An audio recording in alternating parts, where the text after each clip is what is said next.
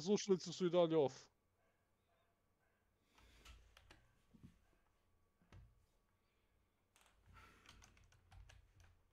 Šta radi internet provider Srbija?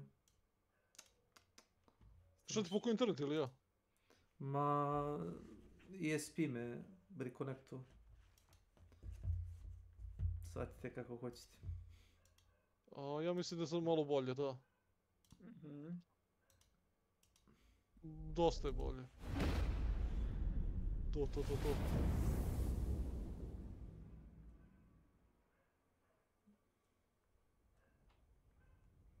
Nešto sam bio kozmetiku, nešto pričao s kevama.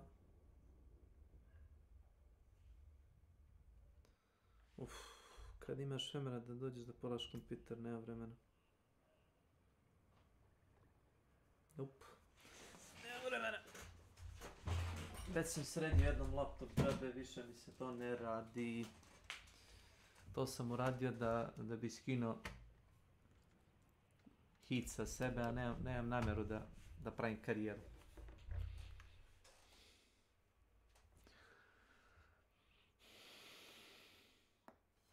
Je li to u ekspanziji ili ovako u core game-u? Šta tačno? Aha. A Witcher 3, Blood and Wine. Nije ukazano. Blood and Wine. Blood and Wine. Da.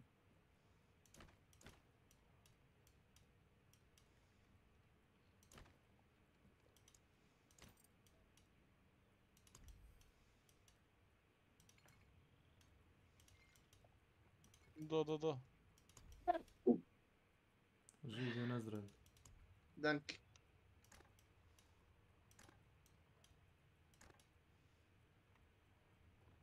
Raste sa tobom, šta? A ne. Aha.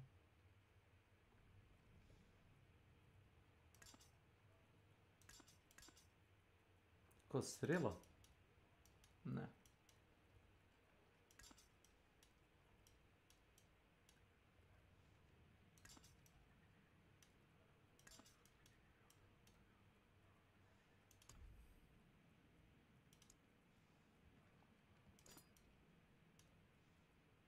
Kako ne možeš? Može. Može da staviš upgrade na taj mač. Može! Čuti me, Nate. Milan zna bolje. Izvinim se. Što bi čitao?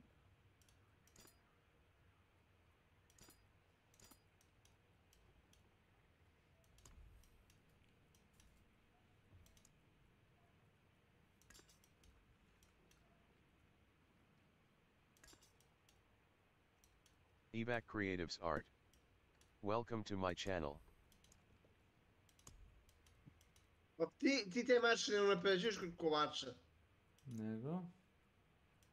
Nego kod onoga šta je onaj... Drakula, Demio... Koji kurac već? On je njegov prijatelj, šta je? To? Ne, znaš, kad spašavaš onoga... Da mu ne uzme dušu ili šta već. A. Kod njega se unapređuje taj mač. Onaj elf, onaj vilenjak. A je Bjeliga šta je onaj... Vilenjak. Kao što će prizvede smak svijeta.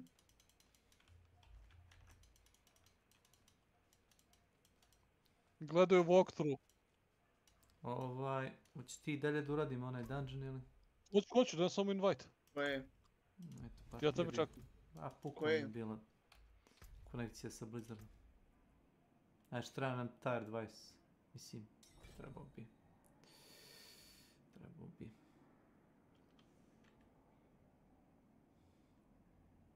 Ja s toga i ne sećam, jebote, ono.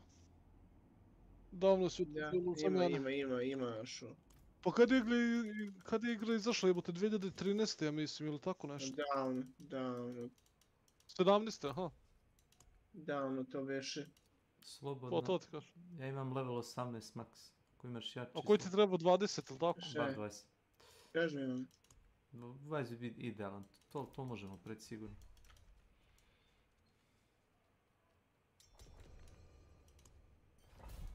Dobro. Taj 20, very good.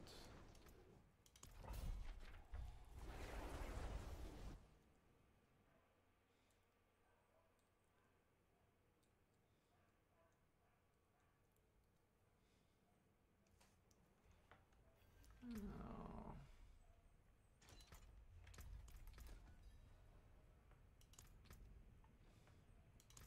Hoćete da ćemo li sve para? O?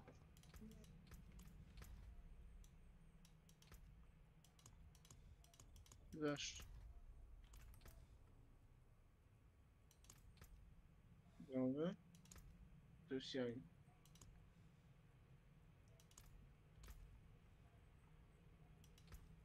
A koji je najbolji armor u igri? Nije.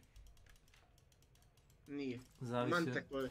Zavisi od tipa kako igraš igru. Znaš kako on igra igru? Levi klik, desni klik.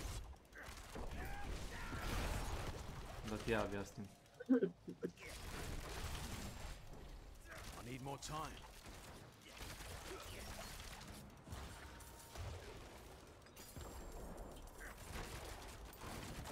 Imamo iza nas neku pratnju, ali dobro, ne moraš da ih biješ ako nećeš. Samo produži. Manticore. Kako nije? Kako ti znaš da nije? Prvo, znaš šta te omogućava taj jebeni armor? Da? Šta? Šta, regeneraciju, health, I need more time. Imaš veći rezilience na potione. I na otreve. Znaš li koliko ti znači ti otrevi i ti potioni? I need more time.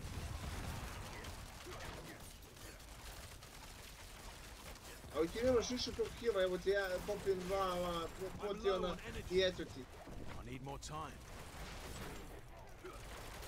Sine, samo mi bio potrebno da živim levi klik i on, znaš kako pravio neke njegove pokrete. Ne možeš niko da mi pređe.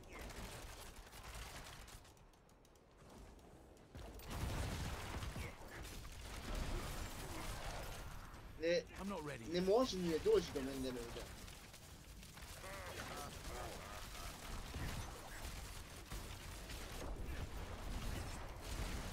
Needs time to recharge.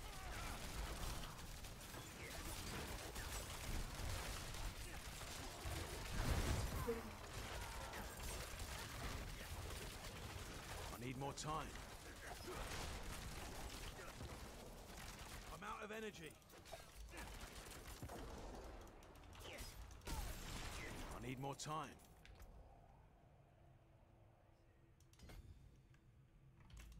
Manticore ti ne prima damage, Manticore ti omogućava da se dirigiraš više. A kad si pod jačim dopom, onda si jači. Da. I'm not ready.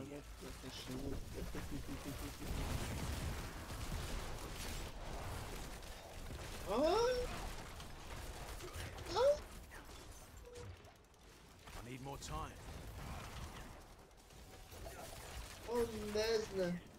On ne zna Ilija. Svaki potion koga popiješ nabija ti toxicity. Kao otronas, kao u suštini je mutagen koji piješ, koji te truje.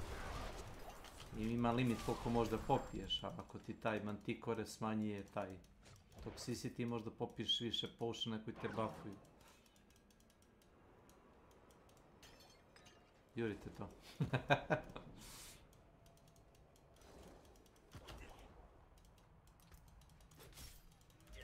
I'm not ready. Evo je ona magična soba. Dobro. I'm not ready yet. I need more energy.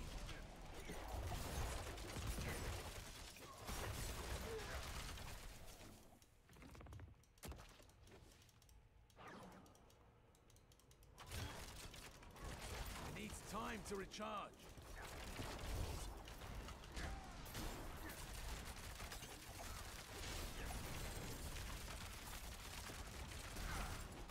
I need more Taj što je time. to pisanje nema pojma što.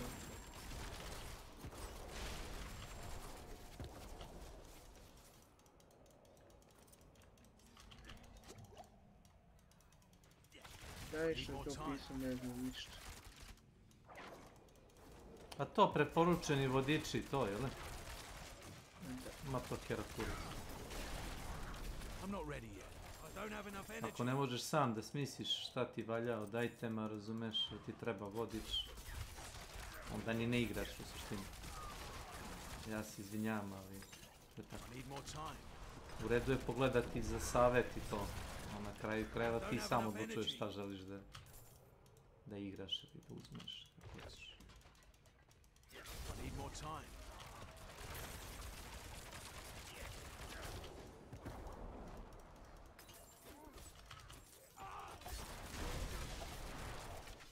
I'm not ready yet.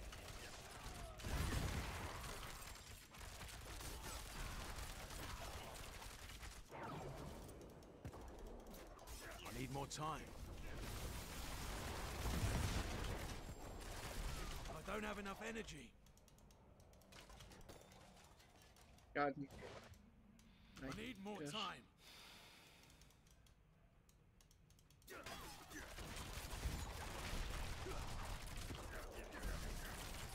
I need more time.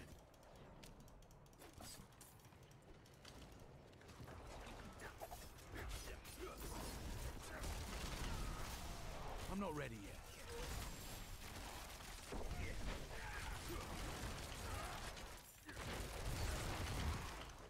I don't have enough energy.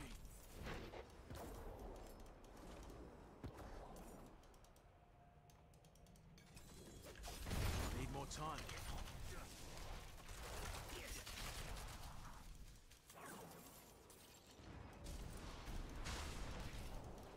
I to je dobro. Evo, ja ti ko neko ko je igrao tu igru kažem koja me volji. Dobro, ali si ti čitao neki vodič koji to potkrpljuje? Nisam. Pa kako onda znaš da si u pravu? Znači kao neko ko je igrao igru i isprobao i tako. I need more time.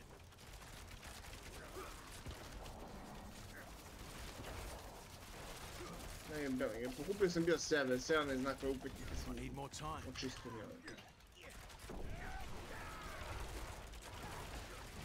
I'm out of energy. To ti je taj neki kao iz njihove škole, šta reći. I'm carrying too much.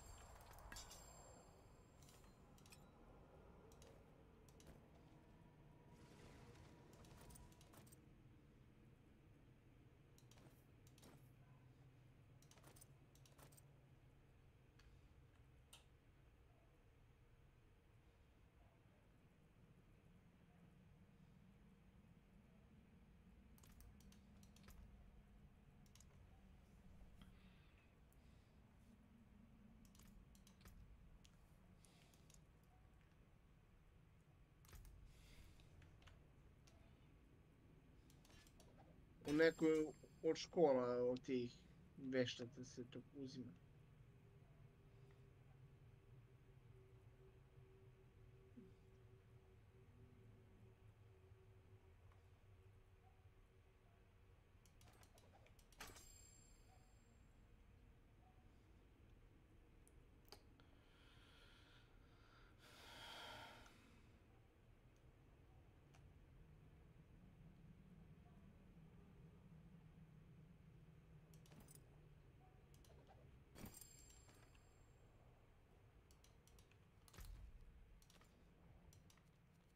Kad se mora da priča s nekim čim možemo da ga...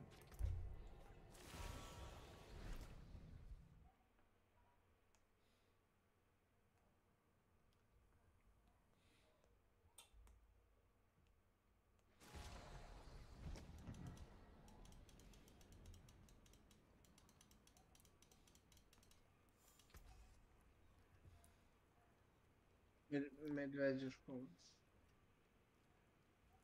Medveđa škola.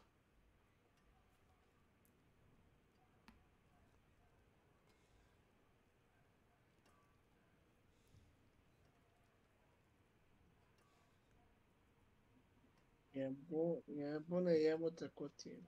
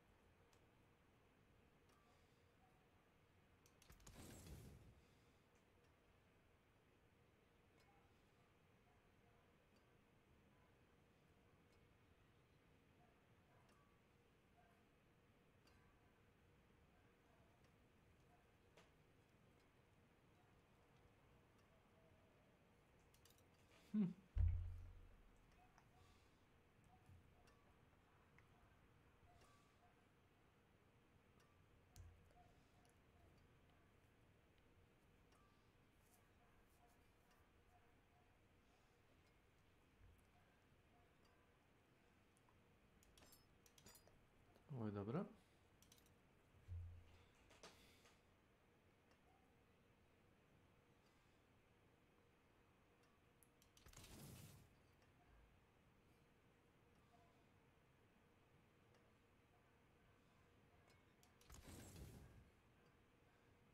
You can take what's left.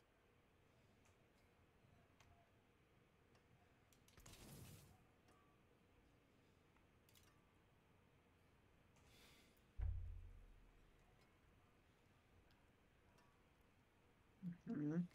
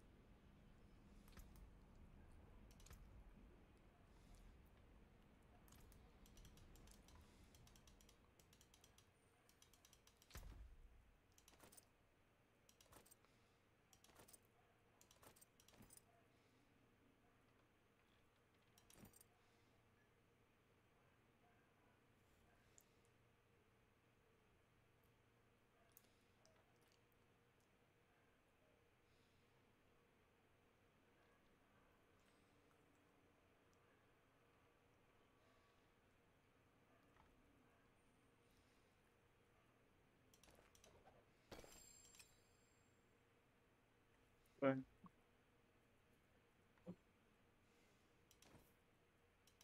Sve sam pecomio, sve sam uradio što je moglo da se uradi. A da li si kresao Drijadu? Evo, pojebo sam sve žene koje može se pojebo.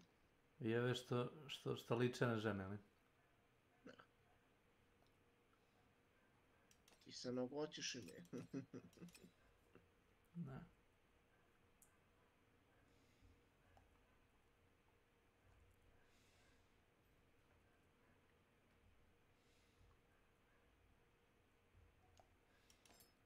A? Čovjek jednostavno naučio ako nekad bude zaigrao da zna. Ne. Nisam igrao, ali u Witcheru 1 imao si da pričaš sa Drijadom, sa šumskom kao vilom, jeli? Šumskim duhom, kako hoćeš. Da je kao na foru priče ubediš da možda bi trebalo kao da proba da razmeni kao životne sokove sa ono, tobom. Nešto u tom stilu.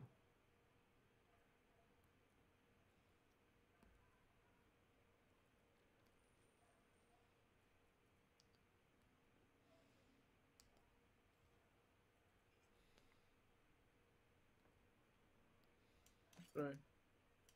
Ćemo da razbijemo. Koji? Što? Meni je ono bio najloš. Zašto mi niko ne kaže da sam mutiran? Otkud mi to Zato znamo? Ja ovdje pričam i dobacujem non stop i vidim neko mi ništa ono ne ferma. Svi te kulere. Kako da te čujemo kad te ne čujemo, mislim, nema pojma. Pa ne znam ljudi, ružno se ponašate, morate razmisliti o tome što radite. Da, nije fair i drugarski, sve znam.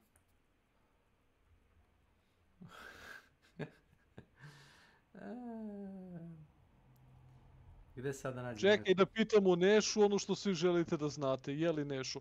Jel postoji neke modovi za Drijadu i tako to kao u Skyrimu? Jebeli ga. A sad kao ne znaš. Kaže čovjek da je tamo sa svima, brate, u igri, a sad kao ne znam da li postoje modovi. Postoje mode, a ja sam ga bez moda. Nije mod u igru. Praktično. Čekaj, evo sad Milan je dao zanimljivu reakciju, to znači da je Milanče koristio modove za te akcije. Aha! Naravno da je mod u igru. Ko ti je skinuo? Ja si ti skinuo, nemam ja veze s tim. Kad ti Nenad skinuo? Ja? 428. Okej. Nein.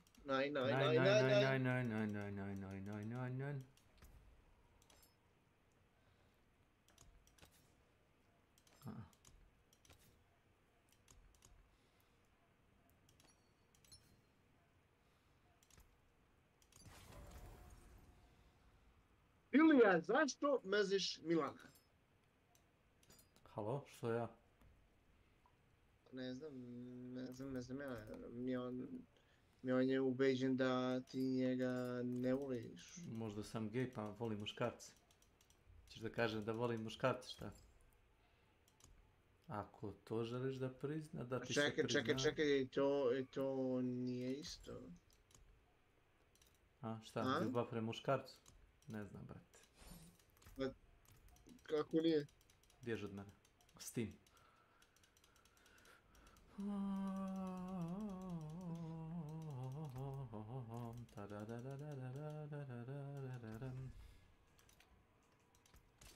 Came apart nice. Ej.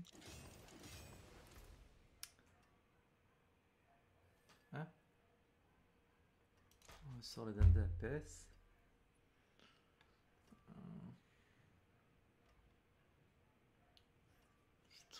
Što mi je overpower? 350%.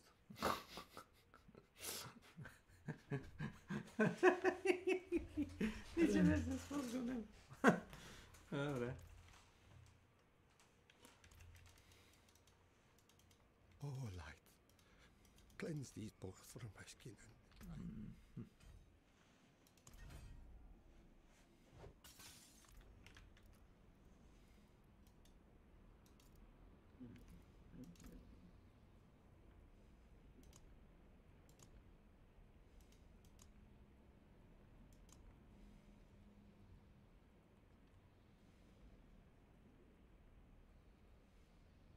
Pa ne nego bilo koji Elder Scroll, brate, za to imaš bolesan broj, brate, kontenta za sve to. Ljudi kažu, brate, da je igra neigriva, brate, da bez, ne znam, ono, 300 modova, što se tiče svega.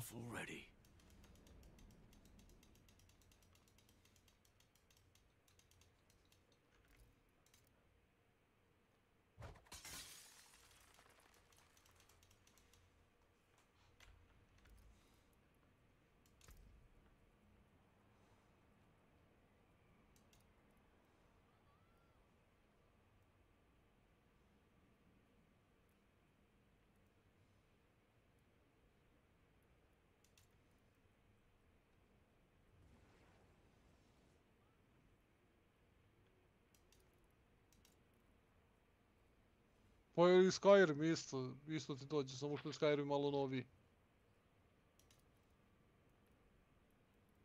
Pa nije Skyrim isto, možda ga igraš single playeru. Damn. I couldn't save them. Jo. Iko, Ne? ja ću se prebacim u T4 sada. Sad će Slobodno. boss za nekih 10 minuta. Ozbiljno? De tač? A. Pričaj. You've doomed yourself Gore, already. Skolglenu. Skozglen. To je World Boss. A da, za A to 12 minuta. A to samo na taj 4 ili? Pa ja hoću na taj 4 da ga radim da bi mi bacio bolje stvari. Veću vrednost stvari. Jel će da baca preko 9. A ovdje na T3 će da ti baci 750. Samo da vidim nešto. Koliko treba boss se ubiti do kraja ove sezone? World Boss iz 12. Boga mi... Ajde... Ajde ti se vraci na T4 pa ti mene zove partiju. Pa ćemo ga zajedno koknuti. Ajde. A kad ti nisi poginuo, kada nisi poginuo kod tebe u dungeonu, dakle valjda me neće boss ubiti. Evo sad ću ja da odem tamo pa ti ja mislim da možda iskoristiš moj portal, ja mislim kad te You've budem doomed posao. yourself already.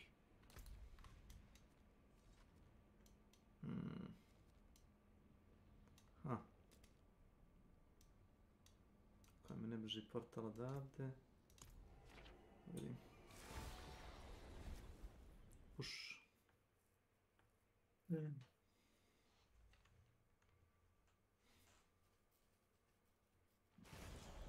Pa šta baca item maksimalnog rola?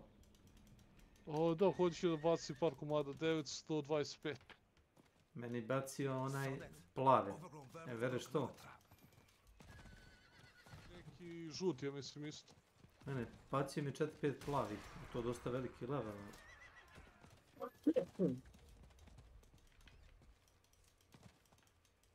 Evo me telepromptova, mislim da jeste.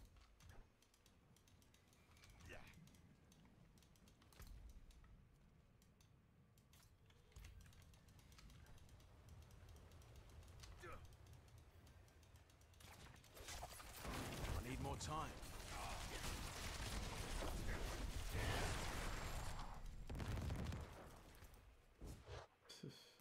Padi, ja itemi koje ne mogu da klipnem, znaš.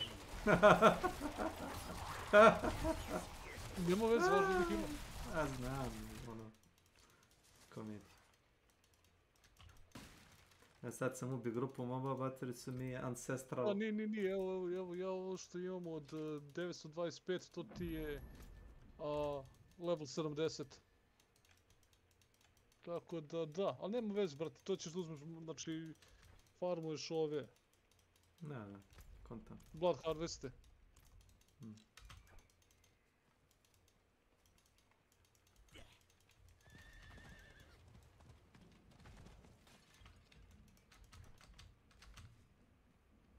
Jesu ga smestili gore na vrhu stene.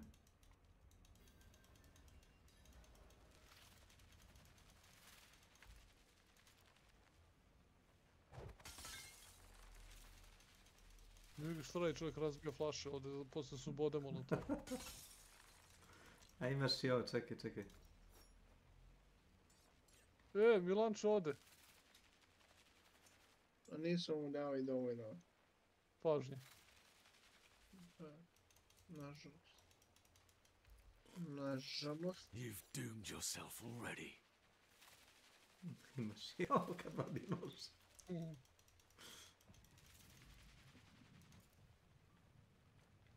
Možem tišu lige ovo, kako se zove. Kontat. Jo ću da jedem, brate, a hoću da završim ovaj event. Pa kako si rekao da ima svaki 6 sati po jedan, jel? Pa ja mislim da su sada na 4 sata da ide, ovi prošli je bio da li u pola i 1, ja Pa mislim. do kraja eventa ti treba 12 komada, ja mislim ukupno. Samo da vidim nešto. Da. Dep. Ma ne radi se samo o tome, radi se o dropovima, mislim meni. Ali da. Boga mi, ja sam prošli put gledao da uradim to kao Max, Da, da. ali... Ne, prošle sezone su tražili valjda 10 komada na T4 da ih rokneš, 10 komada. Ma nisam ja I to je, pratio to, ja ono kako kad naiđe. meni je to bilo daleko teže zato što imali su baš ono velik respawn time. I onda možda si zauzet tad i trt. Da. Ne radi sine a šta ti igraš? Šta igraš? Factorio. Factorio. A Factorio. Yes, Factorio. Kako je začarano rekao. Pitanje Da, ti je mikromanagement. Da, znam ono igru. Gledam levela, nauči se ja najmanje levelovati. No. Lolo. BRB. Ote majko ikere.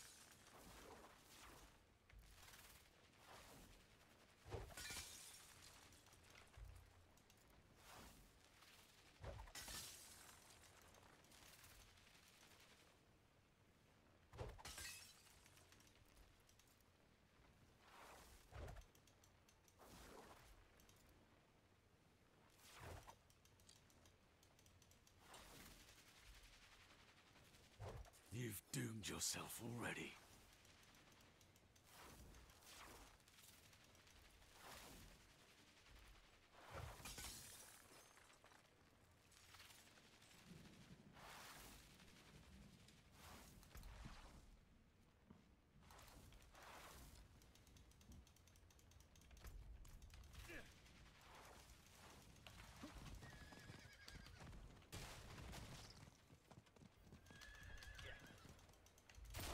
I need more time.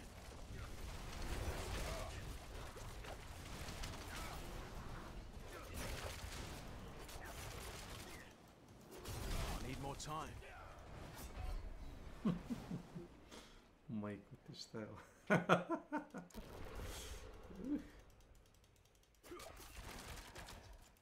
I need more time.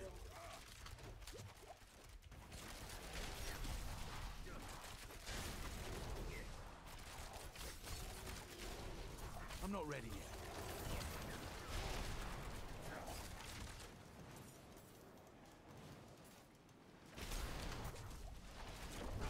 It needs time to recharge.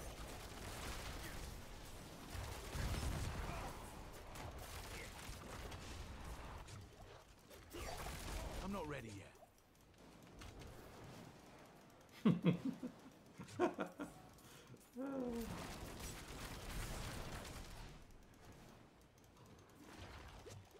I'm not ready yet.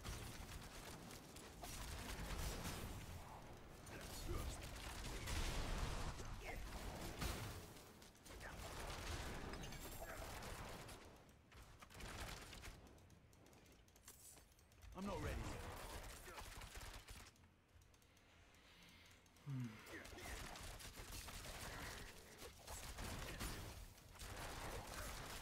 I need more time.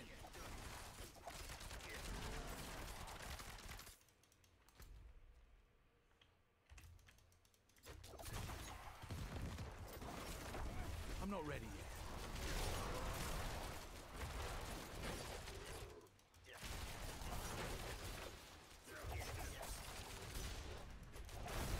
I'm not ready yet.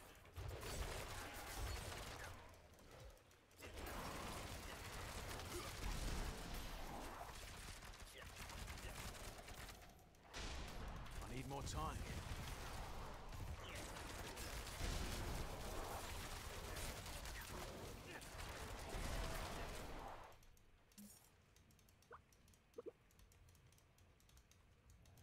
I'm not ready yet.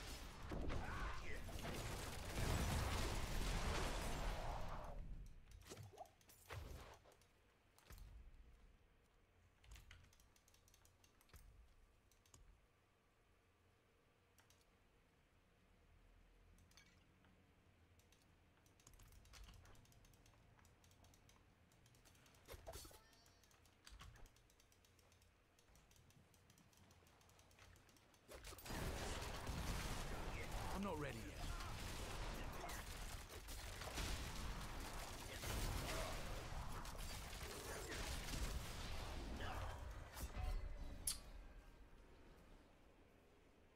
Spafa. Welcome to my channel.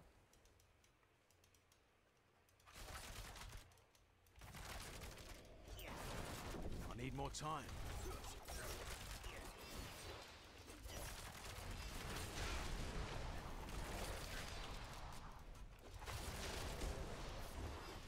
I need more time.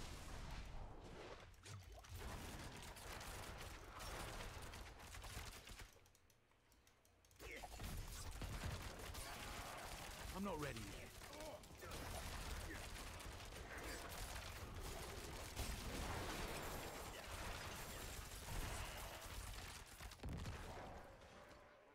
Thanks.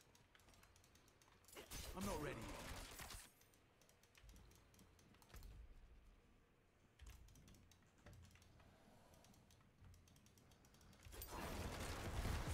I'm not ready yet.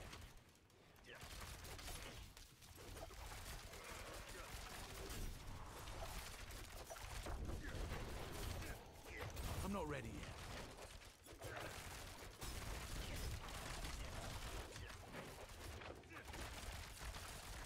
I don't have enough energy.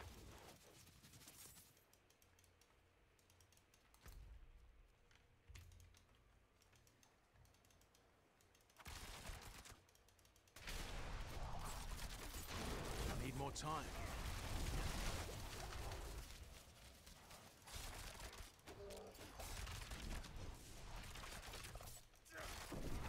I need more time.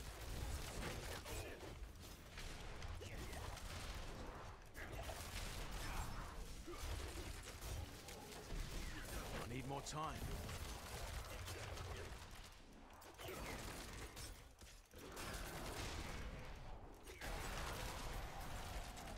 I need more time.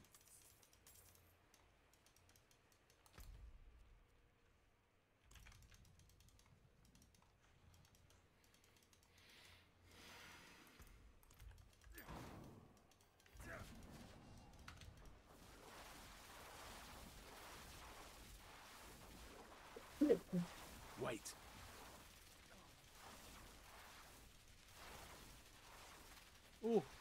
Sam stigao, ja sam stigao sam. Svi ste bili AFK, ja sam tamo borio se na život i smrt. Tamo nizbrdo, oni kazdar, oni kao panovi, šta su već. Znači, borba na krv i nože, znaš šta je to bilo? Izdali ti Ilija. Ne, oni stoje gore tu AFK, razumiješ, meni je bilo dosadno. Mrzim da stojim to i kad su oni Legion event, ja odem i radim nešto, razumiješ. A dobro, tamo moraš da stojiš da bi dobio neko experience modifier, valjda 15 stekova. Ako stojiš tamo. U O, pardon, Legionu. vatre.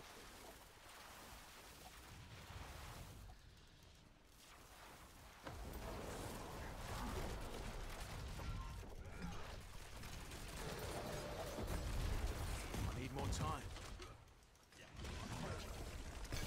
Ja. Bare, trenutno se pomenio. Lol. O majko ti šta je. Ovo je bilo fantastično. Ne za njega. Ne otvaram. 902, evo ga ogrlica 925, može, čizme 925 i prstan 925 i jedan mač 888.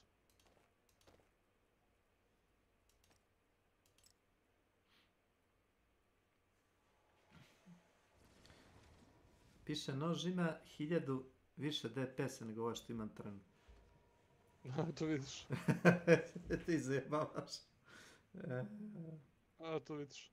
Ne, na oružju uvijek hoćeš da imaš ono što veći taj item roll zbog tog damage.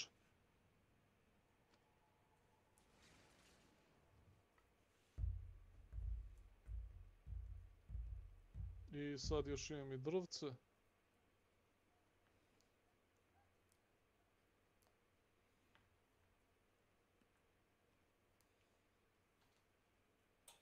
A vidiš prsten već...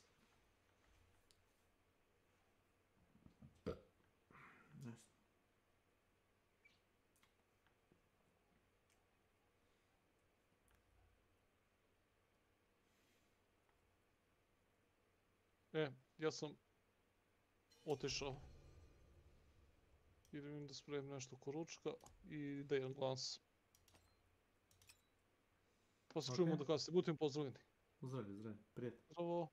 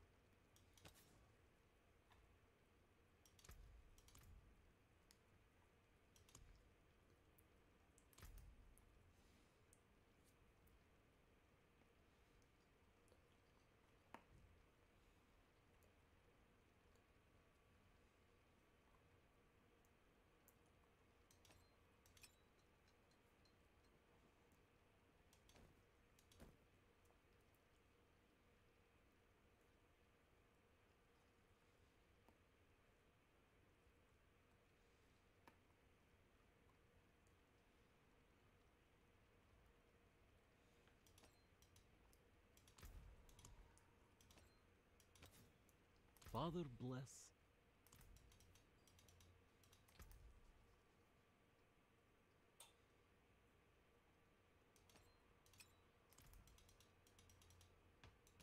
I carry the best shards of the heavens.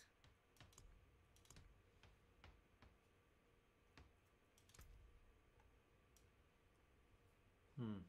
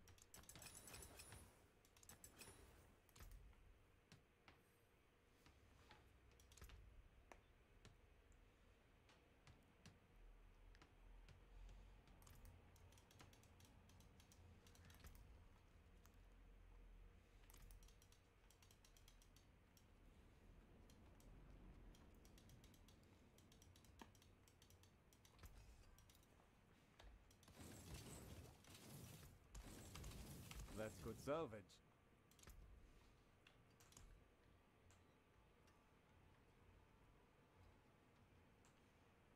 Anything breaks, the forge is hot.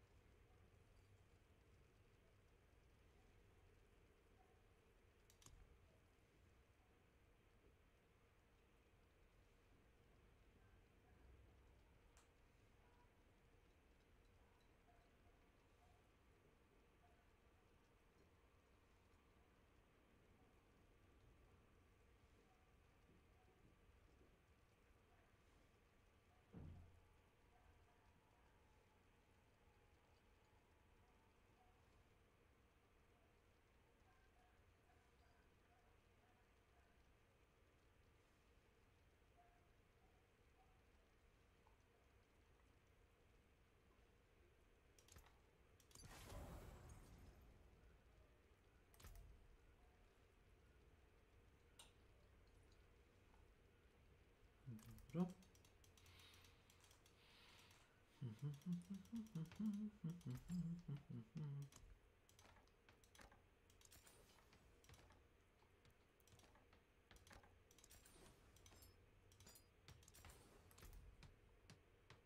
Precious stones to catch the light. Come and see.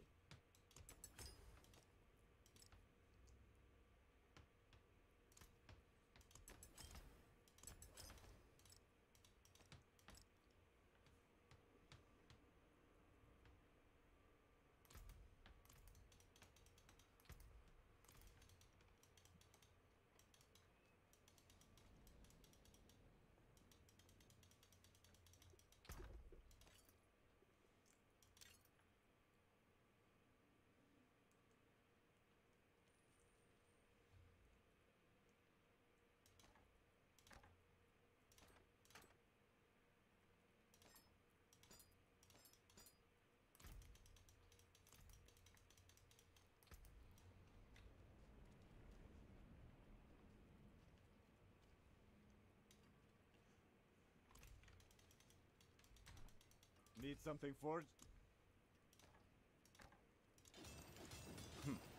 Not bad.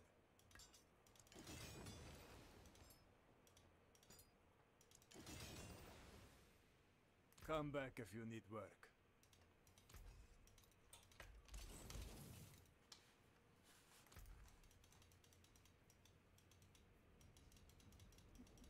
Ide za čini, nije činić nego nes,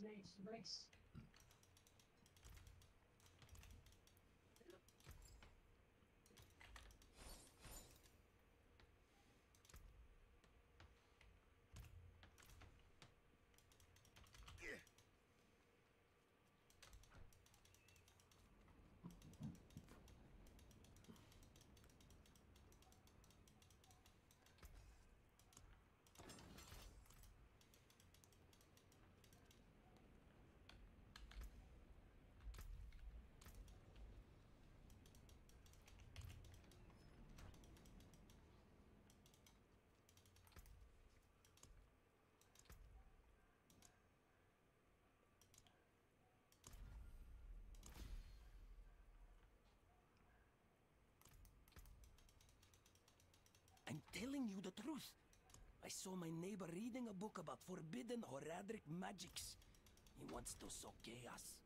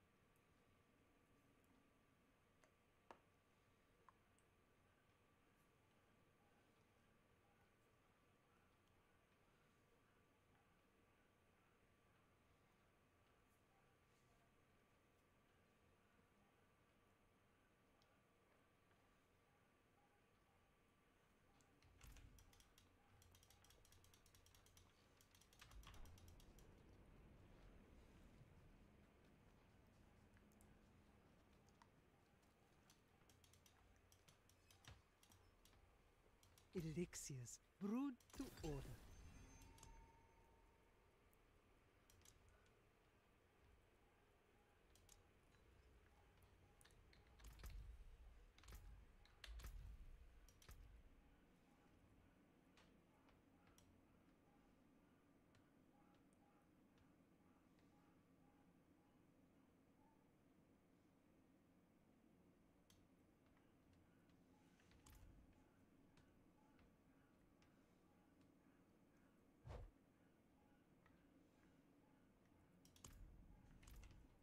Dead.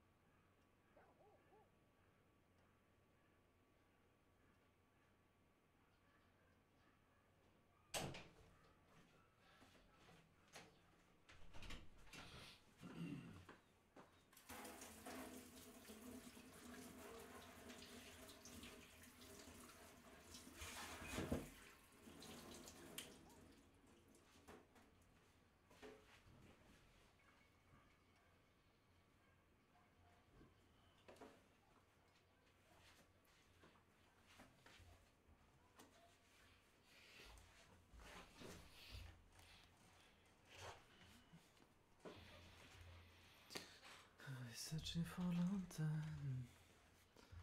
Far from my hometown. Nope, kill him. Good effect. Sniper retreating.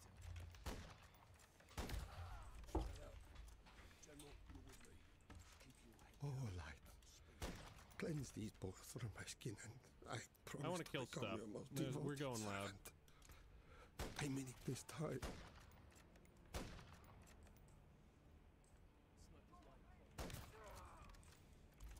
Ooh, Orcish Relent.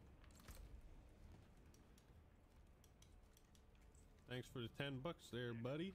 Appreciate it.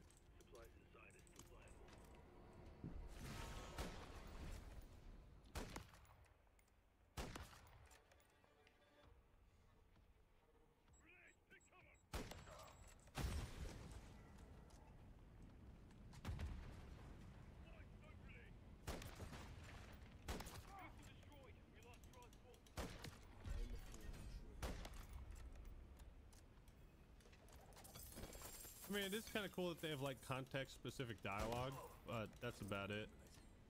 Nothing too special.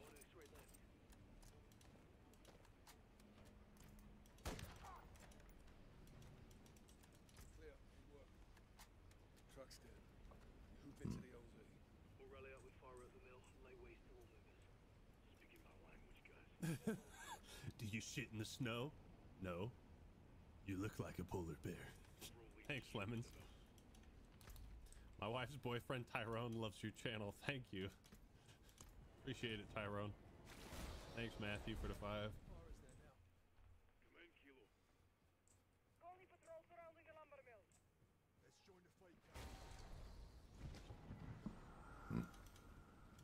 Thoughts so far? Yeah. That's about it. Need more time. That's what I think. I'm out of energy. I'm always confused about like what exactly we're doing and why. Really not I'm a not good ready sign, yet. you know. What's your position? Keep pushing in. I'm not ready yet.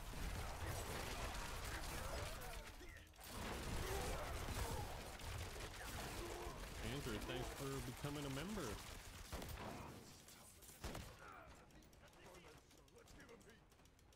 I'm not ready yet. Uh-oh.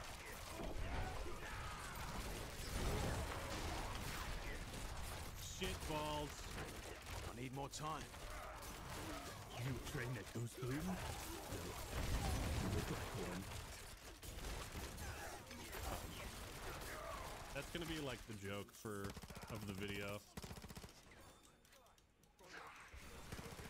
I need more time. Look like one.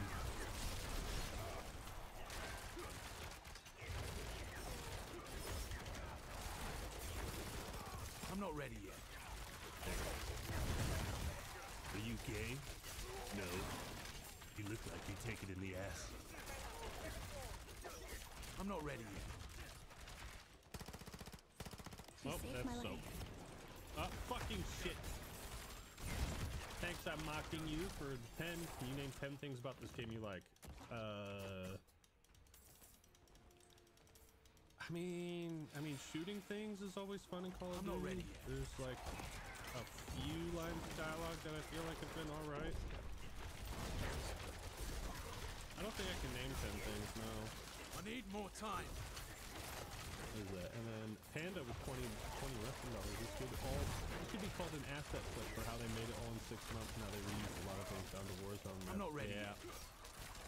Yeah, that sounds about right.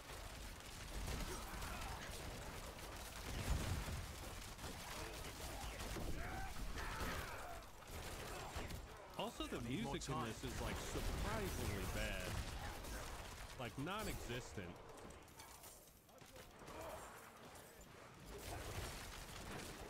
I'm not ready yet.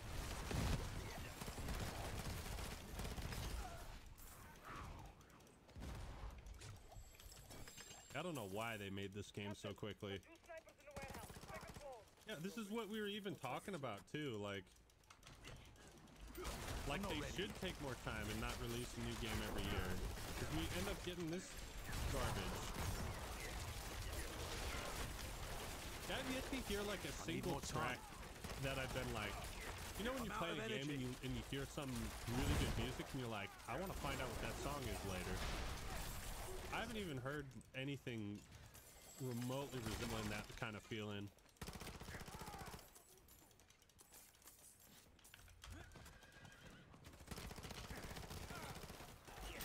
I need more time.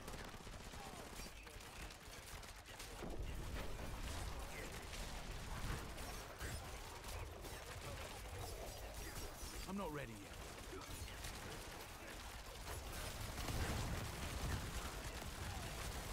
Oh, that's a lot of guys out there. It needs time to recharge. Yeah, maybe they just wanted to shit out one more COD before the deal goes through. That's a... Whoop, Need more whoop. time.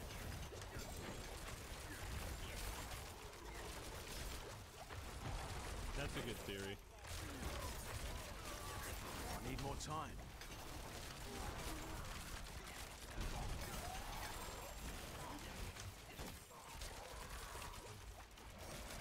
I need more time. Oh, shit.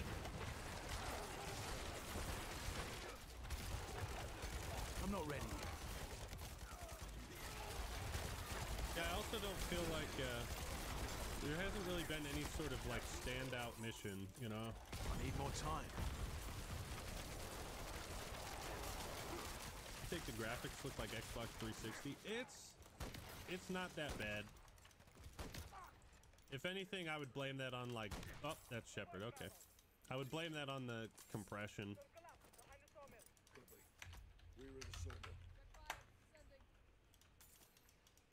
I think I'm on like pretty good graphics.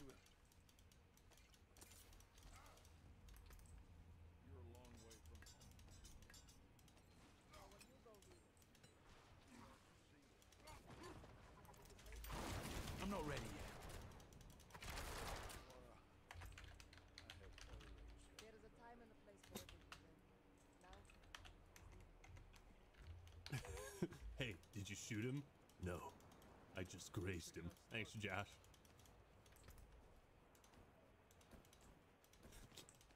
Thanks, Lemons. Appreciate it, fellas. I'm not ready yet. I mean, the backdrop looks pretty good. I I'd need say. more energy. I'm not ready yet.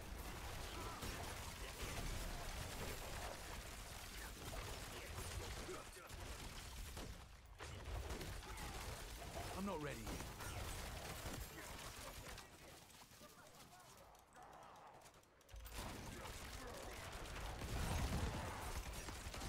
I need more time. Jesus, the nades, dude.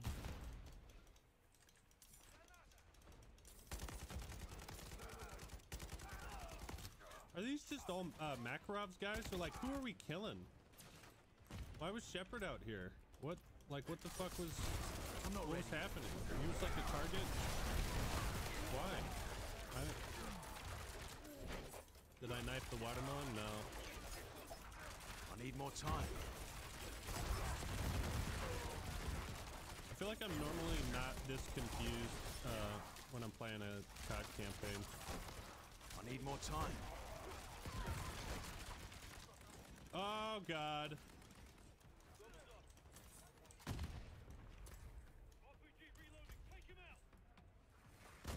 What the fuck? Come on.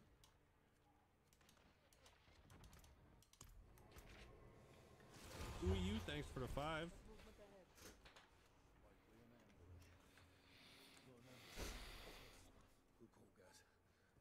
Yeah, see, this area looks pretty cool.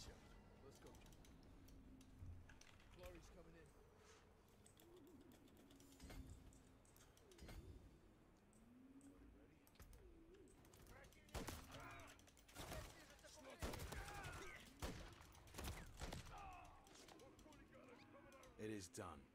Oh yeah, I guess we are fighting the conies. What? What even hit me? Come on, you sons of bitches. Do you want to live forever? I like how they, What the fuck is that? Oh, fake moderator? What are you doing?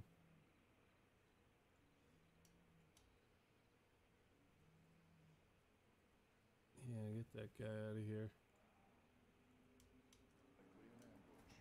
Nah, I got him out of here, don't worry. I got you, fella. Rip, bozo!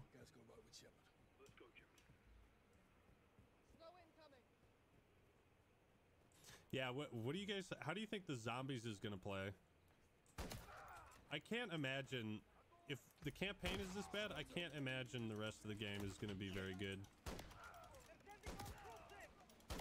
You know, maybe that's why they're remaking all of the Modern Warfare 2 maps, so they can, so they don't have to create anything new themselves. They just have to, like, rely on old designs. Which I think is, like, I love those maps, but it does seem really fucking lazy to just, like, every single map. Are there gonna be any original maps at release? There's that.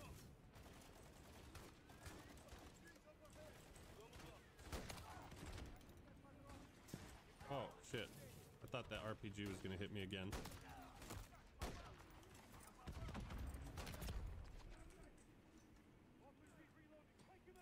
Whoop!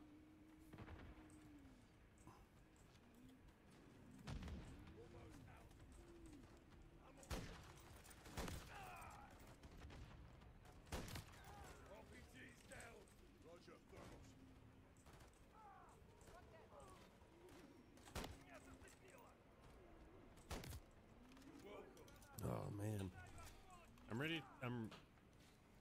I don't think anything cool is gonna happen. Jesus fucking Christ! I think I've kind of given up on the story getting better, or like anything happening, you know.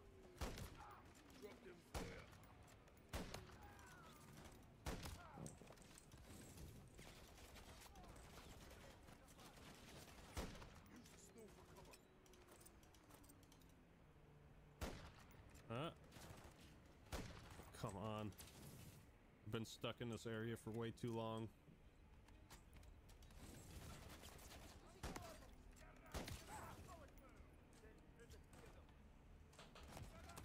Oh my god. Psionic Blades, thanks for 200 ARS. I'm not sure what currency that is. I like the gameplay, but it's kind of just COD 19 DLC. Yeah.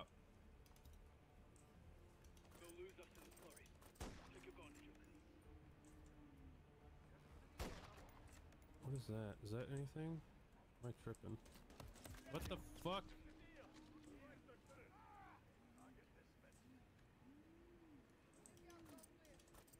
Okay, thank God.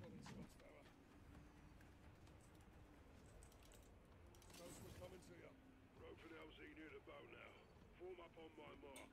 AO is hot.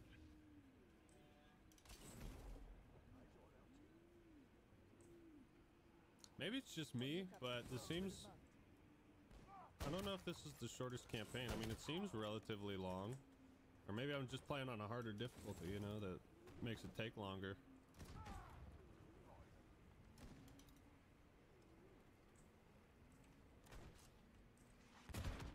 Come the fuck on. I get killed by dumb bullshit like that.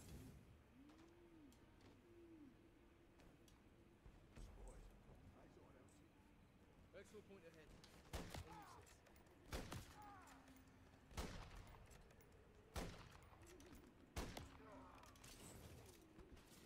It's the difficulty. Yeah, it's probably the difficulty.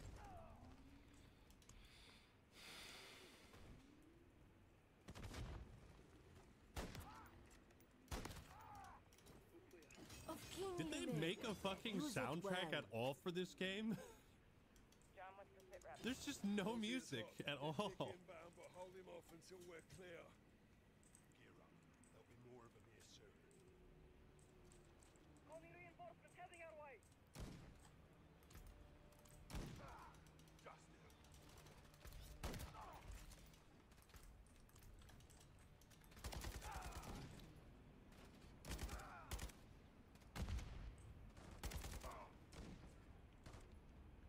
thanks for the 10.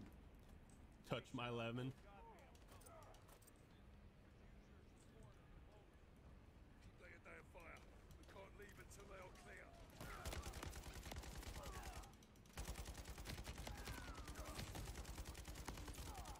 Yeah, like, remember that mission in Modern Warfare 2 where you're like, you're on the car and you're like, that was so awesome.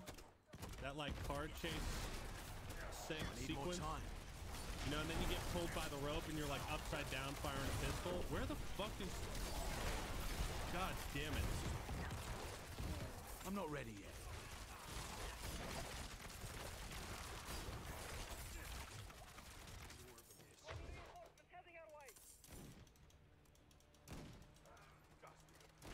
I need more time.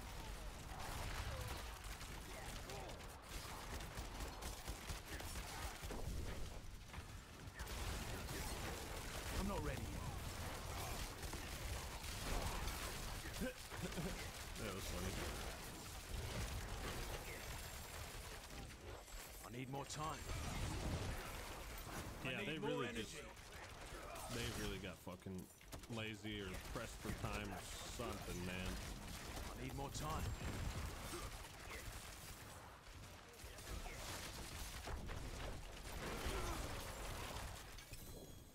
I'm usually not this negative, I don't think.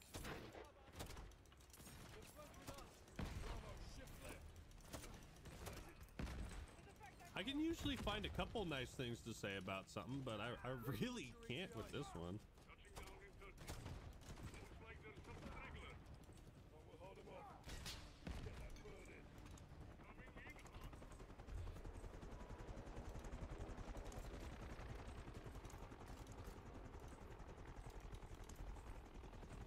Was that it? Yeah, see, that was so anticlimactic.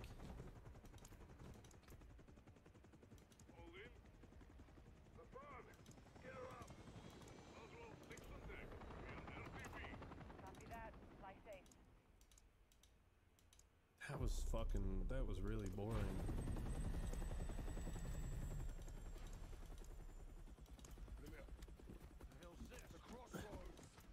Even as a DLC campaign, I feel like the story is really bad. Without the stars and bars, you look like frozen shit, General. Best of the best. All in one place. We won't glare an exception. What is the agenda of this little powwow? A choice. Do I have one? No. I'm all ears. Own up. Tell us everything. You know everything. Congress doesn't. And I bet they do. They'd be all ears, wouldn't they, eh? That's it? No. You clear my name. Tell them who What I is am, happening, what you dude? gave me and why.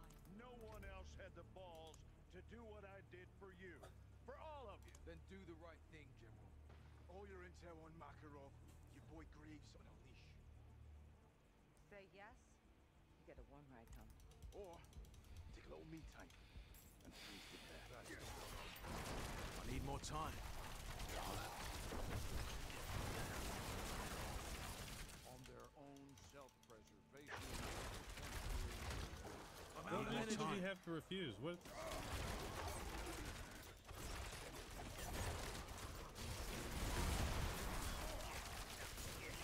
I need more time.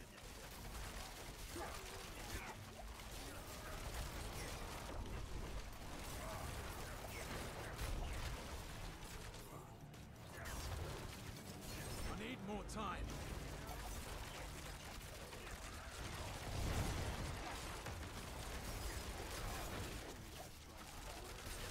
It needs time to Hoover recharge. Dam, let's go.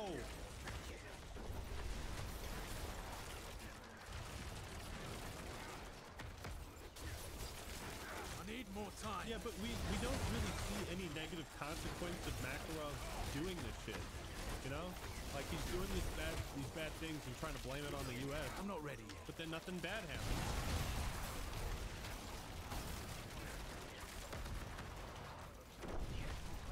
Remember in Modern Warfare 2 when he started World War fucking 3? You know?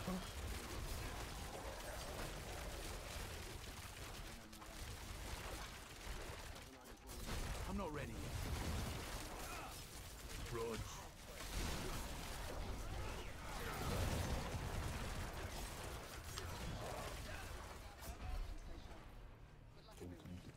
Two missions left? Really? I need more time.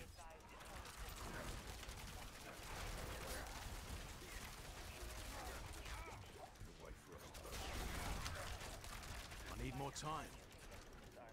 I'm just stopping him from blowing up a dam now? That's a cool location, I suppose. I need more time.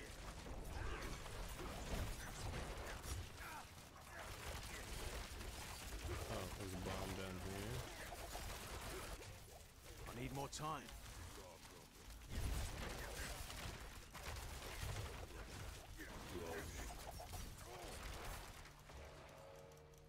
I'm not ready yet.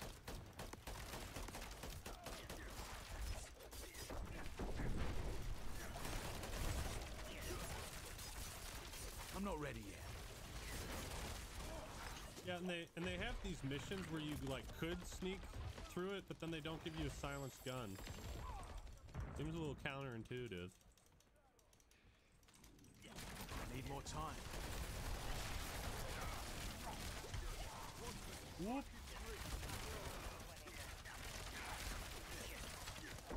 I need more Oh, time. I had a silenced pistol, I guess.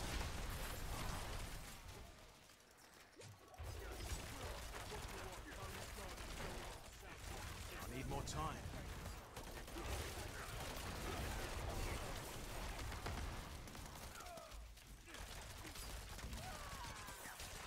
I need more time. Yeah, so is this a war zone? Is this part of the war zone map?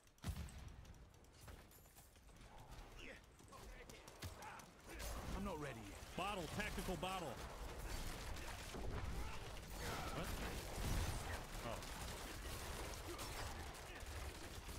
Oh. I need more time.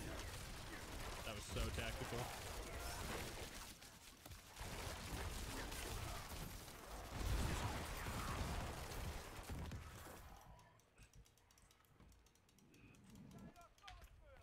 Disarm Oh. him. Disarm. What? What the fuck? What? I'm not ready yet.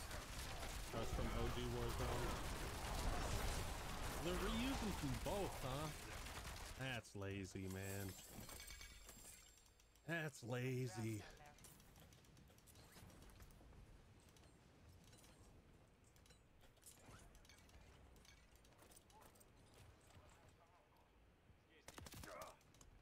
Sniper down.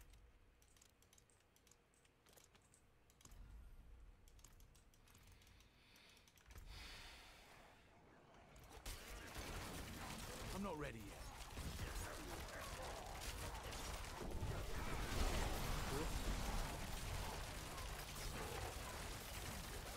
I'm not ready yet. Oh, fuck. There's gonna be so many guys.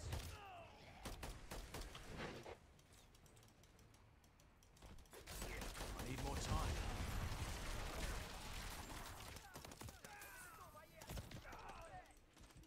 No, not like this. I need more time. Got it. Oh, God. Oh, we made it. I need more Oh, time. fuck. Jesus, there's just 100 guys everywhere. Whoop. I'm not ready.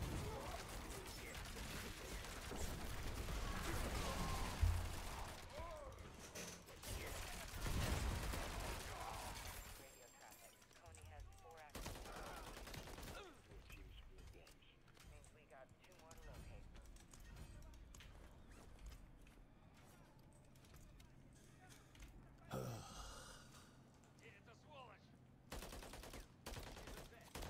They really fucked this one up. They fucked this one up really bad. I'm not ready yet.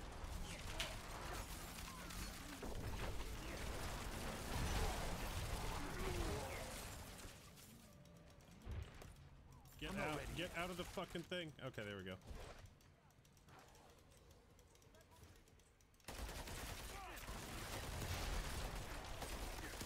I need more time. Here's the Danny, thanks for the 5.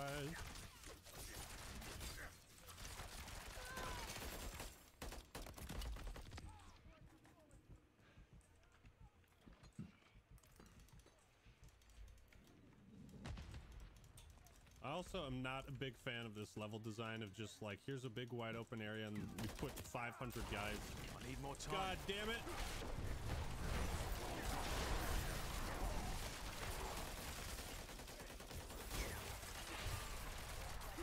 I need more time. And I got it. Fucking helicopter. Watch up. Got Cody near a building to the southwest. I know charges go. I need more time.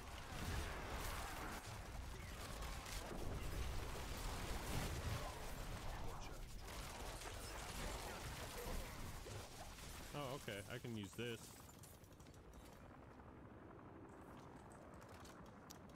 I don't. Oh, god damn it. Come on.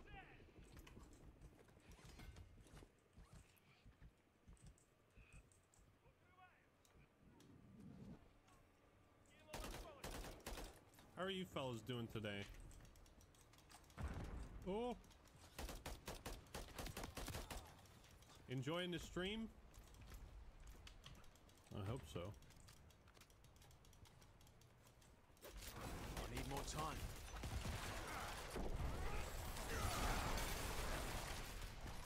I suppose there is like some freedom in like you know, the way you can approach these missions. I need more time.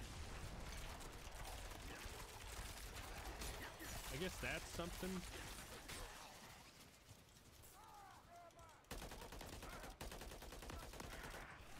Like maybe 1 or 2 of these missions would have been a good amount, but I don't know, this is like half the fucking campaign.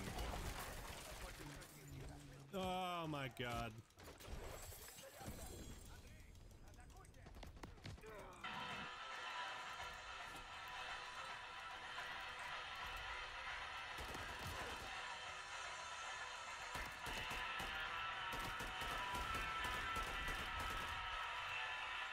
Oh, I thought there was a...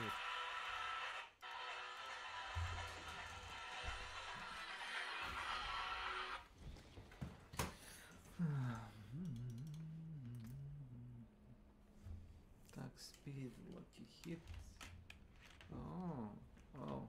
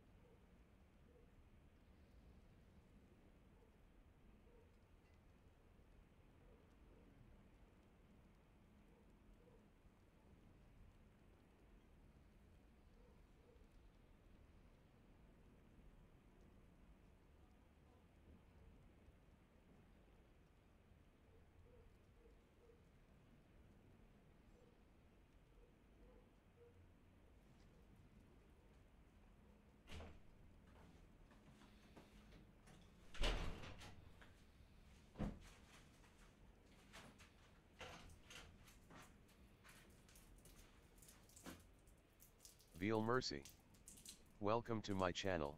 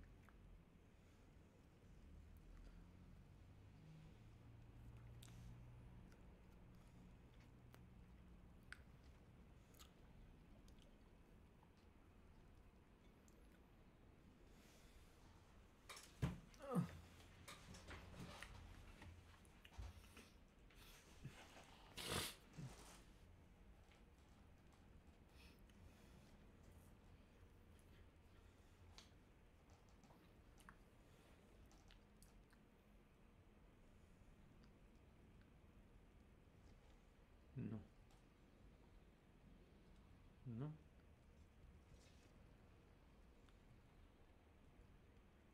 No.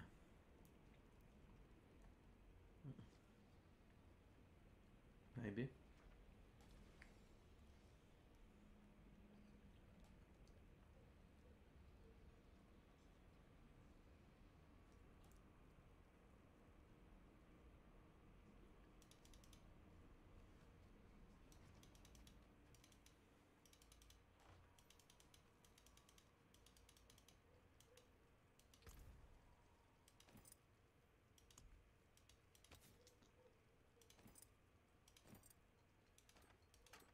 Until spring.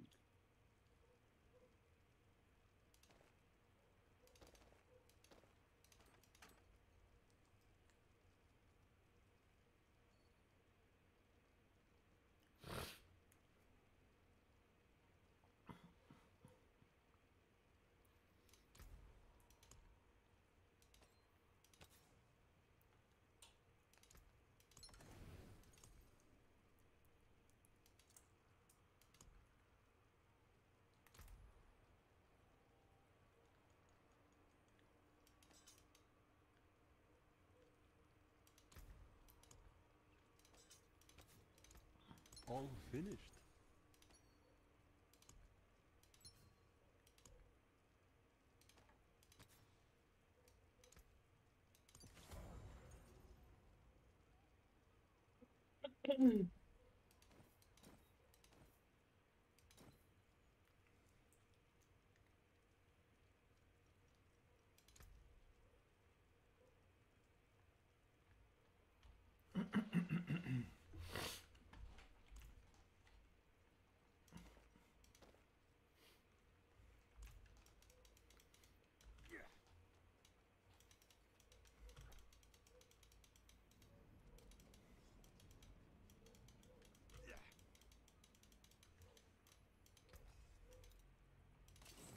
That's good salvage.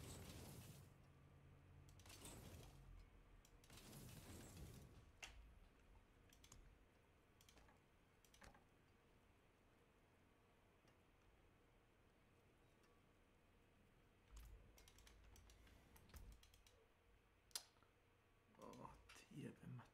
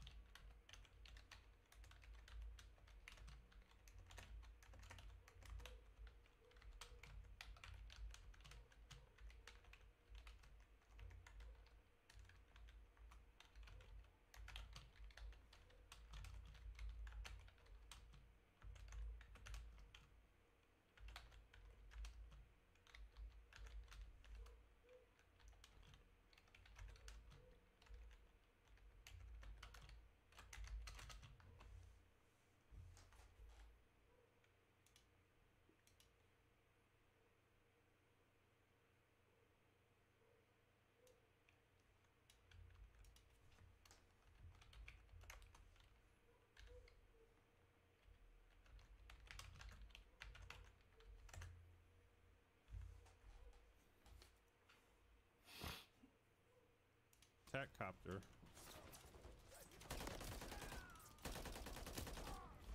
If I die and have to restart this, I'm gonna be very upset. Come on, fucking... Okay, okay, we're good. We're good. We're good, fellas. Oh, boy. Psionic Blade, thanks for 500 ARS. Feels like a multiplayer mission in a co-op game. Yeah, it does. It does, doesn't it? And Dark. Where the fuck is Private Ramirez? Simpson Games, thank you for the 20. Appreciate it, fellas. I'm trying to read out all the ones I can. Are you telling customers that barbarian?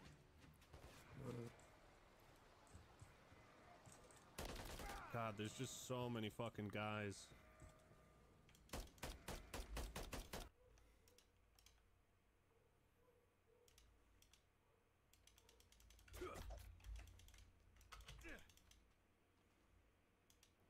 I've removed the bitten flesh. All we can do is pray. Yes, I saw it myself. I once guessed your curse might be used to our advantage, but you're ready to face Seer. And I've discovered how to open his gate. I'll ride. That monster won't stop until he completes his damned ascension. You need to cut his throat before that happens. He was gone when I returned.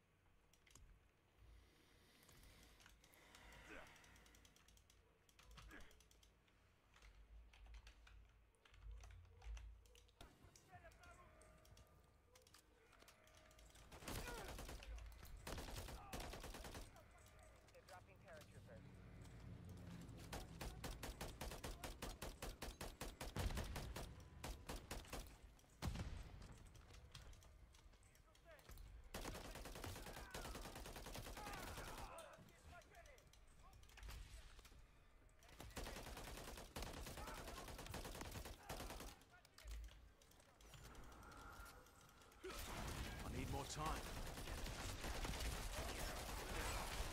Yeah, this really does just feel like Spec Ops missions that they, you know, put some cutscenes around. I'm not ready.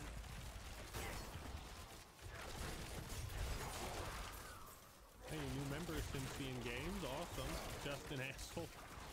I'm not ready. For the $10. You're crazy for spending money on this. I got a free code, actually.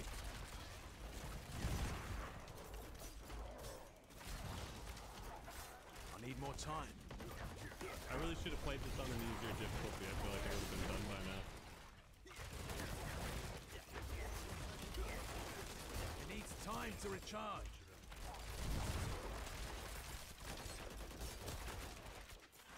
Jeez. Okay. I need more time. We good? I think we're good. Oh, finally. Bombs are somewhere. Where? I need more time. Where are the bombs? Jesus! Get down! I need more time. Oh, down here. Nope, not down here. Fucking Christ! Oh, wait, yeah, right here. We're good, we're good. Watcher 1, spillway is clear. All bomb sites disarmed. I'm good up top. Reservoir is secure. Solid copy. Stand by. Yankee, this is Watcher 1 requesting immediate exfil for soap Like a on the flammable secondary canister. Ghost, you hold tight. Copy, Watcher 1. What? Inbound valve. With your ass neck. Cargo below. Yo, Need these more time. snipers.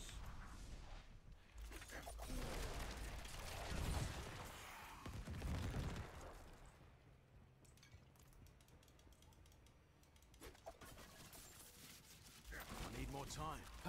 It's just so uneventful, man. ASD, thanks for becoming a member. Appreciate it. Why do you subject Need more yourself to time. this? It looks tedious as hell. Yeah. For you guys. For your entertainment. And plus, you know, I figured if I'm gonna play the campaign, I might as well. Like, I should stream it. Need more It's just, time. you know, might as well make content out of it instead of playing it by myself. Because then I would be suffering on my own. Without my amazing viewers to be there for emotional support. This is really bad though. This is really, really bad. I'm just gonna run to the fucking... Alright, I'm here.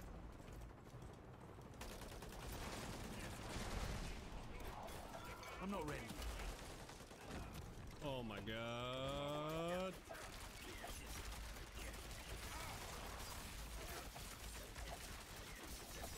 I'm not ready. Okay, we're good.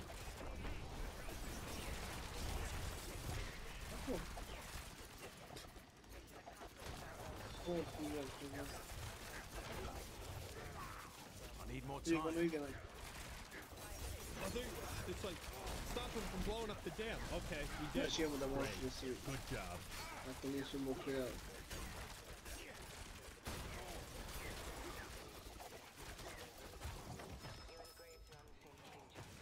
The end credits will sell me. I guess we'll see.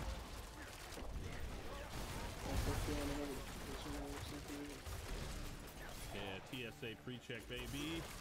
Save yourself a lot of Need time. more time. Whatever that. I'm good. I need more time. I have a sliver.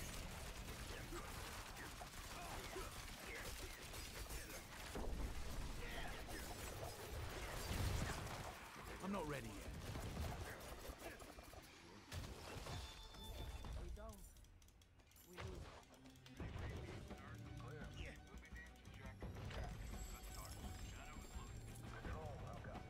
I'm not ready yet. Shark bait, thanks for the $2.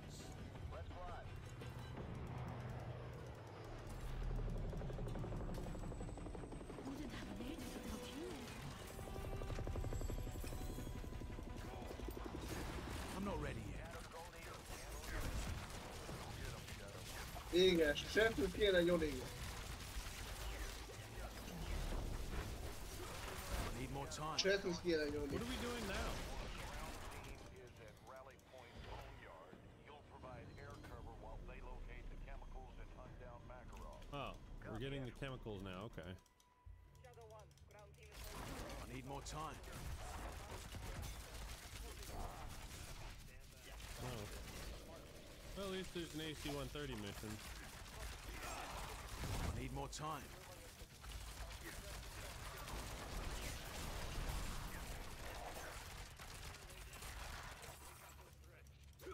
I'm not ready yet. Znam. Oh yeah, how do I swap? There we go. I'm not ready yet. Why does that look so weird? Good, I Need wonder more if... time. Okay, that's kind of cool.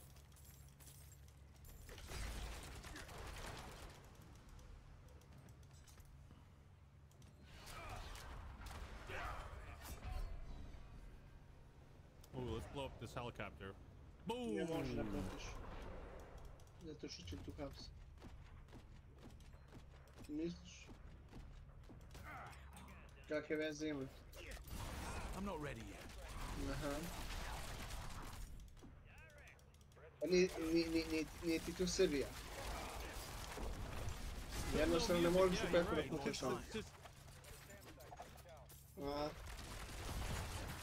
It's bizarrely quiet. Where's the... I'm not ready yet. Oh.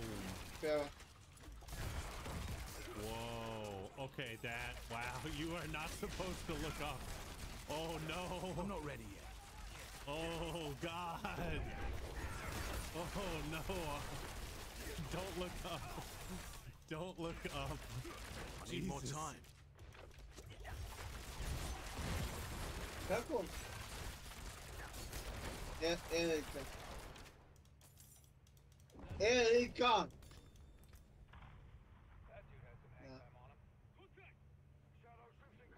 Oh boy. That is oof. That is rough. Why didn't they finish the background? Jeez. Need more time.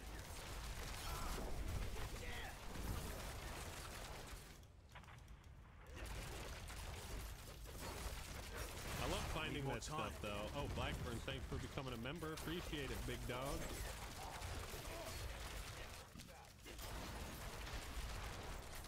I'm not ready yet.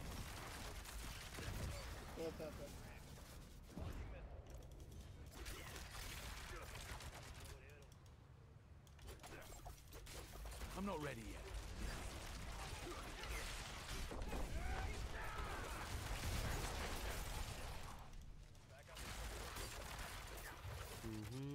I'm not ready yet.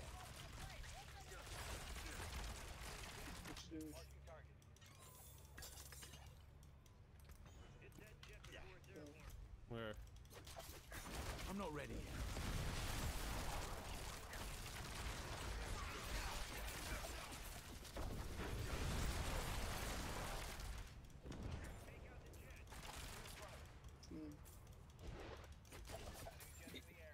I need more time. Oh shit.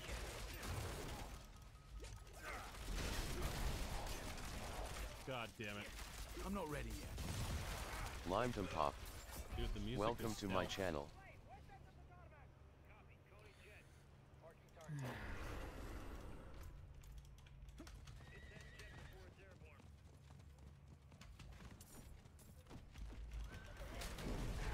I need more time. We're good.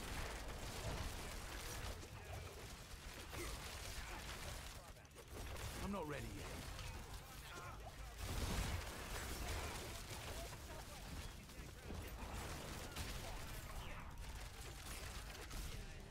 I'm not ready Može, yet. što ti se ruku da podigneš onako, da podoješ akciju. Yeah, dude, remember the... You know what would actually I'm not ready yet. make this a little bit better?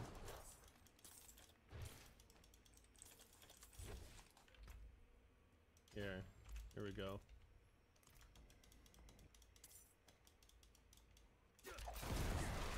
I gotta do something to make this unbearable.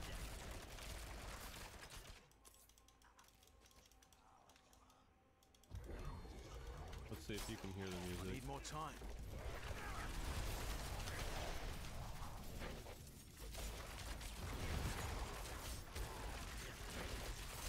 I'm not ready yet.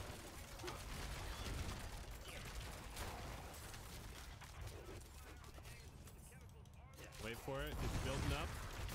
I'm not ready yet. It's building up.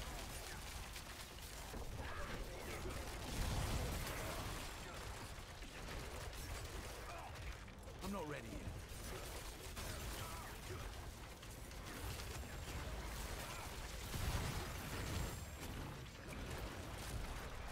I need more time.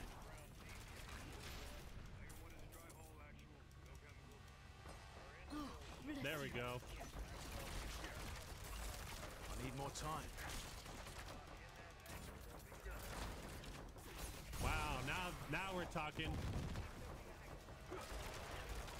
I'm not ready yet. Now we're talking. Wait. I'm not ready yet. Oh fuck, I can't hear the dialogue.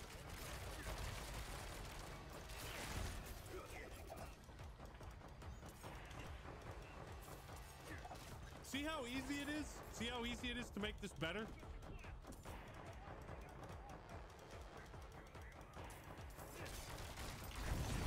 I'm not ready. Oh shit.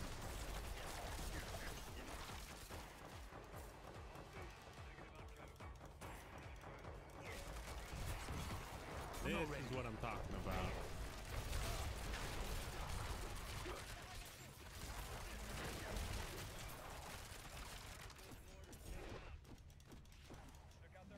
Got Need him. more time.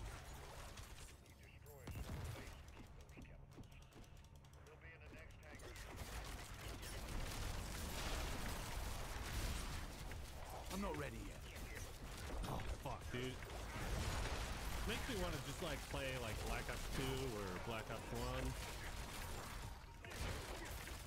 I need more time.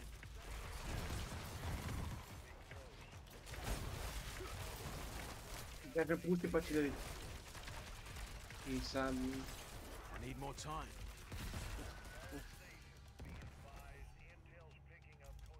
There's still probably no music in the fucking campaign now. Isso é polícia, praticamente. I'm not ready. Isso é polícia, amor. Thanks for the $5 there, Issa Danny and Toilet Potato. Take out those fucking PT boats. Oh.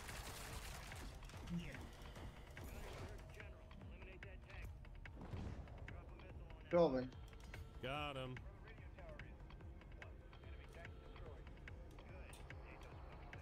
Furious, thanks for the 5. Just an asshole. Yeah, they have showed Makarov. At first I didn't recognize it was him though.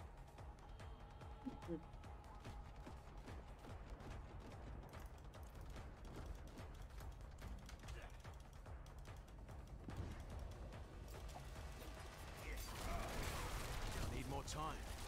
They probably just didn't even like pay a guy to do the music.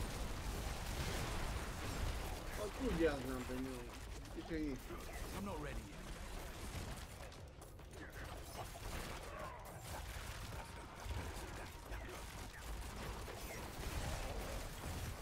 I'm not ready yet.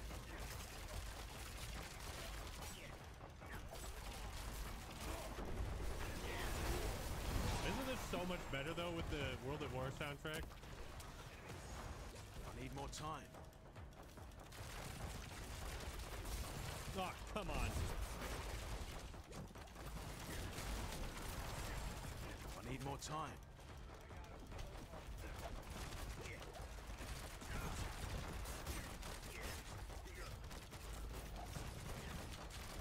I'm not ready yet.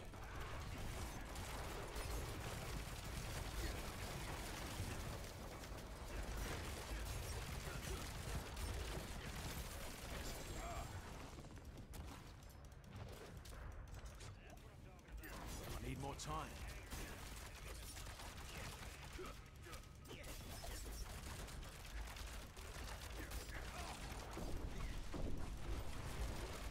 I'm not ready yet. You know, this mission ain't too bad. But it is also just like, you know, something we've all seen before and played before. Shadow, don't let that tank hit the chemicals. Take it out. You know what to do, Gunner. Lobby some quick triggers. Great, enemy vehicles incoming. They're pushing in through the fuel depot to our north. All stations, Coney's mounting up for reattack. Ramirez, create propaganda for Israel. I'm not ready yet. Oh, geez, that's a lot of... I'm not ready yet.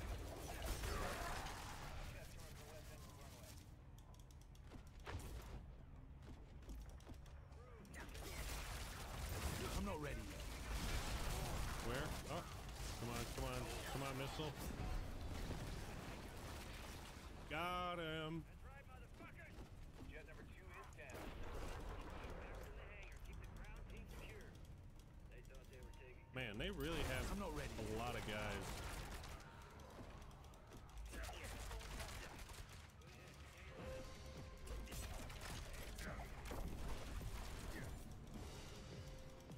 I'm not ready yet.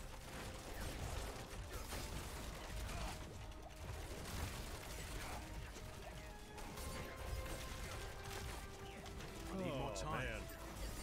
The game got a lot better though with this music. I gotta be real.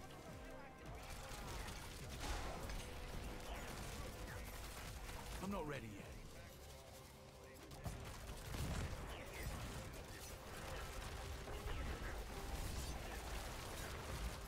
How you fellas Need more doing though? time.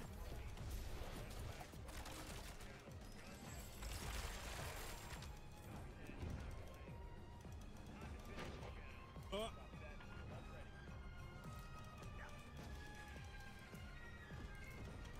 Will I be able to hit him though? I'm not ready yet. My savior. Oh, got him. I need more time.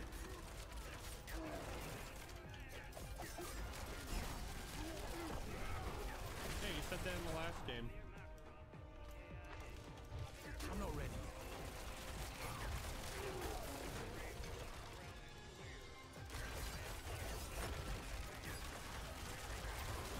I'm not ready When yet. this fucking chemical smothered missile. Okay, this is probably the end of the mission, I think. I'm gonna pause the music, even though I want it to keep going. Gunner, send it. I need more time. Yeah, listen to the music now. Isn't it? Listen to it. Good on you, Vladimir. Music's so good. 3 things you cannot outrun in this world. I'm not ready yet.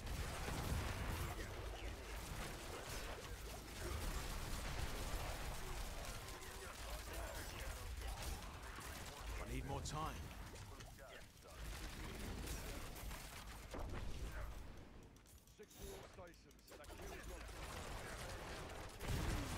I'm not ready. Not confirmed.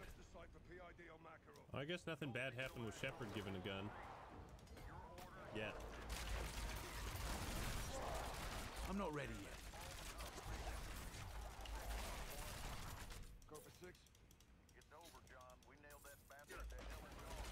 I need more time. He's dead, Captain. Don't let him live inside your head.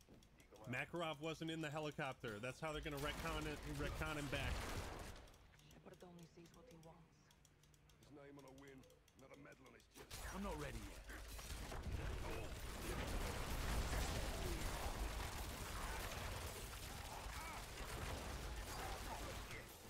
I'm not ready yet.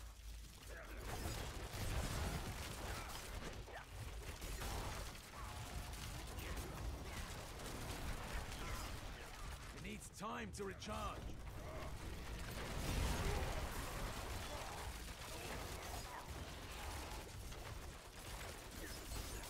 I'm not ready yet. That's not it, is it? Not the end of the campaign. Success against Vladimir Makarov and his... Didn't this guy get in trouble for like betraying America or something, or do they just forget all about that? No, Farah Kareem is and always has been an ally to the United States and our Western partners in the region. I'm not ready yet.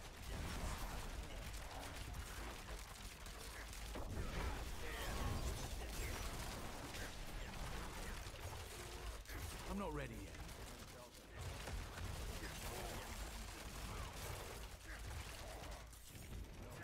Yeah, Congressperson, what a great, I need more time. what a great name. How could you do such a thing? Why is there such- Please. General Shepard in October of 2022. I need more time.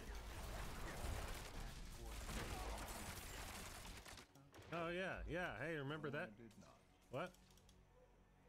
Mr. Graves, were you given orders to use lethal force against TF-141? Yes, I was. Yeah. There you go. Quiet in this chamber. Who gave you those orders? General Herschel Shepard. Did you act on those orders, Mr. Graves? No, absolutely not. Big lies. Quiet. Why is this happening now? I feel like this trial should have happened at the start of the game. Fuck me. I stabbed each other in the back. Still saving their own skins. Every man for himself. That's the difference between us and them. We're gonna let this stand, boss. I'm not ready yet. The best way to end the war is to win it. No prisoners. Hunting commander. Best way to win a war is to end it. Great, great line. Right, prep for exfil. We're going home.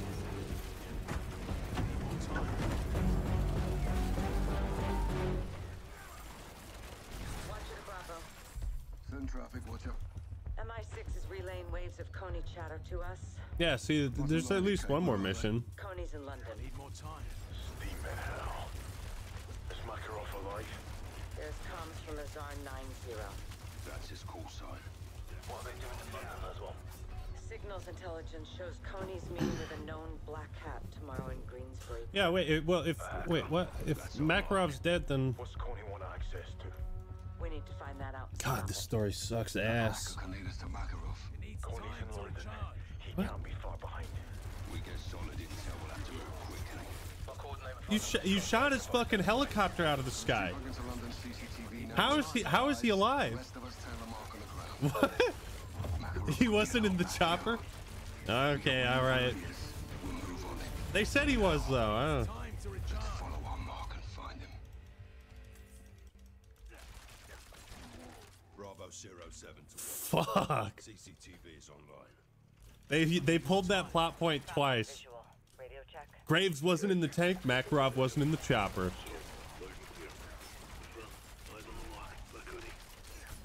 I need more time. Rog. Keep a low profile. We lose her. We lose Makarov. I'm not ready. Copy. So who's the real villain here? Activision. Activision is the real villain. Always has been. Got a light. Smoking, Johnny. Blend it in, LT. You say so. Need more time. They really needed more banter like that, you know. We need to hear it, Soap.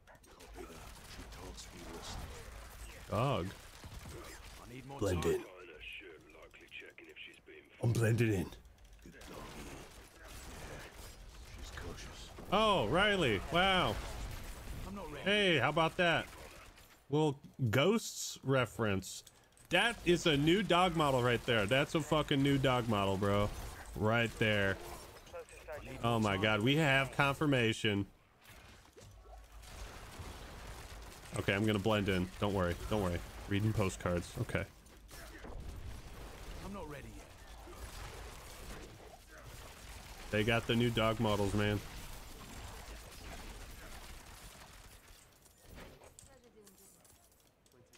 What's the word? She made a dead drop for a buyer. Flash drive alley between Bishop 43 and Tea Cafe. We need a hit. Ghost, take point on CCTVs. Rog. Rog.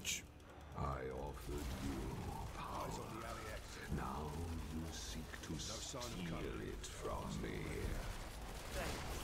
Got the footage for anyone leaving the alley 07. I'm not ready. They'll likely be the buyers. Stay on him, Ghost. Whatever he's got, you need. I'm not ready. Interior. Lost vision. Switch to a different camera. Reapply. See it. Eyes back on. Need more time. Find two angles at it.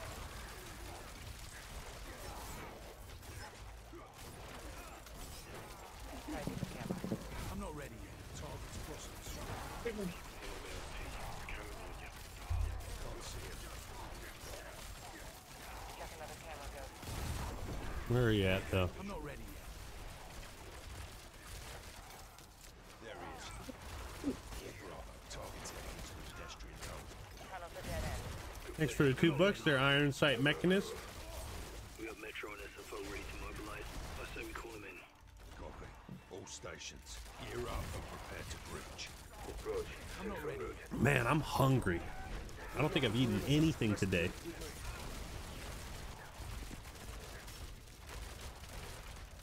Tunnel's clear. I'm not ready. There's a locked door leading to the old train station. At the door, prepping for breach. Breach is up. On your signal, Captain. Jeez, this is a lot of guys. Let's get this done. Need more time. What do we... Now we're looking for a hacker to find Makarov? I guess that's the... Yeah, I think that's the plot now. Need more time. Good try. It was a good try.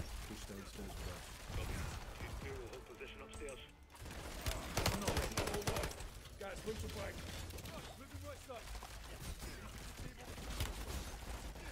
On me, guys. Lavatory side. I'm not ready.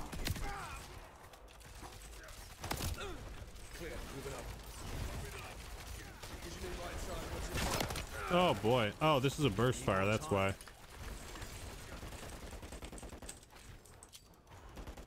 Whip! The multiplayer's gotta be decent, right? Right? Need more time. Right, fellas?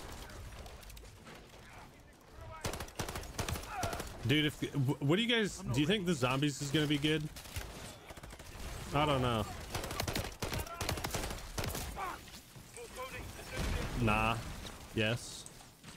Some people say yes. I don't know if this is the standard. It's not looking too good.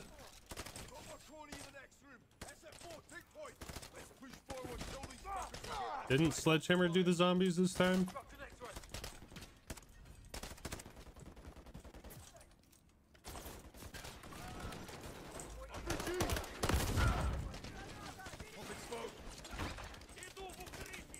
RPG on the second floor. Left side. Oh boy.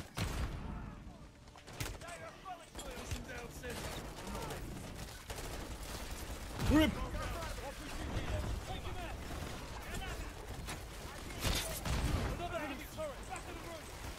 Sledgehammer did all MW3.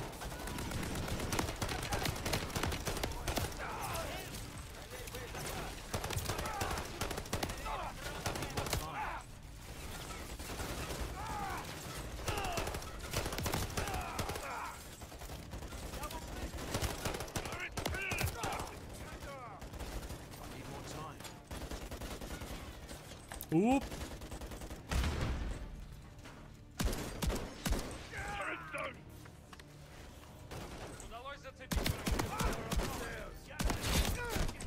Fucking shitballs. What difficulty? Advanced. Still no music? Yeah, yeah, the music guy's really fucking slacking.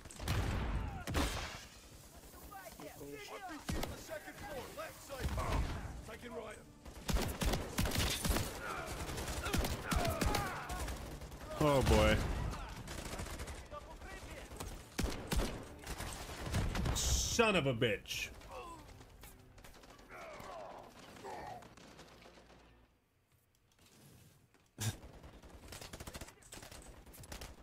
smoke. RPG. Here we go. This is the way.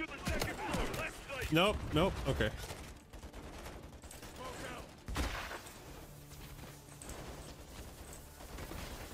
RPG reloading. Take him out.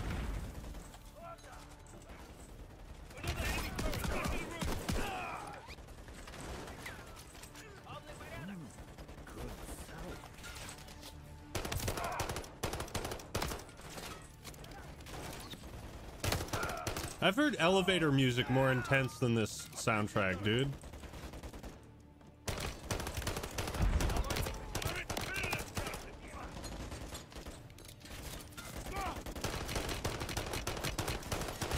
Limed and Pop. Welcome to my channel. Moving upstairs.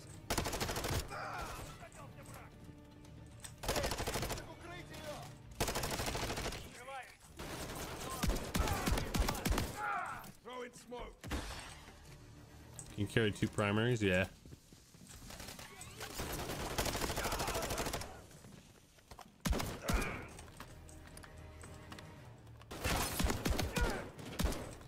Wait, so why are all these guys down here? I thought we were just coming to find a hacker or something, and now there's like 100 guys down in the sewers. Watch out. Coney Bar is down. Find that flash drive. It's got the intel on our laptop. Flash drive acquired. Whatever was on it uploaded into the station's train network. Trojan horse. Coney has control of the trains. There's more. Face recognition found this. They boarded 10 minutes ago. Makarov. On a train full of civilians. Hostages. Victims. That tunnel's 500 feet deep and 30 miles long. There's thousands of people down there at any given time, Bravo. He's gonna trap the trains. And destroy the tunnel. We have no proof of that. Not yet. Makarov's train just stopped at a crossover platform 20 miles in. I'll have SFOs dispatch a second team. We need all the help we can get. We'll take the service tunnel. Let's move. We may already be too late. It's the same goddamn picture. They only have one picture for Makarov.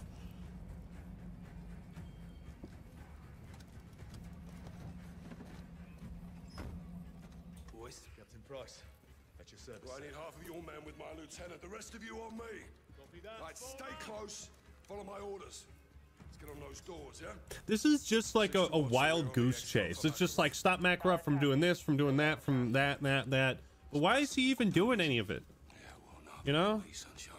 I felt like his motivations in Modern Warfare 2 and 3 were pretty clear. You know? And this one there's really no plot. It's just like, you know, he's doing bad things. Well, why? Because he's the bad guy. What do you mean? Watch out, if Makarov's controlling the trains, can we regain access? Attempting to breach their firewall. That hacker was good. Coney spotted ahead. They don't see us. Let's keep it that way, yeah?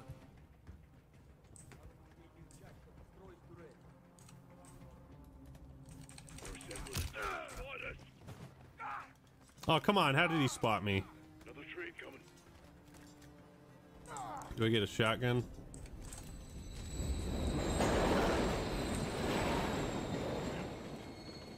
Six to watch out. Train tunnel is clear. Advancing to crossover. Full Bravo, this is 07. Taking effective fire. Tony has hostages. Secure them, 7. We're walking on a 6. Watching, we're seeing dead civilians. They may be the first of many, Bravo. Unless we stop Makarov. It's always just like dead civilians, you know, it's never personal. It's always just like, well, he's killing random people, you know, as opposed to like, oh, he killed, you know, he killed the president or something, or...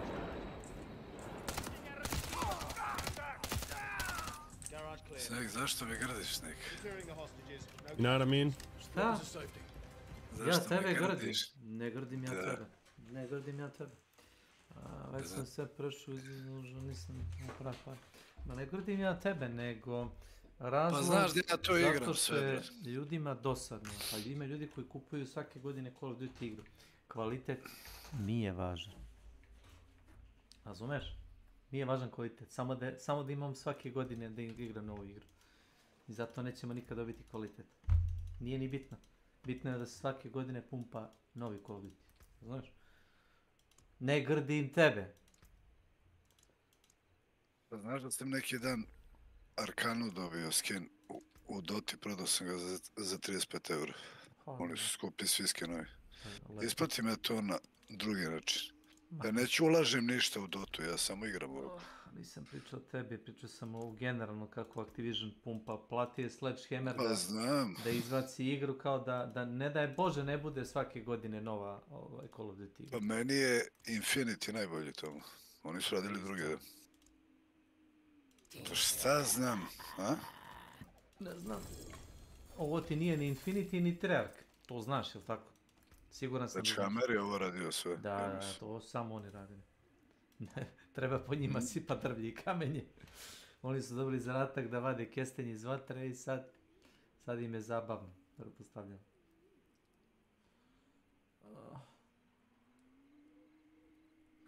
Pa dobro, mislim, ja sve prešao sam i DLC za Cyberpunk, bukvalno nemam šta ni da igram jebot.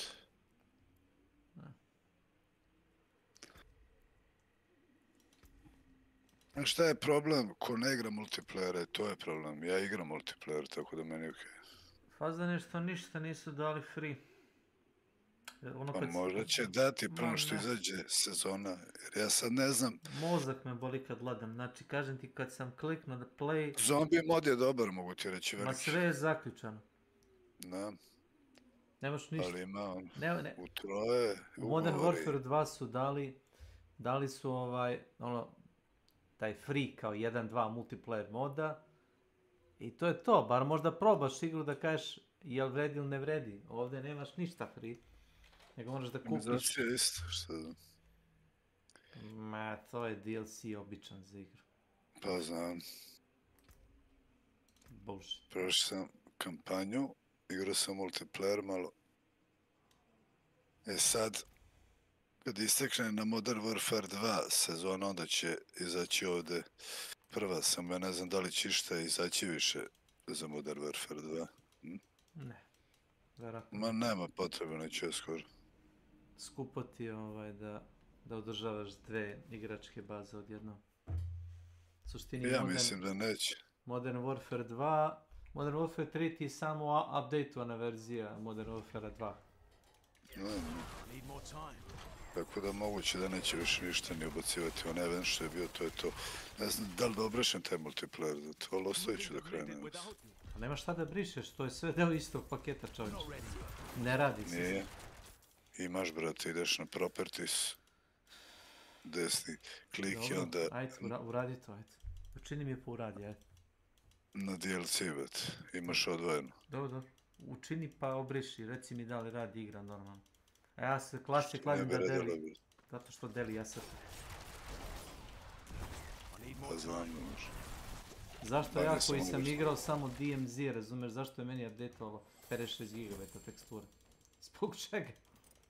To je Modern Warfare 3, ali ti je sve zaključeno. Pa da, sve je zaključeno. Zašto mi je updateovalo gigabajt i gigabajta, razumeš, folder? Jer kada izađe prva sezona, onda prebacuju i Warzone i nove mape, to vjerojatno je zbog toga. I sve su spojili sa viš da je Headquarters kao Call of Duty. Vidio si klip, to sam vidio u random jednoj recenziji. Ono za spawnove na novim mapama. Sklonili su te mape. Naravno da su sklonili. Ti stojiš, a lik te čeka sa puškom da te ubije. Kakva zabava, no?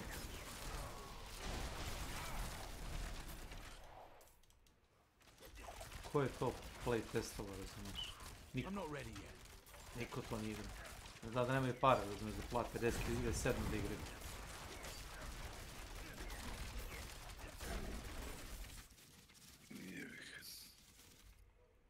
Hello. I need more time.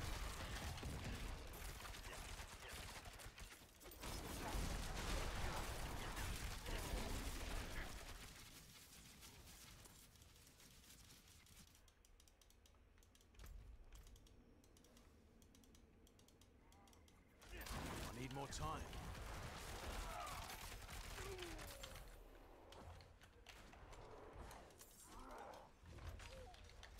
Kad sam ulazio vidim nema ništa. Sa koliko ima do isteka. 20 koji dana. Možda i neće više biti ništa. Za dvojku. To što su ovo izbaci. I'm not ready yet.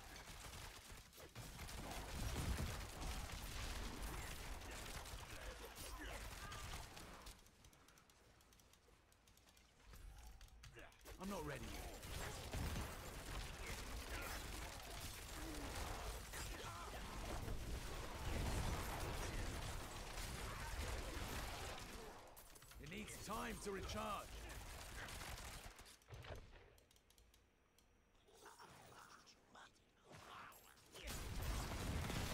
I'm not ready yet.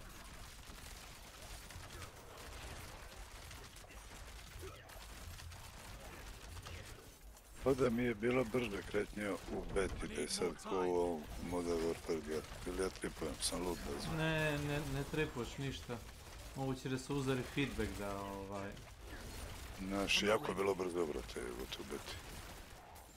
Da ne trče ljudi nekako, znaš.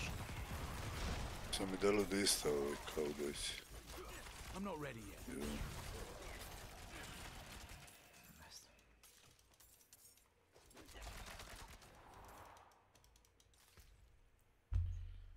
Ne znaju to. Look.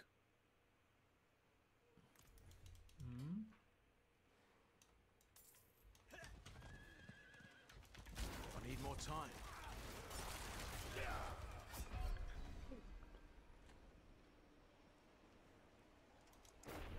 Ima je kanter, već.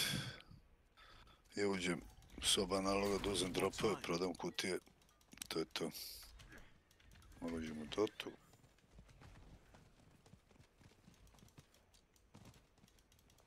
Prešao. Cyberpunk je dobar, mogu ti reći, DLC, ne? Dobre priče i sve. Now you seek to steal it from me. I uzeo ovo, rekao daj da igram nešto, kurac. Ja volim i te multiplayer, šta ne? Tamo sam sve što imao. Iscedio sam igrao je. Za Modern Warfare 2, nam je poznato svima. Ovdje neću tim tempo, polako. Tamo se igraju. Pošto su u suštini preneli sve, ako se ja dobro skontao. Sve, da. Pa najbolje da nisu koji skandi to bio. Imaš 15 oružja da hoćeš da farmuš, to je to. Ma nema puno, da. Još imamo onih XP boosteva, tako da ću brzo. Ima par AR-a, ima dosta SMG-a, bih rekao. Battle Rifle možda ima 3 i ne znam, sve nešto po 3-4, nema puno. To što prenose i ovo oružje, mnogo je toga.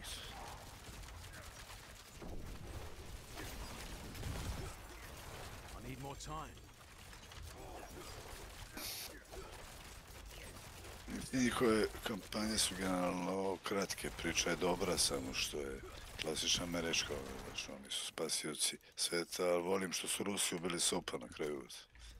Trebali su sve da ih pobiju ovi sasav. Ono masa plače, ono kao Rip Soap i Memorial, kao da je stvarno umro lik. Ljudi imaju kratku pamćenje, ne znam da je to rehash stare igre, razumeš? Ne znam, on je umirao u pičku u svakom delu jebote, pa ga vraćaju. Mislim u prošlosti. Makarav ga ubije. A ova ti je kao remaster starog Modern Warfare, ono, mislim, ja sam igrao ima to. Tako da meni to nema veze s mozgom. Shepard je mnogo bolji zlikovac u starijem delu nego ovdje. Welcome to my channel. Ovdje Sheparda ubije Price. Ili bar su tako prikazali kao da ga ubije. Da, na kraju, a? Tako su prikazali, ali ne vidi se kako čini mi se ga metak pogađen, kao tuko metak pored njega. On pa zone.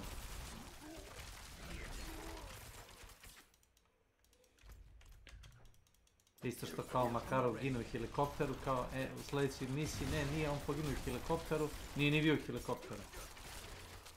Da, kod njih je problem u tom Activisionu što ti studiji developera, kod konstantno kad se menjaju, onda nemaš neki standard. Svako piše priču Znaš. kako se njemu patka digne. I onda, ko najbolje radi kampanje, neka radi samo kampanje, ko radi multiplayer, neka radi multiplayer i Warzone i šta ti ja znam. A ne, svaki deo druga ekipa i onda je bih. Možda rade nešto dobro, a ne znaju drugu stvar da je dobro. Grafika je bolesna u kampanji, ono, ko film je, bos. To je screenshot. Mislim, dobro je u drugom delu, i u prvom. Mislim, imam sve.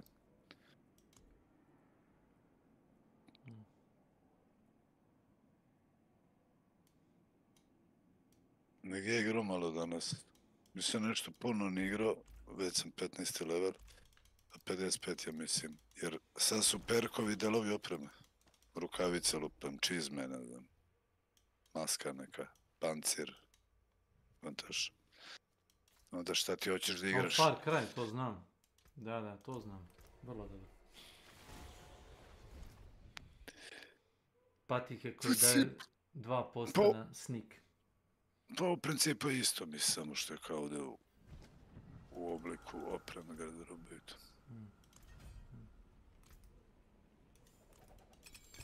Ja nemam, bukvalno, ja sam sve što igram sam prešao, čekam, eto, šta čekam, sve ću reći.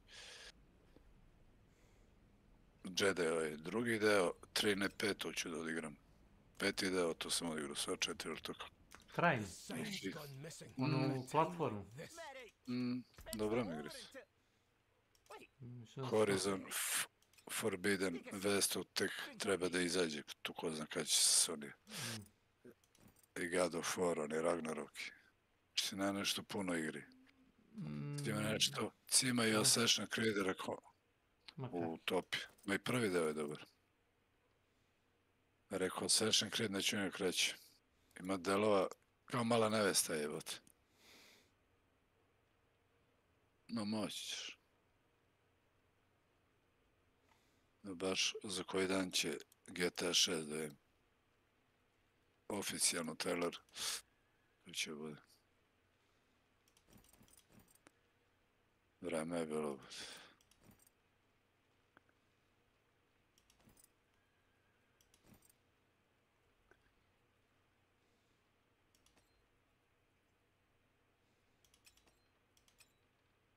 Pa nisam igrao, ja ne znam kad dolazi na Steam.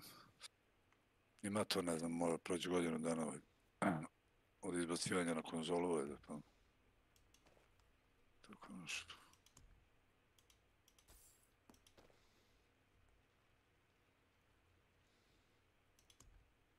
Tako da sam uzao ovo, mislim, ja tu igram, pa sad je... I sad, vidjet ćemo ako bude prva sezona šta je sve da izbace... Ne znam, što nisu dali ništa free sam Warzone. Jer jako je veliko onaj zombie mod. Ja nisam igrao, ali kako sam ušao da vidim, znaš. Ima po nedeljama sve misije, ono. Znaš, kod DMZ-a baš ima misije u pičku. Znam. Ko voli da igrate zombije, to ima saš. Igra se na novoj mapi ovoj. Nije Almazr. A nije Almazr? Ja mislim nije. Bar mi dalo je tako, nisam igrao. I malo sam nešto na multiplayer danas.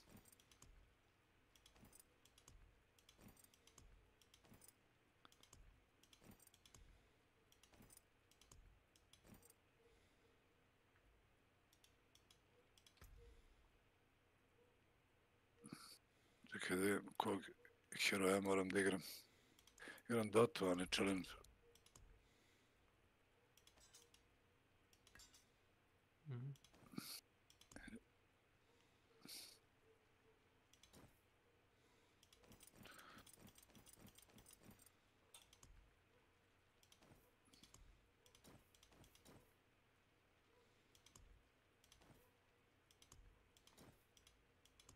Bacim koji meč.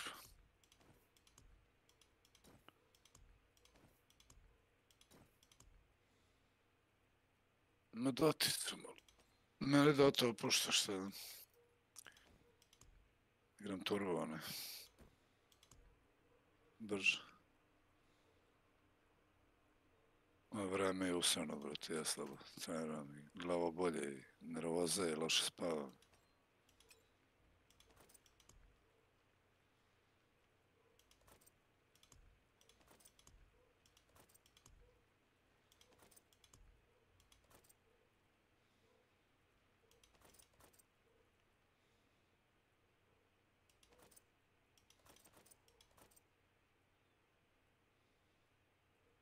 Ja mršavim vas. To je do genetike, to svako drugačije.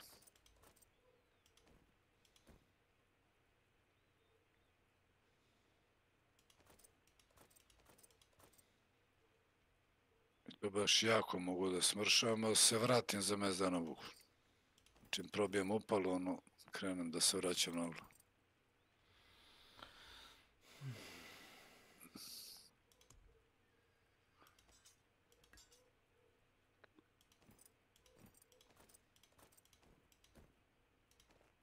Moram malo masti.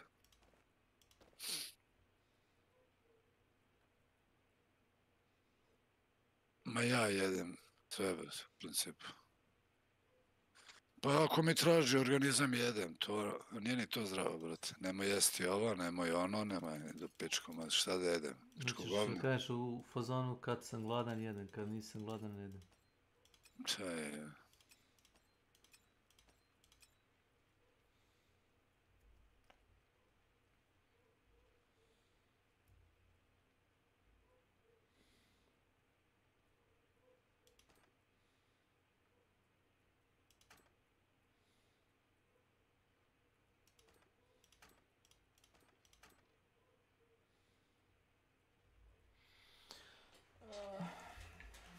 Tako, i tako.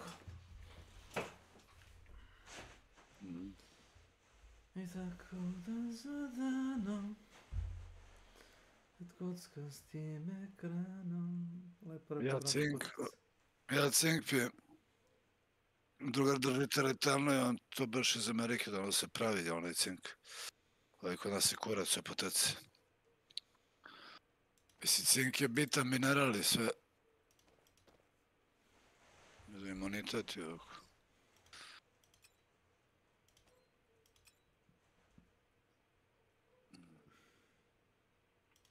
Imam neki glas kao iz horora, ovaj heroj. Fucking hero. Ovi klinci kad mi pošalju listu igri šta da igram, druže, ono, 50 igri jebot.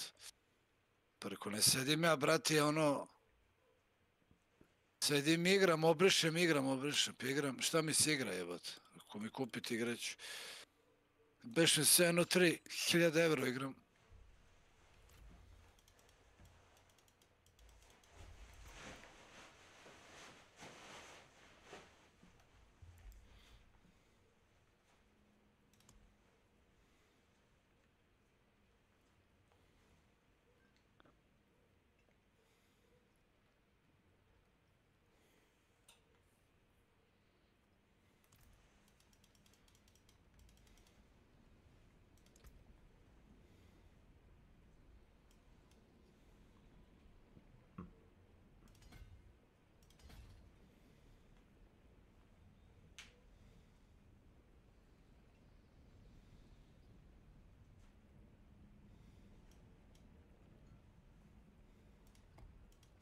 Ne čujem to do tebe.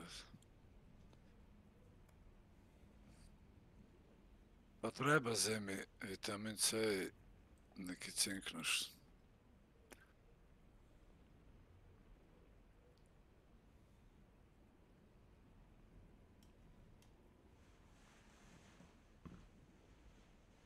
Pa podigne testosteron, stvara agresija.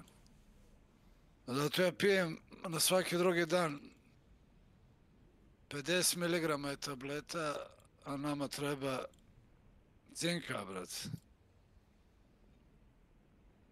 A dnevni ono, zato pijem svaki drugi dan po jednu.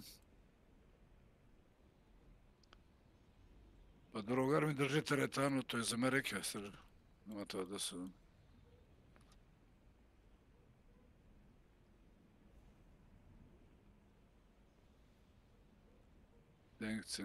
Cinkić.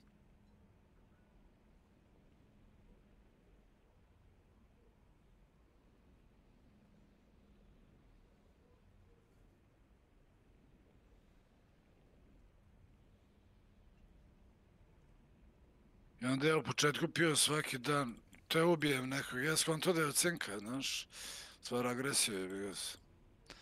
Prepon testosteron. I on samo smanjio unos. Pošto je 50 mg tablete, jebi ga, svaki drugi dan piješ, što je to.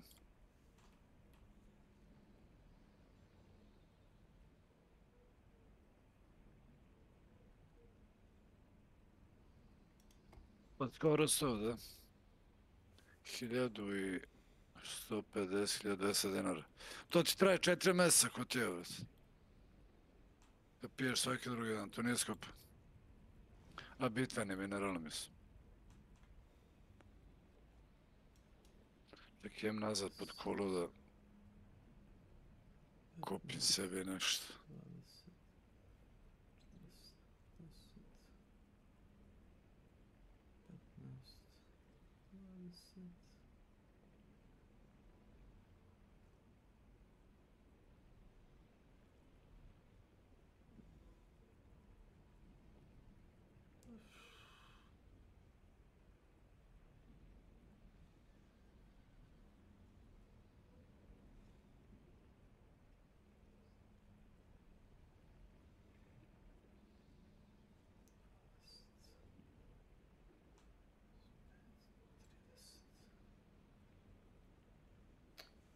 Ćo.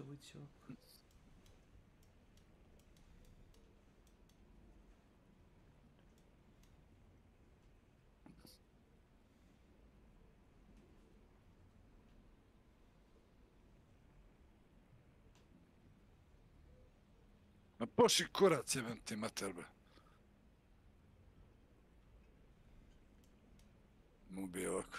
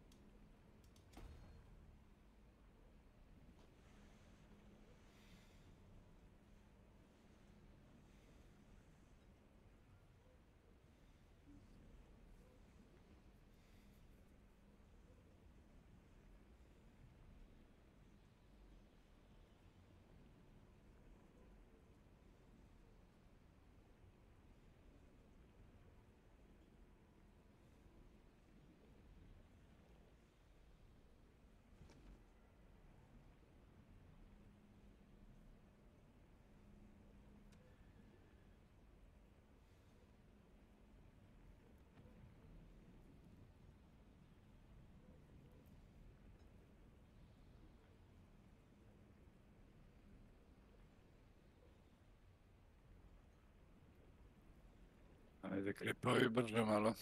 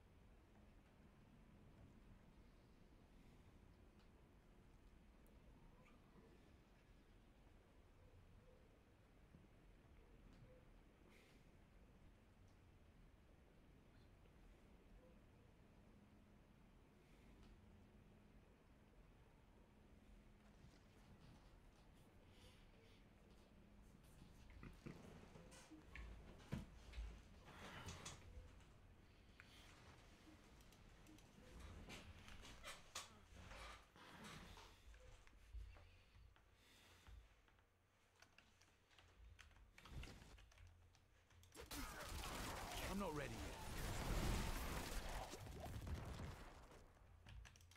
You kind of, I feel like you need a personal touch to feel more invested. I'm not ready. Tako stanuj me, jebem li ti sestru u stebra. Let's ready up. Makarov may be behind these doors. On your go, sir. Makarov could be anywhere. What?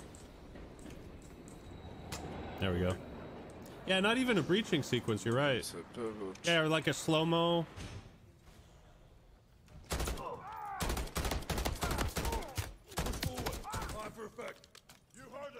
Well, at least they have what looks like a FAMAS in this game. Oh, yeah, there go those guys.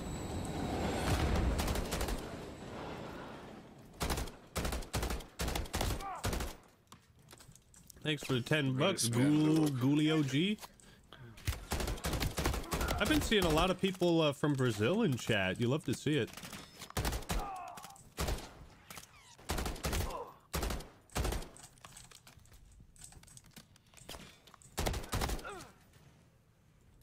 Yeah, I feel like this game also doesn't even have like,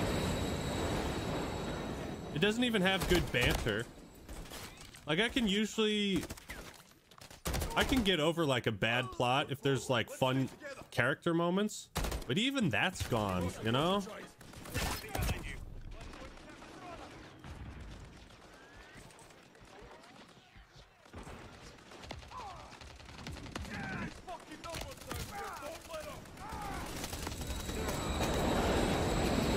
Oasis Media.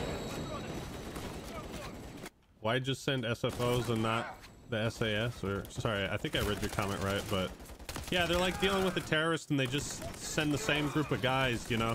You never really feel like you got an army at your back. Remember at the start of Modern Warfare 2, the first mission, it like felt very large scale. Yeah, this all feels very like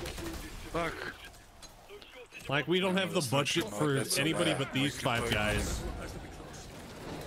Yeah, everything about this I think is just awful. And the more I think about it, the worse it gets.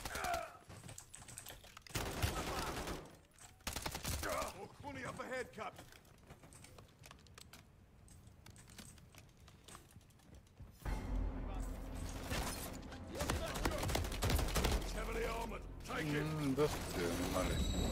Prvi tricks. Voljeli mi da igram s ovim.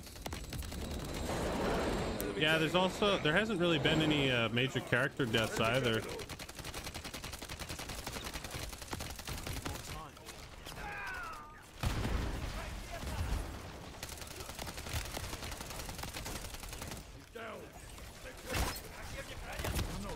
Uh-oh. Don't do it.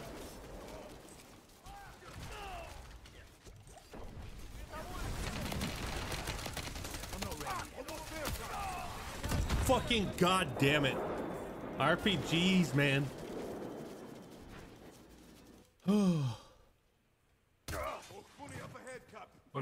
Trojice, moj bro. No, loves. Bro. Need more time. He's heavily armored. Take him.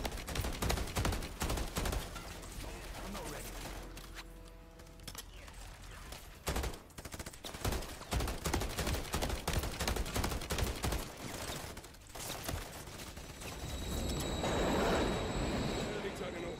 Ah, they got fucking run over by the train. Now that's funny.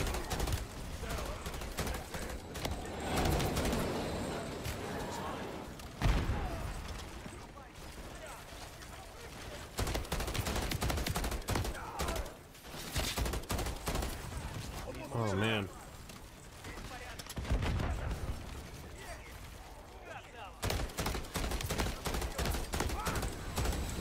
Oh boy. Just narrowly avoided that one.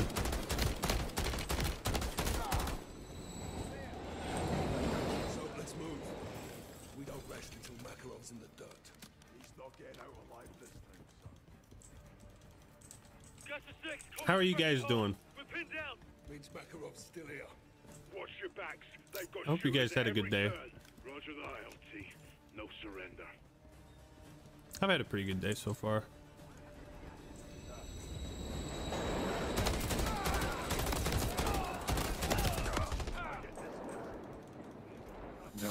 šumic. I still got some work to do, man. Oh, okay. Kill the guy again. Se ne levelam. You hate to see it. I need more time.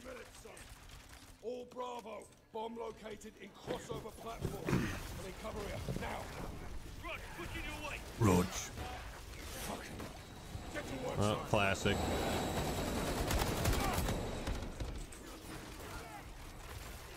God damn it. Just an asshole. Not even soap can clean this messy campaign. Hey. SFO, secure a perimeter. Yes, sir. Soap, get on that bomb. Aye. 2 minutes, sir. So they're gonna come from over here. Bomb located in crossover platform. I need cover here. Now. Will I stream multiplayer tomorrow? I might do that. Maybe tomorrow's stream.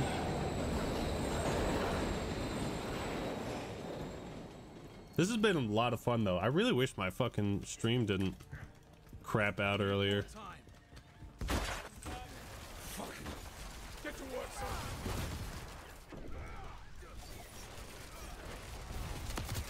I'm not ready yet.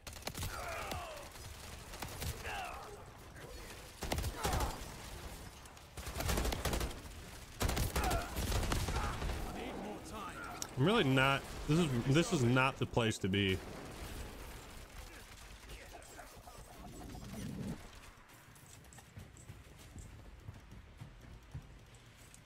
Okay.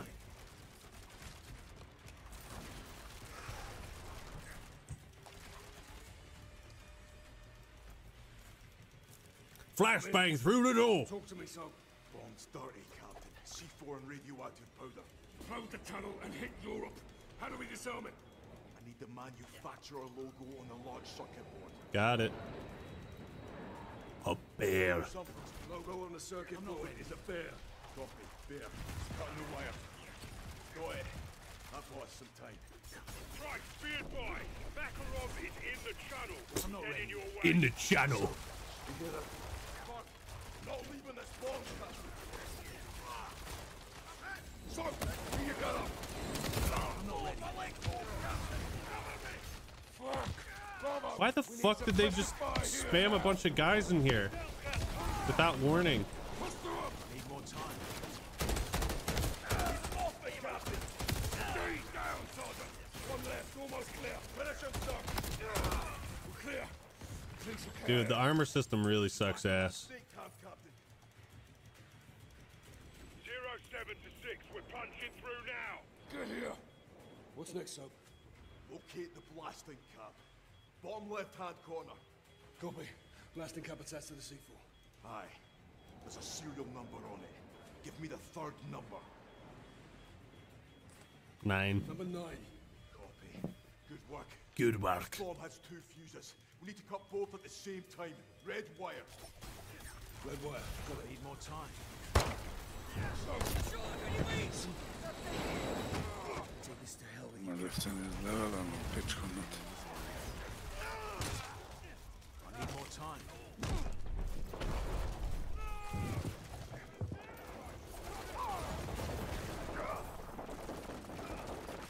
I'm not ready.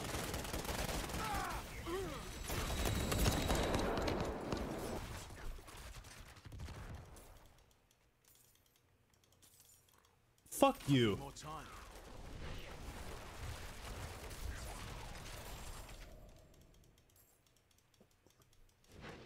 Bless you. I need more time. This campaign fucking sucks. Couldn't have made it without you. Oh my god. I mean, he just got shot in the head, okay? It's not gonna be like, oh, his brain wasn't there, you know, like Graves wasn't in the tank. Oh, his brain wasn't there. God. Really? Just like that? Are you fucking kidding me? We don't even get a moment. He's like... What? Who'd have... Oh my god. I need more time. If you're forced to write garbage, don't fuck up a major character kill off. Jesus. Oh my god. Oh, that'll be $70, please. Fucking hell, man. Oh my god. This is just... I need more time. Find the red wire. Red only. Soap said we cut together on 3. Copy. It needs time to recharge. One. Ko me ubio je? Jebem te, usta, bre. That is fucking bad. That is so bad. I need more time.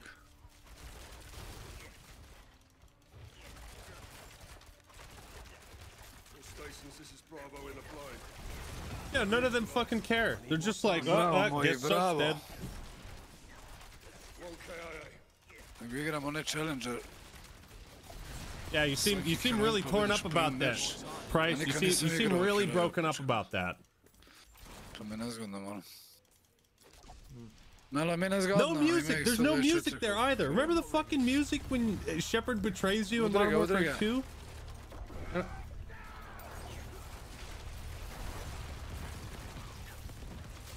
need more time.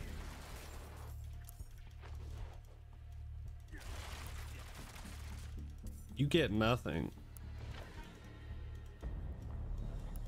I need more time.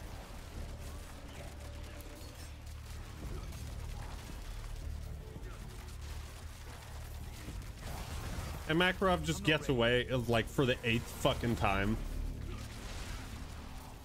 Oh my god.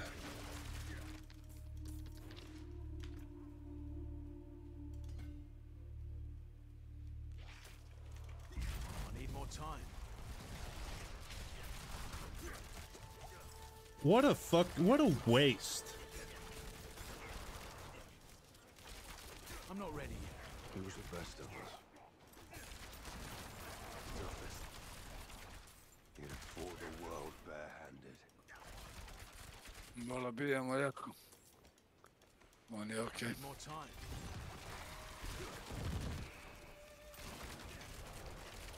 Who dares wins?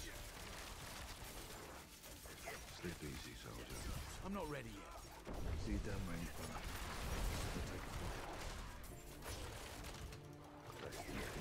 Oh my god, we get music. It needs time to recharge.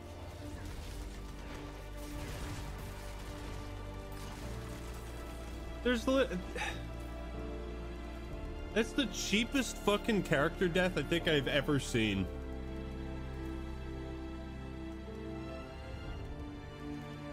Like, Makarov literally comes around a fucking corner. He just comes around a corner and just like, bop.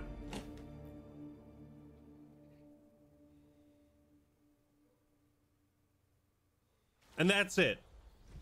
That's it. That looks worn. I can fix it.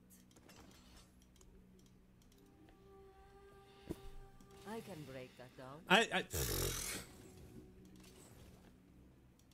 Pretvorili me u prase. Beži, Darko, beži. Run, pig, run. Just you wait. There's something after the credits. Okay, yeah, it's gonna be Soap's gonna. He's gonna come out of the ashes. You know, he's gonna be reborn and be like, haha, I wasn't really shot. Dude, what the fuck was that? You can still use these. What were they thinking? This has gotta be. This has gotta be the worst story in all of Call of Duty. Like, worst story. Vanguard was really bad, but Vanguard was like goofy bad, where you could like laugh at how stupid and silly it was. This is just fucking boring. I give this a 1 out of 10. Campaign is a 1 out of 10. It's playable. It's playable.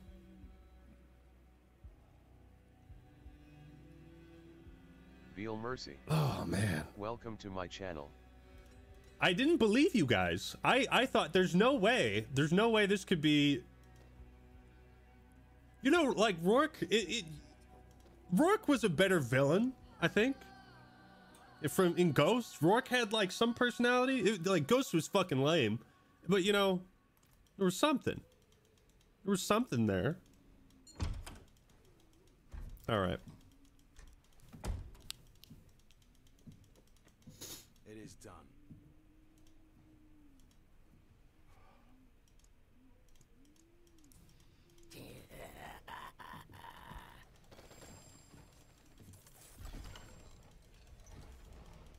Ja mislim da ovo JJ. Shouldn't you be in prison? Ma da, to bude easy. How did you get in here? Mutual friend.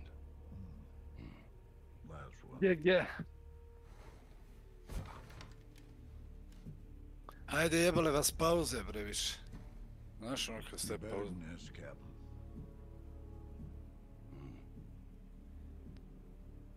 We both will.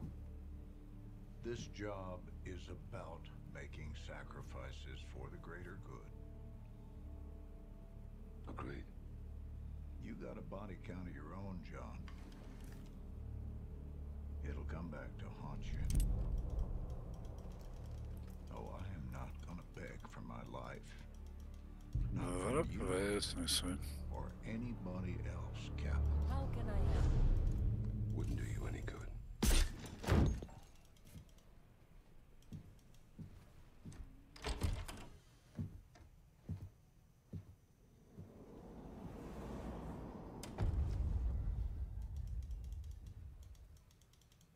Am I supposed to feel something?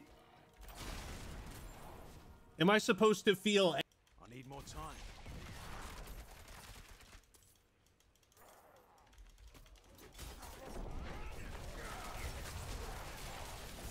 I'm not ready yet.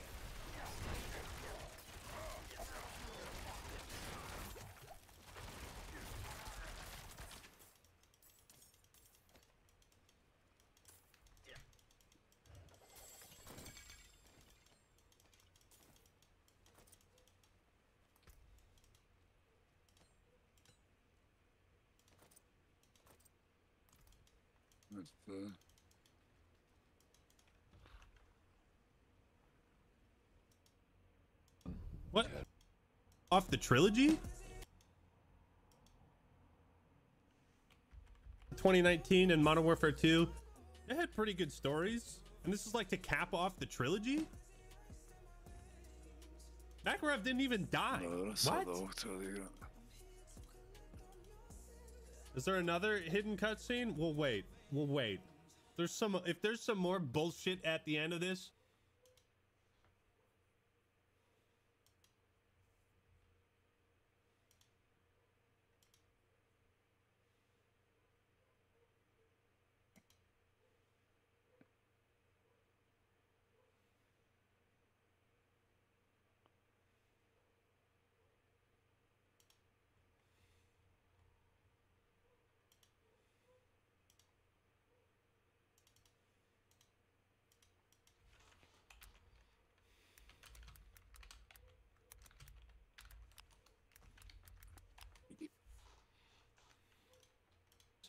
Oh boy. Black Ops 3 had a terrible story, but you know what? I was like, when I played Black Ops 3, I was like, what's going on? You know, I had these questions. I had like an interest in what was going on. I was disappointed, but by the end of Black Ops 3, but I was still like, freezing time, you know, futuristic. That's kind of cool. I'm not ready yet. Train go boom.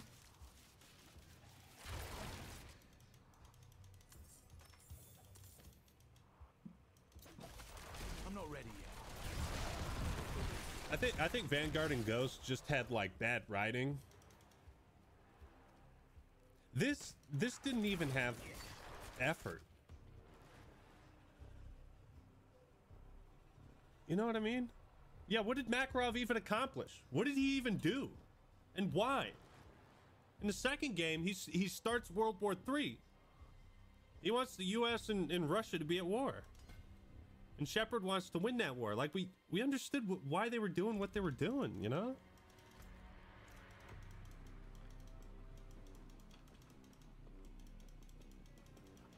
You know, I was saying that the writing was written by a bot. I don't know if there's a bot shitty enough to write this bad. I'm not ready yet. Now, what about them? Yeah, are they finally playing like the main theme from this new Modern Warfare series? They never even played that. Like, what? Another sledgehammer banger. Big. Thanks for the $10, man. It's literally like every single time they get their hands on a game, like you think it couldn't get worse, but the games somehow do. I'm not ready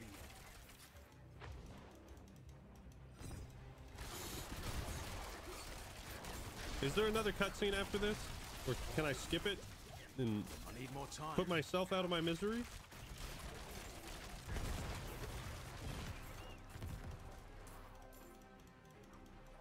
Yeah, I feel like there was a climax and a resolution. There's no climax in this.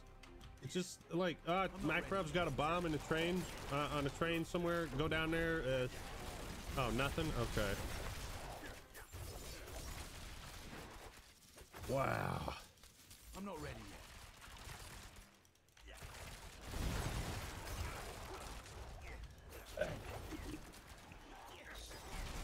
Dalje. yet. I'm not ready yet. Man.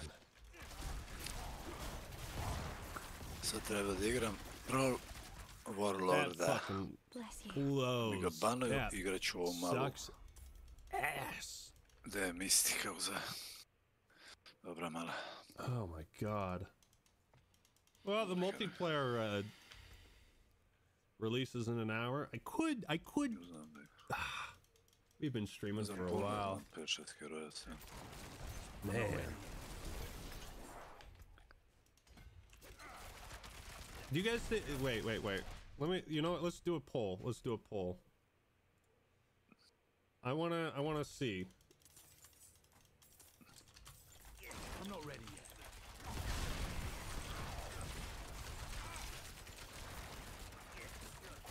Do you guys think MW3 is the worst campaign?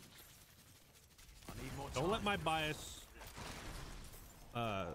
Don't let what I've said, give you any bias or anything.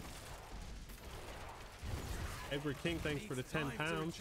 And Shelby Claycorn, game's dirty, Captain. I'm gonna need the dev logo on the product. Finally caught a stream just to see Soap die like that. Yeah. Need more time. It's rough, isn't it? Thank you guys all for the donations. I'm sorry if there was a bunch that I didn't read out. Luis, thanks for the $10. Metro Bread. Xeno Rush, thank you. Depleted Isle. 555 Hidden Lotus. Need more time. Remember Sandman from Modern Warfare 3? The game lets you meet and play as him before him and his team go out in the most badass way. It's been a while since I played the MW3 campaign. Okay, so about 90% of you think this is the worst campaign. That's pretty substantial. That's an A. Depressing to see all these studios and people that worked on this rushed asset flip game. Thank God Xbox can not only allow them to have more dev time, let them develop whatever they want besides COD. I mean, I don't know. We'll see how Xbox handles this acquisition, because Xbox is a software company. Someone important told me this. Xbox knows how to develop software. They know how to make software. Making entertainment is different. It's different than making software, Matthias Nugas, you can play multiplayer already, just got to be invited to a group by someone that has already played. Oh, you already been playing for a few hours? Oh, dope. Thank you for the 5. Sierra, thanks for the 5. Mainly looking forward towards this game for the story. Refunded as soon as I finished. F for soap. I don't even know if it's an F for soap. It's an L. Because that's just such a terrible way to kill off a character. Yeah, this is just... I feel like liquid diarrhea in my mouth would wash the taste out of this game. Diablo. It would wash the taste of this game out of my mouth. Just a big... Diablo. Više ćeš baba izvući iz ovoga nego iz toga Modern Warfare 3, ali dobro. Možda ja grešim, otko znam. Pa dobro, ti slabo igraju Warzone i multiplayer, ja sad to igram. Igrao sam, dok je bila sezona, dok je bilo šta se grinduje. Ne znam šta sad igram. Ja mislim da neće više na Modern Warfare 2 ni biti, pa ja se slabo igram. Možeš da kažeš što je znatna trojka, pa onda... Nemam pojma.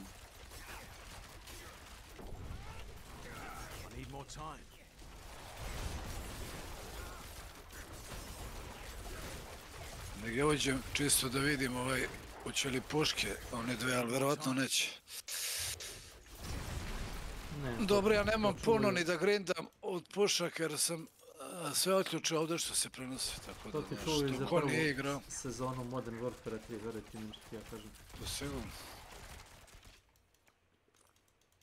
Jer ko nije igrao Modern Warfare 2, taj će vale imati pušak kada diže, vrate, 2 godine. Šta je oružje tamo? Ovdje nema puno, mislim. Sada. Će li pobediti opet? Ko zna? I must win.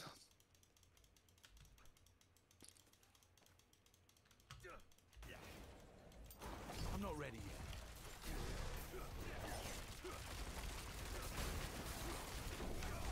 Mike, liki jedan. Moguće su ovi demoni ovako naporni.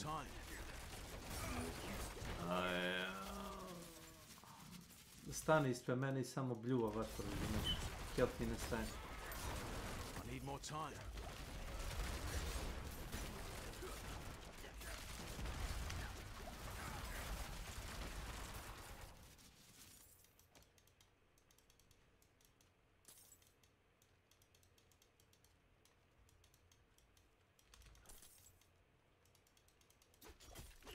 I need more time.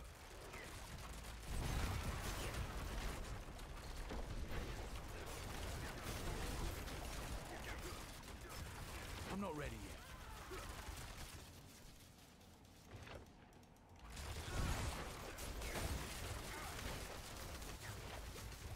It needs time to recharge. Ima li glupe govne pogovore? Marš.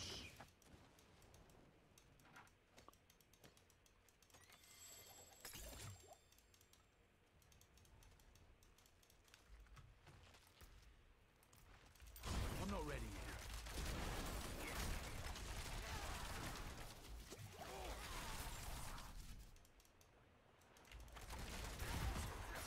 I need more time. Go back, go back.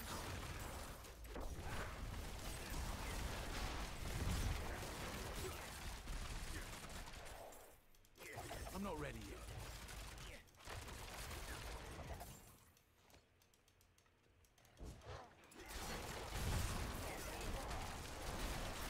I need more time.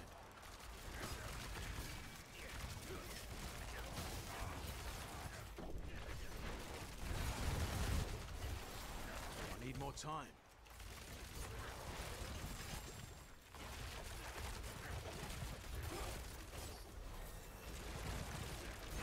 I'm not ready yet.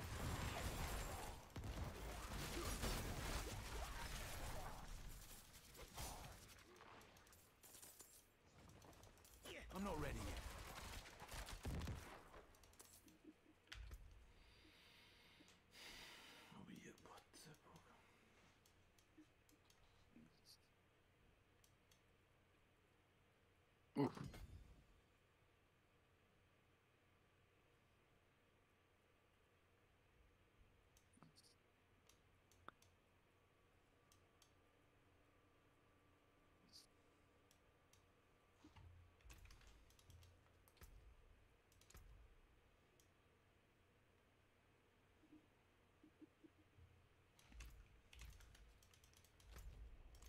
Ma ubit će me, beži Darko, jebi ga. I'm not ready yet. Bizmica mi treba da brže trčim.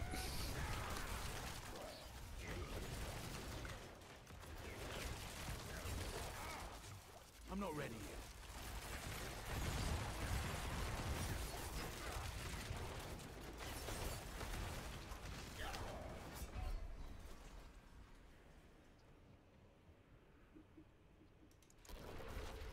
I need more time.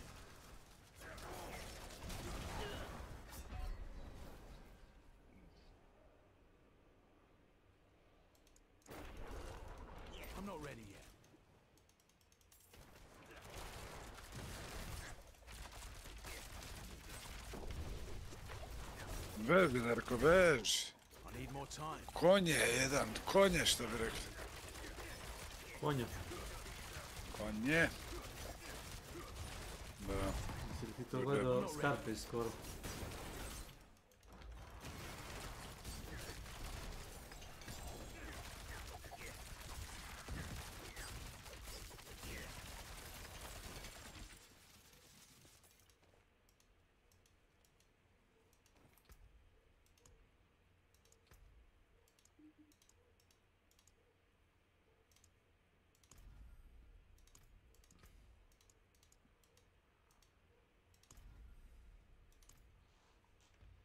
Dobro.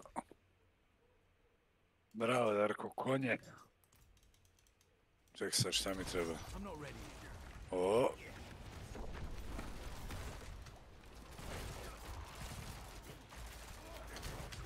Moram ići. I'm not ready yet.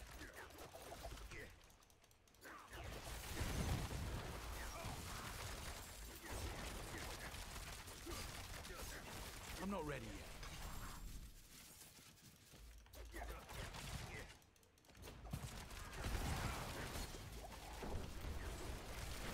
I'm not ready yet.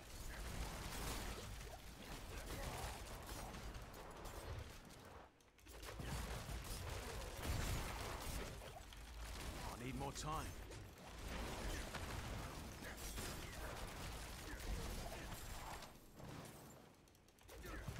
Beži. I need more time.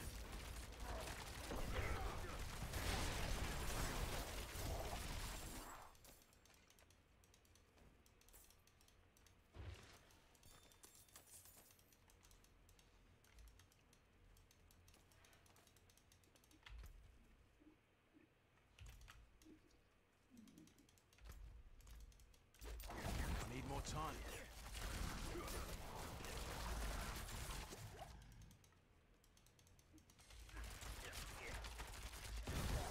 I'm not ready. Hello. Greetings.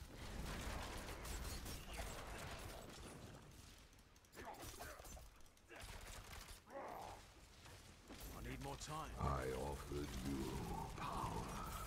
Now you seek to steal it from me. I'm not ready yet.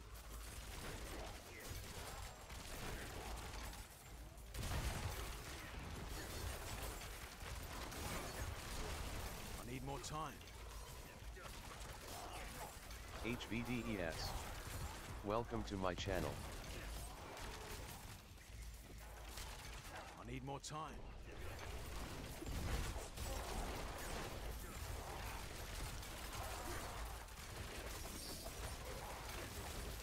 I need more time.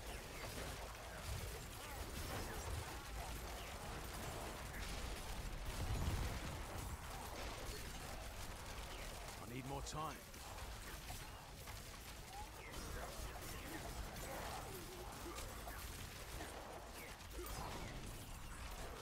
I need more time.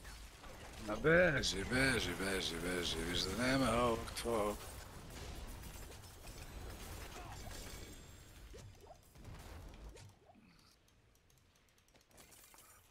Thanks.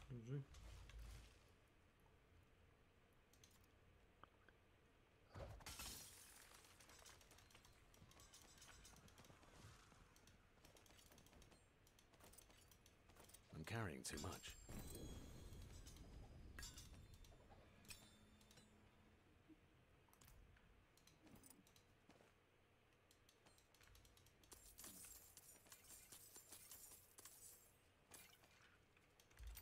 I need more time.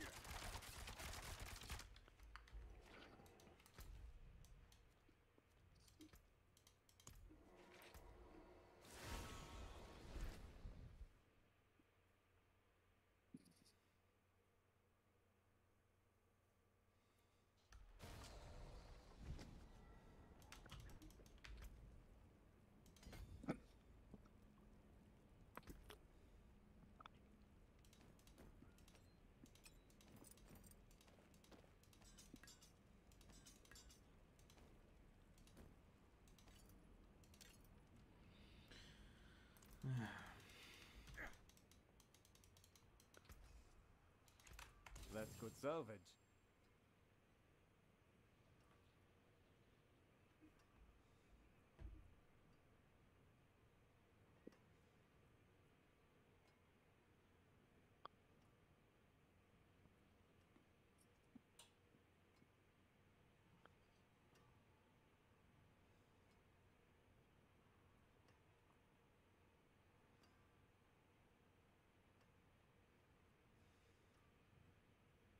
Anything breaks, the forge is hot.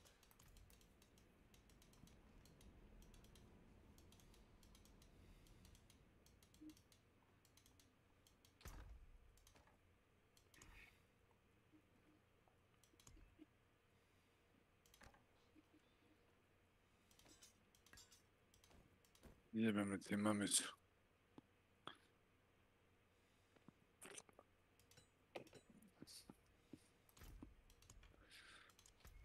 Mać tvoju. Moj utility neki pičku. Što mu više skidam teže go bija, znaš. Lećemo se health. Šta biješ? Boss? Ma da to, brah. Da nije Bristolbecka možda?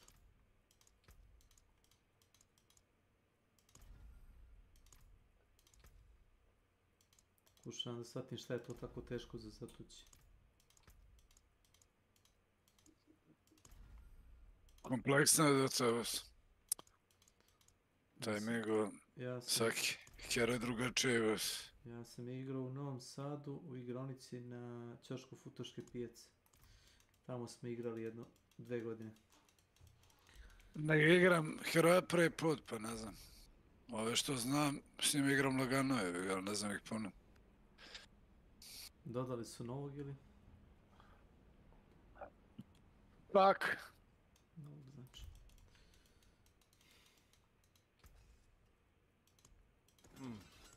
Unexpected.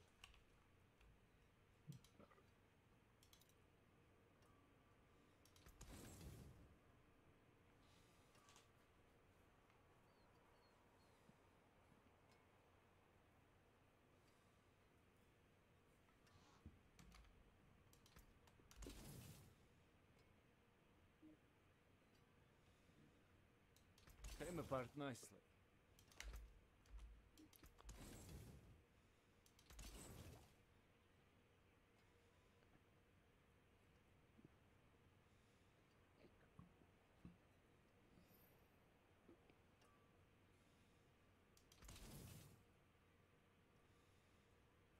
You can take what's left.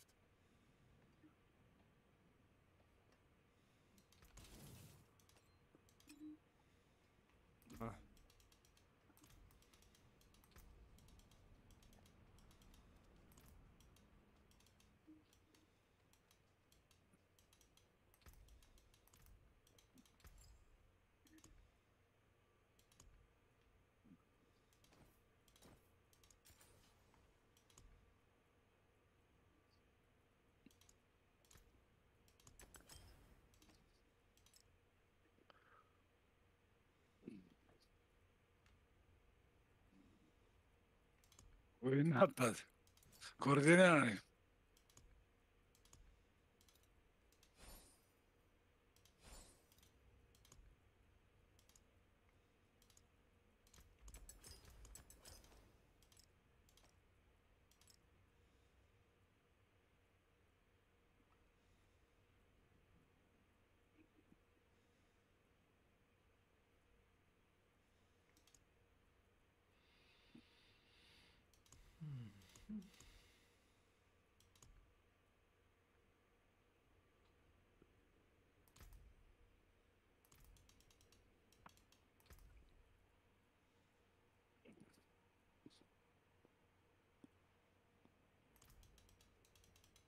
I have many fine pieces, rare and beautiful.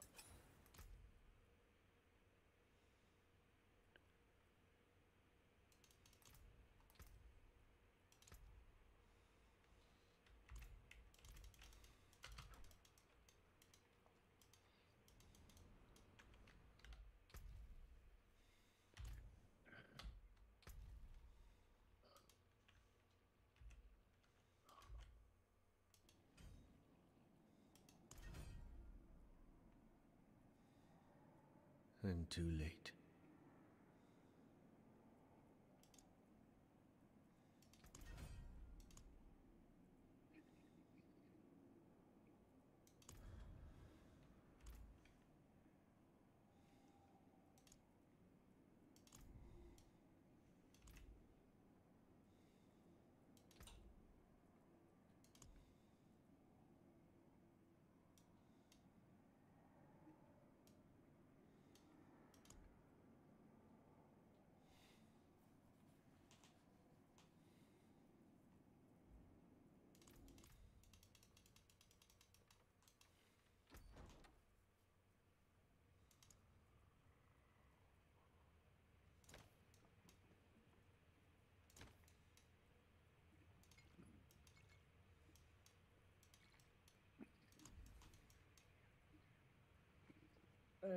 Pa, gde ste? Vodo? Evo me, šta radite, moje društvo, a? Ništa. Ja igram Dota, on igra Diablo. I tako. Dobro, dobro. Igramo se. Jes. Kako ti društvo za onaj... Kog? Jest kog? Pa dobro, mogu da kažem da nije loše, znaš. Nije loše.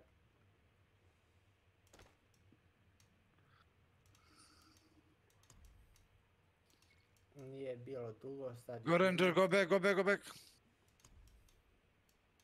Nije Play bilo safe. loše i...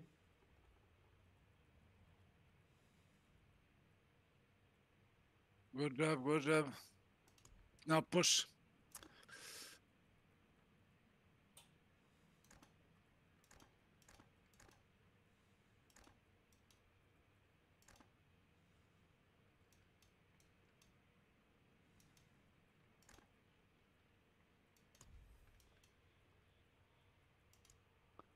A, popušali smo sad.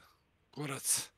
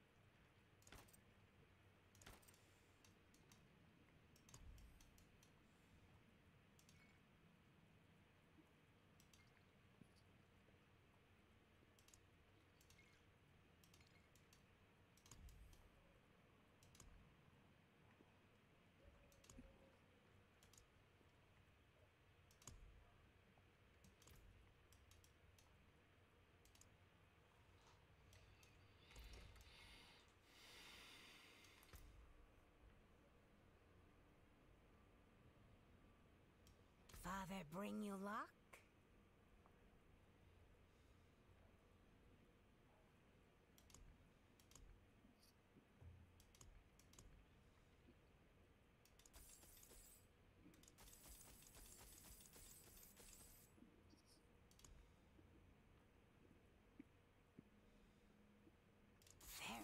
It seems very nice.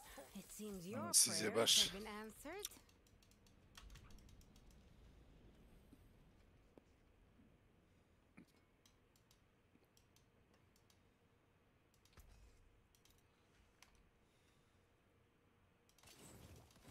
You can take what's left.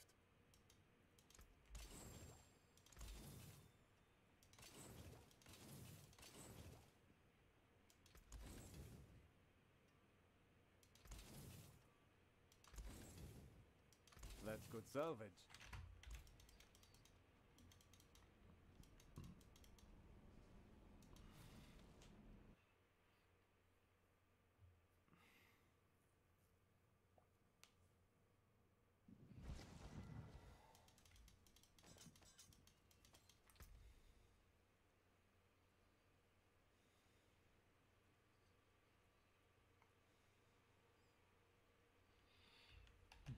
Heaping spoonful of liquid diarrhea is right in my mouth.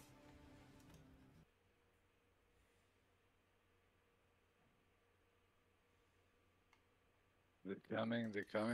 What's up, everybody? This is the Heretic Man here, and today we're talking about what many consider to be the manliest of media franchises, Warhammer 40k, and specifically the game Darktide.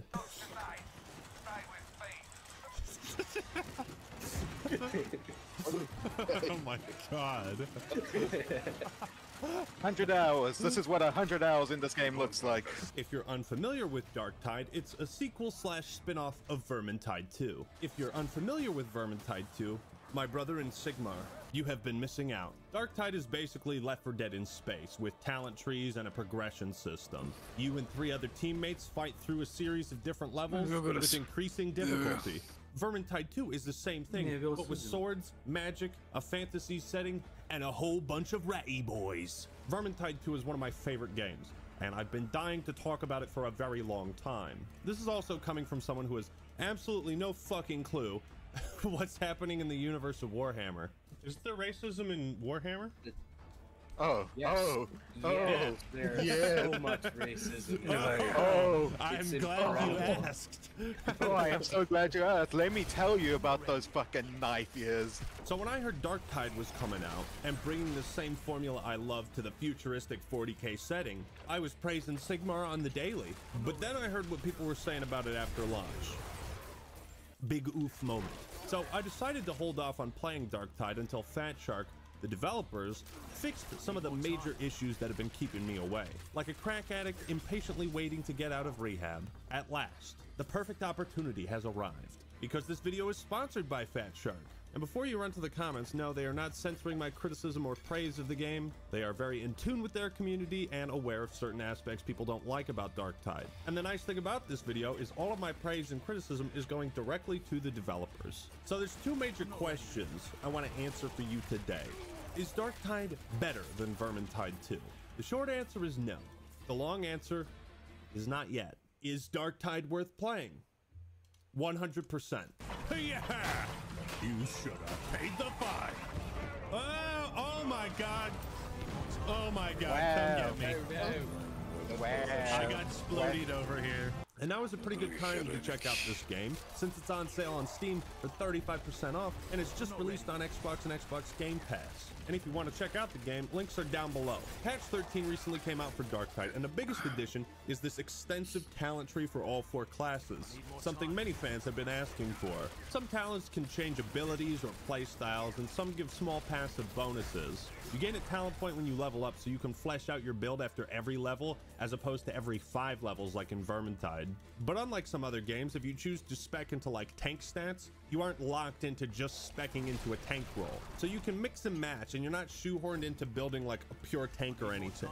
There's also no cost to respecking, so it's wildly convenient to try out new strategies. Now, it's important to remember that Vermintide 2 at this point has had like 6 years of consistent updates, support, free DLC, and paid expansions. That game has gotten a lot of love, and Darktide is closing in on its first year. It started off rough, but Fat Shark has a pretty good track record when it comes to adding content, awesome new weapons, maps, and so hopefully they continue supporting this game for years to come. So again, if you're mildly curious about playing this game, I'm going to tell you the things I really like about it, and if you're a fan of the Vermintide games, I'm going to tell you what I think would make the game a lot better. Where Darktide really needed to shine is just the core gameplay. Something is so satisfying in these games with just like cleaving your way through hordes of enemies. You feel the weight behind every blow, every fast and heavy attack. So if you're a major fan of Left 4 Dead, there's a very good chance you will like Darktide. There's a ton of different weapons to choose from as you slaughter your way through the hordes of chaos. Like this fucking electric baseball bat. Oh, it's so awesome. Beware me, I am Zeus. Yeah. One cool thing about Darktide's weapons is each one has this new additional special attack, whereas before they just had light and charged heavy attacks. So now you can do stuff like this. If I do a special melee attack with this grenade launcher, I think I shoot a grenade in the enemy. That's amazing. That's awesome. Wait, really? Let's see. Boom! Yo, that's pretty sick. The ranged weapons in this game are really fucking badass. There's so much fun to use and just mow down people with machine guns or grenade launchers. Dude, it just, when you shoot people with some of the guns, it just turns into a cloud of red mist. Every class can also choose from 3 different grenade types. Now, if you pick Ogren, which you should because big boys reign supreme, one of the options is a literal fucking rock. I love this. It's like, what would you rather have, a box of grenades or a rock? Watching the melee combat of Vermintide is what instantly sold me on the game. It just looked like way too much fun. So if you like what you're seeing on screen, there's a pretty good chance you'll enjoy it too. Now let's talk about the graphics and art style. Well, it's really cool to see a first-person shooter type game in the 40K universe. And the art style is fucking spot on. I don't know what the hell I'm looking at, but good golly, it looks gorgeous. I do have a 4090 graphics card and a pretty solid rig, so I didn't run into any optimization issues or lag. So for some people, they might have to run the game at lower settings. But every corner of the game is breathtaking to witness. I mean, this game looks good. And it makes immersing yourself in the world very easy. Regrettably, the level design is not as impressive as the skyboxes and backdrops. There's a few too many levels that feel like you're just battling through an endless stream of very similar looking corridors. But most times when a bad guy started coming and you started swinging, well, you don't think too much about it. Darktide has an outstanding variety of enemies you can purge and mash into a pulp, ranging from like basic infantry to heavily armored bulwarks. Oh, that's beautiful. Praise Nurgle. Oh God. Oh my Daddy god. Nurgle. Oh my God, he ate me. Ow. Guys with giant hammers, evil dogs that pounce on you like the hunter. It's fun to learn the mechanics of each enemy, how to dodge their attacks and deal with them. He wants to get the mutant a hug. He needs a hug. Oh boy, oh boy. He punched the fuck out of you. Yup. You see, games like this are really only as fun as the combat and the enemies you fight and the tools you use. And Darktide excels at all 3. And it has enough diversity and freshness to separate it from the fantasy setting in Vermintide. The Demon Ghost is Darktide's version of a supercharged witch. This thing is ridiculously strong, and if you play with noobs, there is a very high chance they will walk into it and trigger aggro. Oh, we can get past it. Yeah, I'm not gonna actually touch it. The random does. Oh. Oh, great. It's going to be coming after all of us. The fucking random, dude. Don't fuck with this thing. I'd say avoid it like a bleeding man with AIDS. Unlike every other enemy, you can't stagger it, dodge it, or even outrun it. So don't even try. I'm not ready. Bring it down, bring it down! Oh, it's so close, come on! Got it. And of course, you need a badass soundtrack to accompany such incredible gameplay. And Darktide delivers.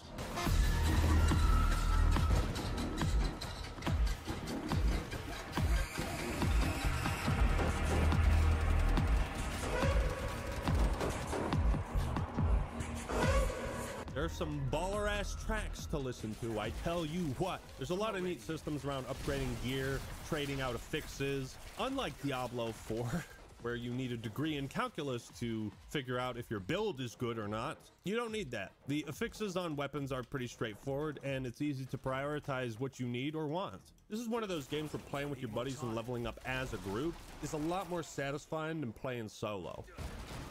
Oh! Mother. What the fuck? Oh, baby, look at that fucking damage. That was fast. Holy fuck.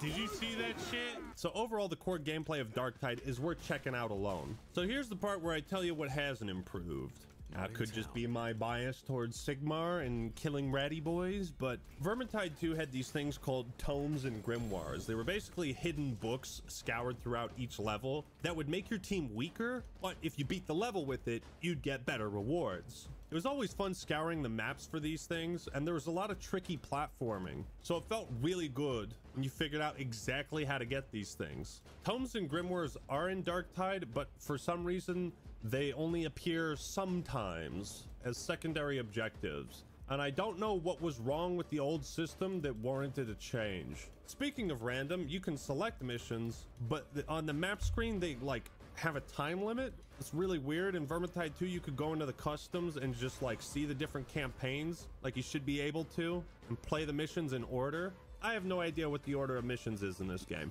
Now here's where I'm gonna say the most controversial thing in my gaming career. Darktide should have had loot boxes. Put down the tomatoes and just hear me out. Vermintide 2 is the only game I've ever seen that has done loot boxes right. And the secret is that they simply didn't monetize them. I know, it's crazy, right?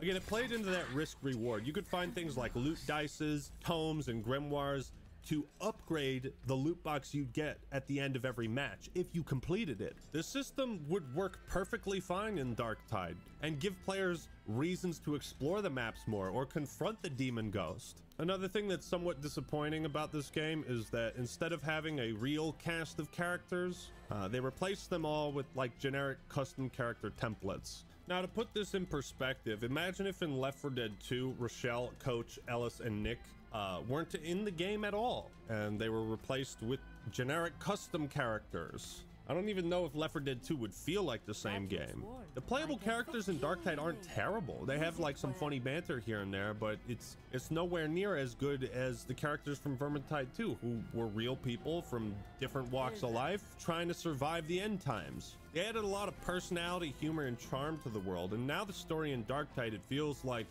muted, irrelevant. I suppose it might not be a huge deal to you if you're not super invested in the Warhammer story, but for me, I mostly play these kinds of games because the gameplay kicks ass and I socialize with my buddies. So it is what it is. I tried looking into some Warhammer lore on the end times. This is the most complicated story and lore humanly possible. Just look at the Wikipedia page. It doesn't stop.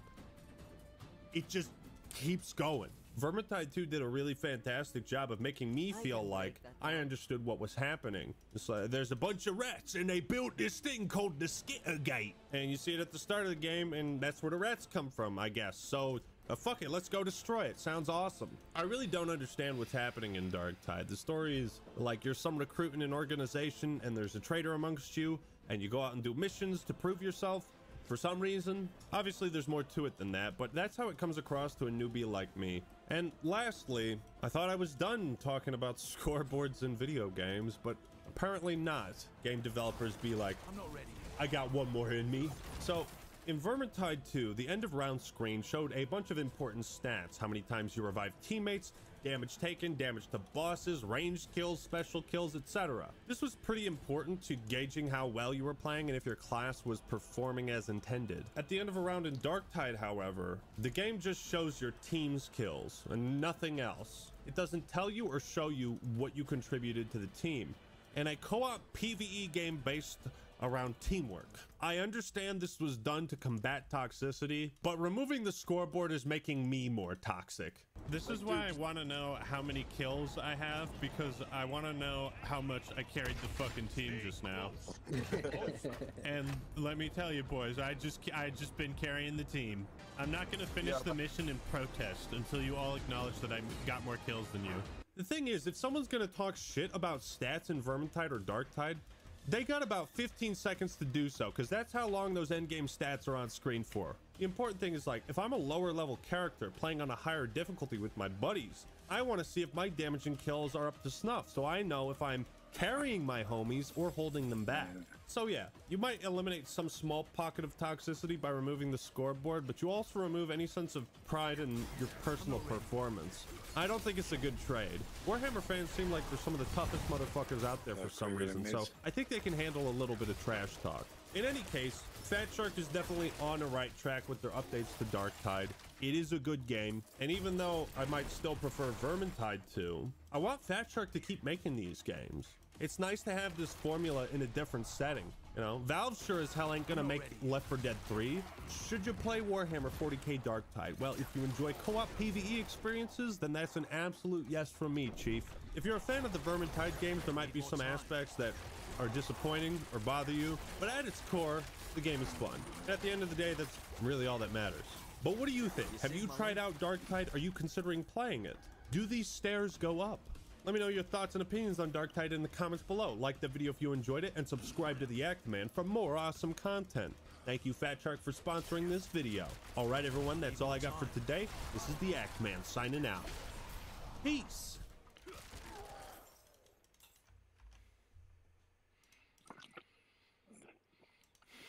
Gentlemen, I have been playing for quite a bit. And whenever I say quite a bit, I mean a bit.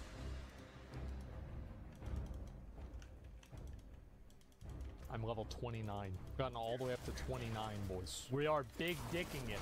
Alright, let me log on. I'll show y'all what it is. Playing without us, what the fuck? I wanted to get a little bit ahead. And also, here's the reason why.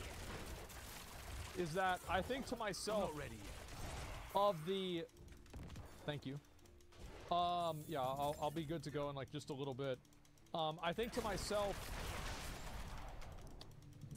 about the players that are in that other guild. I do. I think about their skill level. I think about their abilities. It needs time to recharge. I think about a lot of things.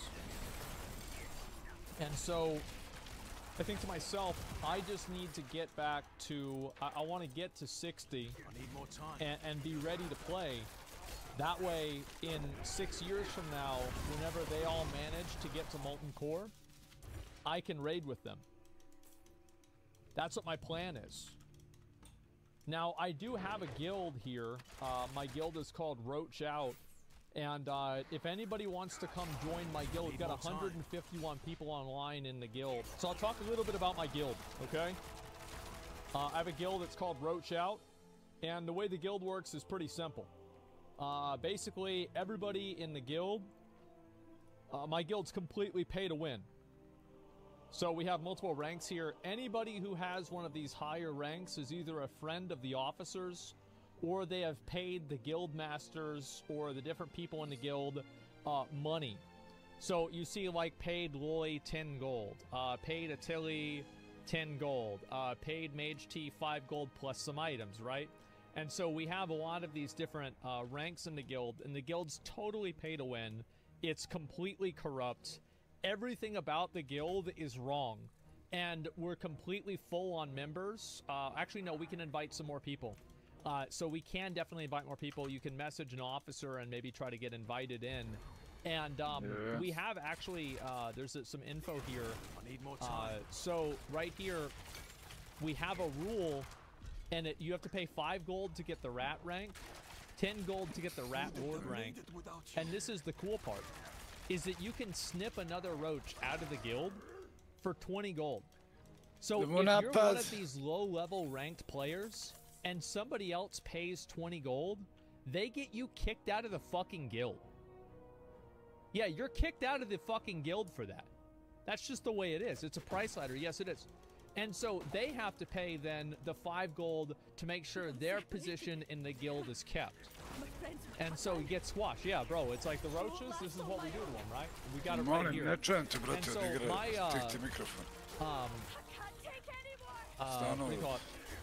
This is my spam message. Hello everyone, we have a special deal, 25% off on all ranks. 25 gold for invite to the retail guild, 50 gold for a personal guild note written by him. It's Storm.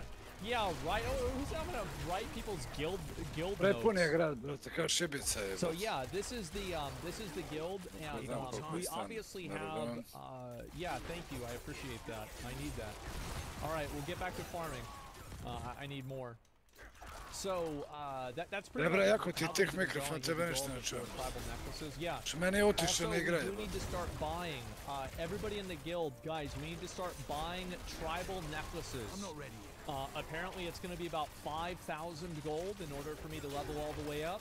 And so go ahead and let's get that started. I can do that at level 40. I'm almost level 29 right now. And that's my plan. Being a streamer is so weird. No, this is normal.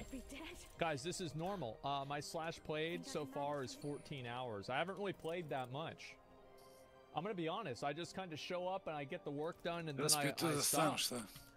Like, I've been just farming. A lot of this has just been AFK fucking around. So yeah, I've just been leveling up. Dobra izolacija, quests, šta se obviously ponavljaš. without quest helper, because that would just be, you know, against the spirit of classic WoW. By the way, does somebody want to? One of y'all like that's watching? Do y'all want to make me a mob tagging group so we can actually level for a little bit here? Because I don't Udbrej have sad, to go jako, do it jako. myself. Oh, do we still have? Hvataj So ih in za our noge, Discord mamu im server, jebem u pičku, we brat. have a snitching Jureš. channel. If somebody is seen to be Jureš. not using the guild tabard, we kick them out of the guild. And so we have a snitching channel where you can post screenshots of players not using the guild tabard, and then we'll review it and we'll kick them out of the guild. And so, did you pay for the tabard? No, we don't pay for it. No, yeah, that doesn't happen. I'll get on my lock to fill the guild up more for more bribes. Yeah, actually, that's a good idea. Do you want to do that right now, Lily? We can go ahead and get some more players in the guild. Yeah, I can go over to the starting zone if you guys want. I need more time. Yeah, let's go ahead. Everybody, let's go over to the starting zone. We'll go ahead and we'll fill up the guild. Yeah, we are accepting. I know, obviously, you know, the other guild, Soda and Mrs. Guild, it's full of a bunch of streamers who think that they're better than you. Well, we don't think that we're better than you. We know we are, and that's why you have to pay to get promoted in our guild. So if you want to join, you can go ahead and make a character, and we'll go ahead and invite you. Let me go back over to the starting zone, and then people can see it. And yeah, give me a second. So we can be completely terrible and still belong to your community? Yeah, I mean, like, if you do something that makes me look bad, then I might just kick you out of the guild. But in a general sense, like, if you're spamming the N-word or something like that, and this could, like, make me look bad, well, then maybe I'd probably kick you out, right? Sure. But for the most part, no, you can do whatever you want.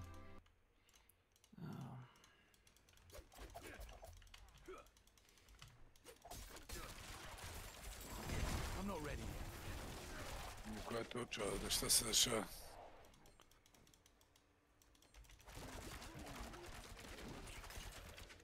I need more time.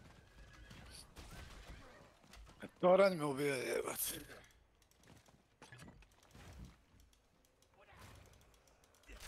I'm not ready yet.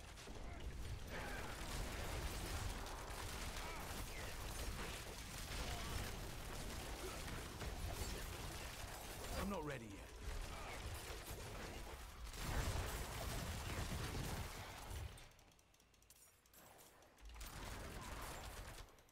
I need more time.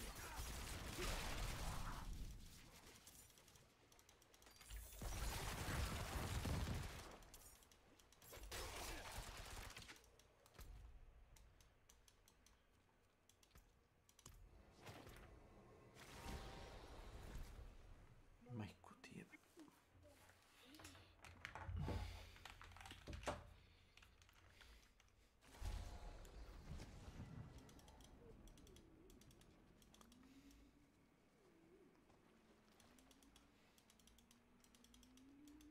It is done. They're always back for more.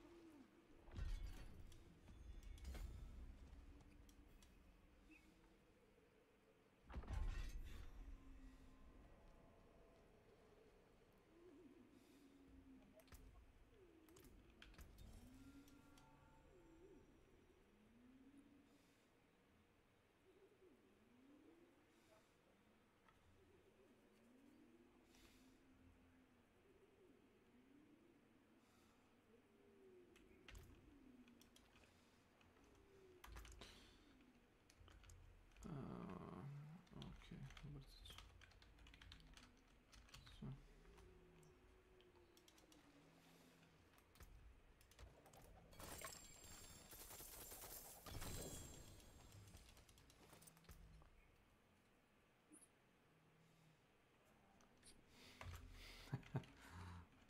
Već jest.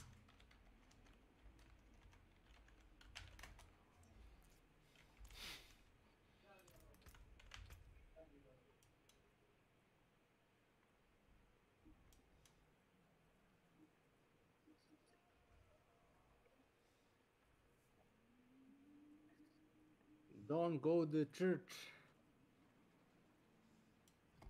Don't go to church.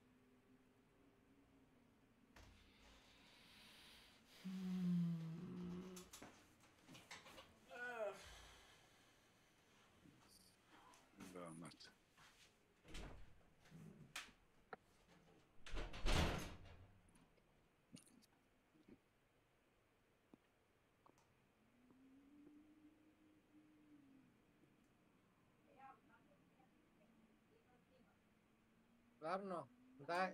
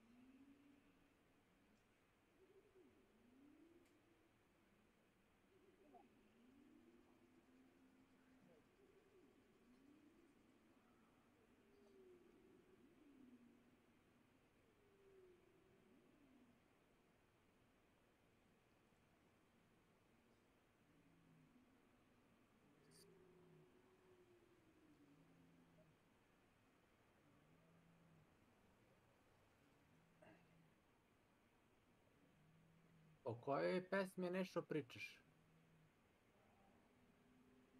Mislim, nije nešto nego Milane.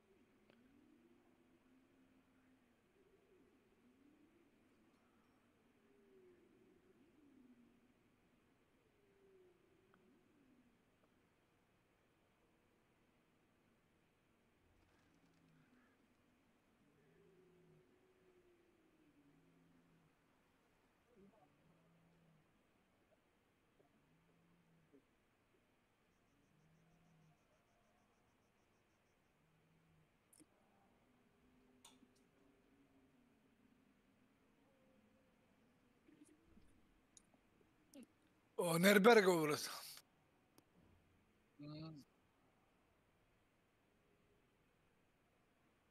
Trči, Darko, trči.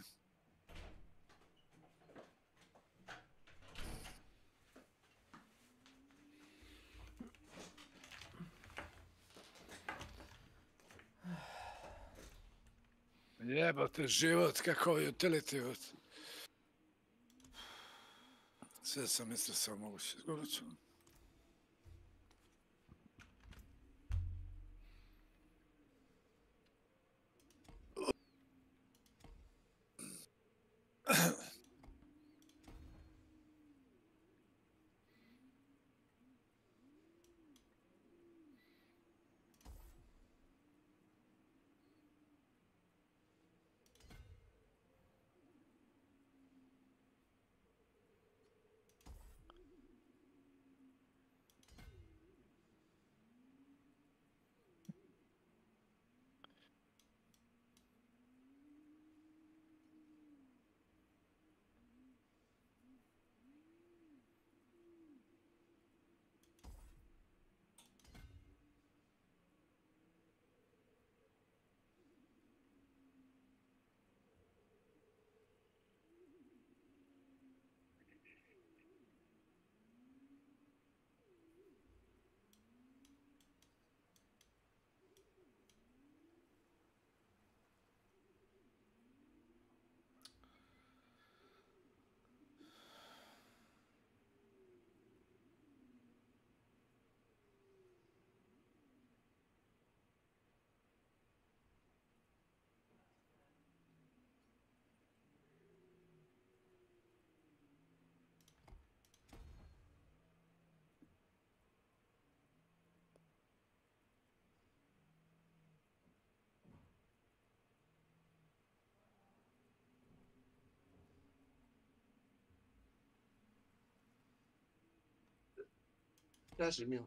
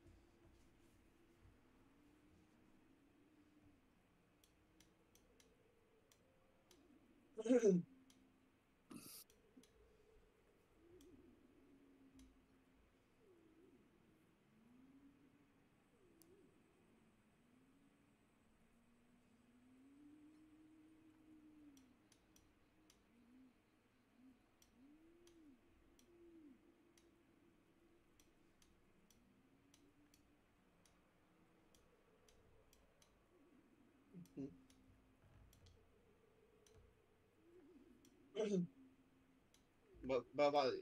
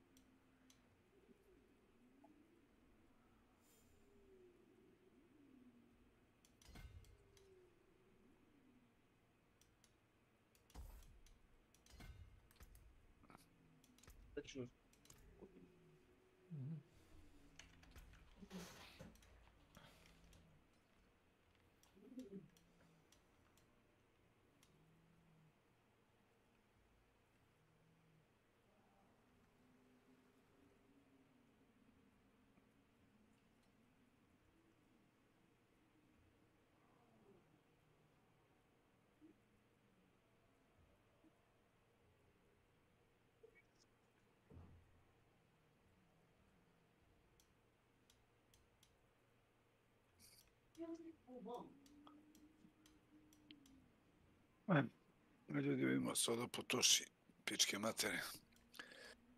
Zdravlje.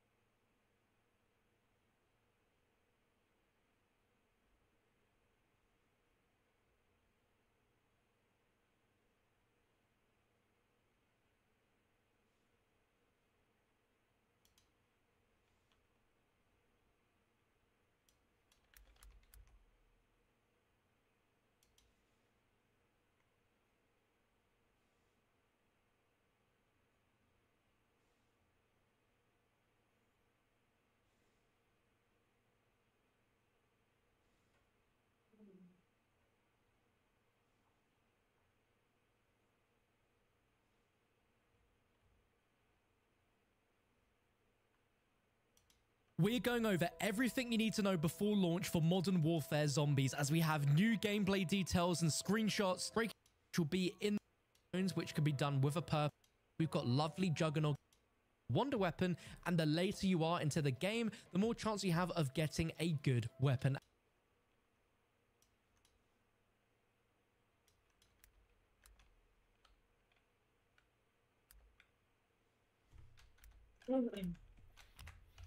Yeah.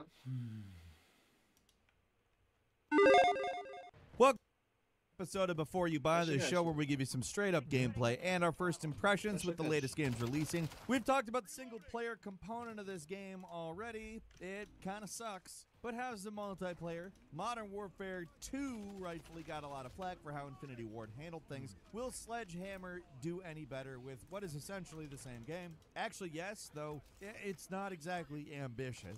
Pretty unambitious, actually. It's just Modern Warfare 2 with a new coat of paint. There are new guns and maps and at least one new mode, but everything we have seen, it's been there, done that, right? Rather than evolution of the series formula, it's a greatest hits. And given that the devs reportedly only had a year and a half to make a game when they normally get 3, it's impressive the multiplayer is as decent as it ended up being. Again, it's Modern Warfare 2 with some new bells and whistles. A lot of the changes are pretty small, but some of the small changes do make a pretty big difference.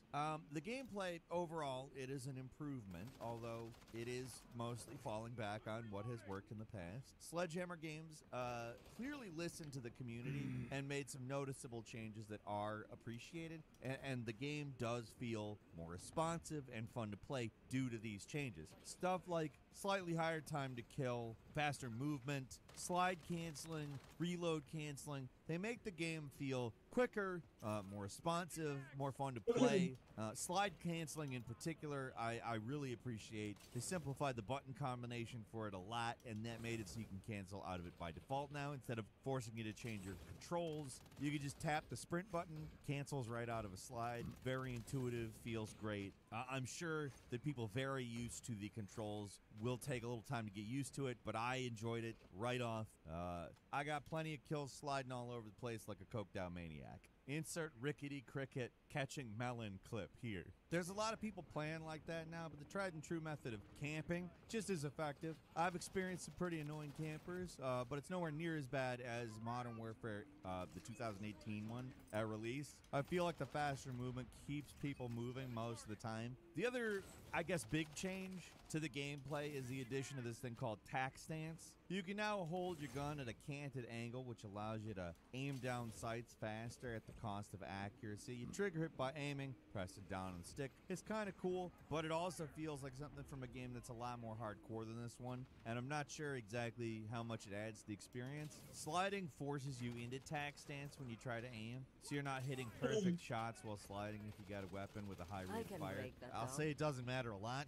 Die all the same. I mean, weapon with a high rate of fire, kind of just blasting away. Of the 16 new maps added in Modern Warfare 3, they're all remakes of Modern Warfare 2 maps. They're good maps, don't get me wrong, but it feels a little weak. I've played a lot of Call of Duty games, and I've seen these maps a million times. They're promising that there'll be more maps in the future, but would I like to see some actually new maps with the allegedly new game? This is pure speculation, but they kind of feel like holdovers from the Modern Warfare 2 remake. The Modern Warfare remake that shipped with Infinite Warfare had a full multiplayer sweep, but the Modern Warfare 2 remake from 2020 was single player only. Seems like they cut the maps and they've just been sitting on them, and we're finally getting them for a premium. One thing that makes them authentic to the originals is that the spawns are still terrible. There are so many instances where you spawn and instantly die, or see someone spawn right in front of you for an easy kill. The Day 1 patch tried to address this. Sledgehammer even pulled a couple of the maps from the rotation because of the messed up spawns, but it's still a noticeable problem, especially in some of the more chaotic maps.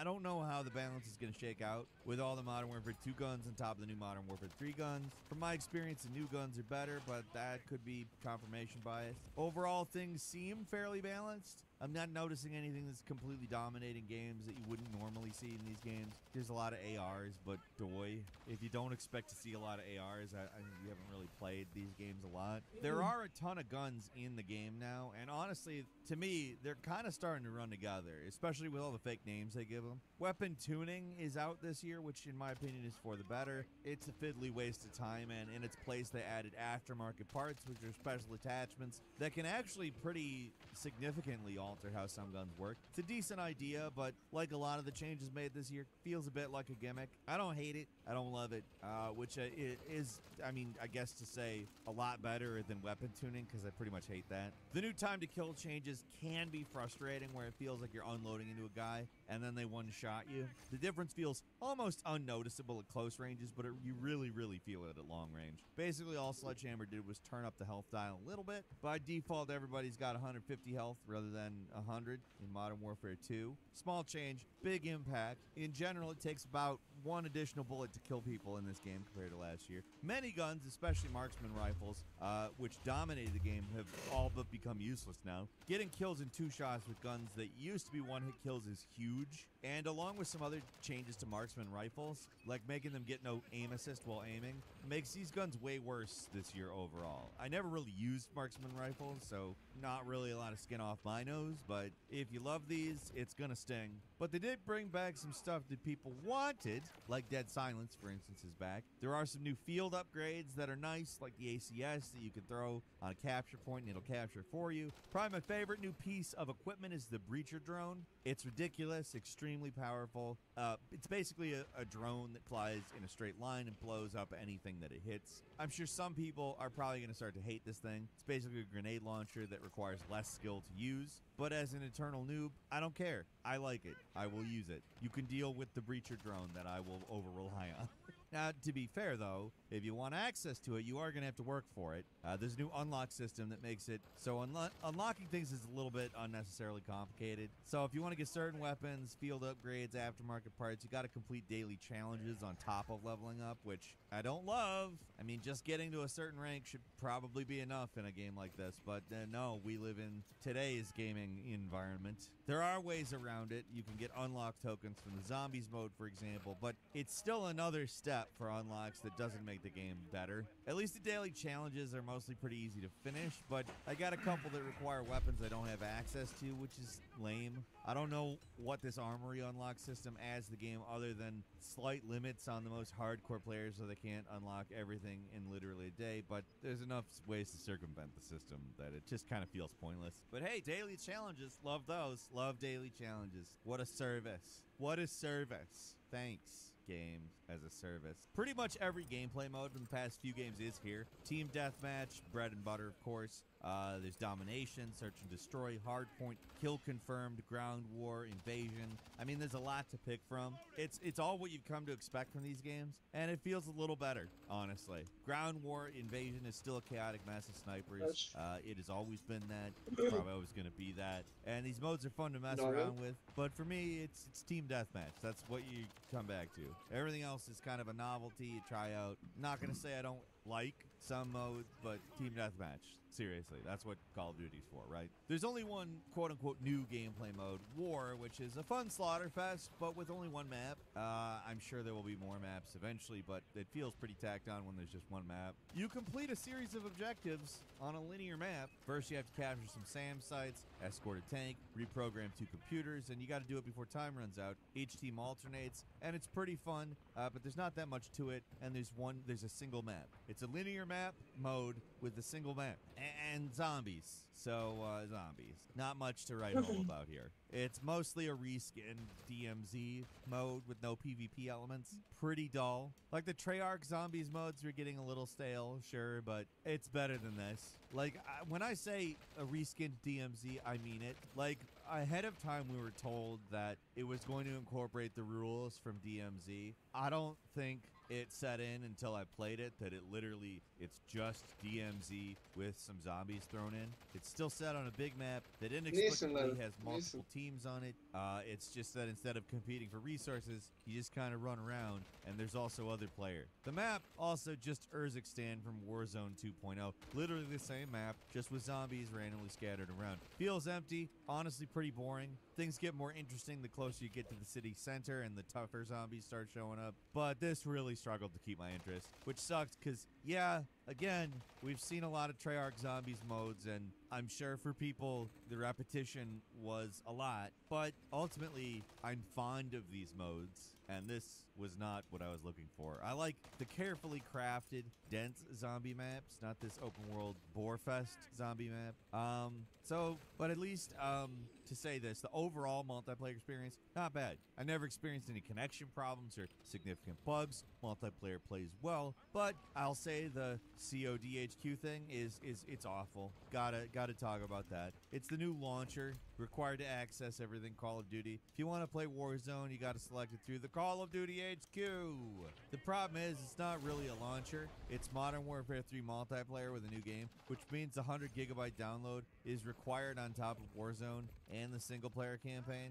Activision claims it's meant to make things easier for players, but it doesn't. It makes it worse. Before this update, you know you could launch Warzone on PC by launching Warzone on PC. Now you have to do it by loading up Modern Warfare 3, then selecting Warzone, which closes the game and opens up Warzone. I mean, I guess in some ways it streamlines the convoluted DLC content stuff from the previous games, but those were to keep the ballooning install size of games in check, at least in theory. This only makes it worse by forcing you to have Modern Warfare 3 installed to play the free-to-play game Warzone, even if you do not own Modern Warfare 3. I will admit, even with all of my complaints, I had a lot of fun actually playing the multiplayer. The changes, they're pretty small overall, but they do make for a faster, more intense, and exciting multiplayer experience. I mean, I'll say everything that makes multiplayer better could have been done with a patch, and everything else doesn't have a huge impact. It's basically Modern Warfare 2 multiplayer repackaged, so there's a lot of content here for people who skipped last year, but the amount of actual new stuff we're getting is pretty abysmal considering the asking price. $70 for what feels like a $30 DLC. Maybe should have skipped a year, but Activision knows people will be buying this either way, so why not charge more than double for barely any of the content? Really disappointing, honestly. For us. I'm sure not for Activision. I'm sure Activision's probably like, yes, excellent, very good. Not satisfying. We'll never be satisfied, but good, And that's all for today. Leave us a comment. Let us know what you think. If you like this video, click like. If you're not subscribed, now's a great time to do so. We upload brand new videos every day of the week. Best way to see them first is, of course, a subscription, so click subscribe. Don't forget to enable notifications, and as always, we thank you very much for watching this video. I'm Falcon. You can follow me on Twitter, Falcon the Hero. We'll see you next time, right here on Game Ranks. Changing mags! The enemy's taking the lead. Confirm that one. I'm reloading! We've secured the lead. I need more time. Need something for it?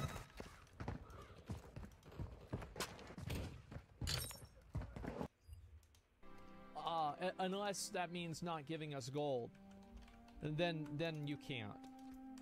You can't do that. So if you want to come, we are on Defias Pillager server, okay? And we are accepting new recruits right now. Jesus, people think there's actually one good thing that comes with joining your guild. It seems kind of pathetic, to be honest. Giving gold? Here. Are you guys having fun in the guild? Everybody in the guild that's watching, are you guys having fun right now? Who's having fun in the guild? Everybody's having fun. Well, there's a few people saying no. They probably haven't paid enough gold. Oh, also, sometimes whenever people die, like this Zulkar died. This guy Zulkar died. You know what we do?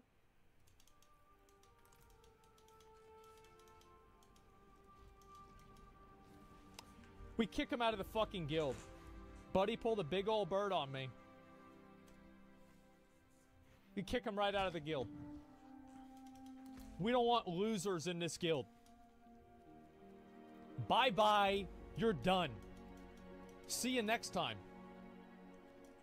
What a loser. Your G-Kick price is too low. You aren't taking on bot inflation into account. No, I think it's just fine. Because that way we want it to be low. Because if people know that it's low, then they will know that they have to spend, like... If people know that it's really low to get an invite, or to kick somebody out, they'll do it more. And it gives us more money. And then also it makes people more incentivized to give us money to not get kicked out.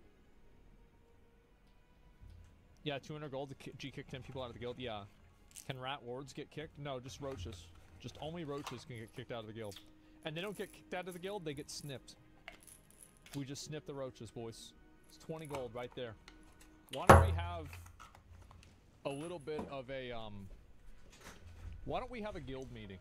You know, like that other streamer guild, Only Friends, did a guild meeting. Why don't we do that? Why don't we have a guild meeting? Let's start it in 10 minutes. Let's start it in 10 minutes. It's going to be in Stormwind. And it's going to be in front of the cathedral.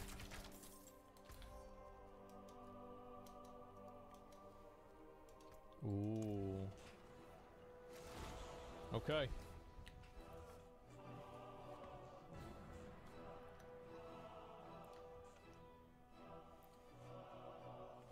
All right.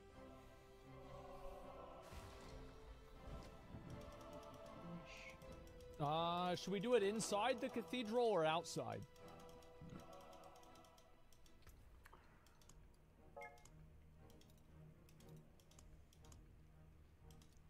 I feel like inside might be cleaner. Okay.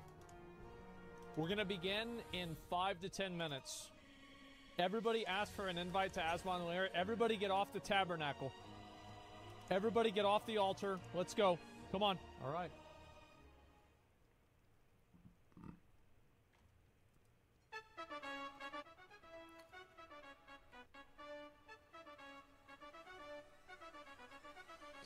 Gentlemen, today, actually, everybody get off the tabernacle.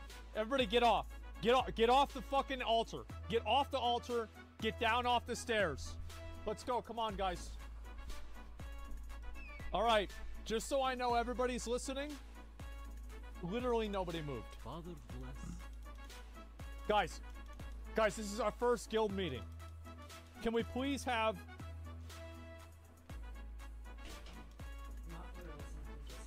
All right, everybody start jumping.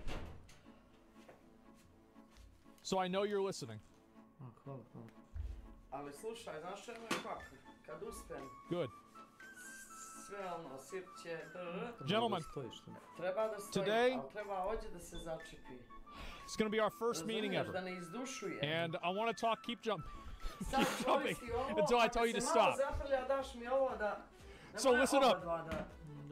This guild has been made for one purpose and one purpose only. Zaprlja, daš mi... Two purposes, actually. Excuse me. The first purpose is to funnel me resources to level the game and to play the game more easily. That is the main reason why everybody is here. The second reason why everybody is here is because I need content for YouTube, okay? I need content. What does that mean? That means you guys need to be doing some fun stuff. And we got a lot of stuff to do. Now, I want to talk about the guild and where we're at, where we're going. I thought of the name Roach Out because, let's be honest, a lot of people that are here are roaches. I can't even get you guys to not stand on the fucking altar. This is pathetic. So, instead of trying to have some sort of, you know, normal guild full of normal people, I decided to be the true Lich King of all the Spurgs and wrangle everybody here together. Hey, keep jumping. Keep jumping. Hey, I see some people aren't jumping anymore. Keep jumping. Come on. Keep jumping. I see some level 1 warriors. Come on. Come on, up and down. Let's go. So, I want to talk a little bit about how the guild's going to work. Number 1, If you want to be invited to the guild, you just message Lolly or one of the other officers. We'll invite you to the guild. But that's not where it ends. In my guild, promotions are very special and very unique. In my guild, promotions will be done by a purely pay-to-win basis, or by another basis that we make up as we go. We have no code of ethics, no obligation. Everything is rigged, and it's a complete scam. So let's talk about the scam. 5 gold will get you promoted up to the first rank. You can give that to one of the officers right now. 10 gold will get you promoted up to the second rank. You can also do that to one of the officers as well. Now, here's what's special. If you pay 20 gold, you can have another member in the guild, a roach in the guild, snipped. And what that means is you can pay 20 gold to have another member of the guild who's at the lowest rank get kicked out of the guild. Keep her dry. And we will do that for only 20 gold. And you can do it as many times as you want to as many people Welcome that to you my want. channel. And what this does is it creates what's called an ecosystem for everybody else to want to pay gold because they don't want to get kicked out.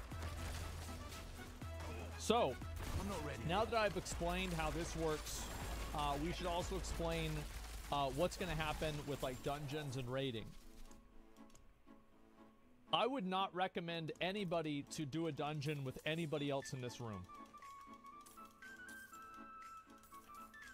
For any reason. No matter how down bad you are, no matter how desperate it may seem, trust me whenever I say it's probably not worth it. Everybody stop jumping. Everybody stop jumping.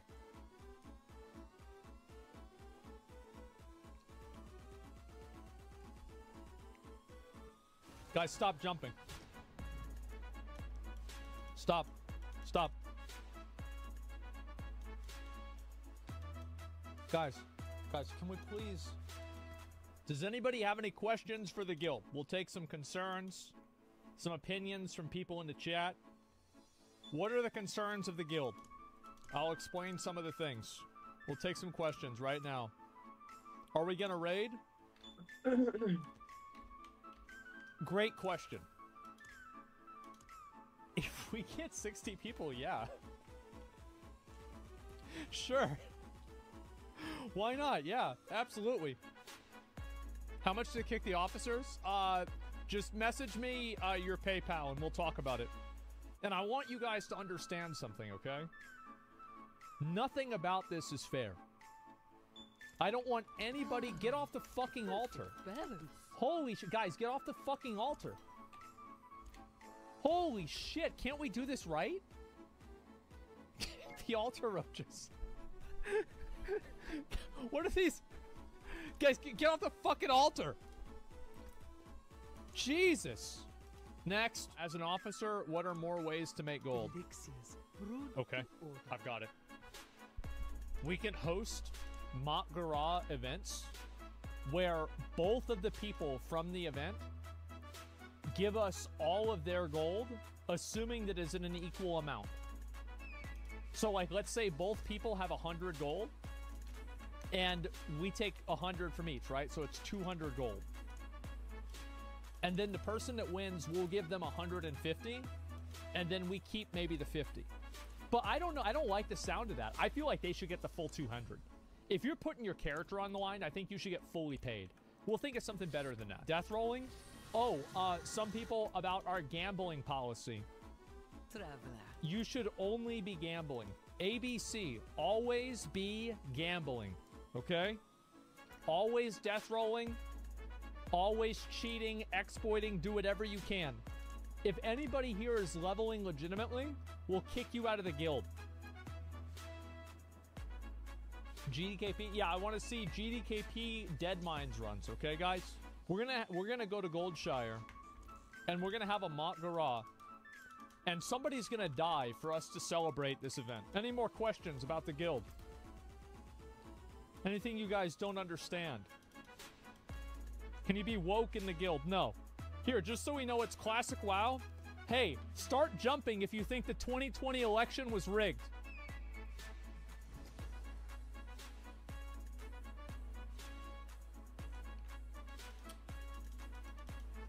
Wow. Nobody's jumping. Holy shit, I did. Couldn't have made it without you. Okay. That's good. That's good. That's a few of them. Oh. Hello. That's a pretty good amount. That's a pretty good amount. Alright. Oh, I know no jumps. Yeah, actually, surprisingly few. I thought. I'm gonna be honest. Let's go ahead and go to. Let's go over to Goldshire. Let's go. Okay. No dual flags yet. Ready yet. Everybody, back up a bit. Let's make this circle a bit bigger. Come on. Everybody, back up. Back up, you fucking idiots. Let's go. Come on. Make it bigger. Back up. Guys, how hard is it to make a circle? I need more time. Guys, please, can we make a fucking circle? Everybody get out of the fucking middle. Please.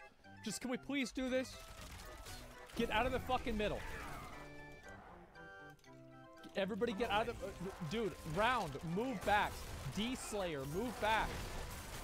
Andy, Jibu, move back. You saved my life.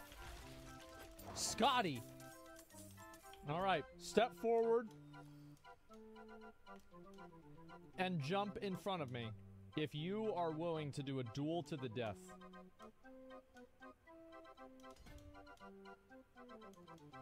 Okay.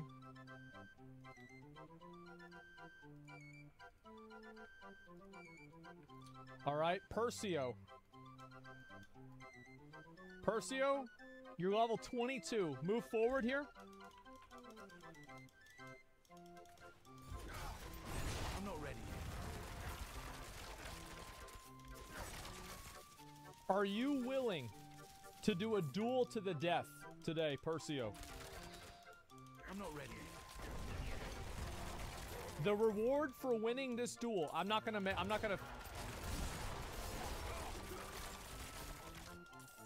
No, tell me yes or no. I need more time. Let me invite this guy. Guys, can we afford giving this guy 100 gold if he wins the duel? Can we afford that? I think we can afford it. I'm not ready. Yes, we can. We can afford it. I just talked to the bank. The bank says we can afford it. The winner of this duel will get 100 gold.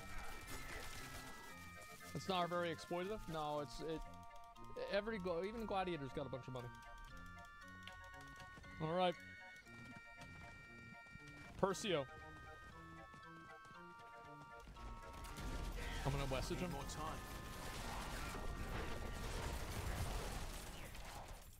time. Duel to the death.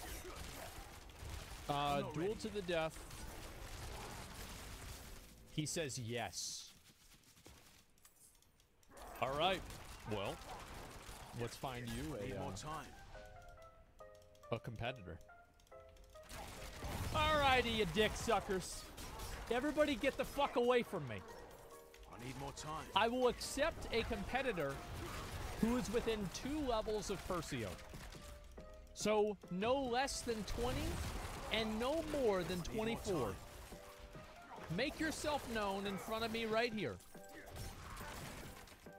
Preferably 1 level, preferably the same level. Wait, Hildren is willing to compete? Oh no. Are you really gonna are you really? I'm not ready. Oh no. He says yes. Should I remove ZG buff? Yes. Look at the integrity there. Invite Hildren. Invite Hildren. Okay. Yep, let's take the world buffs off. All right. You annoying, attention-seeking, little, obnoxious spurgs. The main event is about to start. Get the fuck out of the middle. Get the fuck out of the middle so they can duel. Let's go. Come on. It's going to be Hildren versus Persio. Now, let me go ahead and explain how this is going to happen. All right? You can put whatever buffs on them you want. Put all the buffs on them that you can. I need more time. Stop spamming spells. Yep, everybody get out of the middle. Todd Howard, get the fuck out of the middle. Bunzy, get out of the fucking middle. Classic plus C, get the fuck out of the middle. Bobby Paul, get the fuck out of the middle. Watt, get the fuck out of the middle. Pink Sparkles, I know it's not you. Get the fuck out of the middle. Paladin Fox, get the fuck out of the middle. Jigsaw, get out of the middle. It'd be really funny if it was right there. All right. You guys, just get out of the fucking. You just get out of the fucking middle. Just please get out of the fucking middle there. Just please fucking get the fuck out of the middle there. Just move the fuck out. Please fucking move. Please just fucking move. Just get the. Whose bird is this? Henry. Henry, move your fucking bird. This duel is going to be a fair duel. It will be a duel to the death. The winner will receive 100 gold and be promoted to the second highest rank in the guild. Like not officer, but like the one under that forever. Did it work? Hello. Oh shit. It did, it worked. Oh shit. Get him. Get his ass. Get his ass, Hildren. Get his ass. Fucking kill him. Persio. Persio, you got him, bro. Hildren's go. Oh, man, bro. Persio is a dueler. Oh, this is not looking good for Hildren. The mage might run out of mana, though. Mage is only half. Mage is half mana. Oh, no. Oh, Hildren. Persio's got. Okay, he's trying to hit him there. There it is. Come on, you got it. You got it. You got it, Hildren. Just keep autoing him. He's going to run out of mana. Persio, you better get more mana. Don't let this happen. Exo, stop it, you fucking annoying bitch. Okay, he's going to innervate. He's going to innervate. There it is. Big auto. Big auto attacks. That's all paladins do. Ooh, Hildren's healing. Persio's running away. Persio's still almost out of mana. Uh-oh, this is not looking good.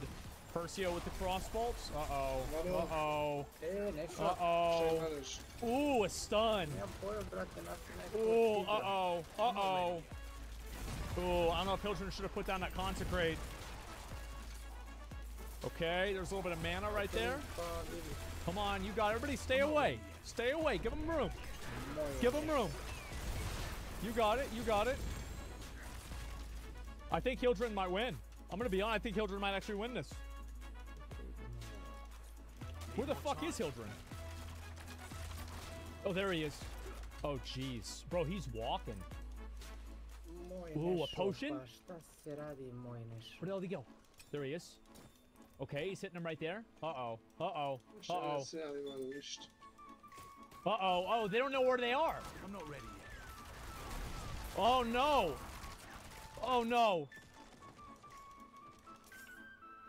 Oh, my God. I'm not ready. Lag? Oh my god, it's so laggy. They don't know where each other are. Yep, guys, come on, you figure it out.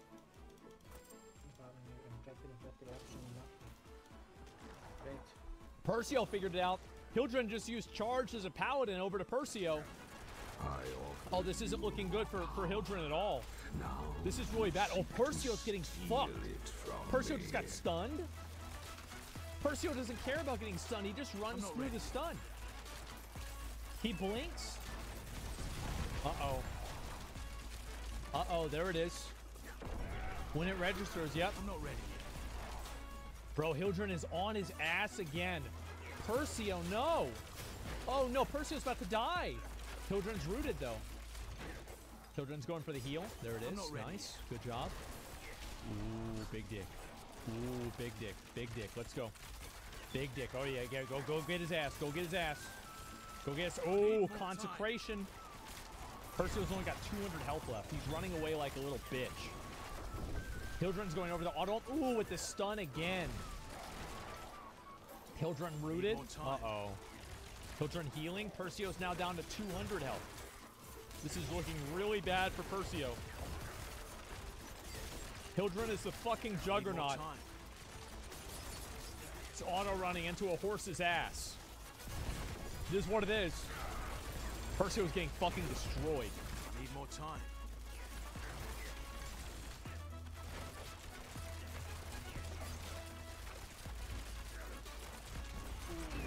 I need more time. Ooh.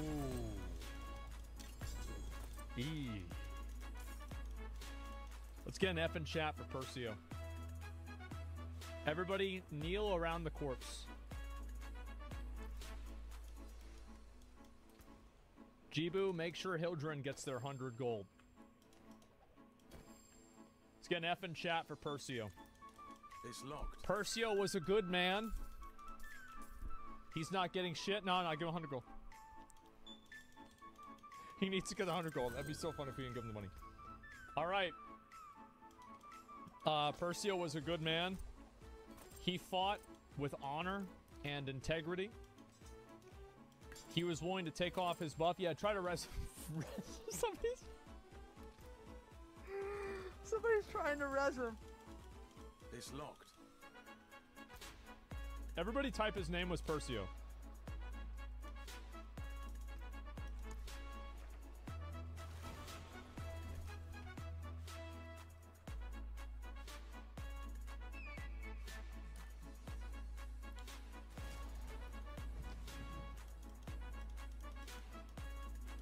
There it is.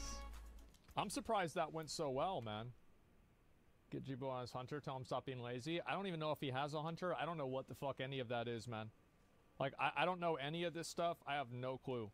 Like, right now, what I'm trying to do is I'm trying to level my fucking character. But Jibu says his hunter died. Ooh. That's not good, man. That's bad. Ooh, that's bad. His name was Percio. Isn't how I wanted to also get officer? I think Hildren might actually be an officer already. What level a lock and not a warrior? Because warlocks are better. That's why. Warlocks are a better class. They'll steal your mobs. Yeah, I know. I'll figure it out. Like, yeah, guys, start leveling. Like, y'all that are like level 9 and shit, like, go back and level. Yeah, go back and level. Please title that as a video. His name was Percio. Oh, we'll see what happens.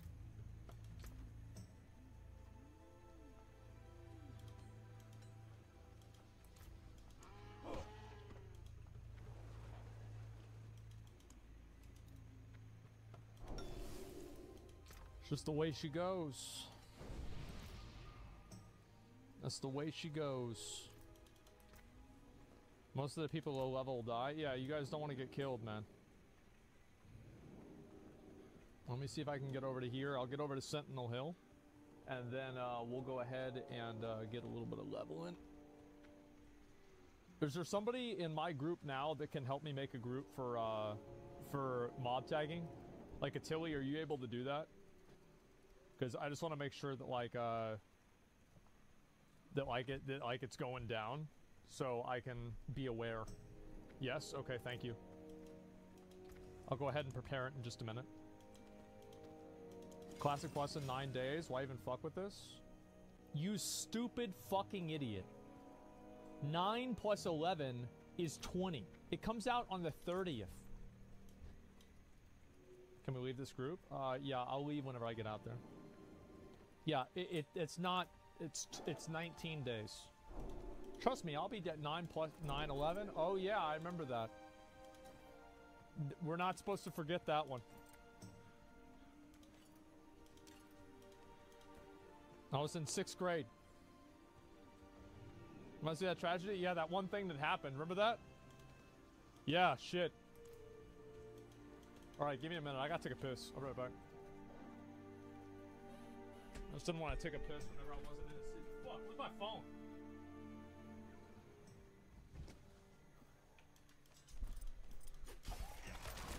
Need more time. What's so funny? All right, Attili, I'll leave the group. We make a new group. Shut the fuck up. Shut up. It's not funny. Stop.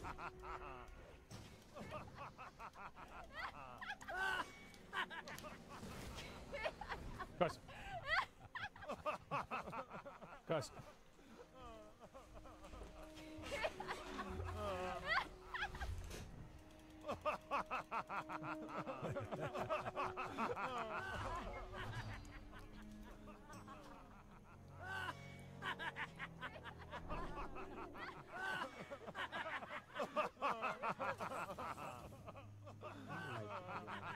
This fucking...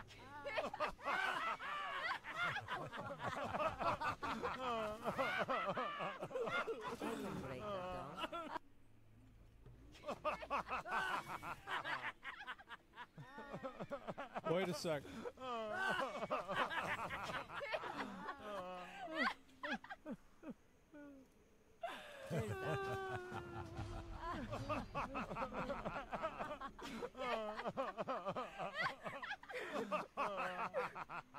YouTube is actually not working. It's actually not letting me play any new YouTube videos. Oh, there we go.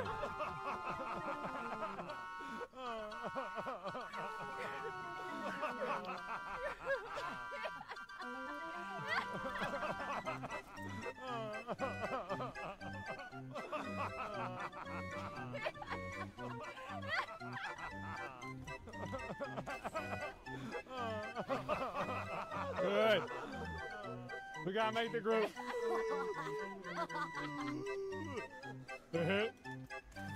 See if we can get a druid until we.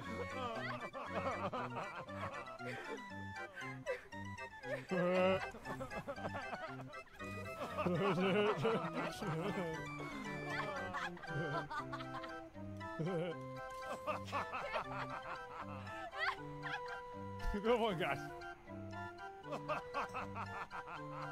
That's good.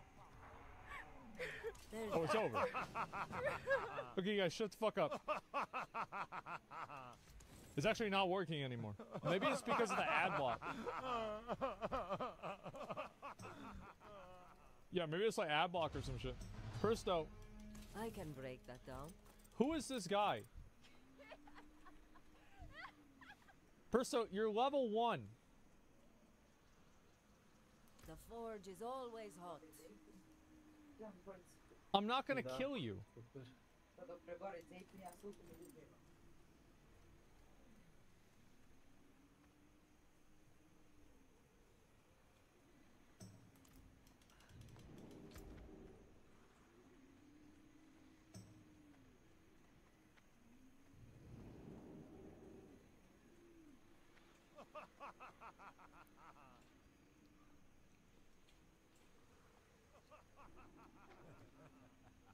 Guys, don't hit the mobs.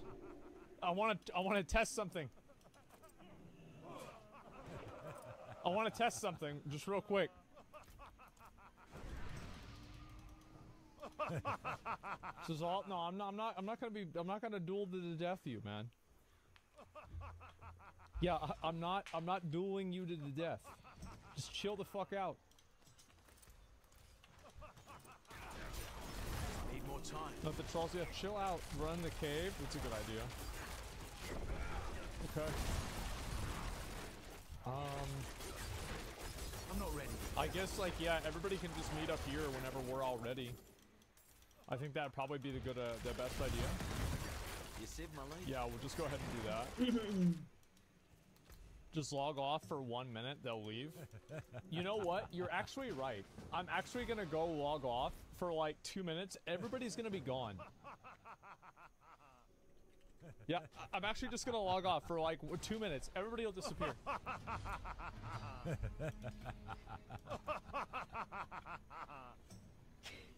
Watch a 5-minute YouTube video? Yeah, for sure.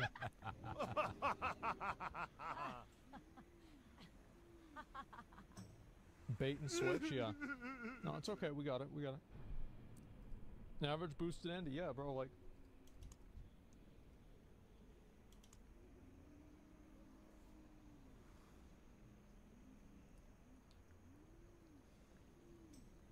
What, did the rapture happen? Oh, they're alive. Oh god. Okay, I was about to say. Okay, let me know whenever we're ready to go. Yeah, let me know whenever we're ready to go. I'm gonna go over here.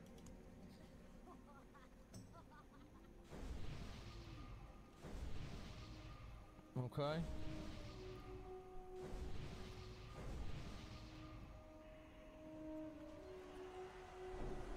Ooh, somebody just hit level 60.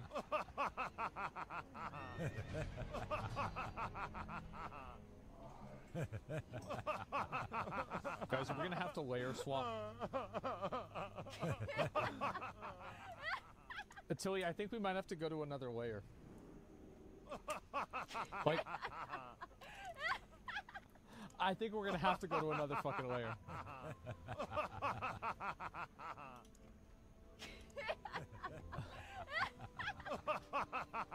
Okay. Tilly, do you want to get another layer invite? And then as soon as you get one, just go ahead and invite me, okay?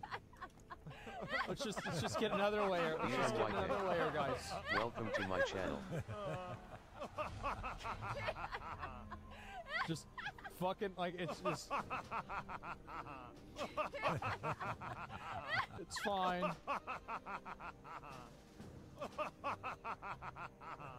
It's fine, guys. It's totally fine.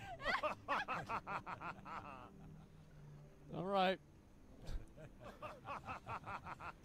How do you guys feel knowing that everybody that's doing this is like 35?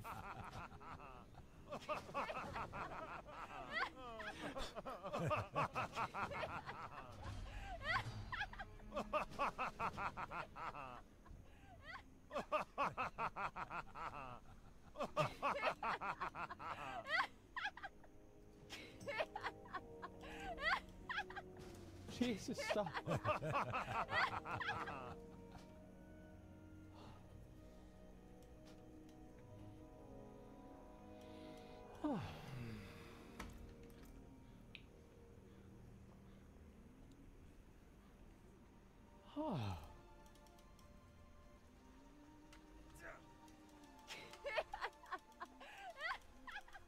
Fucking stop. It is done. All right. Let's go over here.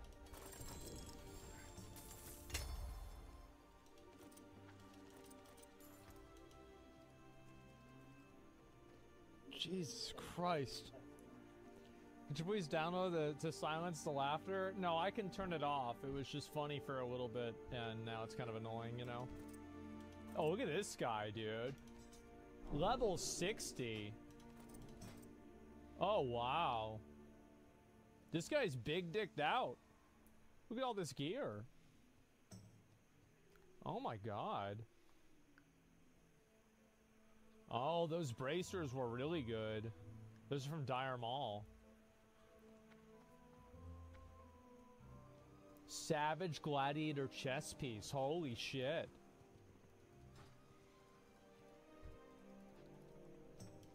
He should give you gold. I think so too. I'm gonna be honest, I really just think that's the right thing for him to do. I think that's the fair and good thing, is for him to give me a bunch of gold. I'll go ahead and I'll wait on the entrance here, and then we'll go ahead and move on once we get everybody together. Do you think hardcore dies when Season of Discovery comes out? No, I mean, like, I think that people will keep playing it, but I think a lot of people will try out Season of Discovery for a while. I mean, yeah, it's like a lot of people, like, I'll be playing Season of Discovery, but it's like, how much is there really for me to do? Like, I don't know if there's that much. Yeah, I don't know.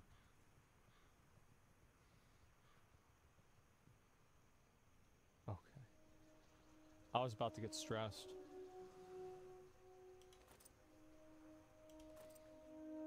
Okay. We'll get everybody together here, and then we'll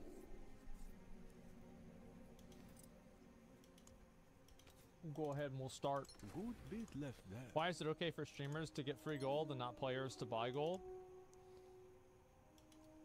Because one of them is an exchange for real life currency and the other one isn't. That's a good omen. Is that a real question? Stitches will get you? He almost killed me yesterday.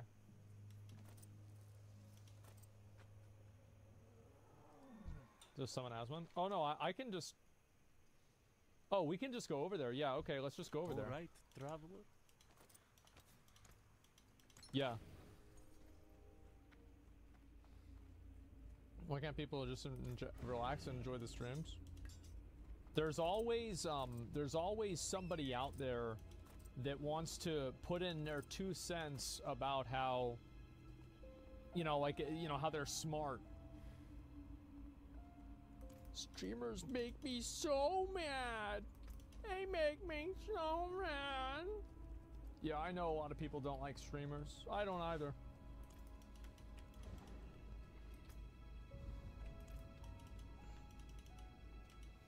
Alright, 2 cents in gold. Yeah. I wish. It's in copper.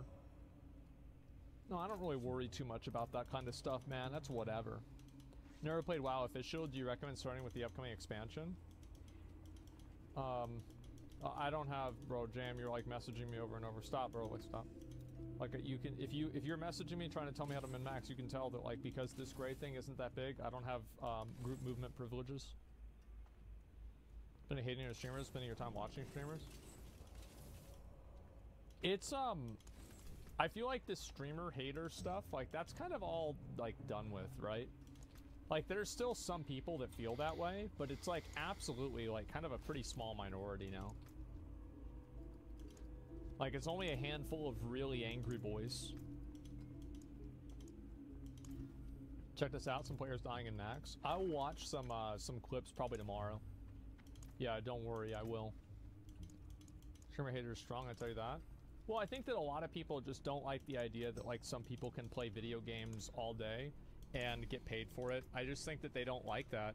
It's really not that much more complicated. I just think it pisses them off, and they're like, what the fuck? It's not fair, it's weird. And so, yeah. That's a big factor. It's only annoying when their dungeon taking forever to move because of chat. Oh yeah, that's definitely stupid, but that's not because they're a streamer, that's because they're taking a long time. Not agreeing with you equals streamer hater? No, I mean, but I think like somebody who, like, for example, like, somebody doesn't agree with me, I just banned him. It's not that somebody doesn't agree with me, it's that it's stupid.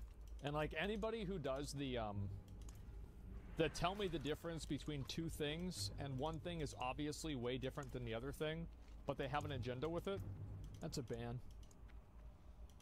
That's a ban.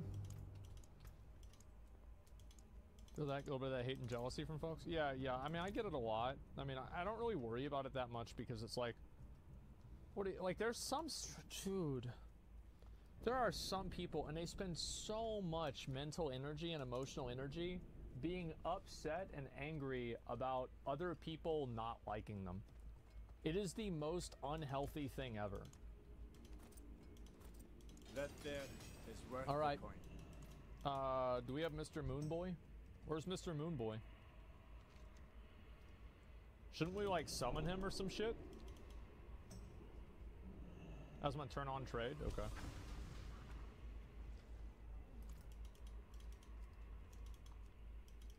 There you go.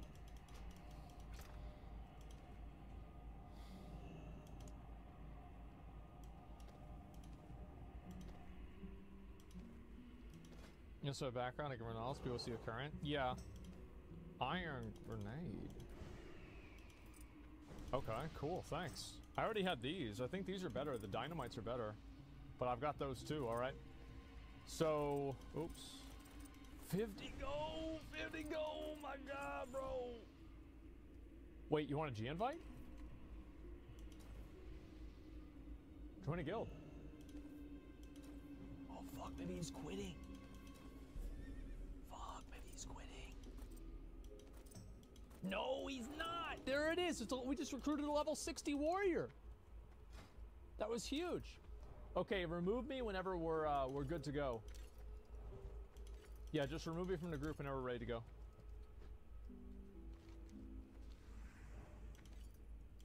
Oh, let me do this.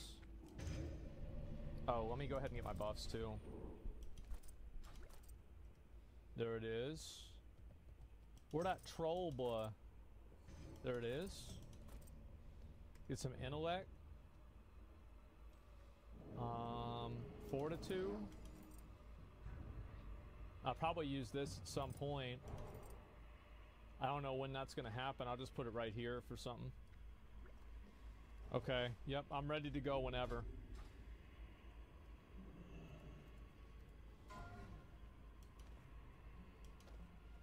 Only come mobs once under 60%. Yeah, yeah. Alright. We'll do some practice ones, just so everybody can understand how it works.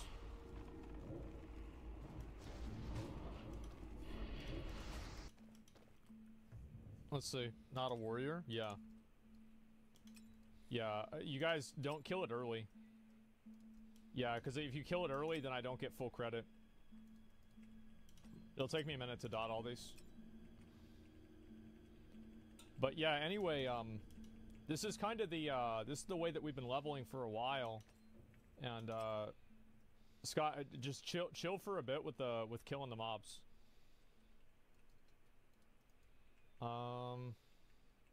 Let's see here. Yeah, do it a little bit slower.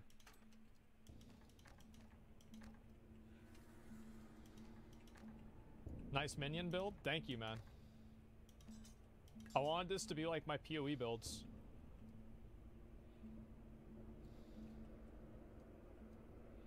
Yeah, just try to make sure that they get to like half. Mob tigers? No, they just, I think some people might not really understand how it works. It takes some time, and like a lot of people just aren't really used to it. But yeah, it has to get to 50% health. If it doesn't, then it doesn't really work. Father bless. What do you need? Because like it doesn't give me full experience. And like we also have to be like, remember, maximum exploiting all the time. So that means like taking advantage of every mechanic in the game to gain an unfair advantage in the game. It needs time to recharge. That's just how it works. And you can see, obviously, like, yeah, ABC, always be cheating. Like, my perspective is, like, I think that's good, right? Yeah, so if they get under half, you kill them. It's pretty simple. And the good thing about Warlock is that I literally only have to press 2 buttons and the mobs are instantly dead. Or not instantly dead, but like they will die. And I can do this all the way to level 60. And the best part about it is that this actually gets even more OP the higher level I get. So like if you think this is broken and unfair, you should see what happens whenever I get to like level 50. That's never like the real degeneracy is going to start. Yeah, the real game. Yeah. Yeah, like my goal in hardcore WoW is to make it to where I put in as little effort as possible and I get everything done. No problem. It's the most shameless way to level. Yeah, absolutely. Yeah, because it's the best way to do it. That's the reason why I'm doing it. Interesting choice. If it wasn't the best way, I wouldn't be doing it. Welcome to my channel. Oh, make sure to heal my pet, too. I don't have to resummon him. Brother. His name is Knocknar. Staying in one spot, having everybody run the mobs to him? Yeah, I was doing that for a while yesterday, but I felt like that was actually less efficient, and that's why I stopped doing it. Like, my goal, if I could pay $60 for, like, a level 60 boost, I would do it. So this is kind of like the next best thing, you know? I see. And also, I think that, like, Warlock is... It's so good at aggro, and it's so good at damage, that... I'm gonna be real, like, I think Warlock probably is the... Is, like, the best class to do this with. Look at all these mobs. Yeah, just make sure not to let me die. Because if I die, then we have to do all of it over again.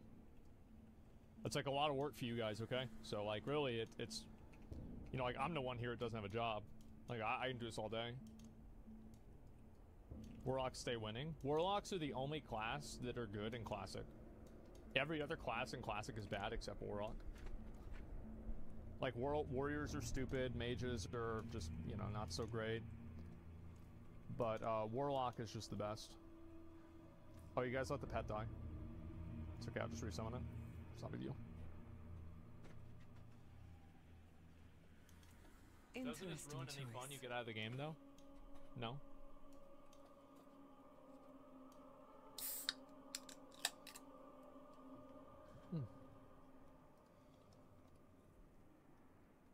You getting Chipotle? No, actually later on tonight, heard it was Veterans Day. My dad called me this morning, and my dad and I are going to have dinner tonight. You know, he's a veteran, and he's actually like a decorated war veteran. He has like a free license plate from the state because of it. And so, yeah. Turn off phase shifts because the imps can't heal it. Yeah, sure. I didn't realize that's what was happening. Apologies. My grandpa too? Yeah, he was in Vietnam.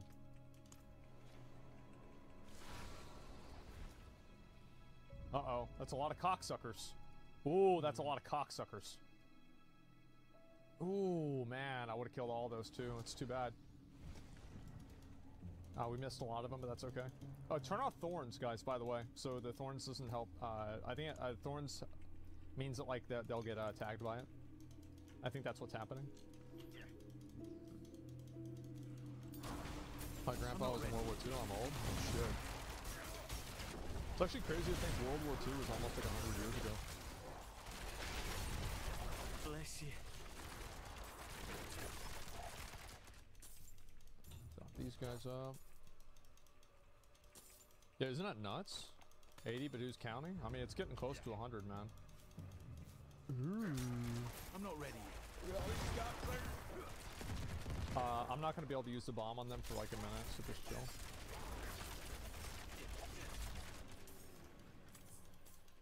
Yeah, this is just so good. I'm not ready. Okay, we'll use it now. There it is. Nice. Kill the ass. Kill the ass. No. Get him. I need more time. This is crazy gameplay. Yeah, it's actually like the leveling for this is nuts. Like the way Emmy was doing it was like, in my opinion, like I thought it was too risky. Oh, who's tagging?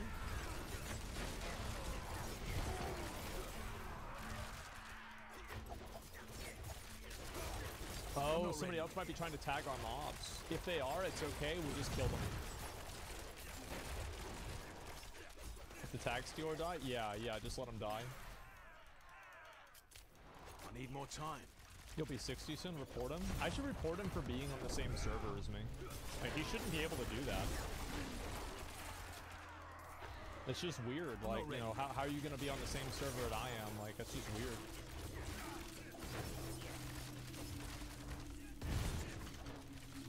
Some guy just messaged me. He said, I can't wait for you to die. Thanks, man.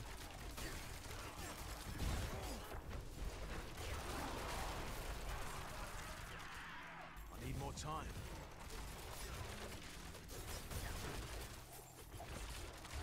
Yeah, appreciate that. I can wait? No, you won't have to wait for long. I'm not ready. I'm assuming that, like, probably I'm gonna die really soon after I stop getting mob tagged, because I'm not used to playing the game normally, and so I'm just gonna totally fuck up. I need more time. That's probably what's gonna happen.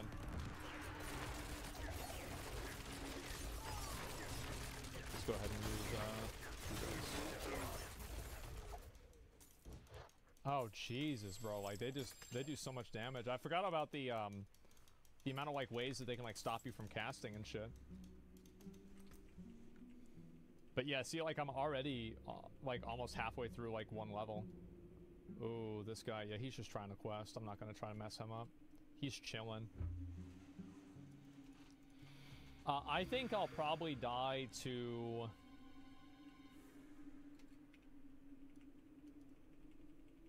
I don't know. What do you guys think I'll die to? That's actually a really good question.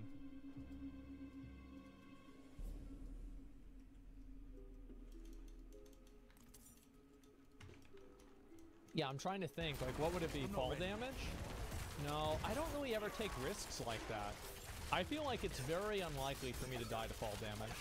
Like, of course it could happen. I just don't think it's really that likely.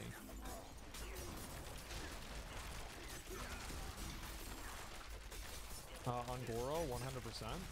No, I mean, clip it. Yeah, I really just don't think it's gonna happen. I need more time. Like, the reason why I play Warlock is because, actually the main reason isn't even because of the class. It's because Warlock is ranged, and it has healing. Like, I would be fine playing Druid or something like that too, you know?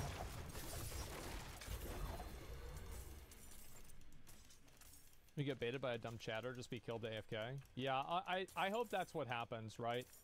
Because, like, what I'm afraid of, this is what I'm afraid of, is I'm afraid that I actually end up getting killed by something that's, like, really easy to avoid.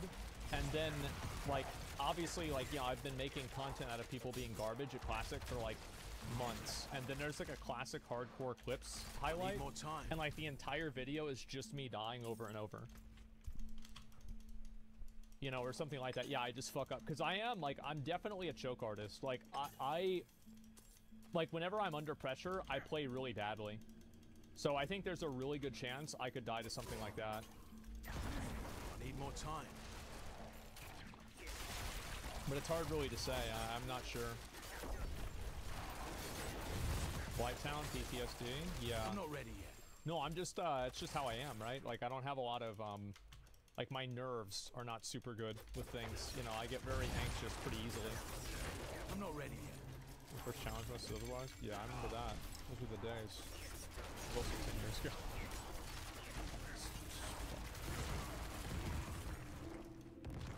A lot of mobs.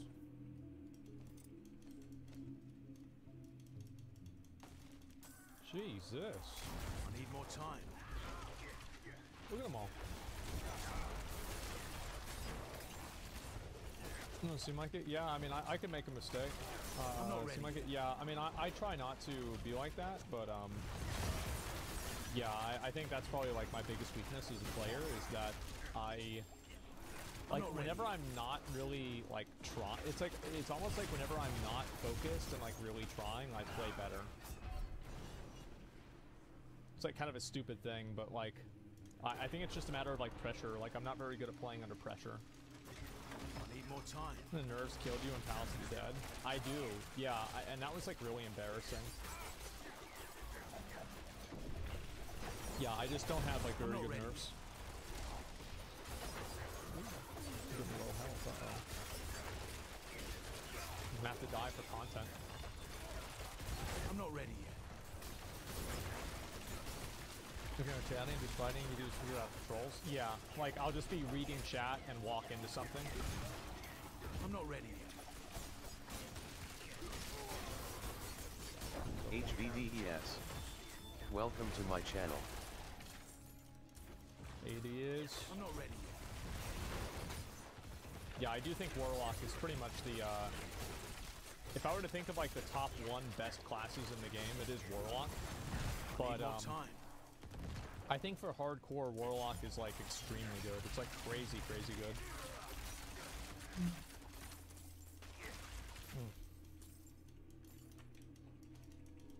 Yeah, Desmane, how much percentage is in chat do you read? Well done. I'd say, like, 30%. Yeah, somewhere around 30%. I need more time. Just go ahead and make sure I just mana tap all the way up. I'm not ready. Go. I think Lockspare and Hunter. I think Warlock is way better than Hunter. To be honest, I don't really think Hunter provides a lot of value and, like, utility outside of aspect of the pack. And, like, feign death, and, like, that's about it. You didn't read this? Yeah, right. Invite Percio to the guild. That was some funny fucking shit, man. I'm gonna be honest, that was really good. I'm gonna go this way. Oh no, he's gonna die!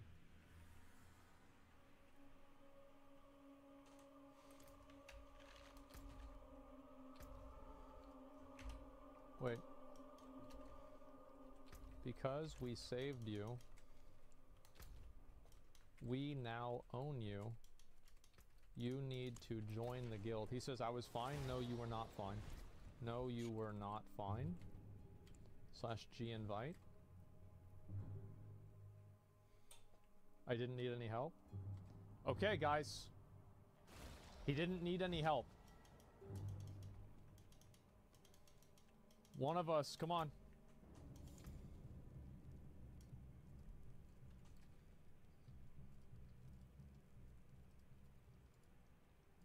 Join a guild.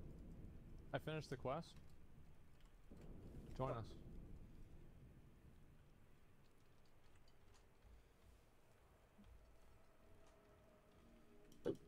Come on. Look at his face. All finished. He /cries.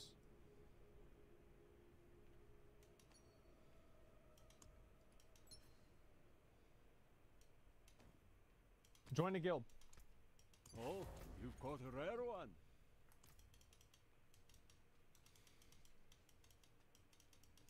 We own you now. Yeah, we own you. Am I getting stream sniped? Yeah.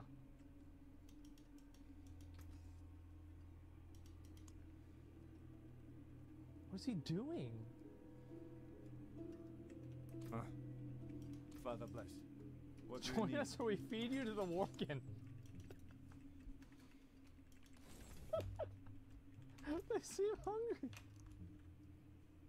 Bro, just keep inviting that dude until he joins the guild. Yeah, I'm sure he'll join soon. He'll realize how much fun we are. Maybe if we harass him enough, he'll realize that we're really fun.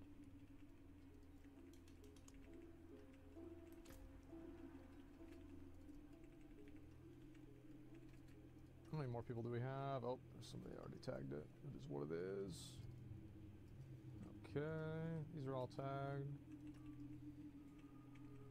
There we go, we got that one. Who would say no to Asmon? Oh, I mean, I don't know. I mean, fuck.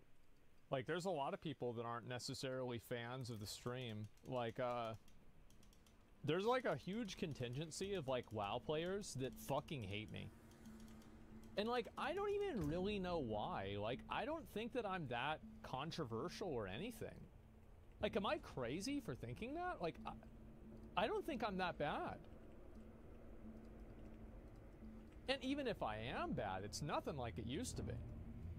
Back in the day, it was crazy. Like, we were really goofing around back in the day. Oh, make sure I tag all these. You're the Alex Jones of Twitch? You think I am? I don't know about that. I don't have stuff up to tag every single one, but we'll just do them one at a time.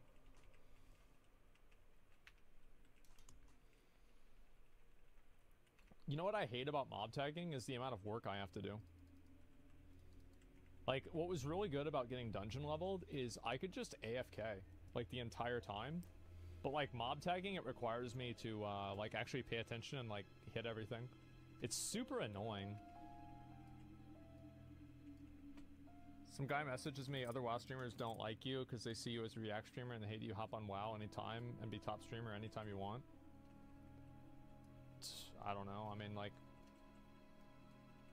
I feel like anybody who thinks that I'm, like, not, you know, like, worthy of, like, streaming WoW, or I shouldn't be able to stream WoW or whatever, like, you know, like, what is this guy, like a Mythic plus Andy or something like that? Like, what are we doing here?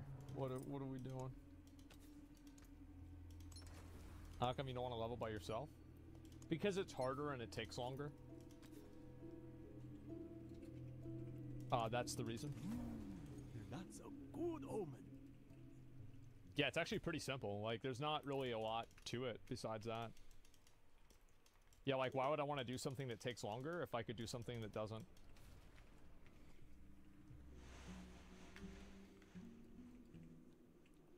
Did Miz get back to 40 already? Yeah, he did. Like, he played 24 hours. Like, I don't really like playing like that. It's like, to me, anytime that I have to play for like a long period of time, like, I'm not having fun. Like I'm not ready. And it's also like sometimes I'll do it, but I don't want to have to do it. You know what I mean? Like it's one thing to play a lot, and it's another thing to like feel like you have to. I'm not ready yet. I feel like as soon as you feel like you have to play a video game, that's why I stopped doing Palace of the Dead on stream, because like there was so much like, you know, like prep work. It just made me feel like I had to play the game on stream, and it was like not fun. Because I feel like a lot of people, yeah, it's your job. Yeah, imagine having a job. That sucks. I need more time. He actually feels bad for Emeru and wants to punish himself. I don't know. Like, I'm not a psychologist, but like, the thing is, Miz did definitely fuck up there, but I mean, as with anything, like, she should have jumped off or whatever. I mean, she's a new player though, so it's like, I'm not ready. Like, mistakes happen. That's life. I'm gonna get all this. Make sure to heal me. I'm not ready. Yeah, you can see like my survivability is just absolutely fucking nuts. I need more time. Man, this guy's farming too. If only Amy was better. Well, I mean, she'll get better at the game over time, you know? I'm not ready yet. Oh, I'm almost gonna hit 30. I do think she'll hit 60. I'm not ready yet. Pocket healer? Yeah, exactly. I think Emmy will hit 60. I think a lot of people will probably hit... Damn, I think I just died by level 56. That sucks. I need more time.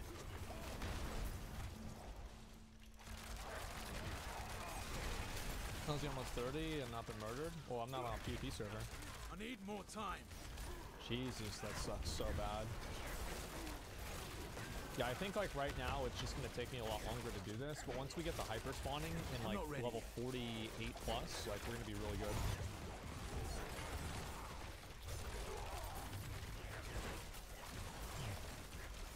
I need more time. And I'll figure out a way to take advantage of it even more than I already am. Like the one thing that you can rely on me for is that I will find a way to succeed while putting in the least amount of effort possible. That's basically my life, is how to succeed by doing nothing. Unless you feel kind of chill. Yeah, I'm chilling, man. I'm good. We're actually about to level. More time. Is there anything important I get at level 30? I know I get Siphon Life, but I'm not going to be using Siphon Life. Do I get a new Corruption or a new Curse of Agony? I don't think I do. Fell Hunter? Okay, yeah, I don't really care. I thought I got Fell Hunter at 20 and Succubus at 30, actually.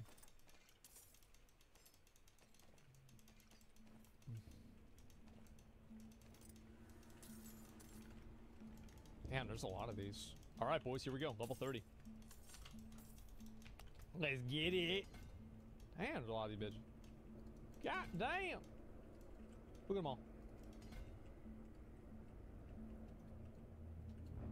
Okay, are they respawning inside? Yeah, they are. Maybe I just wait right here. They.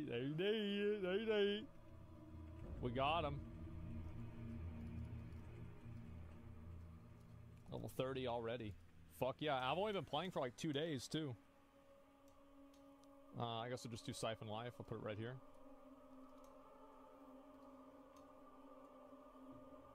Yeah, it's a very high mana spell, and so it's only really good for playing solo. Like, I'm not really going to be using it myself right now. It's disgusting. Yeah, I know. Who's going to experience bar weak aura? Great for viewer experience. That donation fucking goal thing?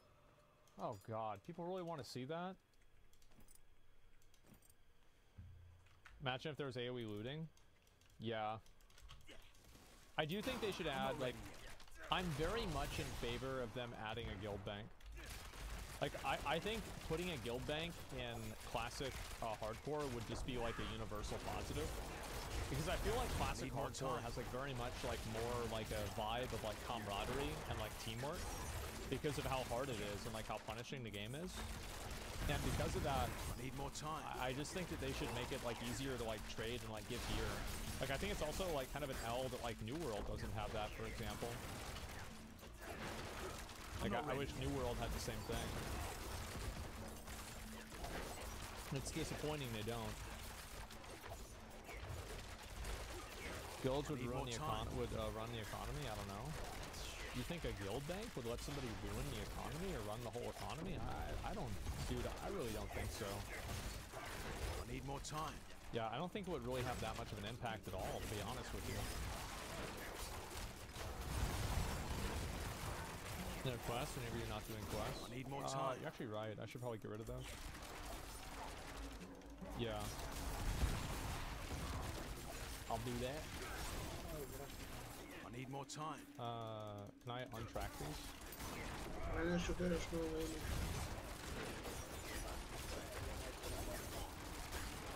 Koji ne nadi, ja sam mislio da nam zaspim. Okay, reload.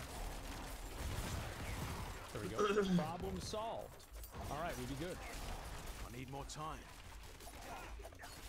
I would like the 1 hour mail time between characters to go away. Yeah, that would be an improvement. And just in general, like, I think there's a lot of those like little small changes that if they added those to like hardcore, it would just make the game better. Like, it's very... Like, I think guild banks are very important because of the way that people play together. And I think that the meta of not having a guild bank, like, there is a trade-off. Like, for example, if you don't have a guild bank, you have to be, like, you have to trust your officers a lot more, right? But I don't think that's necessarily, like, a good trade-off or, like, a good system. Like, there's plenty of times where there's, like, technically a positive interaction that occurs from something, but the negative interaction just, like, outweighs it 5x. And I think that's kind of the way that I feel about guild banks, where it's like, if we had guild banks in, like, hardcore, it would be a lot easier for people to, like, trade gear and, you know, help other guildmates in need, right? Like, even I would deposit gear that I'm not using into the guild bank to help other people.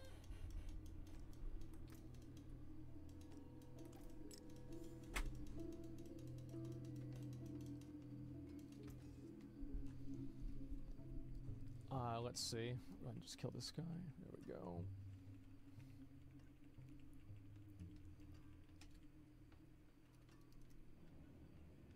Where's the rest of these?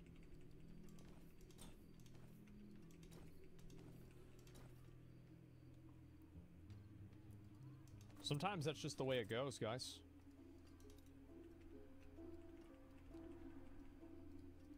Yeah, it's just the way it goes.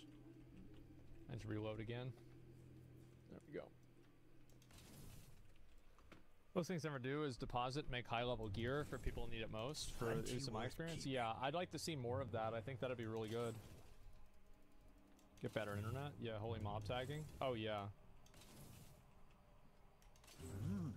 Good salvage. Now, there's always people that cry. I don't mind it. It doesn't really bother me or anything. I think it's kind of funny, to be honest. That got most of it. Like, people always get mad about stupid shit. And also, like, it gives me more content to react to. I think, like, at a certain point, like, I don't try to... I know people might not believe this, but I actually don't try to make people mad. I just do it on accident. Just basically by existing, I just make people angry. You're not playing the way I want, but you're not playing the way I want you to play the game. That's not the way I played the game in 2007. What the hell are you doing? Does this guy even know what Classic is all about? He's playing the game wrong. Why is he playing the game in the other way that I don't play the game? How could he do that? I hate him. Yeah, I know how it is, man. I get it. Salvage. Let me see. Can I just go in here and pick these guys up? Yeah. I don't want to stay in there too long. There we go. Oh, another one. And another one. please play the game correctly. Please play. You're not playing the game that makes me nostalgic. You're not playing you're not reliving my nostalgia the way I want you to. It's so bad for classic.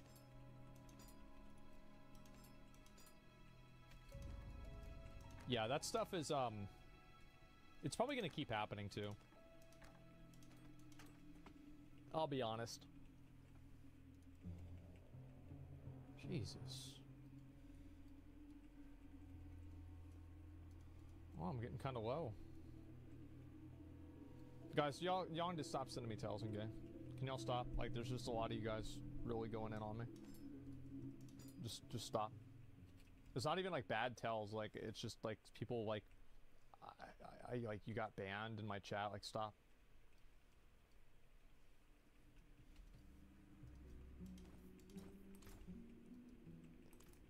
What am I doing wrong? Basically everything. Like, what am I doing wrong? Like, the whole thing. To start.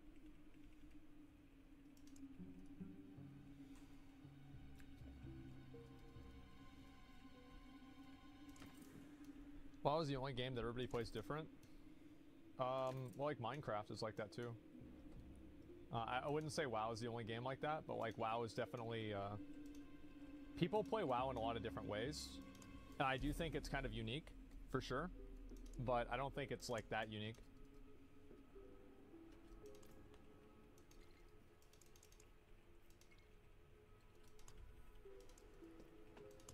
It's almost like it's a role-playing game. Yeah. Let's see what's my played. I have 8 minutes so far at this level.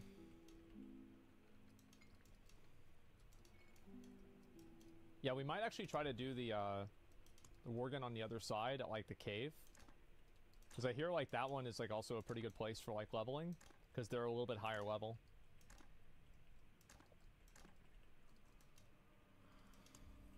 I think like the meta, it would be nice if like there were more spawns here. But, you know, unfortunately there's just not.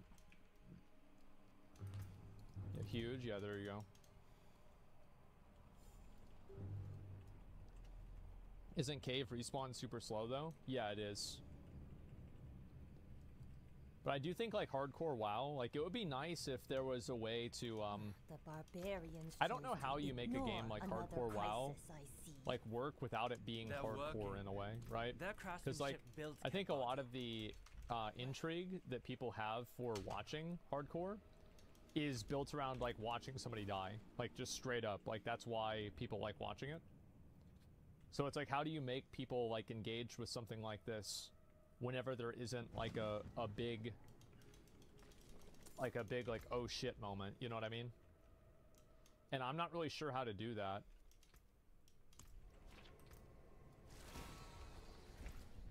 Because I hope that the season of Discovery is kind of like that. People like watching it, etc. Yeah, there's a risk factor. Yeah, I think risk factors are like huge for streaming. Like, it's kind of like a negative thing, because, like, you know, you guys know me, right? I hate risk factors. Like, risk factors that waste time. Like, whenever I have that, like, I go from playing a game to not playing a game.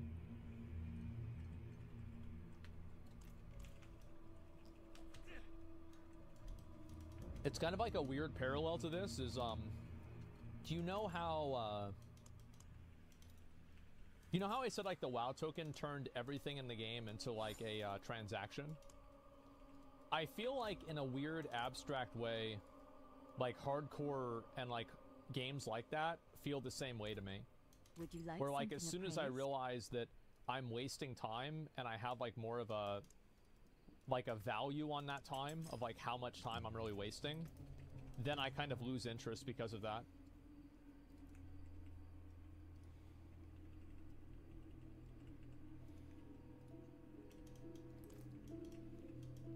Want you auto loot though?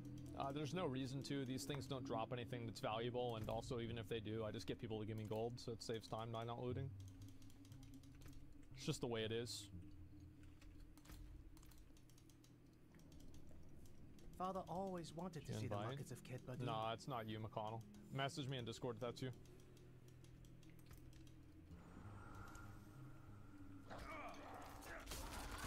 I'm not ready. Wait, holy fuck, he's passing. Fuck, wait, McConnell's. Oh shit.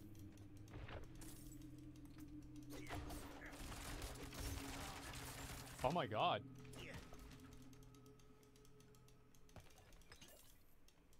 Yeah, promote McPaladin, that's McConnell.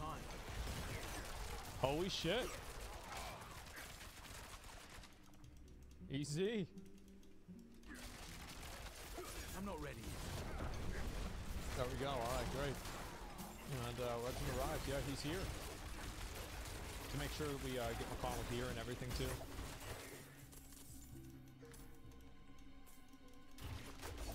Need more time. Okay. Play the game like a man. Yeah, I think I might level a second character, but I don't know what it's gonna be. Honestly, it might just be a warrior. Like, after I get this character to 60. Yeah, I think leveling a warrior would be pretty easy. I think also people would want to see it since I'm like, you know, my main character's a warrior, right?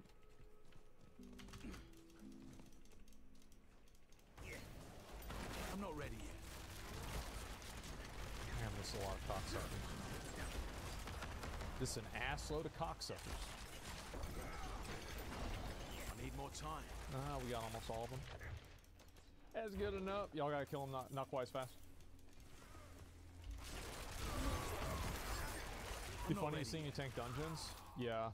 I don't really want to tank dungeons, to be honest with you. I just want to play DPS. Like, tanking is like, it's just too high of a risk. I'm not ready. The reason why is because, like, I mean, look at what happened to Quinn. Quinn died because of dick suckers. I don't want to have dick suckers kill me. That's the problem. I'm not ready yet. Tanking classic sucks. Yeah, it's also like straight up not fun. Like, tanking doesn't get fun until Wrath of the Lich King. And like, then tanking gets really good. I need more time.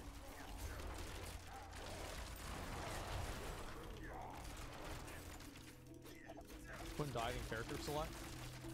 No, that paladin got him killed though. Like, that absolutely fucking happened. That paladin was a fucking idiot. Quinn should have never invited him. That was like probably in the top 50 dumbest things Quinn's ever done. Maybe in the top 100 actually. But yeah, somewhere around there. It was bad. Oh shit, my pet died. 40 today? Oh, I could get like 50 today if I wanted to. I'm not gonna go that hard on it though.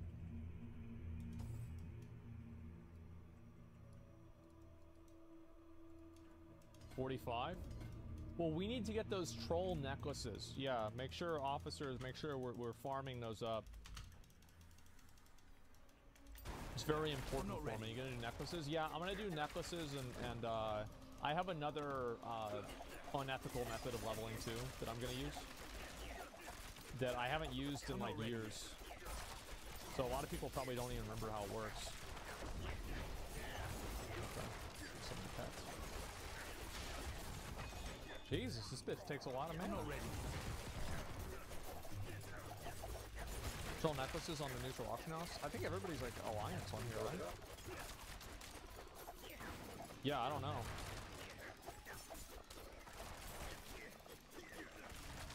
Ooh, my chest piece is breaking.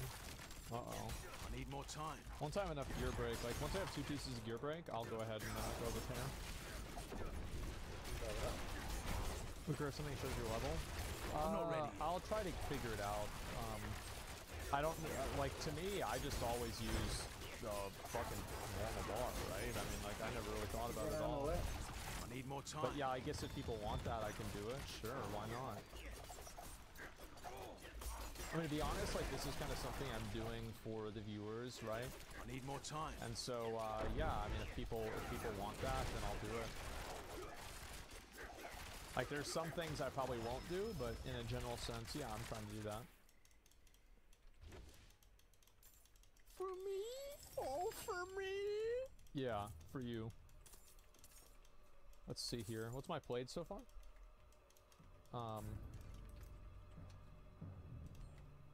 16 minutes. So it's going to take about 30 minutes a level. I could probably do it a little bit faster, but yeah, it's somewhere around there. 30 minutes is decent. It's not like amazing, but it's okay.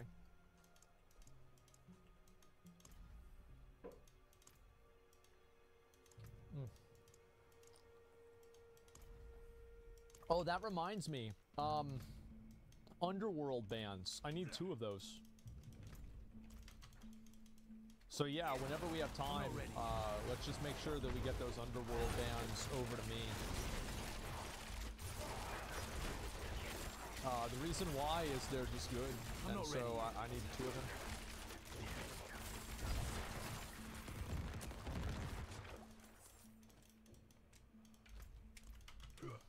I need more time. Oh, it's this cute dinosaur. I remember, like, I used to be, like, I wasn't, was I really, like, a scene kid? Welcome to my channel. Need more time. Not really, right? I mean, a bit, like, I had the hair, kind of. But that was about it. And, oh, actually, oh, I don't know about that. I did kind of an edgy boy. Yeah, I was definitely an edgy boy. Like, that's a fact. I'm trying to think, like, what else. I'm not ready yet. Yeah, like, I liked a lot of scene kid music, I guess. But I like a lot of music in general, so it's not really, like, it's not too much of a condemnation. I'm not ready yet.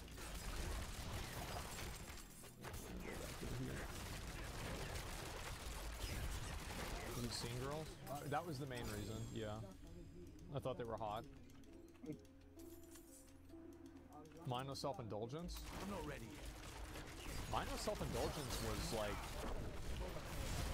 That was like rock from like 2005. Like, Scene didn't get popular until like 2009. I'm not ready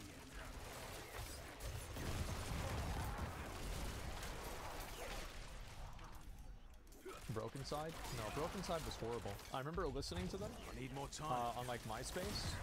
And they were just like, they were just bad. Like, they were garbage. I remember listening to them and thinking to myself, like, well, yeah, I like a lot of this music, except not that. Bring Me the Horizon? Yeah, they were alright. Was it earlier than 2009? Well, no, because, like, so... It's like you had scene kids, and then you also had, like, emo, right? And I think that, like, there's a lot of, like, bleed over. That got ready. It's getting low. Again. I'm not ready. Might as well just keep redotting.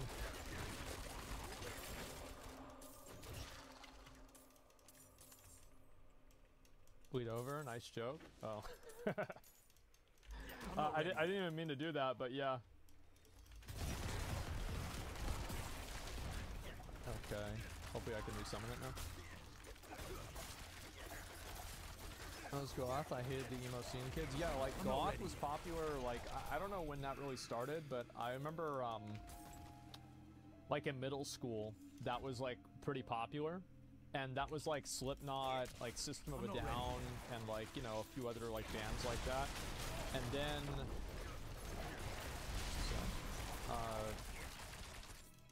Masaga? No, I mean, like, that was, like, I feel like if you were from Europe, that was probably more popular, I think.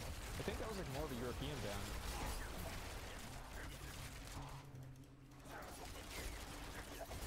I'm not ready yet. Yeah, Children of Bodom. Oh, dude. That was not... That wasn't really... That was just hard rock. Yeah, like... Yeah, that was just hard rock. Like, we used to listen to that all the fucking time, man. Needs repair? Yeah, I know. I'm gonna repair whenever another piece of gear breaks. I don't want to repair on, like, every single piece of gear. Let's move down, always S tier.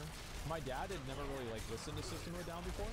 And I remember I had him, like, it was, like, on the radio, and, like, he was listening to it. He's like, yeah. He's like, this is okay, but it's a little bit too loud. And I'm like, yeah. Like, I used to listen to this in skateboard all the fucking time. Get that one right there. Impressive. Yeah, It's a little bit sketchy to do that, but whatever. Dobra, partia moj nešao. Corn? Yeah. I'm not ready. It's kind of weird to think about like how long ago that was. I don't know, I think about it sometimes and it's like, that was like 20 years ago. What the fuck? I'm pretty sure like the first time I turn on the oldies station and I listen to a song that's like from whenever I was growing up, like I'm pretty sure at that point, like, I don't know, like that's gonna be, like, I don't know if I'm ready for that. Let me just say that, I really don't know if I'm ready for it. That's gonna stress me the fuck out.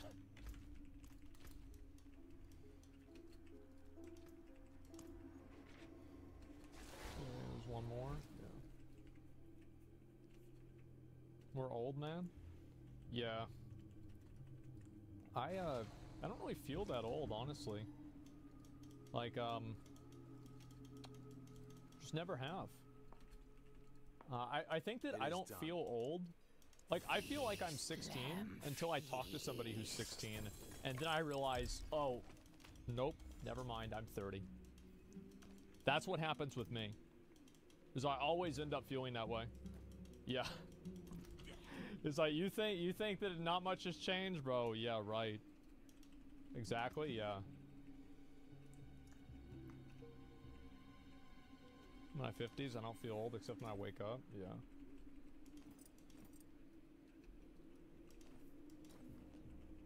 You don't understand Skibidi Toilet?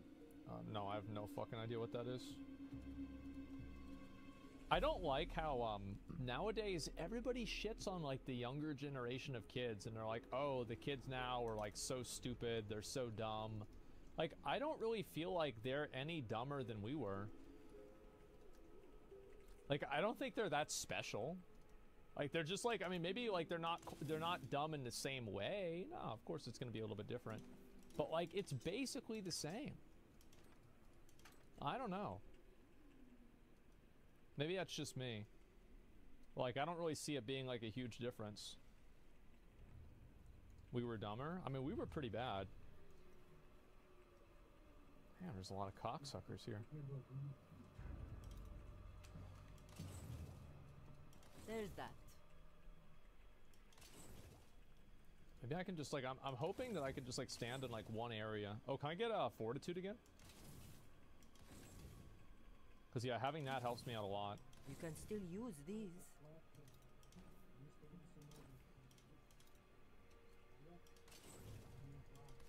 Maybe we don't have a priest that can do fortitude. If we don't, I'll be a little bit more careful and not pull too many mobs. I can break Okay, we need to get a priest to come over here and give me fortitude. Just like real quick, you know? Are you mob tagging to 60? No, I'll be using other forms of exploits too. This is just what I'm currently doing right now. I can break that down.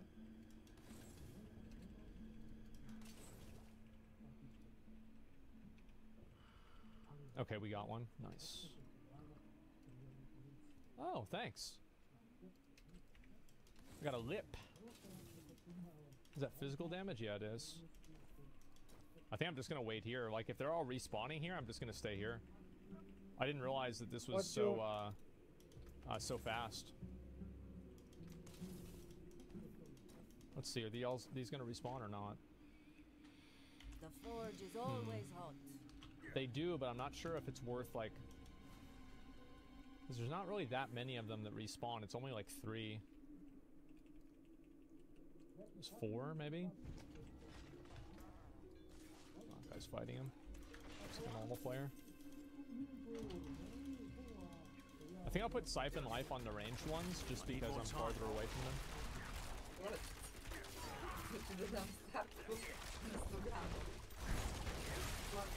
Let's tell you about people getting dumber was about IQ. Well, I think that, I don't know, I just don't think that, I don't think kids now are, like, really that much dumber than we were. It's like, I can see why people say that, but I think that's, like, probably what every generation says about the generation that's after them. They are, but, like, how, though? Like, how are they that much dumber? Because I'm, like, I'm missing it, man. I'm not seeing it.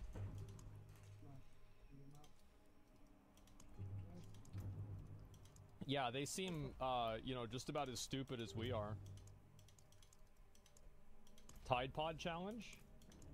Yeah, but kids like back in the day used to post pictures on MySpace of about like, you know, scars from cutting themselves. So like, I mean, how is Tide Pod challenge is like mostly a meme anyway, right?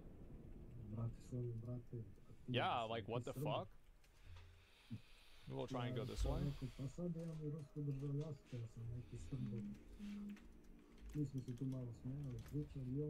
People forgot about that? Of course people forget about it. People forget about most stuff. I don't. Oh fuck. I'm not ready. My audio's getting messed up in a second.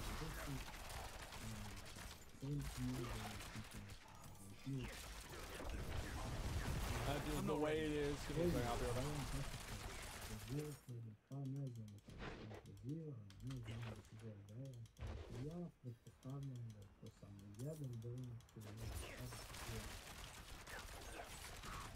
I'm not ready.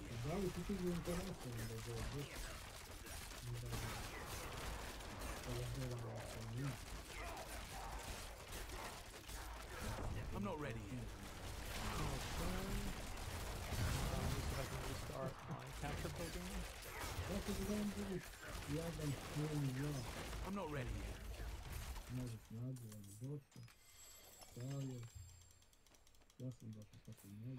Uh-oh. 4K capture utility's already running. No, it's not. God, I hate this piece of shit. I need to get a new PC. It's just like embarrassing how bad this is. The problem is like I say this like every day, but then like the moment the problem is solved, I never think about it again. Cause like everybody thinks it's like Starforge PC problem, you know? Meanwhile, this is just some piece of shit that I made for myself.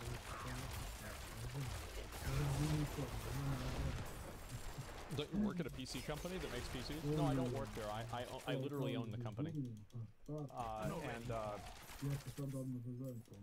Yeah, I'm fucking around with a PC that I've had since 2018. I need more time. Very cool situation to be in.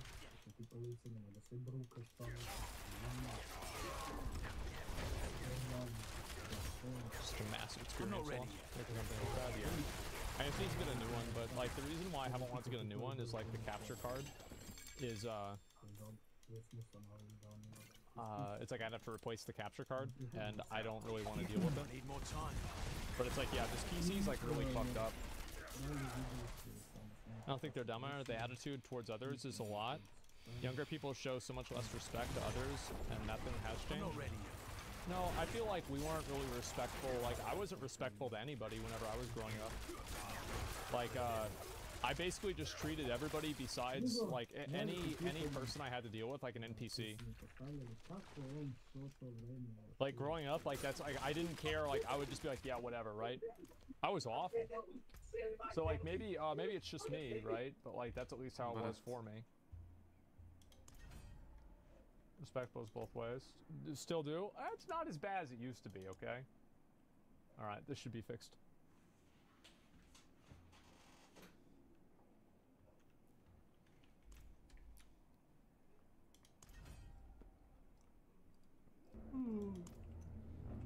Okay, we're good. Probably a little bit loud. I'll turn it down a bit. Go to the top again. Oh, brother.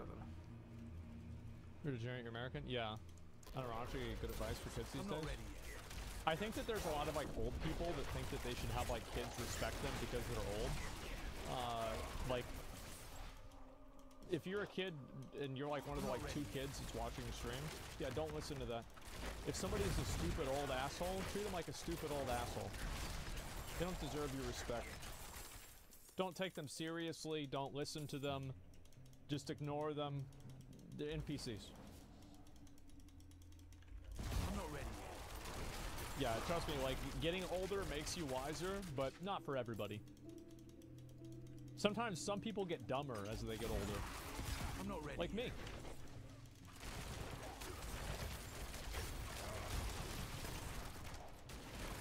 Jesus. I'm not ready yet. Okay.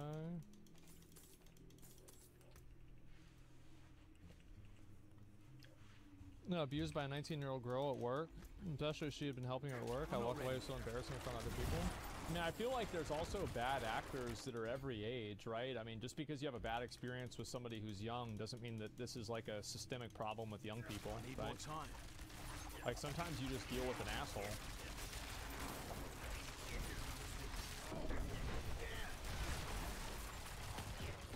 Chest is broken? That's okay. I'm not a bitch. I'll level up again. I'll go at like 32. I'm not ready yet. Let's see, how long did this level take? 31 minutes. That's pretty fucking good.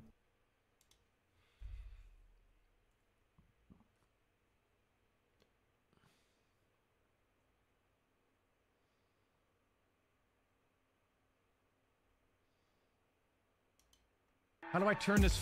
How do we restart the game? It's activated! How about this towel? How the do I play the game? How do I play this game? Need more time. How?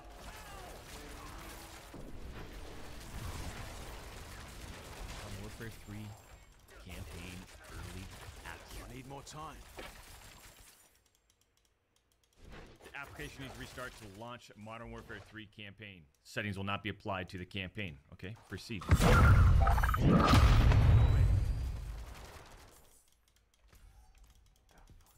Press play.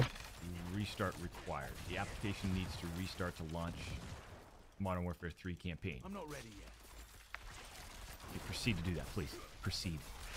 Let's do that.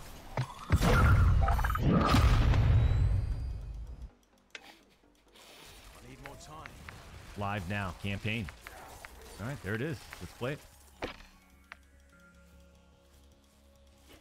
Proceed. What's going on, man?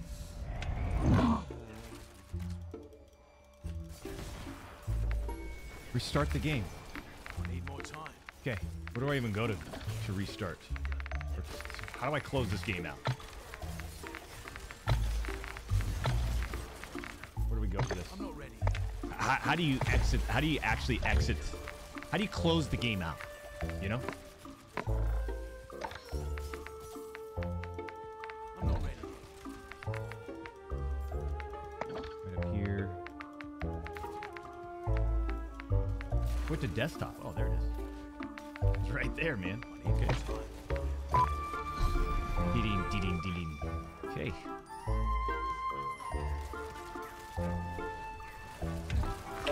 It's all good.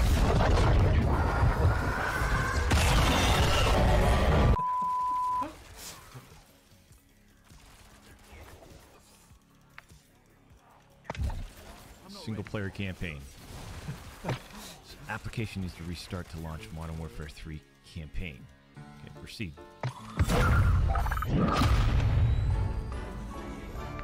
Okay, live, early access. There it is.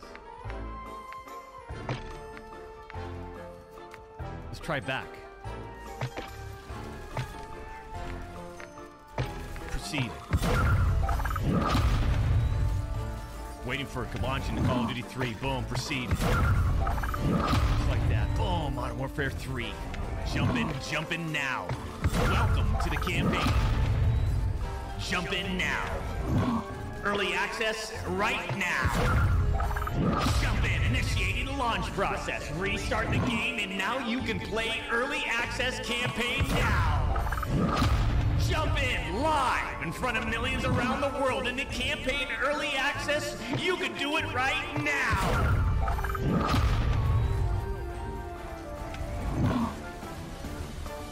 How the f do I play the game? How do I play this game? How? I'm kind of shocked. I am not doing an NVIDIA update. Reinstall Windows. Restart the stream. Library. Call of Duty. Modern Warfare 3 campaign. How to play. Oh, shit. I'm not ready. Yeah, I know how to play single-player games, but how do we launch the game? I need more time. Adapt or die. Watch the video. Skip. Would you like to uninstall campaign and free up approximately 13 gigabytes of storage space? What? Manage files. Need more time.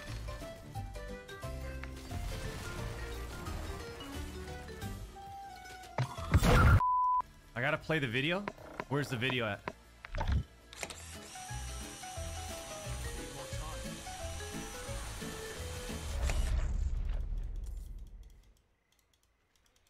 Okay, let's scroll down into the Modern Warfare 3 tab. Live now. I see it.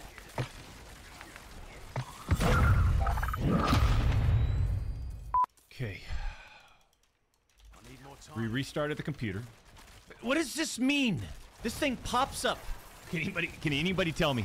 Would you like to uninstall the campaign and free up approximately 13 gigabytes of storage space? I don't want to. I ignore that. Remind me later. Boom. Get in it. Right here. Proceed.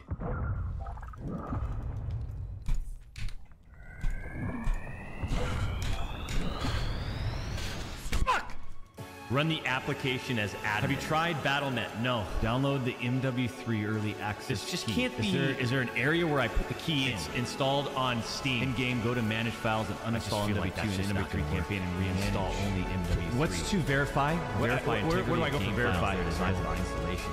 I don't know what you want me to do. Nothing to do with the driver up. What do I do? I'm in the middle. Insert blinker fluid into the PC. Press up, down, left, right, A. Blow directly on the back of the GPU and double tap the motherboard. As far as I'm concerned, when you're in your area, it says, hey, it's live now. Press play. I'm not going to install. It's obviously activated. Hopefully that works. Thank you. 53 files failed to validate and will be reacquired.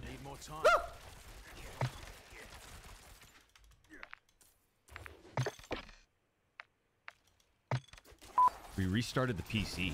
We verified the files. Go to game folder and launch MW3game.x manually. The menu link is broken. People are like, man, what could be my fix that I type in the chat? Most creative fix wins. Snuckle, thank you for the $5 donation. Install Call of Duty to a floppy disk. Okay. Hold on. I don't know if I have that machine. I'll have to plug it in here 1 second. Install Call of Duty to a floppy disk, then onto a Sega Genesis cartridge. I think I have one in this drawer. 1 second. You saved my life. Okay. And then blow on the cartridge, then open the menu, then the campaign. This is hot start for Modern Warfare 3. Okay.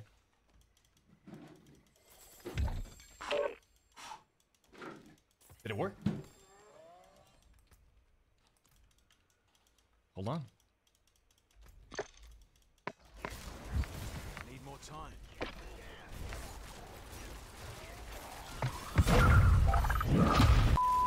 Doc, when it asks you to uninstall the campaign, it means the Modern Warfare 2 campaign. I hope this maybe helps.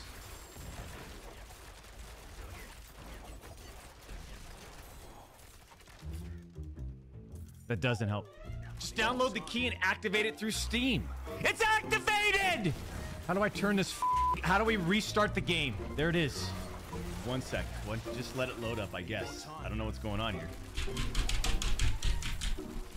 In progress purchase. Call of Duty Modern Warfare 3 is already in your library. Purchase as a purchase for myself. Available coming soon. Is it coming soon or is it available now? You already own this game with one. Your account already owns some of the above items, so you can't purchase them again. I've heard about this issue. Try putting a t-shirt over the cartridge and blowing on it. Should do the trick, says BCP. How about this towel?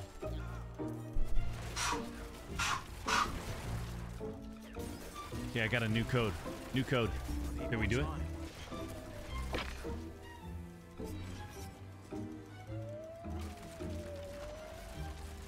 Is there any other ideas? Code's been given to us. Multiple codes now. Product already owned. Yeah. Because that's the one I just introduced and it says you got it, right? In green, boom. Access early, boom, boom, boom, boom, boom.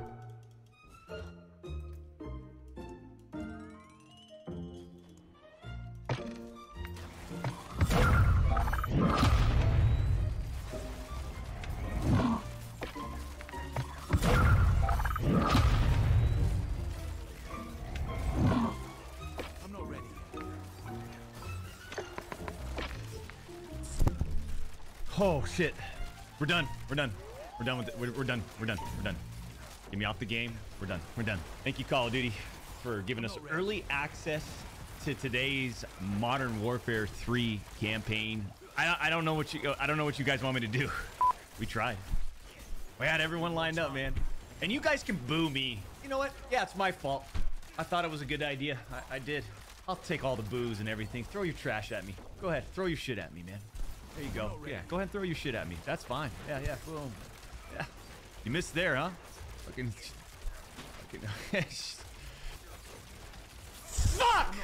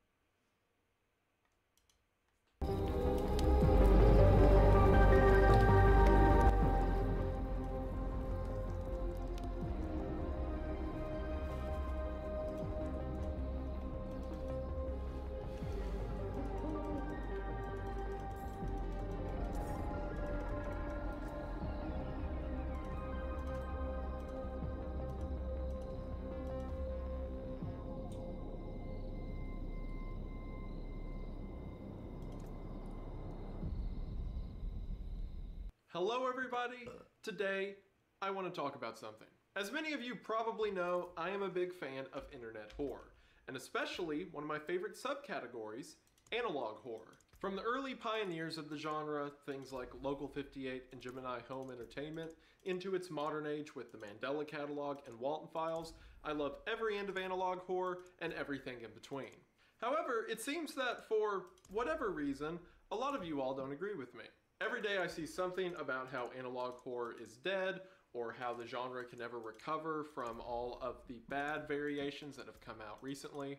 And many people view it as a passing fad that had its time in the limelight and is now gone forever. And while the age of analog nightmares will almost certainly come to an end eventually, that day is not today, and I'm gonna tell you why. Every day the internet produces new nightmares and new terrors that I never thought possible. And an example of this incredible new age of analog horror is a series I have recently found and has since become a personal favorite of mine, Greylock. Greylock follows a horrific series of fictionalized events that take place around the real-world location of Greylock Mountain, Massachusetts. Greylock uses a lot of the conventions and mainstays of analog horror, a genre that's been around for some time at this point, but it uses them in such unique ways. The series altogether weaves this story involving ancient cults, alien civilizations, and monstrous humanoid creatures. It is a nightmarish thrill ride from beginning to end, and I am so excited to talk about it today. Now, originally, I was just going to make a video about Greylock as another analog horror series that I personally enjoy. But as I mentioned a minute ago, there's a lot of people that believe analog horror is dead and buried. And even though I disagree with you, I also see where you're coming from. For every Greylock or Mandela catalog that I come across, I've gone through the weeds of a lot of not Greylocks or Mandela catalogs. I understand that there's a lot of bad for all of the good that the genre has to offer. And one popular example of the bad that the genre has to offer is the other series that we're going to be talking about today, The Painter, made by Urban Spook. Now, The Painter, or more specifically Urban Spook, is a creator and series that has garnered a lot of infamy as of lately, both because of the series' content as well as the creator's actions. And to be completely honest with you, I couldn't care less about internet or Twitter drama, even if the creator of The Painter has said some rather dumb things. My only goal today is to talk about why elements of one story work, why elements of the other story do not. I'm not really concerned with the ethics or conversation around storytelling, I just want a good story told.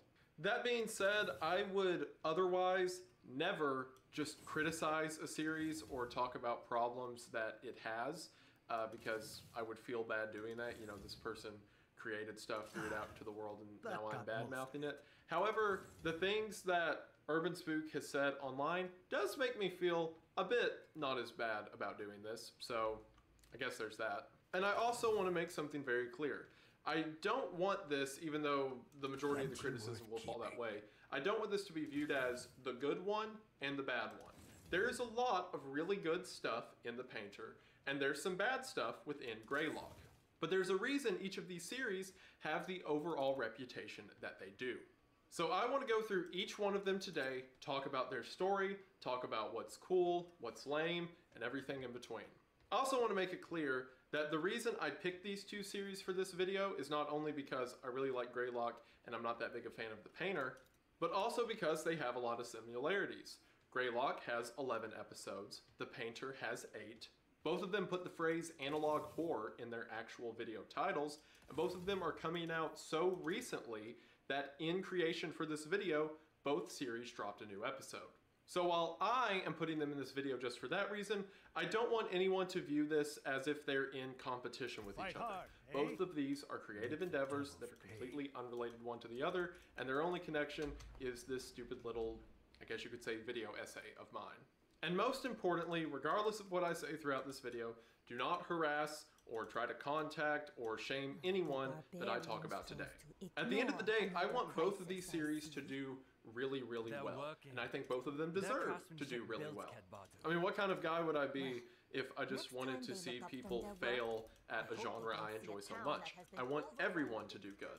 Because at the end of the day, I'm just a dumb guy who hasn't actually made anything like this and just talk about it on the internet, which is way easier than what either of these guys are doing. So take my opinion with a grain of salt, as you should. Now, with all of that out of the way, there are a couple things to mention before we get started. For a while now, a lot of y'all have been telling me that you want to see me on a horror podcast.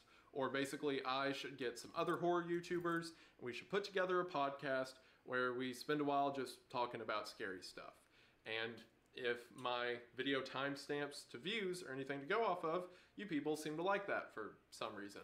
And since I kept you all waiting so long, I figured, why do one podcast when I could do two? So I am proud to announce that I, Wendigoon, am officially stepping on as co-host to two new podcasts. The first podcast is called The Red Thread. The Red Thread is a podcast that I am starting with myself, Jackson Clark of the official podcast, Charlie, aka Moist Critical, aka Penguin Zero, aka whatever you want to call him, of himself. And the Red Thread will consist of the three of us going through cryptids, conspiracy theories, unsolved mysteries, you name it. Just as a red thread on a pinboard traces the line between legend, theory, and conspiracy, the three of us will be tracing those lines through legend and mystery to find what they really mean. The Red Thread podcast will be hosted on the official podcast channel, so if you're interested in hearing us go on about everything I just mentioned, you can head to the link in the description, subscribe to the official podcast channel, where our first episode, which we've already recorded, it was a great time, you're gonna love it, will be posted shortly. And the other podcast that I am starting, which I am equally as excited about, is with a co-host who I'm sure that you all know very well. That is right, myself and the legendary Meat Canyon are starting a podcast where we talk about scary stories, internet urban legend, folk tales, and myth to trace the narrative of nightmares and find out what really scares us. All on our brand new show, Creepcast. On Creepcast, Meat Canyon and myself will be doing several of these shows on our own, but also plan to be having on several guests who I'm sure you all will be excited to see as well. Creepcast will be up on its own brand new channel, which hopefully I'll have the link to in the description by the time this video goes up. So if you're interested in checking out the Red Thread or Creepcast, both of those will be at the link in the description. Thank you all so much for the support and love and excitement you've shown to the few people I've mentioned this to. It really does mean the most, and hopefully we're able to put something together that's really special and is hopefully worth the wait. So again, thank you all so much for your support. So again, links to Red Thread Creepcast in the description, but there's one more thing I really want to mention. As you all probably saw at the beginning of the video, I have a very special product that is only available for a very limited amount of time. And that product is Legacy of the Wendigo. This design is something I put together with the team at Invis and something that I myself am very proud of. I'm going to get a regular poster out and this is getting hung up on the wall over in the corner. It's kind of weird because of the angle of this film. You all can't see it get hung up right now, but trust me, you'll see it later. It's over there. I wanted to put something special together for a Halloween sale, and thankfully I've been able to do just that. I've talked before about how the Legend of the Wendigo is so important to me, and how the stories and nightmares we tell around it are what keep the spirit alive. And here, as you can see from the poster, the group of people telling the story caused the smoke to rise and create the creature of legend. I love being able to tell a narrative through just a picture, and I love how menacing it looks with kind of the purple haze around it because, you know, we had to fit my logo in there somewhere. And I couldn't be more happy with how this product turned out, and hopefully you all are happy to have it as well. The link to this poster will be available in the description for a very short amount of time, and then it's going to be gone forever, like before the month's out. If you all enjoy this, and if it sells well, then I would love to do a series of cryptids, a series of supernatural monsters. Of course, I had to start with the Wendigo, God. But this design really meant a lot to me, and hopefully you all enjoy it. I would also mention at this point that there are a limited series of 100 autographed posters for sale, but I can't because when I put this ad at the end of the Ted Kaczynski video, you guys sold out the entire stock in like less than 24 hours. And to that, I gotta say, thank you. That is incredibly encouraging. I put it as like an Easter egg at the end of the video that the posters were available on Halloween. And on Halloween night, you guys bought 100 that just had my writing at the bottom of it. I feel unappreciative sometimes of just how good you all have been to me. But I want you to know I do appreciate it. It hasn't lost its newness. The level of, I guess, attention I get, the level of blessings that you all have given me. It really does mean a lot, so thank you. And thank you for the support. This is already shown in just the little teasers I've put out of it. But yeah, if you're interested, link to this will be in the description. Get it while you can. But really, from the support you guys have already shown, I couldn't ask for anything more. It means the world, so sincerely, thank you. With all that out of the way, we're going to go ahead and get into the breakdown. Before we do that, I just want to say thank you for watching. It really does mean a lot. For the first few episodes, I want to talk about how a new series builds itself up. So we're going to go back and forth between the two. Eventually, I'll probably finish off the Painter and then do Greylock, just because the Painter is a shorter series. But at least in the beginning, let's kind of leapfrog. So let's begin with the first episode of Greylock. Tape 1 of Greylock is titled Back Online. We hear the electronic voice of a computer begin to speak as someone reboots the system. The computer identifies itself as being from a company called Semiodyne. That doesn't mean anything to us now, but it will later. The cameras within this facility begin to boot up, and we see what seems to be several empty and abandoned spaces. Everything from laboratories to office rooms seems to be desolate. Someone tries to get into the computer system, but fails before overriding the system with an administrator access. This, in combination with the abandoned rooms and sounds of alarms blaring, implies that something very bad has happened here. Every now and then, the camera will try to switch to the morgue's camera, which simply displays the error message, fatal error, morgue offline, contact technician. Whoever overrided the system performs a data extraction, and when this data extraction is complete, the video ends. All that this really gives us is some setup as far as the name Semiodyne, some kind of emergency causing a bunch of people to evacuate, a data extraction being performed, whatever that means, and something involving a morgue has gone wrong. While this does give us some clues about the setting of Greylock, it doesn't tell us a lot off the bat as far as, you know, what the direction of characters is going to be, what the scares are going to be. First episode's pretty devoid of any kind of fear other than just general tension. But it does give us some kind of setup as far as these large facilities being involved, and a sense that some great event has taken place. So with Greylock out of the way, let's talk about the first episode of The Painter. Again, while Urban Spook is the name of the YouTube channel that The Painter is on, Urban has clarified that The Painter is the name of the current ongoing series. The first episode of The Painter is titled Faces, and the description says that these are tapes found in an apartment complex basement. The primary method of communication in The Painter is through a black screen with white text, with occasional images appearing to supplement that text. While this can get repetitive, it in and of itself isn't a problem as long as you do interesting things with it. The text says that 6 months ago, police found 3 paintings in an abandoned storage area. These paintings correlated to recent murders. One murder was of a woman named Carla who was stabbed 36 times and had all of her teeth removed. And if you heard just that and thought, oh, well, that's kind of a heavy description just out of the gate, you are in for something. The painting that correlates to this murder is called Carly's Feet. I'm not ready. The following descriptions play out in a similar fashion. A woman was found stabbed in the bathtub. Her painting was called Floating Jackie. A man's face was removed. His painting was called James's Secret Face. The text then says that 2 months later, more paintings were found. A slideshow of the paintings appear, and if you slow it down and read all of it, there are some anomalies, which we will discuss later. The police also received 3 photos of murder victims, James and Jackie being 2 of the murders that were mentioned earlier. The text then urges anyone who has any information regarding this case to please call the number shown here.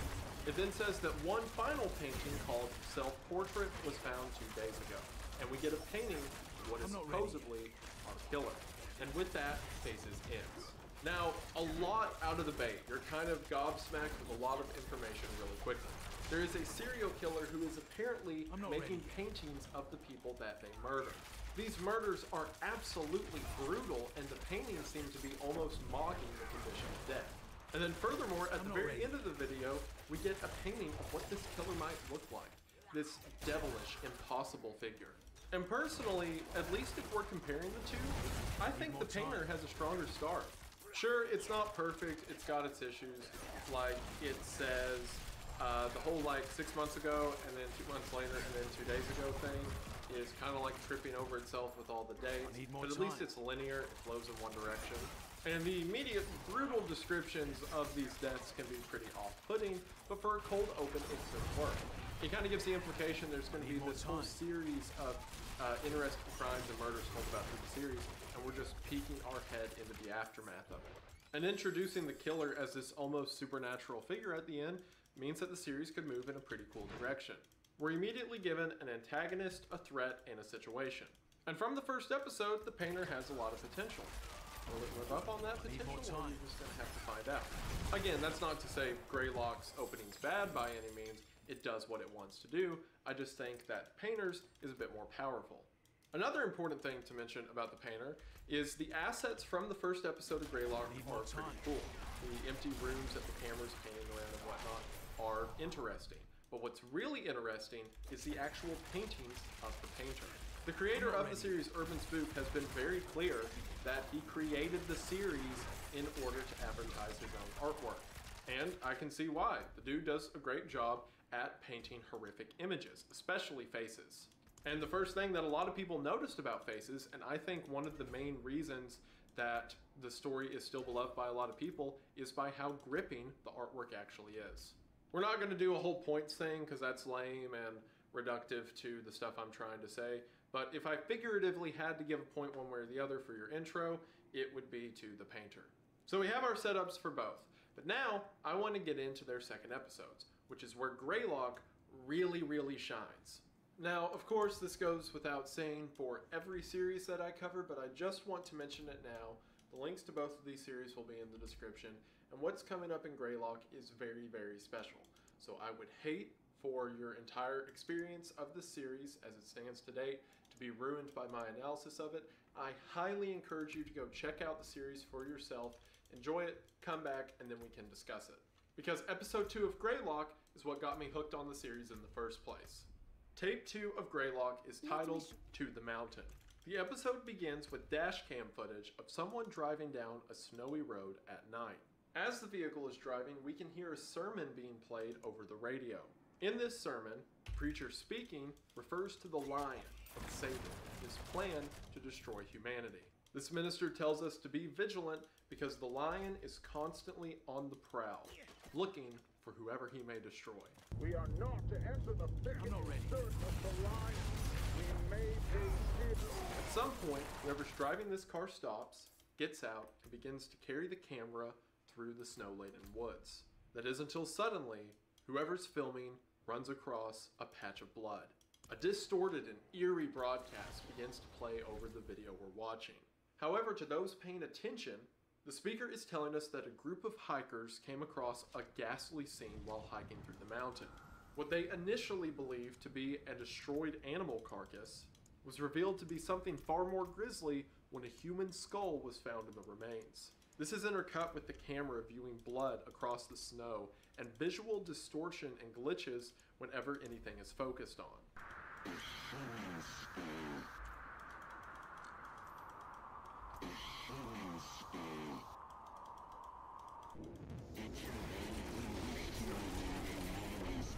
Eventually, whoever's recording begins to see something around a tree, and after trying to follow whatever this thing is, the camera cuts and we are now back in the car. The car is moving very slowly until it stops, and the driver begins to switch from the high beam to the low beam. It's as if the driver's trying to focus on something that's just off camera. The tension begins to build until suddenly... You should make it easier on yourself and accept what it is that he bestows upon you. There's a loud bang and the driver begins to drive out of the woods as fast as he can. As he does, the sermon of the devil becomes distorted and we end on the line, the devil has a plan for you.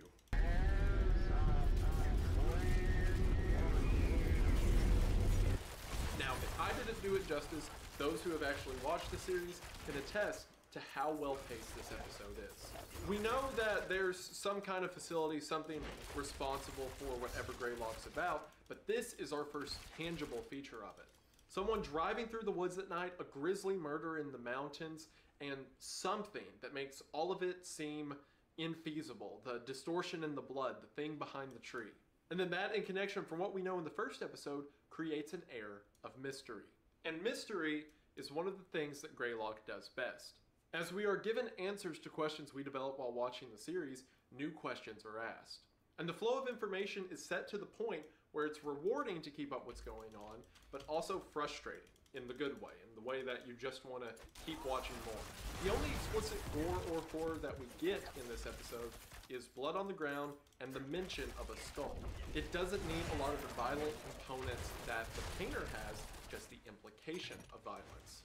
Because in the scenario that we're already asking ourselves questions as to what's going on, who's responsible, and why they're doing it, the implication is so much more creepy. On top of that, this episode begins to set up something else Greylock will get across very well, and that's its theme. Impressive. It's not wholly apparent yet, but that sermon we heard in the car is going to be very relevant to the theme of the series as we go on. And no, not to say that the entire plot is about angels and devils attacking humanity. Not everything has to be the Mandela catalog, but it does speak to principles we'll see later. Especially how the sermon on the approach to the scene of the crime, or the scene of the blood on the trail, was about how we need to watch out for the devil, how the devil is looking to destroy us, so we should be careful and rely on God. But then after contact was made, after the banging on the car and the driver tries to get away, the sermon switches to the devil has a plan for you, almost as if it's inevitable now because you've strayed too far off your path. This warning of hubris is going to be a constant throughout the series. So it's nice that all the way back in episode 2, we have some groundwork laid for it. So with that out of the way, let's see what the painter does for its second episode. The second episode of the painter is titled The Lighthouse. It begins by saying that 4 weeks ago, a police officer named Bill Collins, his wife, and 2 daughters went missing. As a matter of fact, Bill was the officer that found the self-portrait from episode 1 in his home. When the police go to search his house, it says that they found his 2-month-old daughter dead in the attic. And then 12 days after that, they found the family car abandoned by the ocean with a painting inside of it called Long-Necked Angel, which was a depiction of the aforementioned daughter's death. And we get to the first big thing with the painter that everyone speaks negatively about with it, and that is the shock value. Now, I'm not going to talk about how bad the shock value for the series gets right now, because there's a much better example of that waiting us in just a couple episodes. But I will talk about how the series knows that its primary thing is shock value, because that's kind of all it bases itself on. But it seems like all of that was just said in that order to be like, haha, here's a painting of a dead baby. Be scared.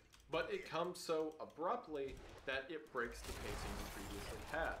A family goes missing, you go to search for them, and then you can get to the scary stuff that happens. But to be like, family goes missing, also one of them's dead, here's a picture of it, that's scary. Anyway, they're still missing, so they go look for them. It kind of breaks up the flow of everything. Anyway, after this, the search continues, It says that near the abandoned car, the police search leads them to an old lighthouse. On the front door of the abandoned lighthouse, there's the painting of a face. Stepping into the lighthouse, the charred corpse of a man named Daniel Williams was found. No, Daniel Williams is not the guy they're searching for. This is an unrelated body in the lighthouse. Apparently, there are a series of tunnels underneath the lighthouse, so the police go down there and find the bodies of Jennifer White and Lisa White, a mother and daughter, that are just lying down in the tunnel. And then they come across a barrel of meat and bones, as it's described, that after quote-unquote testing turns out to be the 3 remaining members of the Collins family. And then it says that around the barrel were several photos of the family before death. But then a 4th photo of an unknown face is shown, which of course is implied to be our killer. Okay, so there's a lot to unpack here. Like I said, I'll talk about all of the disturbing stuff later because there's better examples of it. But the thing that I want to focus on right now is the first con I would definitively give the series, and that's its, what I'm going to call stage direction. Currently, it seems like the pacing of the story is purposeless other than directing us towards another grisly scene. And while in other places in the series, it's certainly to get to very grisly, like murderous scenes, here it just mentions that the first guy found was a charred corpse, and the other 2 aren't even described with how they died. It just says they're dead. Now, this isn't entirely purposeless. What it's doing is telling us that the killer has this lighthouse that they've used as a hideout for some time, so much so that there's several dead bodies strewn across it. And while not a lot is done with the bodies they come across, and the description of the movement through the lighthouse is super fast-paced in order to get to the ending really quick, it does serve the purpose of giving us more information that these killers are on the loose. However, that's not my biggest beef with this episode, because it's like, oh, your second YouTube horror short you uploaded has bad stage direction? How could you? Right? Like, look, who really cares? The more interesting criticism to me in this episode is the scary face issue, or the scary face issue. Yeah, I guess that works. The scary face issue. And this isn't something that is unique to the painter. You see it in a lot of analog horror series. So most of us can agree that scary faces are typically good for things like jump scares or immediate frights, so to speak, but they rarely terrify us. Scary faces can be effective, but not by themselves. It's when the face carries an implication. Let's take an example we can all probably relate to. We've all probably seen a horror movie where there's a little kid who's talking to ghosts or demons or whatever, and they describe it to the parents as their imaginary friend or whatnot. And there's probably some scene in the movie where the parents come to the little boy or little girl, and they look at a drawing, and the drawing looks something like this, right? You like this artist rendition, I made it myself. And then the parents may walk up to the little girl who drew this and say, oh, who's that? And the little girl may be like, oh, well, that's the scriggly man, but he says you can't see his face, or at least not yet. Now, let's think about this. Is the physical drawing of this, the red Sharpie that took me maybe 40 seconds to draw, and the few black scratches through it, is that scary? If I was to draw this on my hand and hold it up, is it freaky? No, of course not. What's freaky is the implication of what the kid's talking about. Greetings. It doesn't matter what this shape actually looks like. It's the fact that there's a creature that, as the kid is drawn, is much, much larger than everyone else. Its skin and definitions is much more sharp and violent than everyone else, and the kid won't even make a rendition of its face. That makes you ask questions. That makes your brain start to put together the worst pieces it has at its disposal as to what the squiggly man might mean. So that's something we can all understand, right? So now let's apply it to an analog horror series that we're all familiar with. Let's apply it to the Mandela Catalog. When the original Mandela Catalog came out, I was frankly roasted, and it was funny, so I'll allow it, for my reaction to this image, to the alternate Gabriel's face, or the Germasus face, as the community so lightly put it. Because I did, and still do, find this face particularly scary. The reason that this face is so scary is because of the medium that it occurs in. This face appears in the middle of a cartoon for kids depicting the nativity scene. We have been given several references in the cartoon up until this point of what humans look like. And from our own colloquial knowledge, we know what humans look like in real life. So if we see these cute little rounded cartoon drawings of people, and we know what people look like, we connect the two in our heads. This is what the cartoon's rendition of what a person is. So if that's what people look like to the cartoon, then what does this thing look like? What does it mean that the cartoon says its eyes are taller than its head is supposed to be, and its smile is so wide that it wraps around its face? This, in combination with the music implying it to be some inversion of holiness itself, is frightening. It is not that the actual drawing of a couple Bugs Bunny eyes is scary, it's that it's indicative of something much, much worse. And that continues throughout the rest of the Mandela catalog. Every time we see Gabriel since then, it's just the statue, not the altered form. Meaning the question's still out there, what does this alternate look like? And that's what I find myself thinking about. Not the horror of this image, but the horror of what the image might represent. And I thought that is what the painter was leading into.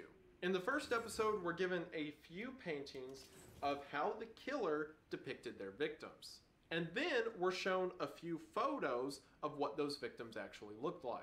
And we're shown that there's some stark dissonance between the two. That one body looks like this, and the painting looks like something completely different. And if this was further elaborated on, I would be giving this praise. That's such a cool concept that even though we see a painting, even though we see what the killer thinks the murder looks like, thinks what the picture of it looks like in their head, it might not look anything like that. That could be really impressive. That could say something about the psychology of the killer. Perhaps there's some brutal murder that they depict as beautiful, for example. But then here in episode 2, it just says that these are actual photos of what the family looked like. And for one, I know that's not true because don't get me wrong, the paintings, the artwork, it's very scary, but that's not a photograph. I let it slide in the first one because I was hoping he wouldn't use photographs again, but the photographs are back, so now I have to call it out. And then with our fourth picture that is supposedly a picture of a killer, well now we know what the killer looks like. It was cool when it was a self-portrait because maybe the killer doesn't look like that at all. Maybe that's just how the killer views themselves, right? But now we have a photograph and it's like, oh, that's... HVDES. That's Welcome it. to my channel. Show's over, boys. Go home. It takes so much of the mystery and intrigue out of it by just saying, boom, here's a scary face. When it would have worked better for the psychology of everything I mentioned, as well as avoiding the scary face issue, as I've termed it, if you just said that these were paintings around the barrel instead of photographs. Because if the scary face isn't indicative of anything else, if these aren't drawings of what the killer thinks his victims look like, and these are just supposed to be the face the victim had, well then it's just a scary face, and there's nothing more to it. I agree that the artwork is the best part about the painter, but I want the artwork to mean something. I want it to stick with me, I want it to be something that bothers me, rather than just a face that causes a mild-like twinge when you see it, and then nothing more. Will this be something that the painter overcomes in its future entries? I don't know, we're gonna find out. But Greylock is off to a very heavy second episode. Came out of the gate swinging, gave us the whole build-up of this evil element, the devil, the lion, so to speak. There's something happening in the trails around the snow-laden hills. And somehow this all connects back to a company called Semiodyne and some institution or laboratory that's fallen apart. So with those questions in our mind, let's move into the third episode. Tape 3 is titled Orientation Protocols. The opening of the tape tells us that it is government property and that this cassette was meant for someone named Alexander Michael Marsh. The tape tells us that Unit 13 of the United States Army and Semiodyne, a company we heard mentioned in the first episode, have collaborated together on something called Project Stargate. Now, Project Stargate was a real-world CIA project that happened back in like the 70s and 80s. Basically, it was the government evaluating if there was any truth to telepathy, or ESP, or mind control, or what have you. Officially, in the real world, Project Stargate turned up nothing, but in this series, it went on to do much, much more. In this series, Project Stargate began to research into something known as thought forms, also known as tulpas. If you've watched my channel for a while, you're probably familiar with tulpas. They've come up in a few different horror concepts that I've covered up until this point. But in case you haven't, a tulpa is effectively the manifestation of direct thought. In other words, if you concentrate on one specific thought or concept for long enough, that concept will become real. Tulpas are a belief within a lot of like Eastern mysticism, so there is a lot more lore to them than what I'm explaining right now. But the short version is that there is a lot of ambient energy or spirituality or whatever you'd like to call it in our inherent atmosphere. And most of this inherent energy doesn't have anywhere to go. It just simply exists. But if you, the individual, use the power of your consciousness to think of a specific idea or shape for long enough, you effectively give that ambient energy a place to call home. Say, for example, a young child has an imaginary friend. This child has imagined what this friend looks like, what their name is, how they sound, what their likes and dislikes are. Eventually, the child imagines enough of the imaginary friend that it becomes a tangible, thought-out creature. The raw energy around us that is seeking a place to call home uses the power of our consciousness and thought to effectively fill out that form. So then the imaginary friend becomes real, not because the imaginary friend existed, but because the energy made it exist. At least effectively, this is the concept of tulpas that's being applied within Greylock. However, Greylock asks a far more sinister question. What if that ambient energy wasn't benevolent, or didn't fit into whatever shape we assigned it? What if instead it had some ulterior motive? Motive caused harm. Tape 3 also raises a very disturbing point, which has been theorized with tulpas before, that what if ghosts or specters or haunted locations or what have you are just tulpas? In other words, imagine you lost a loved one and you're grieving for that loved one and you're thinking about them constantly and you do it so much, eventually your loved one becomes real. And it's not them, it's just energy and the shape of them. Or imagine a haunted building. If enough people believe that place to be haunted by a specific ghost, it will become haunted by a newly invented ghost. So, the United States government has learned about this process and immediately asked the question, how do we industrialize it? That's what this Project Stargate is. That's what Unit 13 is within Greylock. It is the powers that be trying to find a way to make these thought forms into something tangible and beneficial. Don't have enough workers in your factories? Just imagine a bunch of workers that you never have to pay. Political issues in the Middle East? Just have enough people imagine a giant mothership. Just lays that into glass. Your citizens have a loneliness epidemic? Well, everyone gets to imagine and create their own designer goth mommy girlfriend. Of course, this is all hypothetical. The series didn't say it, but you know, we all know where this is going. Now, actual thought forms or tulpas are a very involved and hard to create process that involves years and years of meditation and religious study and other things that the government does not have time for. So, someone named Dr. Bernard Hayes has come to oversee Unit 13. And Dr. Hayes has developed a machine known as the Thought Form Manifester. Because why take years to understand spirituality and the consequences of your actions? You can just hook a guy up to a cable and just churn out automated soldiers. Thought Form Manifester is a machine that you can attach an individual to and allow them to almost instantly create a thought form. You can create anything from a human to an animal to even the concept of an emotion. What this means is that there are some inherently negative thought forms, like for example, a childhood nightmare, or as shown on video, a giant spider. So to ensure only the right thought forms are used, all thought up thought forms, immediately go to a kind of isolation chamber, which the tape ensures us that is totally safe because there's no way they'll be able to break out of it. And with that, we have the ending of tape 3. Alright, so this gives us some answers, but again, asks more questions. We can now kind of see what Semiodyne and the government were up to. It gives some hint as to what footage we saw in tape 1 might have been. But it also asks a lot of new questions, like, oh, okay, so people can just imagine stuff in this machine and create it. So literally anything could be out there. And the tape said that the government assures us none of these thought forms are harmful and that they're all docile. But we know to just throw that out the window. So it gives us a lot of world building and thoughts as to what our monsters might be. That's another pro that I'll give Greylock is its world building.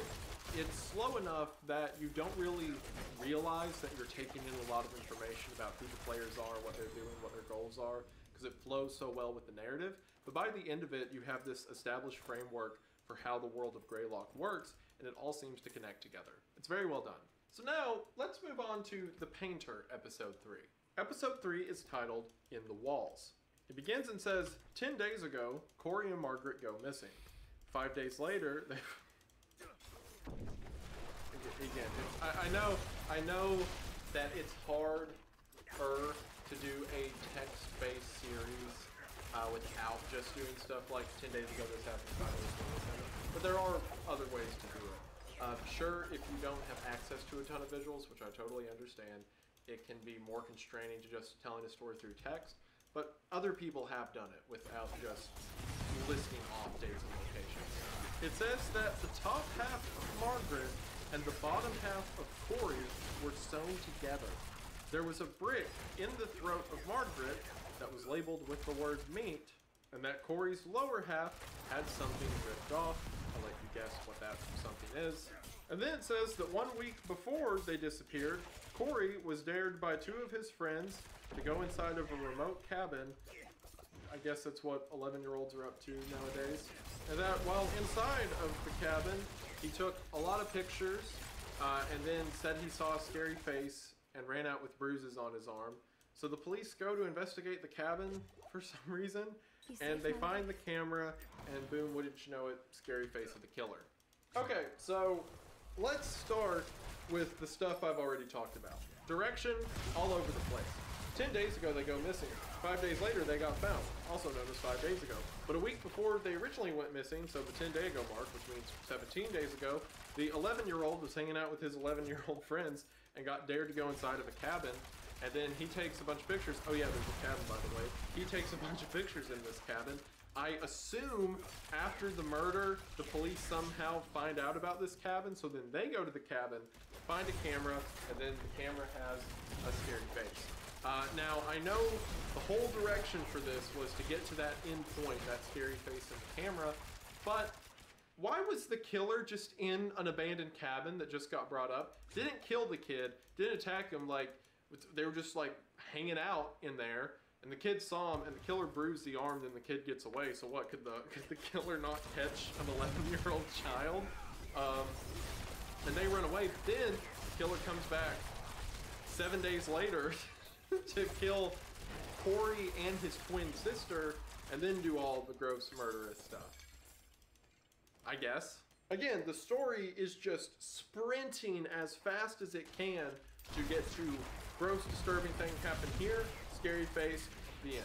Like, it couldn't tell us that in order and then say the gross out murder, whatever, for the ending, because it had to tell us in the beginning. Like, 10 days ago, they go missing. Anyway, 5 days ago, they were found, and they were bloody, and they were cut up, and blah, blah, blah. Now, this is the part of the series that everyone who's been a vocal critic of it, it's been a lot of people, everyone who's been a vocal critic of the series has honed in on the one detail from this episode.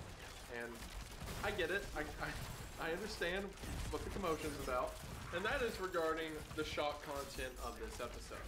So you may have noticed at the beginning when it shows Corey and Margaret, they are twins who are both 11 years old. And if you go back to the first episode and see what the painting of Corey was, it implies a level of sexual violence. And that's to put it nicely. Also, that's one thing I forgot to mention.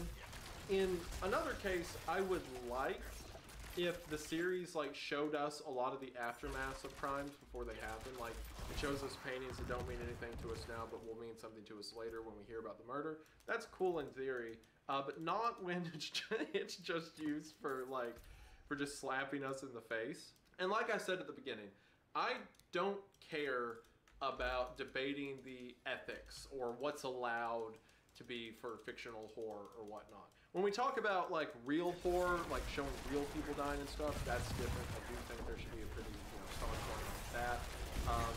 But I'm not going to be a hypocrite and say that there's a line of stuff you can't talk or tell stories about. Some of my favorite stories have incredibly dark and grisly concepts. And a lot of the times, my favorite stories use that to enhance the subject matter, to make things quite good.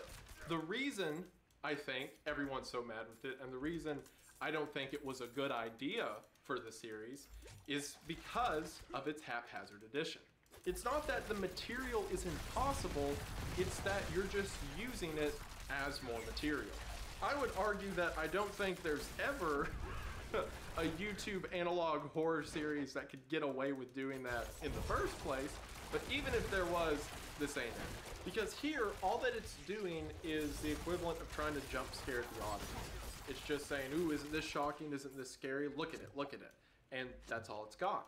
Because as soon as you peel that away, as soon as the shock of it doesn't work on you, the series is just a line of moments that lead up to something disturbing happen, line of text, another disturbing thing, end. So naturally, if it's going to be effective, if it's going to hold your horror to not realize the flaws that the writing has, then it's got to be something loud and crazy. And to be honest, it kind of worked. Like, sure, every now and then I'll see someone be like, the series is lame, the series is boring, what have you. But most of the time, the reason people complain about the series is because of how graphic, and awful, and bloody it is, and stuff like that, which is what the creator wants, right? He's trying to make shock content. People being shocked is the end goal. So in a sense, his strategy kind of works. If your strategy is to flashbang people and that's all they take away from it, then mission accomplished. And you know what? I'm gonna write shock content in blue just to hammer that in. Yeah, I think it's a bad idea. Didn't enjoy it, but I guess that's what people took away, and that was your goal. So, Yahtzee. So, if your purpose is to get your artwork out there, if it's just to be scary, and you just want people to walk away with the only thought in their mind that, oh, those paintings were freaky, then of course you're going to make it as loud and gross and over the top as possible. And from what I've seen, it seems to work. There are a lot of people who really like the painter. A lot of people who I think wouldn't enjoy it if it wasn't so over the top. The reason I came across the series is because I have people in my comments, in my live streams, everywhere, telling me over and over that I have to check out the series, that it's the scariest analog horror series. A lot of people said it's the best analog horror series on the market today. That's why really at the end of the day, any criticism that I'm giving the series is just a thought exercise, because the series has succeeded at what it set out to do. Again, a lot is banking on this shock content being a positive, because otherwise, it's just kind of boring. But we'll see if Urban Spook pulls out of that while we continue on to the next part of Greymon. After being told what thought forms are and Semiodyne's true nature and Unit 13, Project Stargate, all of that, we now move into Tape 4, Unexpected Visitors. Tape 4 opens with camcorder footage taken from outside of a house at night. Whoever is recording waits for the occupants of the house to go to sleep before checking various entries into the house, eventually climbing through a window. As the home intruder makes their way through the house, they eventually come to the bottom of a staircase. When the camera looks up the staircase, the video cuts out, and we hear what sounds like someone screaming in the midst of a fight, before the camera cuts back on, and it seems that the home intruder is now walking around outside once again, before gazing up at a full moon before the footage ends. Now, I think I know what is going on in this video. You may see this initially and think maybe it's a thought form or some kind of evil entity breaking into someone's house to kill them. And while you may be correct in that, that's not my theory. But my theory won't make any sense right now, so we'll talk about it later. We then see an advertisement for an episode of Max Headroom, which allows us to pinpoint the day of this broadcast as October the 8th, 1987. And you'll find out why 1987 specifically in a couple episodes. However, as the broadcast is being shown, an emergency service broadcast takes its place. The The broadcast is for northern Berkshire County, Massachusetts. The broadcast says that there have been 49 home invasions in the past night alone, and that these home intruders who have not yet been identified are incredibly violent, and that anyone who is currently home should immediately hide and, as a last resort, fight. It is so bad that the broadcast says if you are not home currently, do not return home. Instead, make your way to local marts which have been transformed into safe havens. Whatever's going on in Berkshire County is so bad that local mini marts have been turned into outposts for people to escape their houses to. As the situation is being explained, we cut to what seems to be another camcorder this time, who is listening to the television broadcast as they tighten down security at their own home. However, it seems that it is too late because as the homeowner reaches back into his house, something reaches in to attack him, and it seems that the homeowner was killed by whatever these faces are. For one, the faces that get shown there at the end are pretty gnarly. From these zombified figures to these ghastly eyeless creatures. It's horrifying to imagine that dozens, if not hundreds of these things are attacking homes at random throughout Berkshire County. So are all of these creatures thought forms? Or is there something else going on in the area that we just don't know about yet? I'll go ahead and spoil it for you and say that it's the latter. And because of that, none of my analysis would make sense for right now, so we'll just keep moving on. But just know that whatever is happening in this county, it's affecting everyone. But before we get to the next episode of Greylock, let's continue with The Painter. Episode 4 of The Painter, titled The Clue, opens by telling us that private investigator Sean Kane, another new character, has been helping police with the recent murders. Sean Kane had recently found the body of someone named Tom Harris, another new character. Is Tom Harris a character that is being introduced for plot development, furthering the stakes, or dare I say, depth? No, of course not, because in the next slide it says that Tom Harris just died. It says the killer climbed up to Tom's room and, I'm not kidding, coated his entire body in a giant pile of wax. But oh, not only that, dear viewer, while in the giant melted wax, he had his arms cut off. And there was also a third arm in there, and they don't know whose it is. But then, 1 week after Tom Harris was found, Sean Kane, the guy I mentioned earlier, disappeared.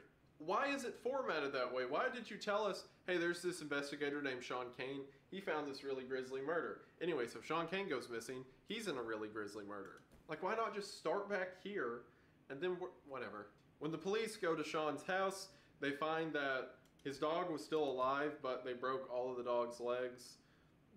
Be disturbed. And that Sean had painted a number 2 on the wall in his own blood. Now, this on its own is interesting, right? There's a private investigator who's getting murdered, and in his last moments, he uses his own blood to write out the number 2. Now, what do you think that means? Exactly, it means there's 2 killers. It's kind of cool and makes sense for a cop in his final moments to draw out the one clue he could give them so quickly, that there's 2 of them. Now, why would the killers who have been this careful to elude police allow him to just write that? I don't know, maybe they wanted him to see it, maybe I'm looking too far into the series that doesn't care. But regardless, I like that touch.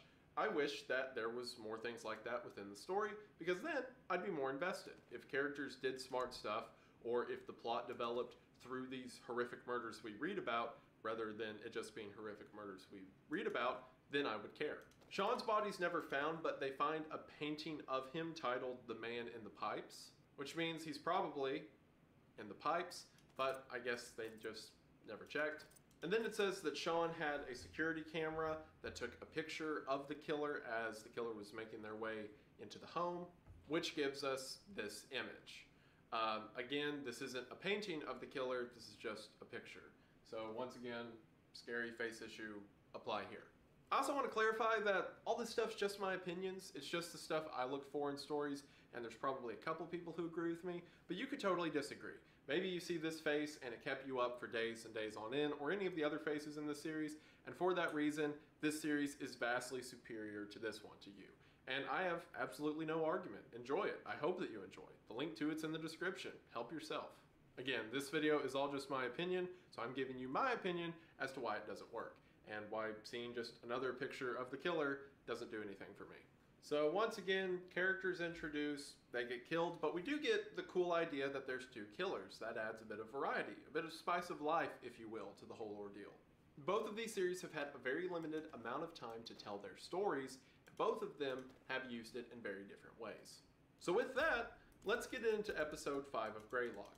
And episode 5 is where it gets really weird. That's because tape 5 of Greylock is not here, not now, not anymore. And for the first time, we get a description that reads, "Do you know what they did up there? These are the consequences." What is up there? What are the consequences? Well, I'm glad you asked. The video begins with audio of a woman at an ultrasound appointment. We will come to learn that this expectant mother's name is Tiffany. Tiffany begins to speak to the ultrasound technician and says that her, and especially her husband, have wanted this child for a really long time. Tiffany says that it's expected to be a healthy baby boy, and they plan to name him Max. So the ultrasound appointment begins, and at first, everything seems fine. However, suddenly, a glitch appears in the monitor of the ultrasound, and if you pause the glitch on just the right frame, we can see a newspaper headline for Berkshire County mentioning the series of strange events occurring around the county and how the authorities are powerless to do anything, or at least powerless to speak on it. When the ultrasound screen comes back on, the baby is gone. And no, not like the image of the baby is now gone. Everything else around the womb itself can still be visualized, but the baby has just disappeared. Both of them remark that this is bizarre, and the technician steps out into the hallway to try another machine. However, as the technician's out in the hallway, she begins a conversation with someone else, which might imply the same thing has happened to another person, as both voices seem to be confused around what just transpired. Tiffany begins to panic and cry before a newspaper fades in saying that Tiffany Crisaldi died at the age of 29 shortly after the loss of her unborn child. So, what on earth does this mean? So we've got thought forms, we've got those mind creations running around somewhere. We've got the company Semiodyne and whatever they're up to. We've got stuff just running into people's houses and killing them, which we can probably assume is related to the blood that was found on the trails onto the mountain. But now we have phantom pregnancies. And no, not like the actual medical phantom pregnancies, like a pregnancy that becomes a phantom. Not only that, but Tiffany died shortly after this took place. Now, it is quite possible that her death was by her own doing, and I do think it is, and that point will be backed up with information that occurs later in the series. But it was undoubtedly because her mind broke at this impossible circumstance. And also, keep that description in mind. Do you know what they did up there? These are the consequences. We can assume the disappearing pregnancy to be the consequences, but what does it mean by up there? What happened? There's two other things I want you to note in this episode. For one, as the newspaper fades out, we zoom in on Tiffany's face and it becomes more and more evil, or like there's some sinister nature to her. Again, that's something that will be expanded on later in the series. But the far more interesting thing is the name of her husband slash boyfriend slash baby daddy that is mentioned in the newspaper article detailing her death. Because there it says that her husband's name is Alexander Marsh. And if that sounds familiar, that is who tape 3, the orientation protocol, was intended to go to. Why was Alexander Marsh, the husband of a woman who just went through a disappearing pregnancy, given a tape about thought form manifestation? I believe I have the answer for that, but before I mention it, let's get to the next episode of The Painter. I know, the Greylock series is getting really good, and I'm really excited to talk about it, but I've already got this far into the format, I can't give up now. Episode 5 of The Painter is titled The Witness. It says that 3 days ago, again, dates, times getting thrown everywhere, but whatever. 3 days ago, Tina Rosenberg was reported missing along with her boyfriend Jack and younger sister Flora, and that Jack's car was found abandoned 2 days ago. A painting was found at the car titled Flower Face Flora. Police walk through the woods and find Tina still alive with her feet and arms removed. Why would you remove? just the feet? Why not the legs? Whatever. But still alive while tied to a log. Next to her was her younger sister Flora, who had been killed with a hammer. We also see a picture of what Flora looked like. Jack is nowhere to be seen, so the police escort Tina out of the woods, and when they pass Jack's car again, there is now another painting. This painting is titled Long Jack. And see, here they do it right. We don't see Jack anywhere else. We just see this painting, and it leaves up to the imagination of, oh, that's kind of creepy. I wonder what this means. I wonder what the translation of this image titled Long Jack means to what actually happened to Jack. Like, you did it right here. Just do the same thing everywhere else. Tina gives a recounting of events, stating the things I just mentioned, also mentioning the fact that they were injected with something. A lot of these murders involve injections of some kind. And then finally, Tina gives a police sketch of the killer. This lining up with images that we've seen earlier. So again, the police sketch doesn't hold a ton of weight because at this point we've been shown the killer so much that it's just another image. So once again, another episode of The Painter that is just listing new people we just met, and then they die. And Tina didn't die. She got her witness statement, the sketch, and all that, but she effectively died because she doesn't show up in the story anywhere else. So all that we got, I mean, we see a painting of Tina somewhere else. Doesn't make sense because she's alive, but whatever. We see a painting of Tina somewhere else, but she's effectively dead to the narrative. So it was, again, here's 3 characters. They all die. I wonder what the next episode will be. And as a matter of fact, I can't talk about the next episode, or really the next few after that, because I think what happened is I think Urban Spook broke, because again, after the mention of the twins in episode 3, people got really mad, and rather just keeping his head down, sticking with it, doing what he's doing, he decided to hammer the gas. Because episode 6 and on is just the most messed up stuff he could possibly put in his mind. And what really breaks my heart about it is in these last few episodes, there are some really cool moments. There's really cool potential that Urban Spook could pull off, and I think he should pull off, but it's drowned out by this weird kind of vitriol he has against people who don't like disturbing stuff. And you know what? Because I don't really have a lot more to say about it that hasn't already been said, and also the story of Greylock is getting really good and I want to focus on it. Why don't we just go ahead and finish out the rest of the stuff I have to say about Urban Spook? Because I'm not going to give a play-by-play of the upcoming episodes, at least not in super detail, because you'll see. But let's just go through the basic plot beats of number 6 to give you an idea. In episode 6, titled Pigs, it begins by saying an elderly couple went missing on their farm. You don't need to know their names because it's not important. The wife was found tied to a mattress in the barn with her hands ripped off, and the death involved a horse. Their granddaughter's head was found in a blanket, and what's really funny about that isn't the dead child. That's not what I meant. What's really funny about this is the granddaughter is mentioned nowhere else in the episode or the whole series until the same frame that talks about her head being found. So it's literally like this elderly couple went missing. During the search, the granddaughter's head was found. Like, where? What? She was missing too? You didn't tell us that part. So granddaughter's head's found in a blanket, and then they go into the barn and there's faces nailed to the walls of the barn. Ooh. And then also there's a bunch of decapitated pig carcasses. But then there's a really big pig that has had, I'm not kidding, its eyes pulled out and the eyes of the granddaughter put into the pig's eye sockets. And then inside of the pig is the old man who got like shoved into the pig, and then they sewed the pig back together.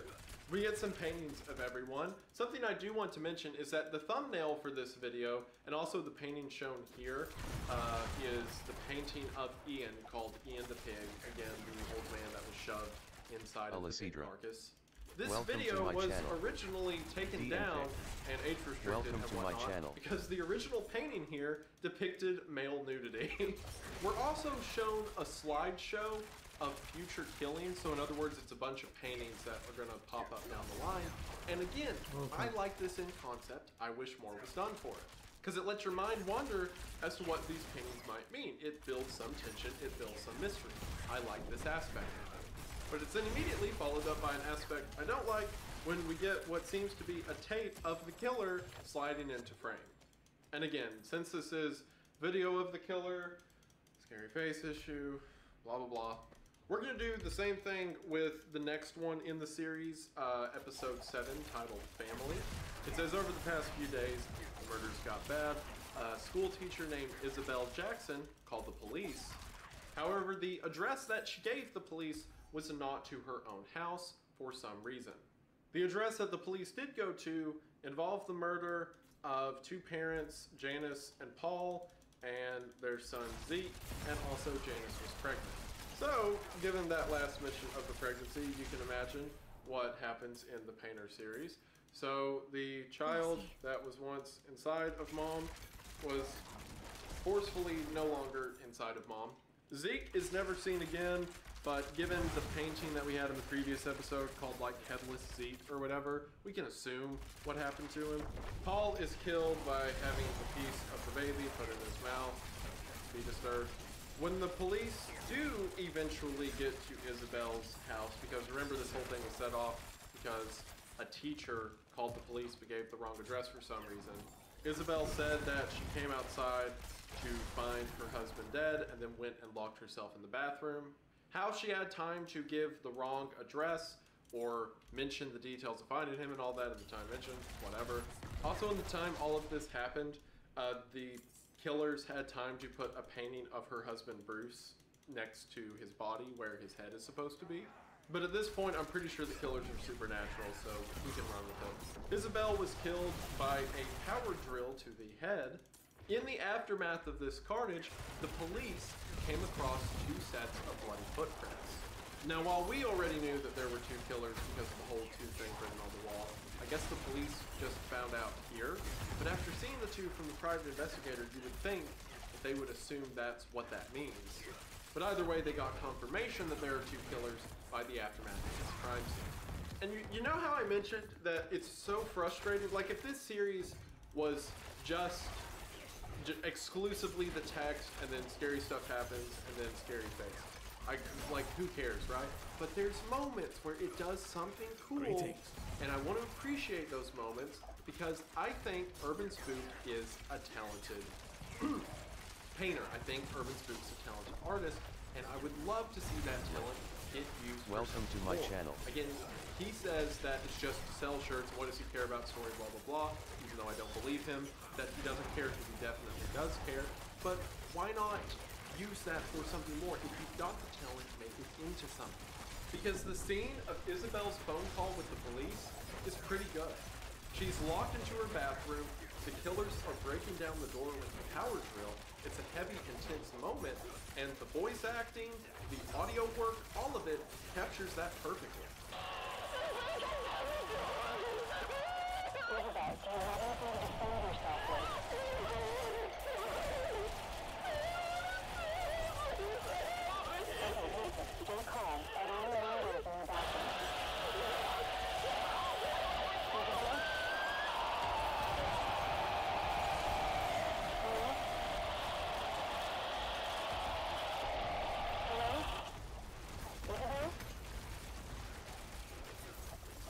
It is mean, it is ferocious, it is loud, it is in your face, it's everything that Urban Spook is trying to get across through the whole series, only this time, for one, it doesn't involve a painting or a scary face, and 2, it actually works. It gets the emotions across that he's trying to, and it's through its implication.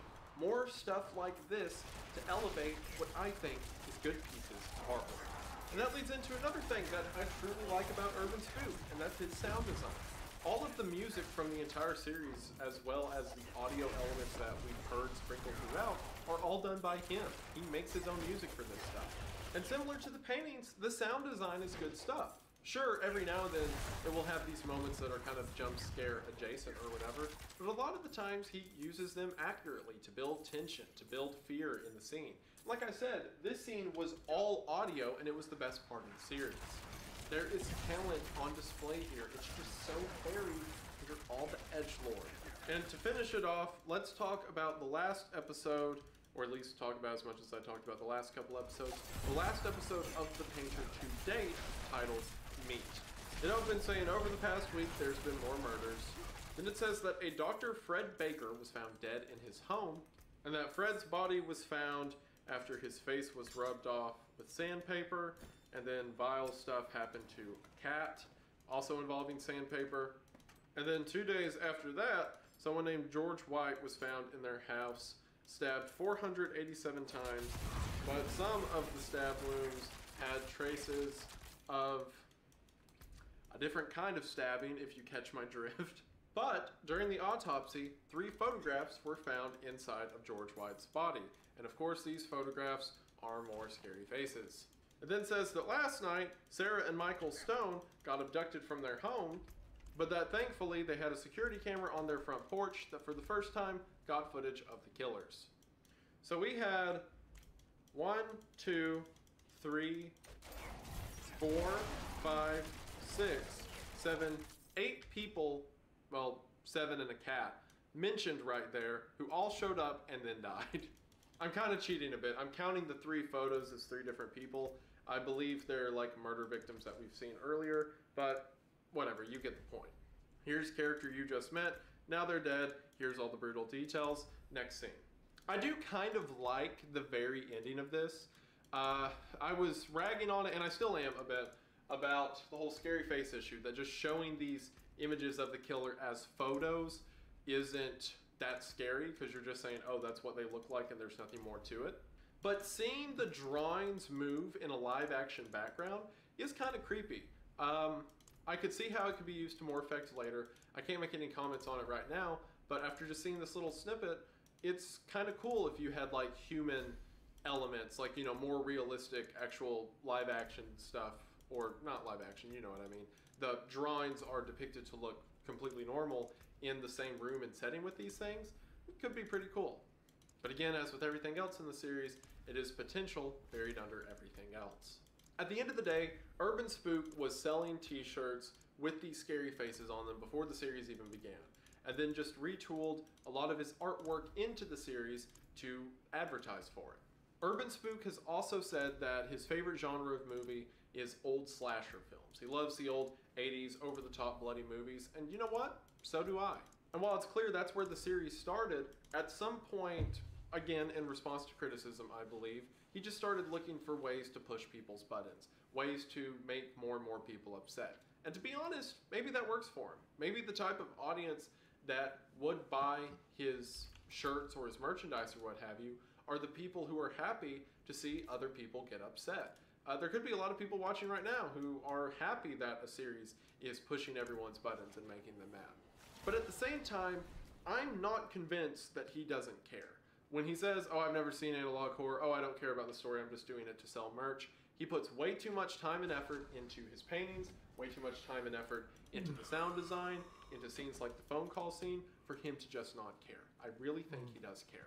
And it's not like the series is lost by any means. Sure, I wouldn't recommend this series to friends in public given the content that I've mentioned, but interesting stuff can still be done with the killers. Urban Spook has said that after the Painter series is over, which has always been planned to be 10 episodes, mind you, so after 3 more episodes, it's done, that after 10 episodes, he wants to move into other aspects of internet horror. And I say more power to him. But he has talent, and I want to see it go somewhere. Artists aren't respected because they never get criticism. They're respected for how they handle said criticism. And overall, to everyone else, Urban Spook is an interesting series that I'll be keeping up with, but sadly, I can't recommend it. However, that cannot be said for today's poster boy, Greylock. Greylock has had 5 incredible episodes of setup thus far, and episode 6 is where it went from a pretty cool analog horror series I was interested in into what has now become, honestly, one of my top 5 series of all time. It gets really, really cool, really, really fast. So let's get into it with tape 6, Sleeping Dogs. Tape 6 also has a description which reads, "There came a red flash as it pitched from heaven. Corruption wrought truth. 0707. Now, while this phrase, at least to my knowledge, isn't explicitly biblical, it is indicative of things like Revelations. There's mentions in the book of Revelation of a red star falling from heaven, being a part of the end times. It also aligns with the thematic elements that we mentioned earlier. There is a devil here influencing what's happening behind the scenes, we just don't know what it is quite yet. Tape 6 opens with a lecture from Bernard T. Hayes, taken on October the 4th of 1981. Hayes, if you'll remember, is the director who was brought in to create the Thought-Form Manifester. In a lecture he's giving on Jungian psychology and the development of the consciousness, Hayes says that his ultimate goal is to build upon what other scientists before him have created, and eventually climb all the way to heaven and look God in the eye as an equal. For one, this idea of building a tower to heaven is indicative of things like the Tower of Babel, and how man's hubris can be their own downfall, again connecting back to the themes we've seen throughout the series. But it also speaks to Hayes' personal goals. Hayes is so obsessed with being the master of creation that it seems he's willing to throw caution to the wayside. Or perhaps he sees other people getting hurt in the process as just the cost of doing business. From there, we are taken once again to a Semiodyne console. The user logging into the console is using the credentials of Frank Porter. Frank has a series of phone recordings in his console that are taken between March the 24th and March the 30th of 1987. These calls are from someone named Paul Morelli, the head of Morelli Construction. And it's at this point I should probably mention the real-world location where Greylock takes place, a mountain known as Mount Greylock. At the very beginning of the video I mentioned that these were fictional events in a real setting. Mount Greylock is the tallest mountain in Massachusetts. It's known for its lookout towers, hiking trails, ski lodge, etc. Greylock is a famous travel destination in the Northeast and mentioned by a lot of early American authors. One of the most striking features on top of Mount Greylock is its Veterans War Memorial Tower, an image that you're going to see a few times in the series from here on out. So this gives us a few clues as to things we've heard about up until this point. This explains why episode 2 was called To the Mountain. The hiking trails that these murders were taking place on were on Mount Greylock. In the description of episode 5, when it says, "Do you know what they did up there is probably referring to the mountain as well. And here in episode 6, Paul Morelli's company has been hired to tunnel in to Mount Greylock itself. And I know this is like the second or third time I've said it at this point, but if you have not watched the series yourself, even if you've ignored all the previous statements I've given, and you've got this far, I am begging you, go listen to episode 6 on your own. The voice work is incredible, the build-up, tension, and payoff is great. This is when the series really took off, and I mean like took off more than it already had. So please don't ruin it here. Paul Morelli left a series of messages for Frank Porter. Hey Frank, it's Paul Morelli. We ran into somewhat of an issue today. It seems that Frank was the contact at Semiodyne who hired out Morelli Construction. Paul says that on the first day of burrowing, they ran into some weird old tunnels. And not just undocumented cave routes, these passages were instead filled with inscriptions and evidence of human contact. Paul says he's going to have some of his crew take a look at it and get back to work. The next day, Paul calls Frank again to say that the crew is getting sick. They can't figure out what it was, but a lot of people on site are beginning to get nauseous. Also, Paul seems confused because yesterday, when they got into the tunnel system, there was a massive collapse that blocked any travel forward. Then, as soon as they got to work on the 25th, the tunnel was suddenly cleared. Paul assumes that Frank had another crew come out for some reason and clear out the debris, because otherwise, how would a collapsed mountain of rock just disappear? From the previous call, Frank had sent out a photographer to take pictures of the site. Paul says that the photographer became so ill that he practically had to be carried out. But in taking the photographs and the deeper they got into the cave system, it went from just drawing on the walls to artifacts and bases and weapons laid out throughout the whole cave. Whatever this thing in Mount Greylock was, it meant a lot to a lot of people in some time now forgotten. Paul says that a member of his crew named Arnold Rivers is an anthropologist and specifically brought on sites like this to understand any artifacts they come across. Paul says that Arnold has been tasked to basically write up a report on everything they find, leave the Thank site, you. and get it to Frank as soon as he can. Another thing that Paul mentions is that at night, several of the men on the crew say that something is moving in the tree line. The next day, Paul leaves Frank another message. This time, Paul is even more worried and nervous. Something ain't right here. Crew's getting worse, more sick. His voice is noticeably shaking. The confidence that he's had in the previous couple days seems to be waning. And this time, Paul saw the creature in the woods as well. He describes it as a tall figure, this dark shape that seems to be stalking them. At one point, Paul thinks maybe these are just conservationists who are trying to mess with the crew, but he doesn't seem to believe himself. Whatever's happening on top of Mount Feel Greylock, mercy. it's beginning to get Welcome to to him my as well. channel. The next day, Paul calls again, and things have gotten much worse. All of their food has become rotten. No one seems to be able to eat. It's like everything from their provisions to their minds are beginning to decay on top of the mountain. On top of that, everyone on the crew feels like the thing in the woods is stalking them, and it's ready to attack at any minute. So as a countermeasure, they begin to set up cameras in the tree line. We see footage of these cameras when motion is detected, but to us, it seems like nothing's there. One message tries to play that says it's unavailable. However, as the message is glitching out, we see the label of Unit 13 over the screen. Perhaps this is saying whatever was recorded in this message has been immediately revoked by Unit 13 or the government's authority. We then see another view from one of the motion cameras. This time it seems like smoke or some vapor floats by the screen. The next day, Paul sends another phone call. You know what? I'll just let you hear this one. Frank, it's Paul. Holy shit, well, a lot of the crew here is sick now, and they're sort of like unresponsive. We tried emergency contacts for them, but they just keep ringing. The phones, they just kept ringing and ringing and ringing. Nobody picked up from any number we tried. Nobody picked up. No answer machines either. We had to call the hospital, and same thing.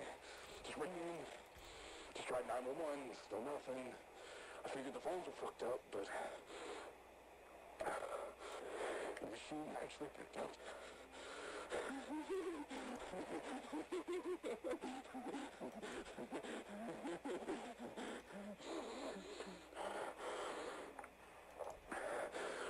I think I caught whatever's going around. My skin, it feels tight. A lot of pressure behind my eyes. My teeth feel like they're humming, vibrating. You know what? This all started when we came across that tunnel. I feel like I need to figure out what's down there. I think whatever's down there could help my crew, but most of all, I feel like something really bad's gonna happen if I don't go down, so I'm going down tonight.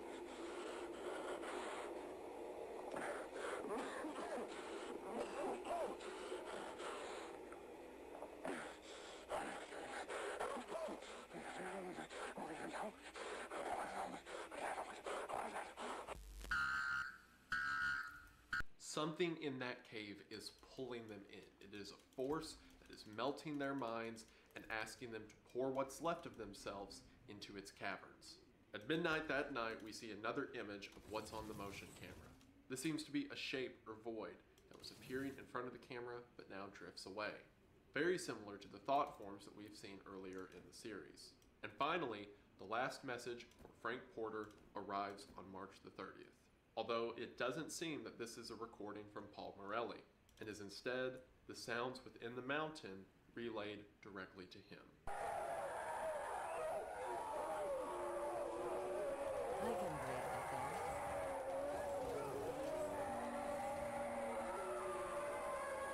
A bundle of flesh and broken men is at the bottom of Mount Greylock, and whatever horrors were unearthed in its demolition have now been recklessly thrown to the world around them.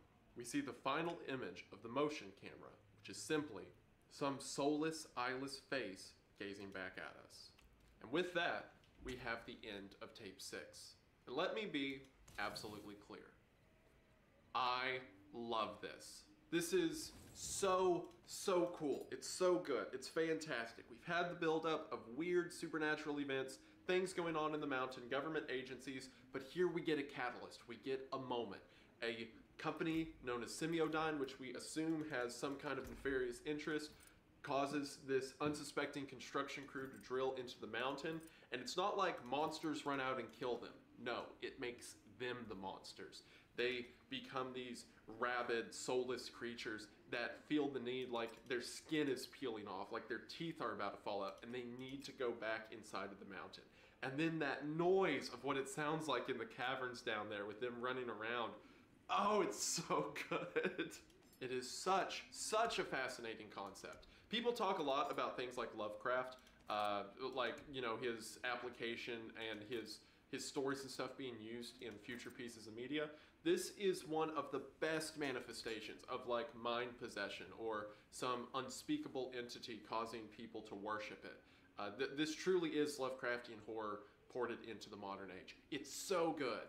And it's the first time out of anything we've talked about today that I'll definitively call it horror. Because sure, it's easy to be scary. Like, The Painter had a lot of that. You show a face, you get someone scared temporarily, or maybe even terrified. But being horrified is something completely different. It's something that sticks with you. It's something you think about. You think about the implications of what if you were one of those construction crew. The body horror of, imagine it feels like your skin doesn't fit and your teeth are falling out, and you become the creature that we hear and only see a glimpse of at the end of the episode.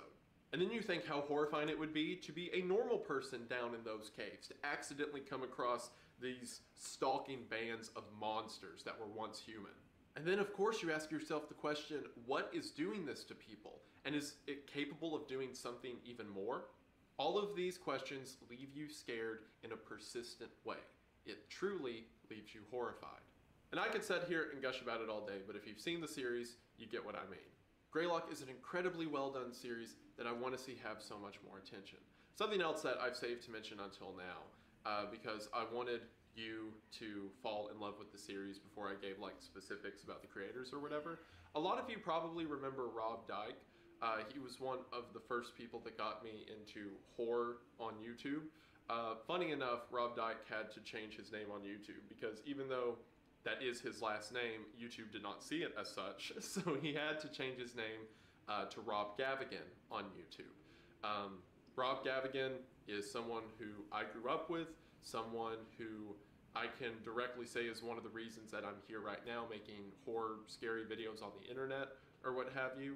And anyway, this series, one of its main creators is Rob Gavigan.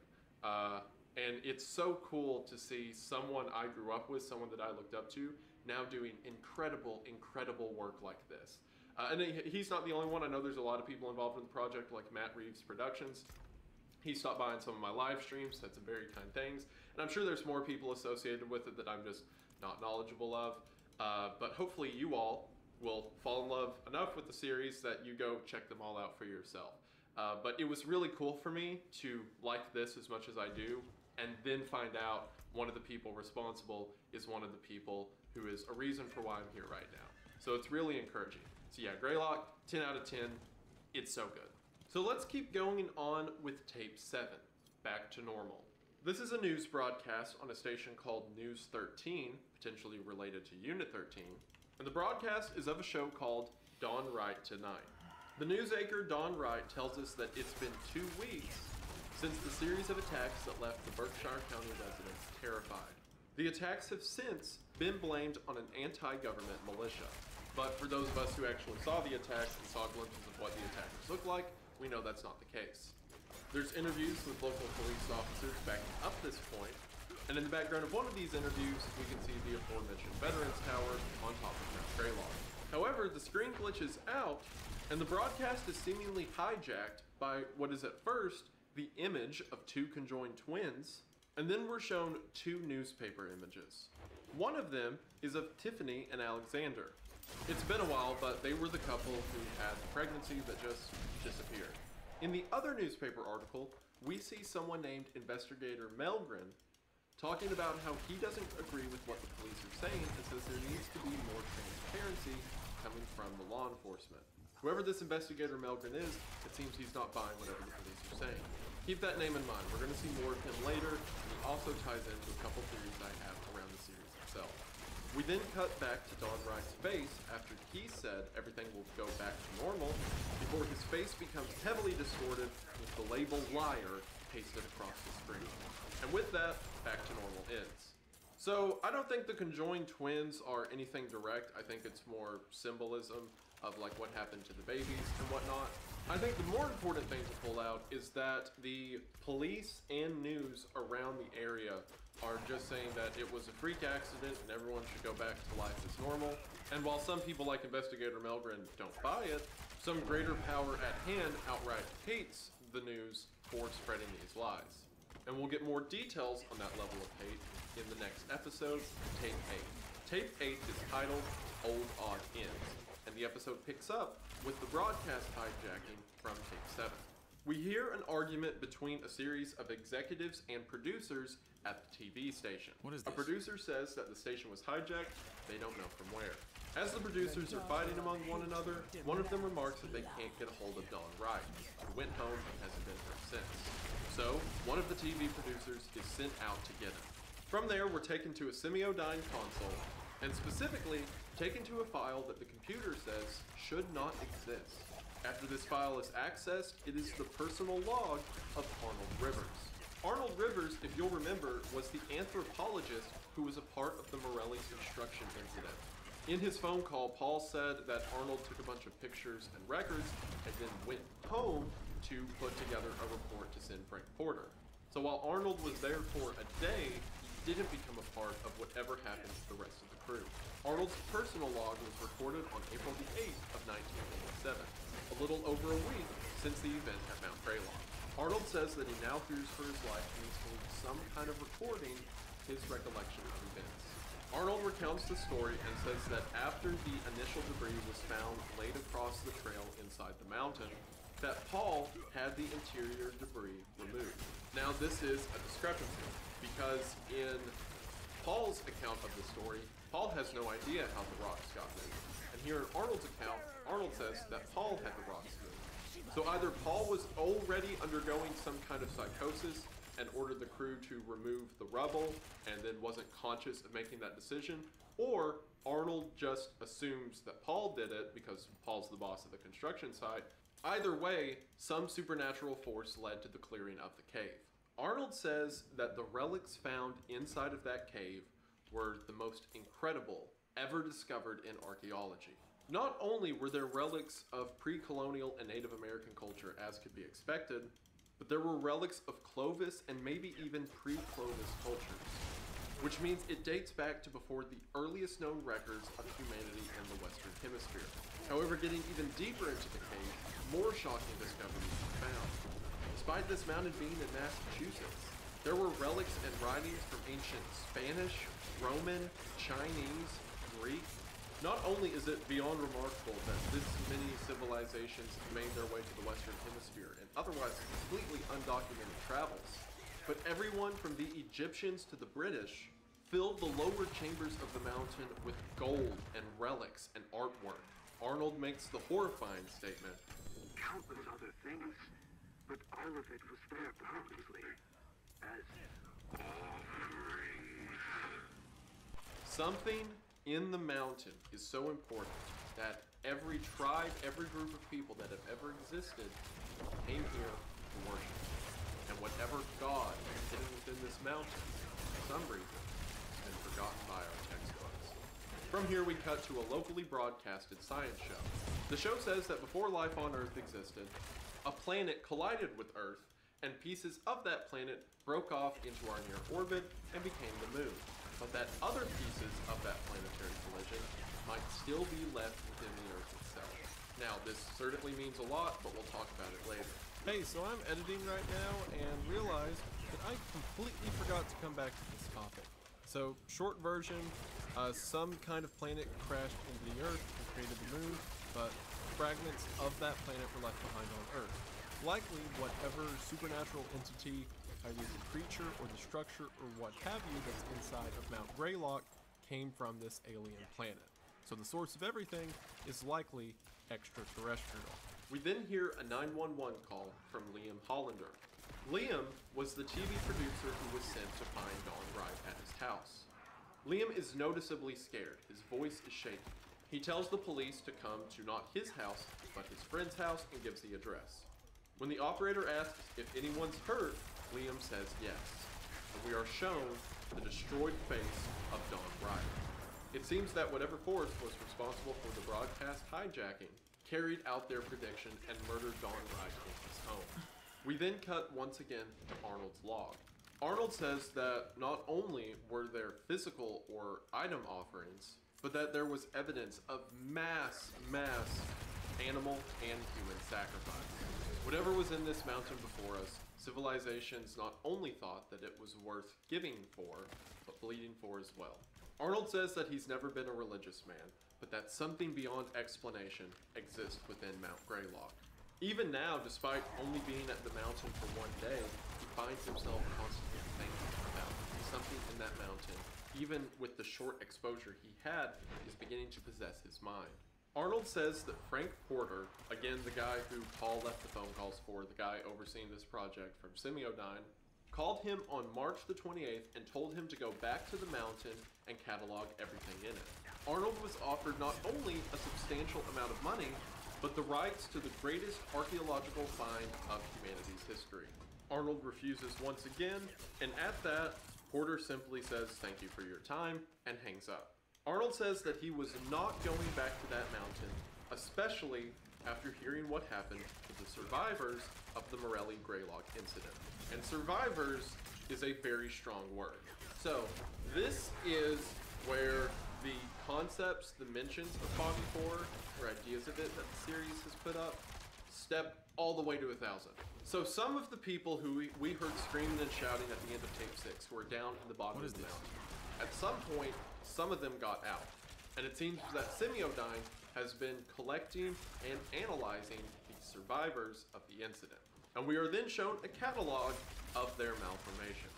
One of them seems relatively normal, perhaps due to low exposure. It just says that he is prone to spontaneous violence. But then the next guy became a rage zombie, a creature full of violence, still retaining its features, but distorted and broken.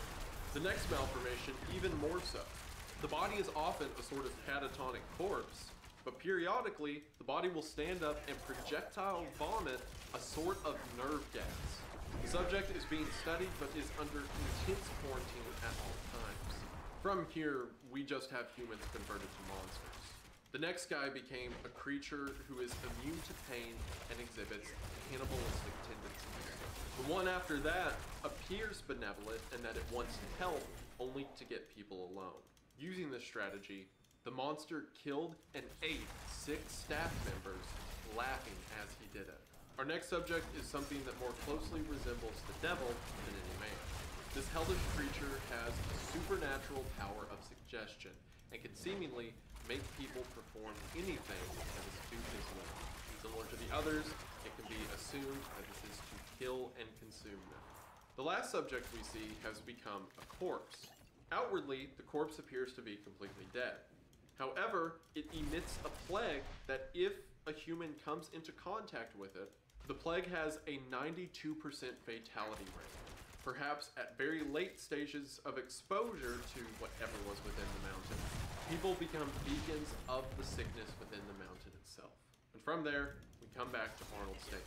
This entire section is so cool. Like, oh my gosh, not only are people becoming these like raving monster things, but there's levels of infection. There's some people who are just like sort of zombies, but there's others who are immune to pain. They eat people, they have supernatural suggestion, they're emitting a plague, they're spitting acid. Like, oh, it's so neat. And to see how messed up their faces are. Otherwise, this would line up with the thing I talked about in the Painter series, the scary face issue. Like, what we're seeing isn't a painting or representation of what's going on. This is just their face. The pictures are just their face. So normally it'd be like, oh, that takes the fun out of it. But no, because here it is still side content. It's still secondary to the horror of what's in the mountain, what's causing it, blah, blah, blah. But it's also, excuse me, but it's also not the totality of what's going on. We know that dozens, if not hundreds of guys were down in that mountain. and we only saw 7 of them, what they look like. What does that mean for everyone else who got infected? It also asks the question, what are they doing to other people? What are these things capable of? And yeah, the faces are pretty scary, but there is so much behind these scary faces that make it so horrifying. It's so cool. Greylock is so good. I want to scream. Arnold mentions that weird stuff hasn't only been happening at Mount Greylock. It's also been happening around the mountain itself. He lists the things that we know of, like the pregnancy phenomena and the attacks and home invasions that have been occurring. But he also mentions something he calls the dead bodies falling from the sky over Cheshire, which, unless I missed that somewhere, hasn't happened yet. It's probably something we'll see later in the series, but dead bodies falling from the sky is probably significant. And then ultimately, Arnold says something's about to happen. So Arnold's recording this tape out of fear that Semiodyne or the government or someone is going to kill him for what he knows. And then as he is recording this, he's like, well, at least I have it all out there.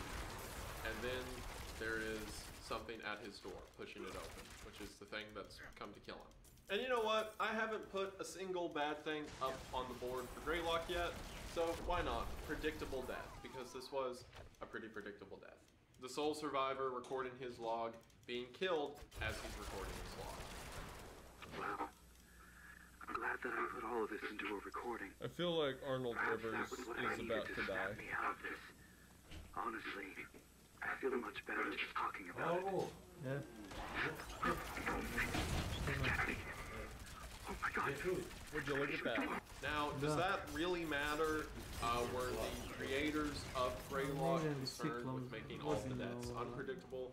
Did they really care if the audience knows that Arnold's gonna die? No, but I gave him like 3 bad things. I can find one to give Greylock. Now, what's interesting is when his door gets opened and whoever this home intruder is starts to come for Arnold, Arnold says that it's his basement door that's being opened. Now, that doesn't make a lot of sense, right? How would someone break into your house and come up from the basement? But this is something that's been seen other places in the series as well. All the way back in tape 4, when we saw the camcorder footage, it looks like whoever was walking around in the house before the attack happened was looking up from the basement.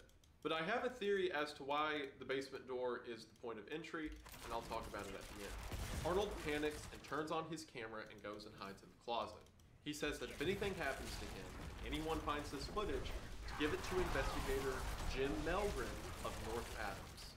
This is the second mention of Melgren, because if you'll remember, he was the guy in the newspaper from tape 7 who said he doesn't trust the authorities. So this is the second time Melgren has been seen as a source for truth, because Arnold trusts him enough that in his death, Melgren will know what to do with these tapes. As Melgren hides in the closet, we hear something running through his house. It stumbles its way sloppily but quickly from room to room, looking for him. And from here we get another horrifying reality, that these creatures can mimic the sounds of humans they kill.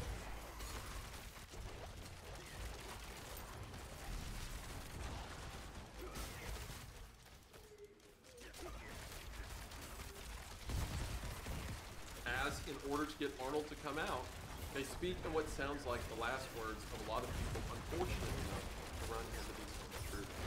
Eventually, it makes its way to Arnold's closet door, and as it speaks in the voice of a police officer,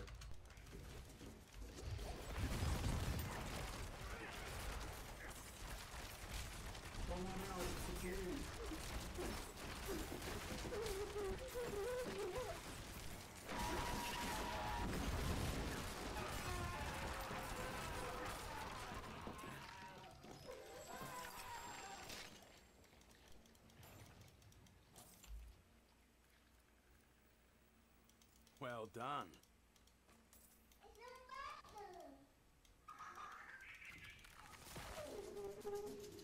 it throws open the door and attacks Arnold. And from the sounds of it, begins to eat him. And that last second, the voice of the child saying it's a monster, what was probably the last words of someone that this creature has killed. Oh, it's so good. It's so horrifying. I mean, not that a child died, but it's so scary. It's so good in a horrifying sense. I love it. I've heard a lot of the voice mimicry stuff done before. Mandela Catalog does it. Gemini Home Entertainment does it. You know, Legends of the Wendigo and stuff like that do it. a lot, but I love that I can still see new tricks, like the police call to get him to come out, or like the little kid's voice. Oh, it's so good. It's so good. Now, we're told a lot in this episode about the whole series, from what happened to the crew on the mountain to what happened to Dawn Wright, and blah, blah, blah. And also the second mentions of characters like Jim Melgren, stuff I'll talk about later. But something I want to talk about there right at the end is, did you see the face of the thing that attacked Arnold in the closet? This thing is the same face we saw on the trail camera at the end of tape 6. And it's also the same face we saw during the home invasions in tape 4. Now, could this face just be one of the victims of the mountain? Potentially, but I don't think so. Remember, before anyone at Morelli Construction went insane and became a monster, they were already reporting seeing the tall figure in the woods outside of the construction zone.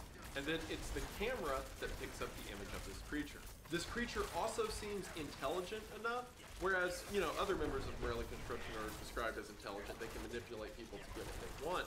But this seems to have a goal in mind because it tracked down Arnold specifically. I think this creature, whatever this tall figure, the tall man is, I think that it is some kind of power at play within Mount Greylock itself. Maybe it was one of the first infected, maybe it was a government procedure involving Greylock gone wrong, who knows. But I think this figure has some kind of authority. And because of its presence all the way back in Home Invasion, as well as the faces we see at the end of tape 4, I think it's pretty safe to say that the perpetrators of the home invasions that are running around murdering everyone are the surviving members, again surviving members of the Morelli Construction. I think that the men became infected within the mountain, and then they poured out of it and began attacking locals in the community. And that this thing, whatever this tall man is, was a part of that. So that ties up some loose ends. It was the construction workers who were causing the home invasions. It was the tall man terrorizing them, who then leads them after they become infected. And it was this tall man who kills Arnold. Now that makes us still ask some questions. Okay, well, if it was the Morelli construction crew who was responsible for the home invasions, where do thought forms tie into everything? Because all we know about them so far is that they can be created, and we supposedly haven't seen a lot of them yet. And I think we have seen a lot of them so far, but I'll explain in a bit.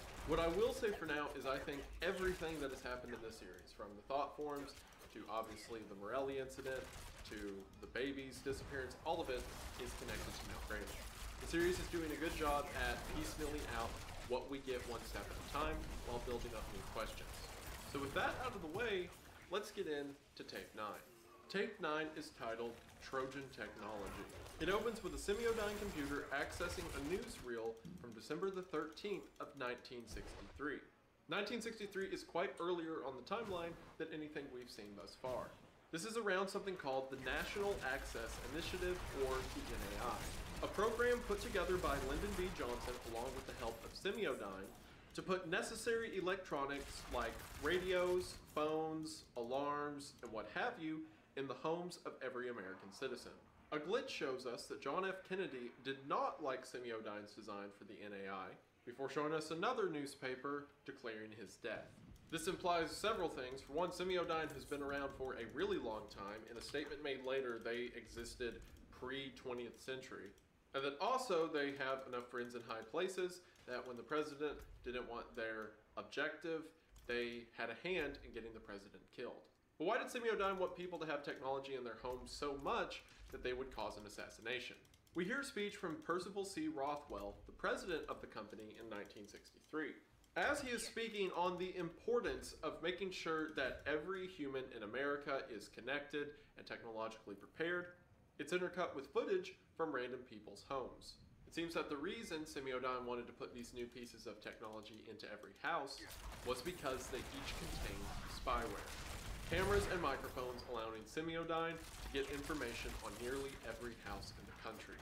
Now at this point in the series, we're not entirely sure what Semiodyne's goals are, but we know they're privy to things like whatever was buried under Mount Greylock, and so far their technological breakthroughs are spying on people's homes and the Thoughtform Manifester. So Again, probably not people to be trusted.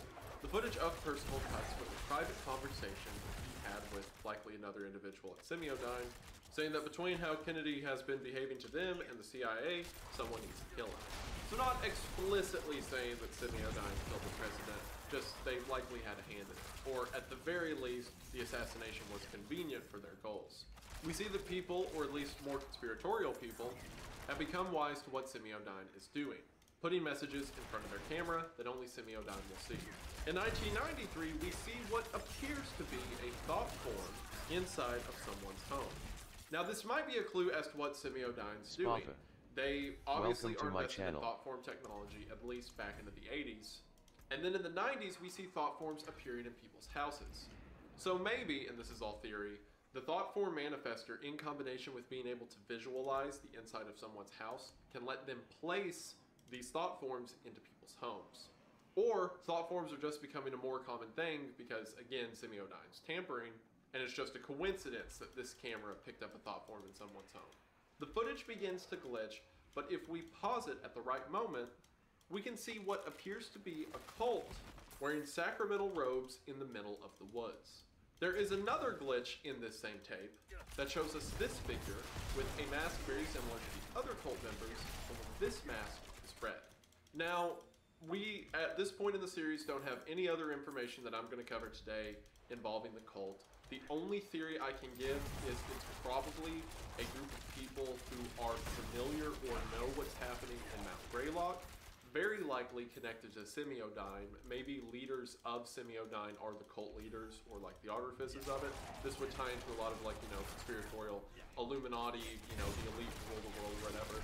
And if Semiodyne is as powerful as the series is letting on, maybe they're a part of some cult that worships whatever in the mountain. It's also of note that the masks they're wearing, to me at least, have a striking resemblance to the tall man that killed Arnold and was seen by the Paul Morelli crew on the security cameras when all of that went down. So maybe they're aware of that particular entity and they're worshiping it. Maybe even the tall man is a corrupted one of them and it is wearing a mask, who knows. But I think there's a connection between Semiodyne, the cult, and the tall man. After this, we see more footage from one of Semiodyne's cameras in 1994. This is of a young girl named Katie, who has a terrifying creature appear in her room. Katie can't see very well without her glasses, but the creature identifies himself as Katie's imaginary friend. Katie says it doesn't make any sense. She didn't think of an imaginary friend, but then says maybe he's from, quote, the doctor's office place. This imaginary friend, very devilishly, urges Katie to get closer and closer. And when Katie is in range, the monster jumps, killing the young girl. In the distortion that is shown on the camera, we see this image. This appears to me to be the thought form manifester. We know someone sits down in a chair and something's connected to their brain and they can create creatures from their mind. And we also know that this footage is from 1994. What I think happened is Katie was a part of some kind of trial or experiment involving the thought form manifester. She goes to a lab for an experiment regarding it, or the doctor's office place, as she calls it. Imagines a creature and doesn't see anything, but it actually worked and the creature followed her home. Then that gets into the whole theory I mentioned at the beginning of my analysis of Greylock, when I said, what if the energies that create these tulpas are malevolent? And what if, to her, what might have just been an imaginary friend becomes this monstrous entity? An entity that we see here in 1994 kills the young Katie. That also ties into a very important theory I have in the next video. But for now, let's wrap up Tape 9. Tape 9 ends with another camera recording from May the 18th of 1987, as we hear the answering machine of Tiffany Crisaldi. Tiffany Crisaldi, of course, being the woman whose pregnancy just disappeared. And with that, we have the end of Tape 9. Another great thing the series does that I want to mention as another pro for it is the connectedness of everything that's going on. It can be hard when you create a series to have all of these different ideas. Like when they made Greylock, they had the idea for a government conspiracy, for tulpas, these imaginary friends that can be created, this Lovecraftian monster within the mountains, local conspiracies regarding the police and the news agencies or whatever. And it can be hard to make all of that one thing, rather than just a bunch of disjointed, scary moments. But truly, the more you watch Greylock, the more everything flows in one direction. Semiodyne is doing this conspiracy to maintain control over people, put cameras in houses, but it's also tied into thought forms, the other thing they were doing. Thought forms is also tied into series of murders and weird happenings that is occurring.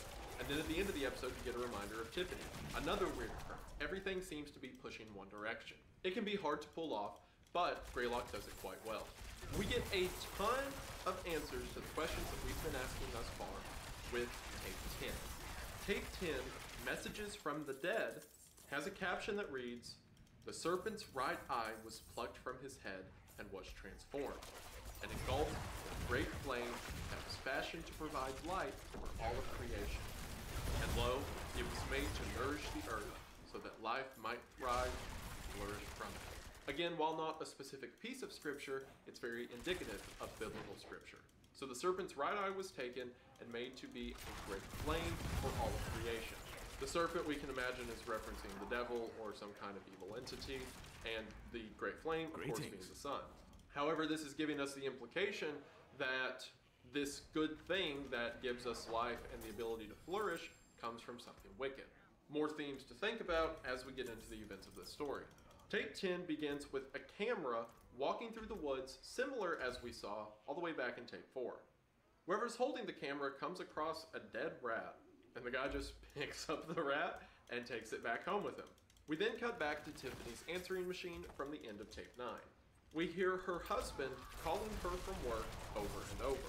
After this, we see her husband, Alexander, in the middle of a police interrogation.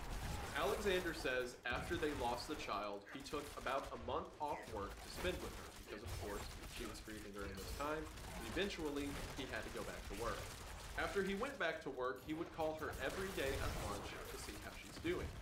Until one day, May the 18th, she didn't call back. This caused Alexander to panic, rush home from work, and that's when he found Tiffany dead. This is then intercut with flashes of some kind of ritual.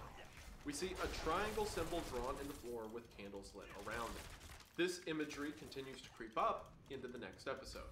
Alright, so this leads me into my first theory. I can talk about it now. In the third tape, the orientation, it says that the tape is for Alexander Marsh.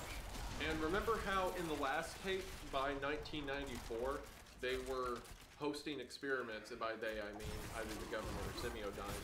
They were hosting experiments where they were having like young children, like as young as Katie, come in and try to think up creatures to see what would be created. Why they're doing that, who knows, but we know that the general public is being invited in to come up with a thought form. And we know that Alexander Marsh, Tiffany's husband, was given a tape explaining what the thought form manifest was. And in tape 5, when Tiffany's baby disappeared, we heard Tiffany tell the ultrasound technician, "I want a baby," but Alexander, her husband, really, really wants a baby. So what if, and this is all theory, it could, in the next episode, prove everything that I'm thinking right now wrong, but for now, hang with me. What if the two of them were unable to have a child, Alexander wanted one so bad that he signs up for this government trial to come up with a thought form, come up with anything you can think of, and then, what if he gets hooked up to the thought form manifester and imagines a child for his wife to become pregnant with? But what if this happened to several different men, or several different people? Because it's implied, even though it hasn't been specifically said yet, the conversation in the hallway during tape 5, as well as the pregnancy phenomena being mentioned, maybe this has happened to several other people as well. So what, it's such a creepy idea. What if several people put a thought form into a woman, or at least Tiffany, to make her believed to be pregnant, and then when that glitch happened, for some reason we don't know yet, all the thought forms disappeared. What if he wanted a child so bad that he made one up? And then maybe it's the fact that under scrutiny, under direct measurements, the child disappeared, or considering a glitch happened when the disappearance or disappearances took place. Maybe some greater entity at control was erasing several thought forms. Who knows?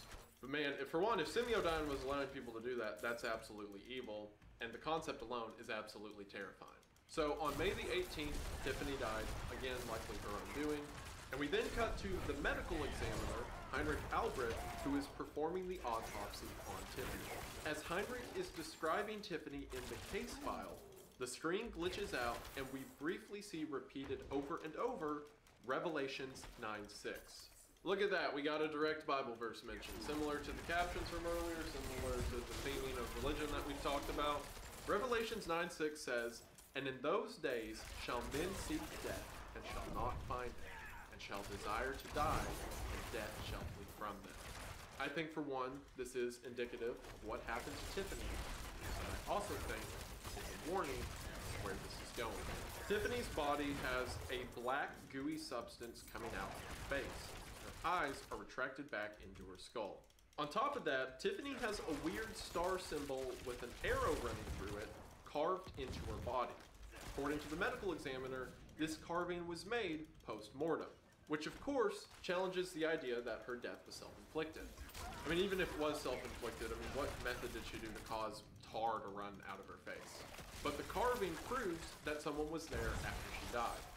This also explains why Alexander Marsh is in a police interrogation, because now the authorities suspect that foul play may be involved. Now, here's where the lore around Tiffany gets really interesting. We hear an interview with a young Tiffany Cristaldi, an interview from when she was only 6 years old. See, all we've known about Tiffany up until now is that she was pregnant, her pregnancy disappeared, maybe her husband's fault, and that's all we've got about her. Otherwise, she seems to just be an innocent, unknowing victim to everything that's happening. But here we see that all the way back when she was 6 years old, she was visiting some kind of therapist or psychologist about these visions she was having. From their conversation, it seems that Tiffany has a history of seeing strange figures around her.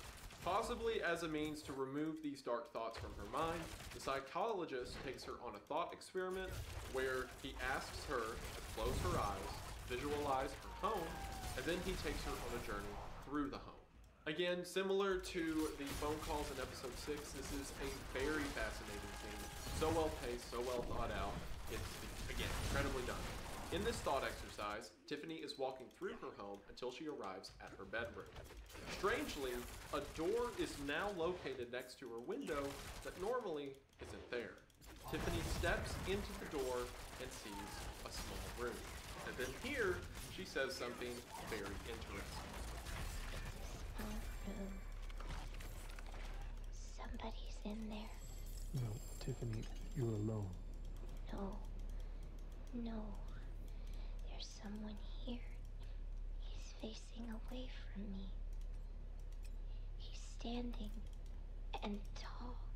He's very tall. This tall man that exists in her mind doesn't go away when he's supposed to. Instead, he gets angry. He begins to step towards Tiffany, and right at the crescendo, the tape cuts out. From there, we are taken back to the medical examiner's report. Okay, for one, that whole scene was incredible. Hats off to everyone involved. You should be proud. But it raises a lot of questions around Tiffany herself. It seems that from a young age, she was already seeing things, perhaps thought forms, perhaps the early visions of thought forms, perhaps she was able to manifest them without the manifester at a young age. Regardless of what it is, she made this entity mad, and she describes it as a very tall man. Now, I know that tall can be kind of ambiguous on its own, but that's the exact same wording we heard Paul describe the creature around the construction site. I think it's the same creature we've seen mentioned in 3 other places throughout the series, occurring now. I think this figure is some kind of being of worship and cult, and I think from a young age, it was figuratively or literally terrorizing the mind of young Tiffany. So Tiffany goes her whole life being aware of this process. And eventually she gets older, gets with Alexander, and then has a child, but while pregnant with it, it seems the child was a thought form. Now normally, I would say that maybe Tiffany is the one who created the thought form, but what leads me away from saying that is because the tape for the manifester was made for Alexander Marsh. But what this does mean is that Tiffany was in the know about these supernatural creatures, these tulpas, and being similar. So maybe she wasn't as unknowing to what was happening to her as we initially thought. And it leads me in to another theory regarding Tiffany. What if she didn't take her own life as suggested? What if instead that's just what it looks like? We see these flashes of a kind of ritual being performed, and when Tiffany's body is found, it has like the black tar running out of her face. What if Tiffany was so distraught at the sight of her missing infant, what if Tiffany was so broken over losing this child that she went somewhere she hasn't been in a long time? She contacted things in the back of her mind. She performed some kind of ritual or sacrifice to get it back. And maybe that did take her life for a time, did something else as well. In the medical examiner's continuation, he says that one of his assistants heard what sounded like a woman crying coming from the body lockup. The medical examiner sent the assistant home for the night, but confesses now that he heard it too. From here, we cut back to the man who was previously walking through the woods, now back at his home with the dead rat. He cuts open the rat and pulls out a tape from the innards of the rat itself. How did this guy know to just go walking around in the woods and find a dead rat with the tape in it? I don't know. I'm sure we'll get an explanation later, but we ain't got one yet. The tape plays and we see the same star symbol that was carved into Tiffany on screen as a ghastly voice is heard. The voice is speaking to investigator Melgren, the guy who Arnold wanted to get the tapes to, and the cop who from the newspaper flash is suspicious of what the authorities are up to.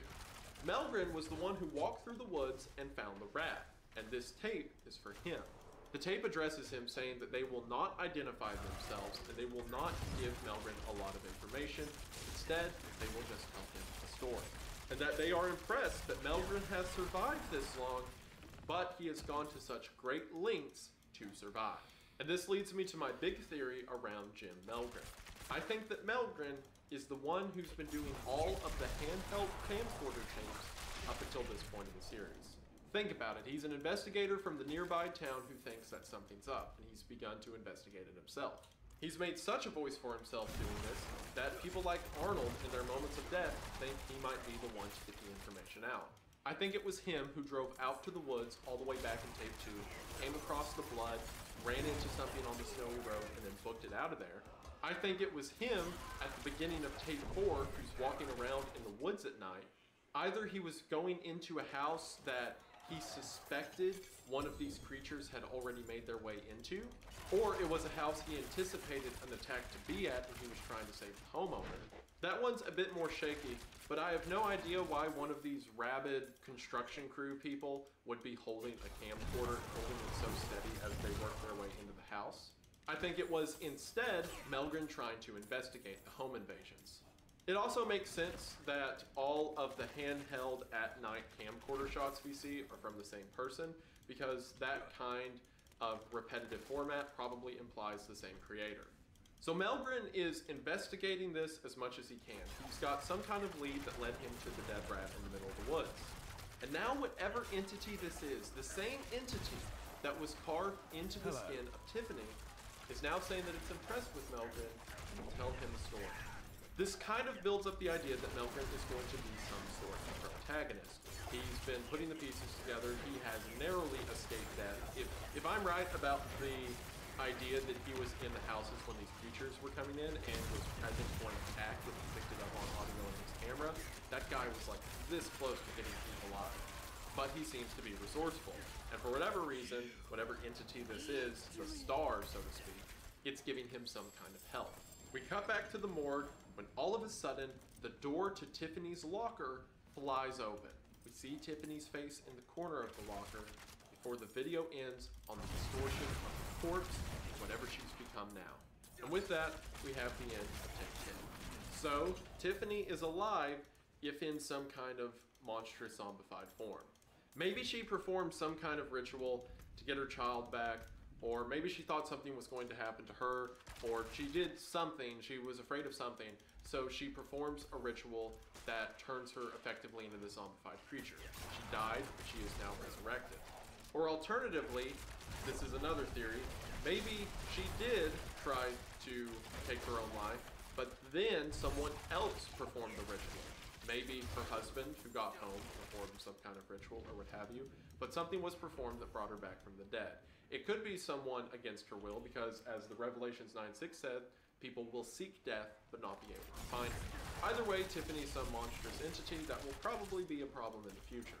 What interests me is why is the same symbol that was carved into her skin after she died, probably by either whatever or whoever performed the ritual that brought her back to life, why is that the same symbol who is giving Melgren advice? Because you would assume Tiffany's resurrection to be some kind of evil or malicious act, and you would assume helping Investigator Melgren to be a good act. Maybe one of them is good and the other's bad, or vice versa. Maybe they're both good acts. Maybe Tiffany getting resurrected is a good thing somehow, even if she looks like this. Maybe they're both bad acts, and this voice is leading Melgren astray. I don't know yet, but I feel like there's two different players involved. Sure, the symbol of the star and the arrow could just be the tall man or whatever the thing is in Mount Greylock. This could just be another appendage of it, so to speak. Or maybe it's some kind of competitor. In a representative sense, if the tall man or the stuff in Mount Greylock is the devil, maybe there is a kind of savior figure or angelic figure in the story. Still evil, still something dark, but something that is trying to guide our protagonist and our main characters away to defeat the evil. Now, I don't know, that could be totally wrong. I'm just trying to guess with the few pieces that we have, but for some reason I feel like this star and arrow, whatever it is different from the thing inside of Greylock Mountain, or Mount Greylock, whatever. With all of that out of the way, we can move into the final take of the series to date. However, again, I encourage you, the series is still ongoing. Go subscribe to it. Knowing my luck, during the editing of this, none will come. But as of right now, Tape 11 is the most recent tape.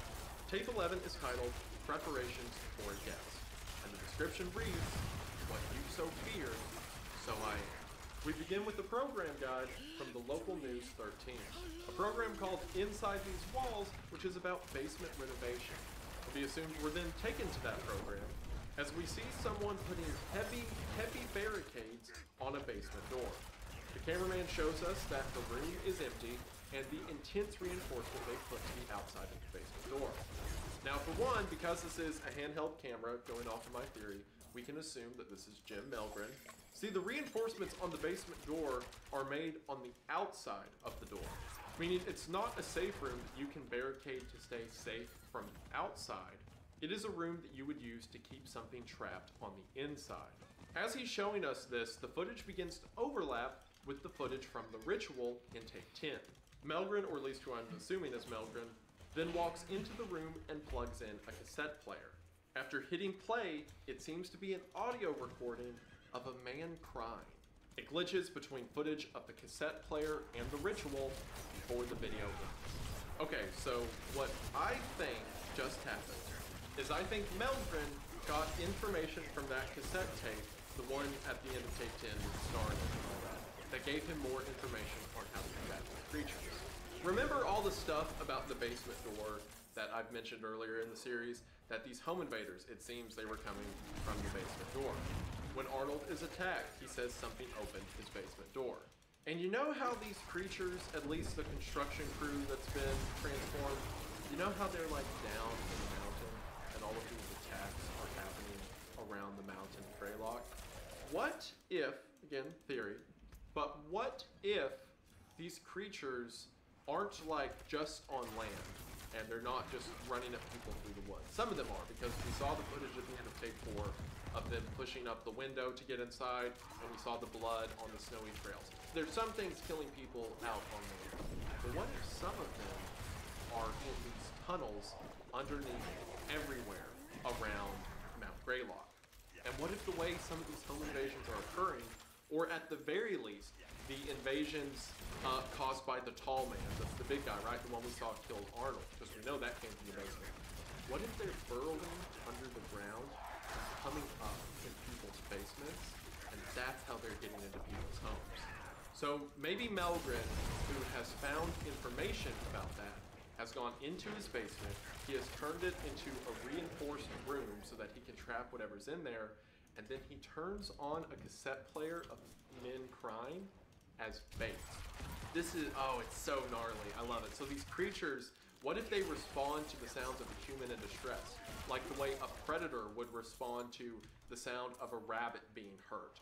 Or like hunting dogs respond to squeaky noises because it sounds like an injured animal. What if these things respond to the sound of a human in distress? And he has set up a room to trap one that burrows into his basement or perhaps appears in his basement so that he can catch it to either kill it or learn more about them. For one, I think it's so awesome if Melgren is like this about it, like he's this diehard for the cause. He's like, yeah, I'll use my home as a potential quarantine zone for the devil. Who cares? That's really cool, but it's also an insanely cool concept if I'm right about the whole burrowing thing, and these creatures are using tunnels that maybe were pre-built under the mountain, or maybe they dig out themselves. I mean, imagine living around the area. Is that not like the worst scenario ever? Like, you could secure your house all you want, but if you got a basement, looks like you're dead.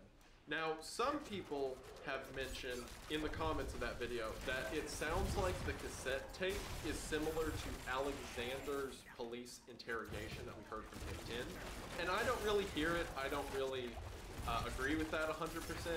But the intercut with the ritual that we see in tape 11 that we also saw in tape 10 does kind of imply some connection between what Melgren's doing now and Alexander and Tiffany. So if that is Alexander's voice on the cassette tape, maybe he's using it as a lure for Tiffany specifically. That would also make sense why the star creature, or I keep calling it the star creature, the logo of the star with the arrow, it makes sense why that logo, the same logo we saw on Tiffany, tells Melgren something, and then the next thing we see, Melgren's trying to track Tiffany. That does track.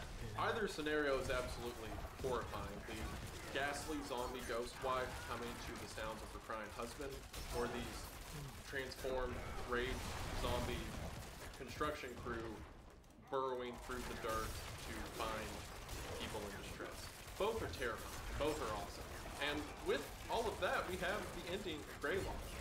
And like I just said, my thoughts on the entire series is that it's horrifying and excellent. There are so many things that we've got answers to. Like what was causing the attacks on individuals, who's reporting with the camcorder. We've got pieces like that, but there's still so much more to be asked. Like what exactly is the tall man or the cult, or what's happening in the mountain? What exactly were the infants? If they were thought forms, why did they disappear? How many things are we encountering that are thought forms? How do thought forms tie in to the greater implications of Mount Greylock? How does Semiodyne know about all this? What's their hand in it?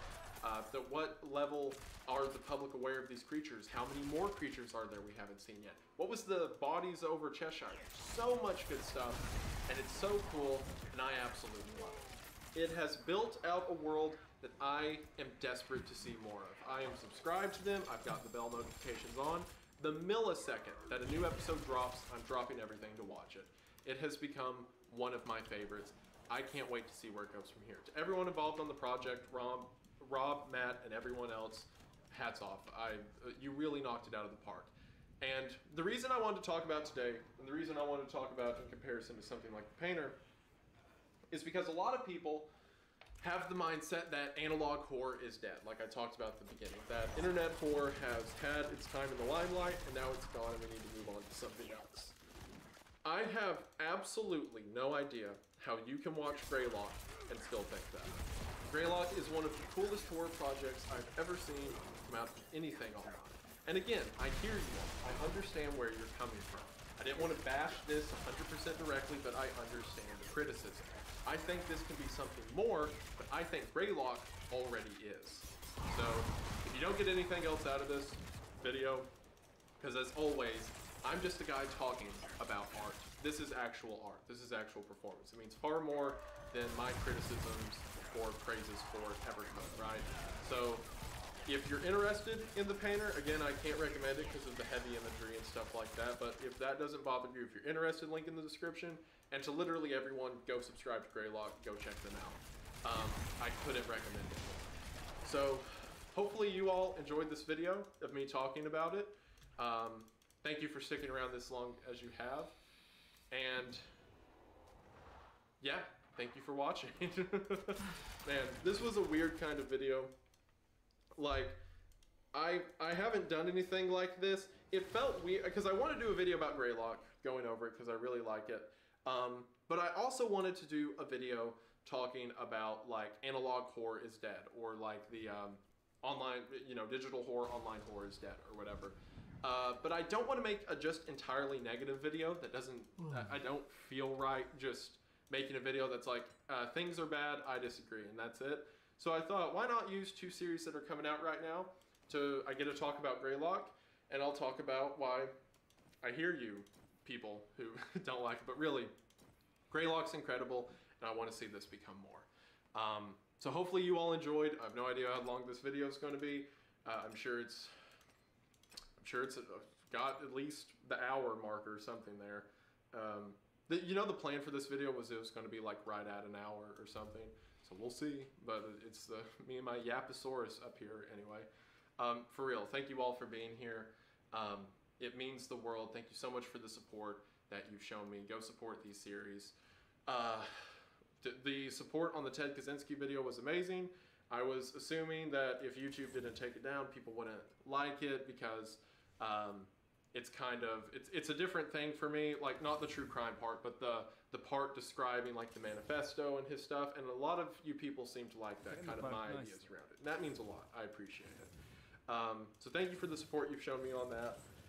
Thank you so much for the support that you have already shown. I'll pull this one off the wall. For the support that you all have already shown this guy. It means the world. Again, link in the description if you're interested. He will only be available for a very short amount of time, and then he's gone forever. Like, we're talking a week, probably not two. So if you want in on it, get in on it now. Links in the description. And the two podcasts that I'm starting, the Red Thread and Creepcast, both of those linked in the description. Go get, also over the course of recording, I've confirmed that the Creepcast link is in the description. When I started, I didn't know if we'd have the channel up, but the channel is up. So head to the link in the description for both of those if you're interested. Thank you all so much for the kind words you've given me to the few people I have mentioned that I'm starting podcasts. And hopefully you all enjoy. I hope that I can put on more of a show for you than I already am, and that you guys like it enough to stick around. It really does mean the world. So again, check out these series, check out this poster, check out the two podcasts linked below. You all are incredible. It really does mean the world. Now I'm gonna get to editing this behemoth of a video, and hopefully you all will see it soon. But with all of that out of the way, I believe that should do it for now. But I just wanna say, thank you for watching. I hope that you enjoyed, and I will see you in the next one. Bye.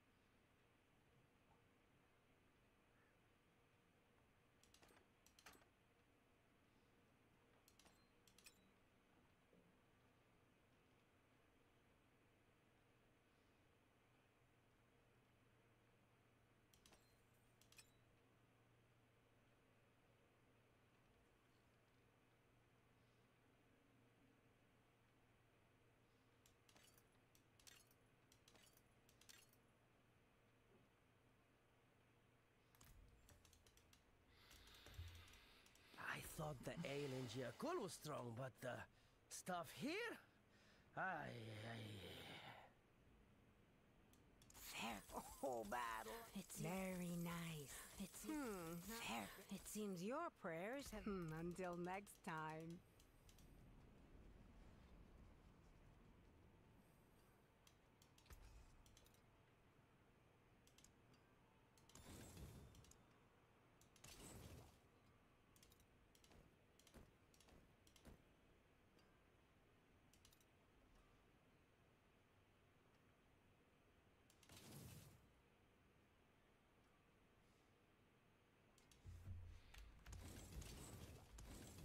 good salvage.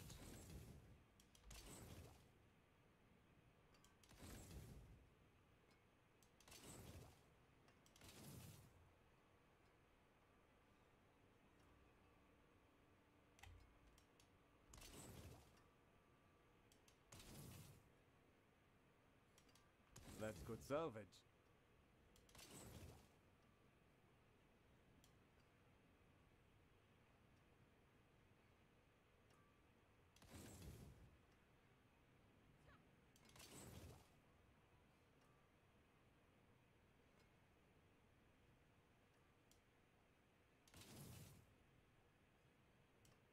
You can take what's left.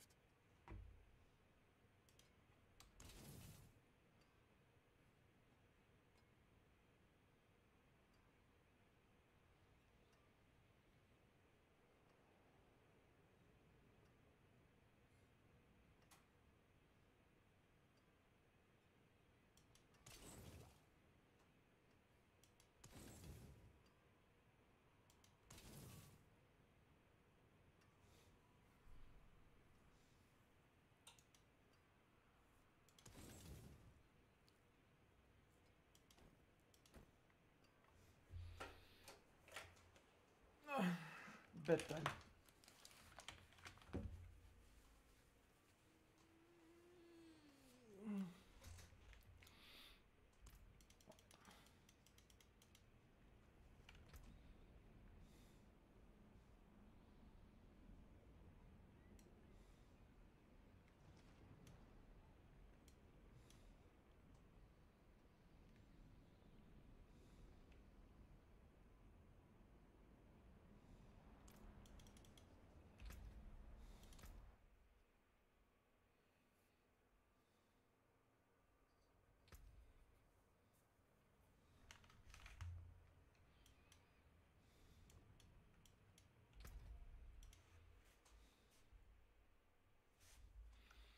Okay.